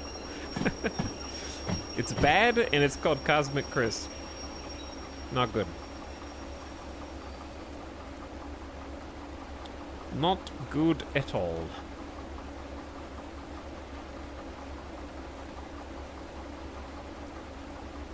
Okay, anyway, we're here. We made it. I'll tell you why we're here. We are here because we're gonna grab ourselves another train, because we got the multi-unit license and we can connect 2 trains together and have them function as one.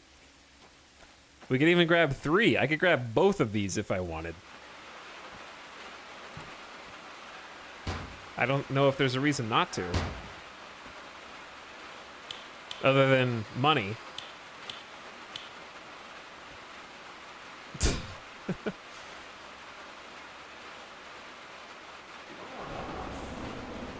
Start her up.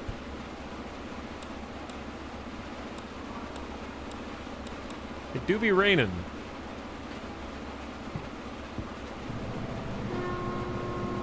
Oh. Don't forget the handbrake.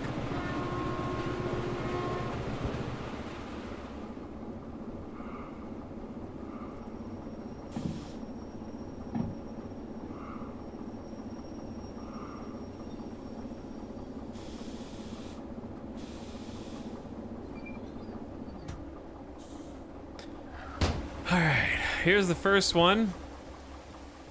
Wait, which way are we facing? We backed in, right? Okay, making sure we backed in.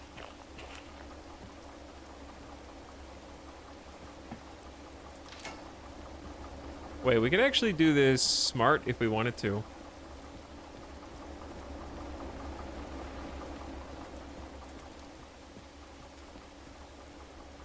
And just grab this one while it's already got space.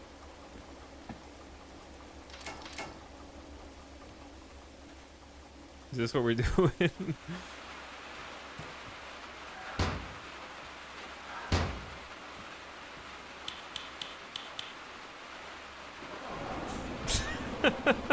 Someone in chat's gonna be like really confused when they come back later and there's like, am I seeing double? Did you not just hop into a DE2 and turn it on like a minute ago?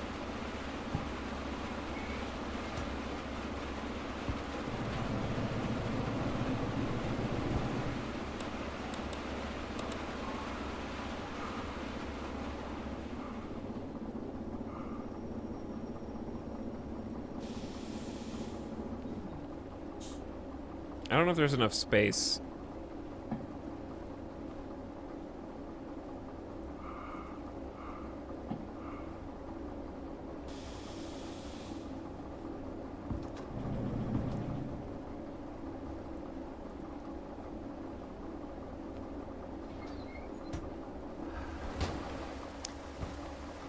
Plenty of space. Plenty of space. What are you talking about? Just get in here. I assume this is fine while they're running as well. Brake cocks. Brake cocks. Brake cocks engaged.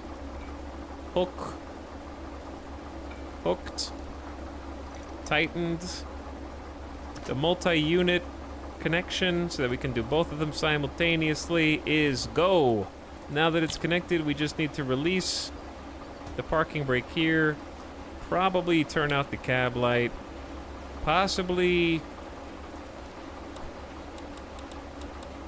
turn on the reverse lights here.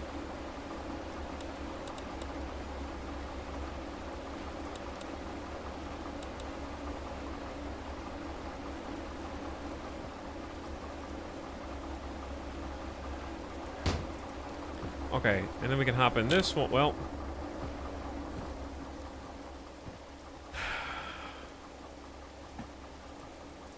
they really are connected with just hooks. That is trains. They're just big metal hooks. Inertia, momentum, some bumpers.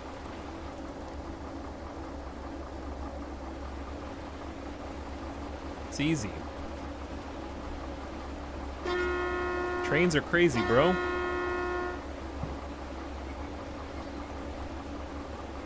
Make sure the rail's connected. It is. We got another train. We got another train behind us. These lights are actually gonna go off.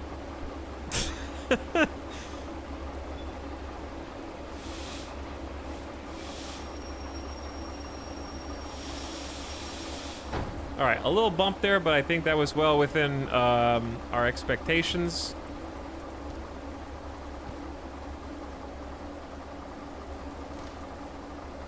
Oh wait, let's do this first. Boom. Tighten it up. Brake cocks so that we have pneumatic brakes. The multi-unit connection is there. This is crazy. All right, cabin lights off. I guess put this in neutral. I guess it overrides these controls. I didn't really think about that.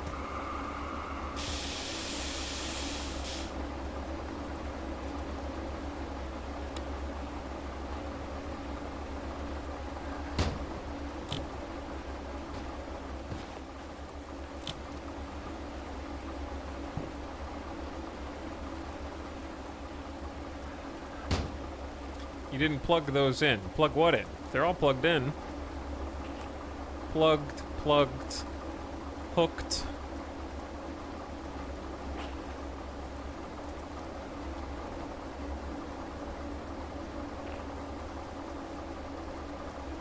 Plugged, plugged, hooked. Send it. Send it. Just make sure this is off. Door shut. Brakes are off. All the engines are on. We got 3 trains, baby! All right! Now we're gaming. 3 is better than 1. All right, this brake is off. Brake off, brake off.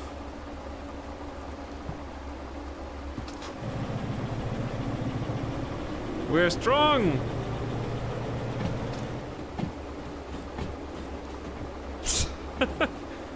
We can haul so much cargo with these bad boys.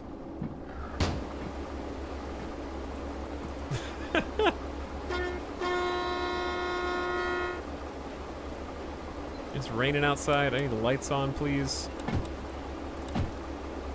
Windshield wipers. Do they all do the horn at the same time? Dude, that'd be sweet. Fuel and maintenance costs skyrocketing, basically.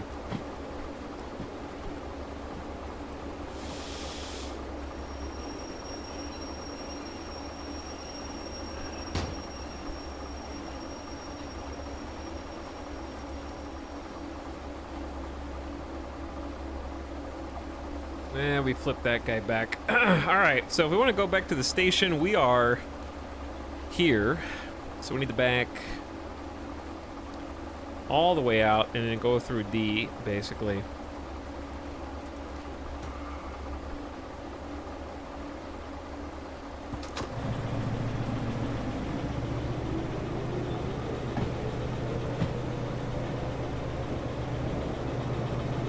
See, I didn't actually need to switch that one.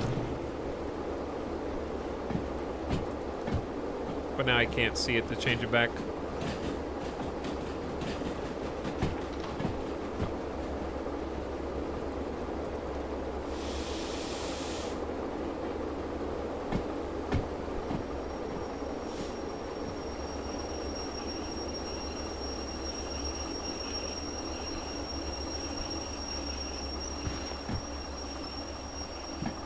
Okay, so we are facing north, so we're on the south side. If we're gonna go to D, we're gonna go left, then right.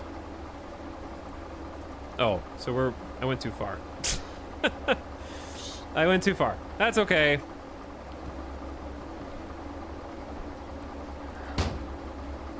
Oh, wait, I didn't think about the 3000 IQ genius play of flipping this one backwards so that if you want, you could drive it end to end either way. Oh my god, I didn't think about that. I just put them all forward like a doofus. The other way is way better. Okay, well, it's all good.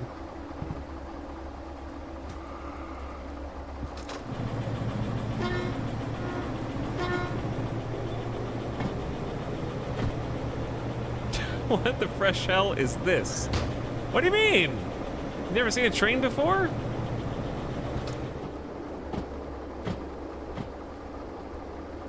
You never seen a cool guy train?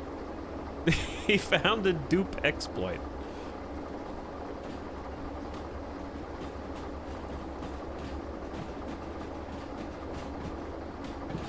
Why did I switch the thing? I switched the thing because we were here and we went boop, boop. So if I don't turn this to go back right, we'll end up back in the dead end. That's this guy, so I flipped it to right so that we don't go in the dead end. We can go that way, which is where I want to go right now.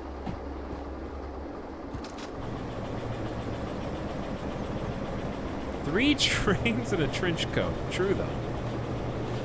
We got some power. We definitely got some power.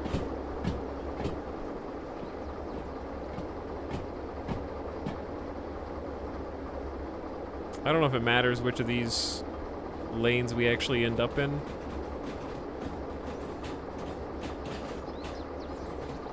This will be a fun mission either way. Buy DE6s. How many DE6s can you stack up together? I assume with like 2 of those end to end, you can have probably like... Has anybody made an Omega train? With like every single car that they can possibly find?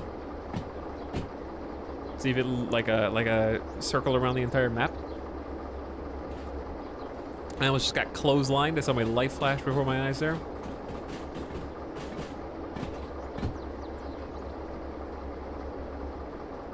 Where's the station? Station's here. It should be on our right.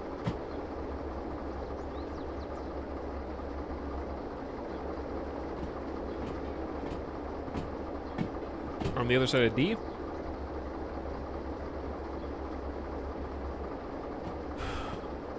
Right there, maybe?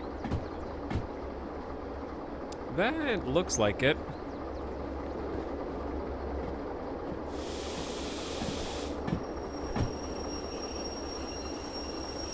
That's the place.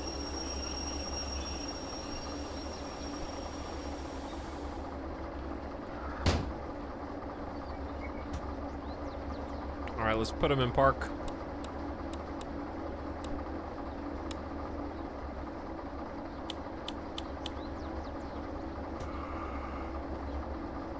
Fuel cut off.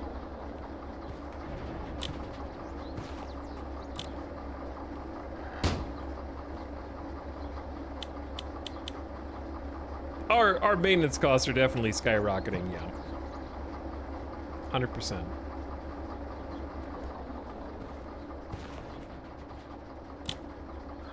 But it's fun. But it's fun, and that's what counts.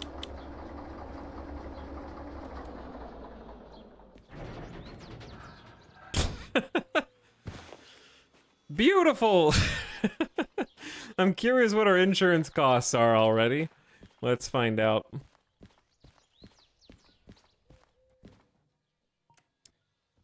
What's this $10,000 fine?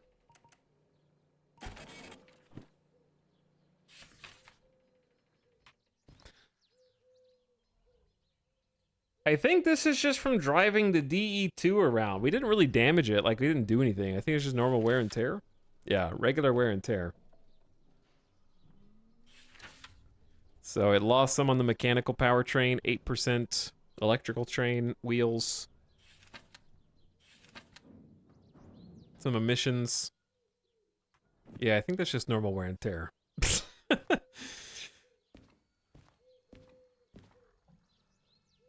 Like, I would probably pick a mission here. 115. We could probably pick, like, 2 big ones. With 3 DE2s.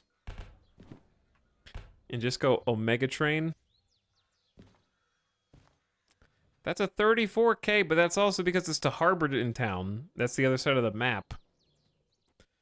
This is to Food Factory in town, which is less far. That's just here to here. So these 2 to Food Factory town are pretty decent money. That's like 21, 22K, 200 tons. We could do more than that. We don't need 3 DE2s to do that. We get there really quick, though. Back to Food Factory in town. That's 81 real-life minutes to get the bonus. You can do it more than that, but some of these missions take a long time. Like, this is a hour and 2 hours and 20 minutes for the bonus. As long as it's real time. You can do it faster than that. But this is a 256 square kilometer map. And some of the trains are fast and some of them are slow. They vary in significant ways. What's the heaviest? 33 tons, 33 tons, 336 tons? Good lord, shunting 3 drop-offs? That's just here. That would be a fun one, actually, but we don't have Hazmat 1 ratings. That would be a fun one. There's that freight haul to Harbor. How much money do I have? I have 35K. But then I can't afford any repairs. I'd have to pay the fees before I could buy the licenses, so that's not worth it to me right now. Hazmat 1's 40K. Yeah, okay. Maybe next time. I'd like to do some hazmat missions. All right, chat. It's been almost 9 hours of stream. I'd like to do a mission, but I don't have another 2 hours in the tank tonight. So I'd like to stream again tomorrow. It might just be more trains. I'd like to say we can do some variety, but maybe just more trains for a Saturday stream. Just expect either one, okay? Expect either one, because I'm having a lot of fun in this game. Thanks, Whistling Spirit, for the Cosmic Crisp Apple sub for 28 months. Relevant and timely subscription. Thank you for sharing, Whistling. But I hope you guys had fun. I'll give you some more opportunities to lose your channel points tomorrow. There were some big 6 million plus point gambas today. And I'll see you for probably the Saturday stream. So come back at like 2 to 3 p.m. Pacific tomorrow. I started before 2 p.m. Pacific today. It won't be that early tomorrow, but it'll be around that same time.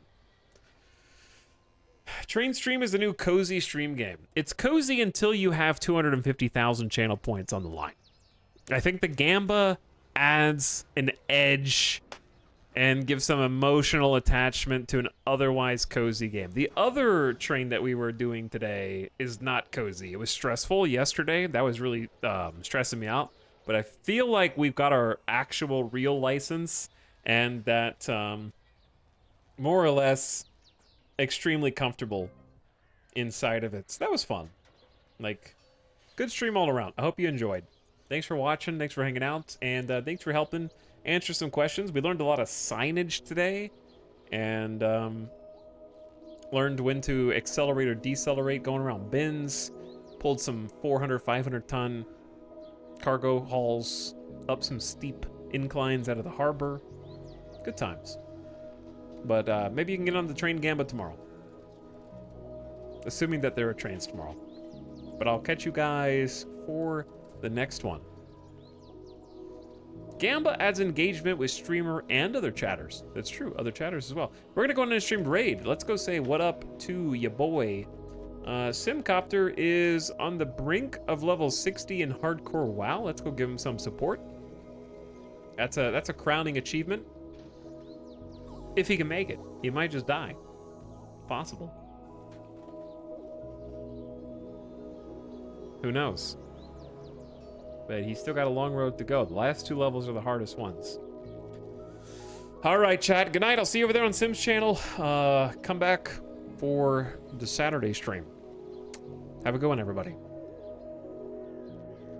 But I'm glad you guys are having fun too. I'm glad that this is like enjoyable and not just me honing in on it. And I am addicted though. It's really fun. See you later, Anomalous, Hellspawned, Frowny JK. Would you have triple the power if you put them all in reverse? Yeah, like when I have all 3 engines connected, I'm using the power of all 3 engines. That's what the multi-unit license does for us. See you later, Tiger Waltz, Carson, Mo Game, Xenophane's mysterious hooded figure, Smooch, Mr. Sharps, Goodnight, Toxic Sean, Pat Marsons, Doishkat's Rapid Recline, and more. All right, time's up. You got a raid. Have a great one, everybody. I'll see you again. These have been an awesome week of streams. I hope you've been having as much fun as I've been. Good night. I'm gonna go eat some dinner. See you next time. Go give Sim some love. Check him out. Give him a follow. Now get out of here.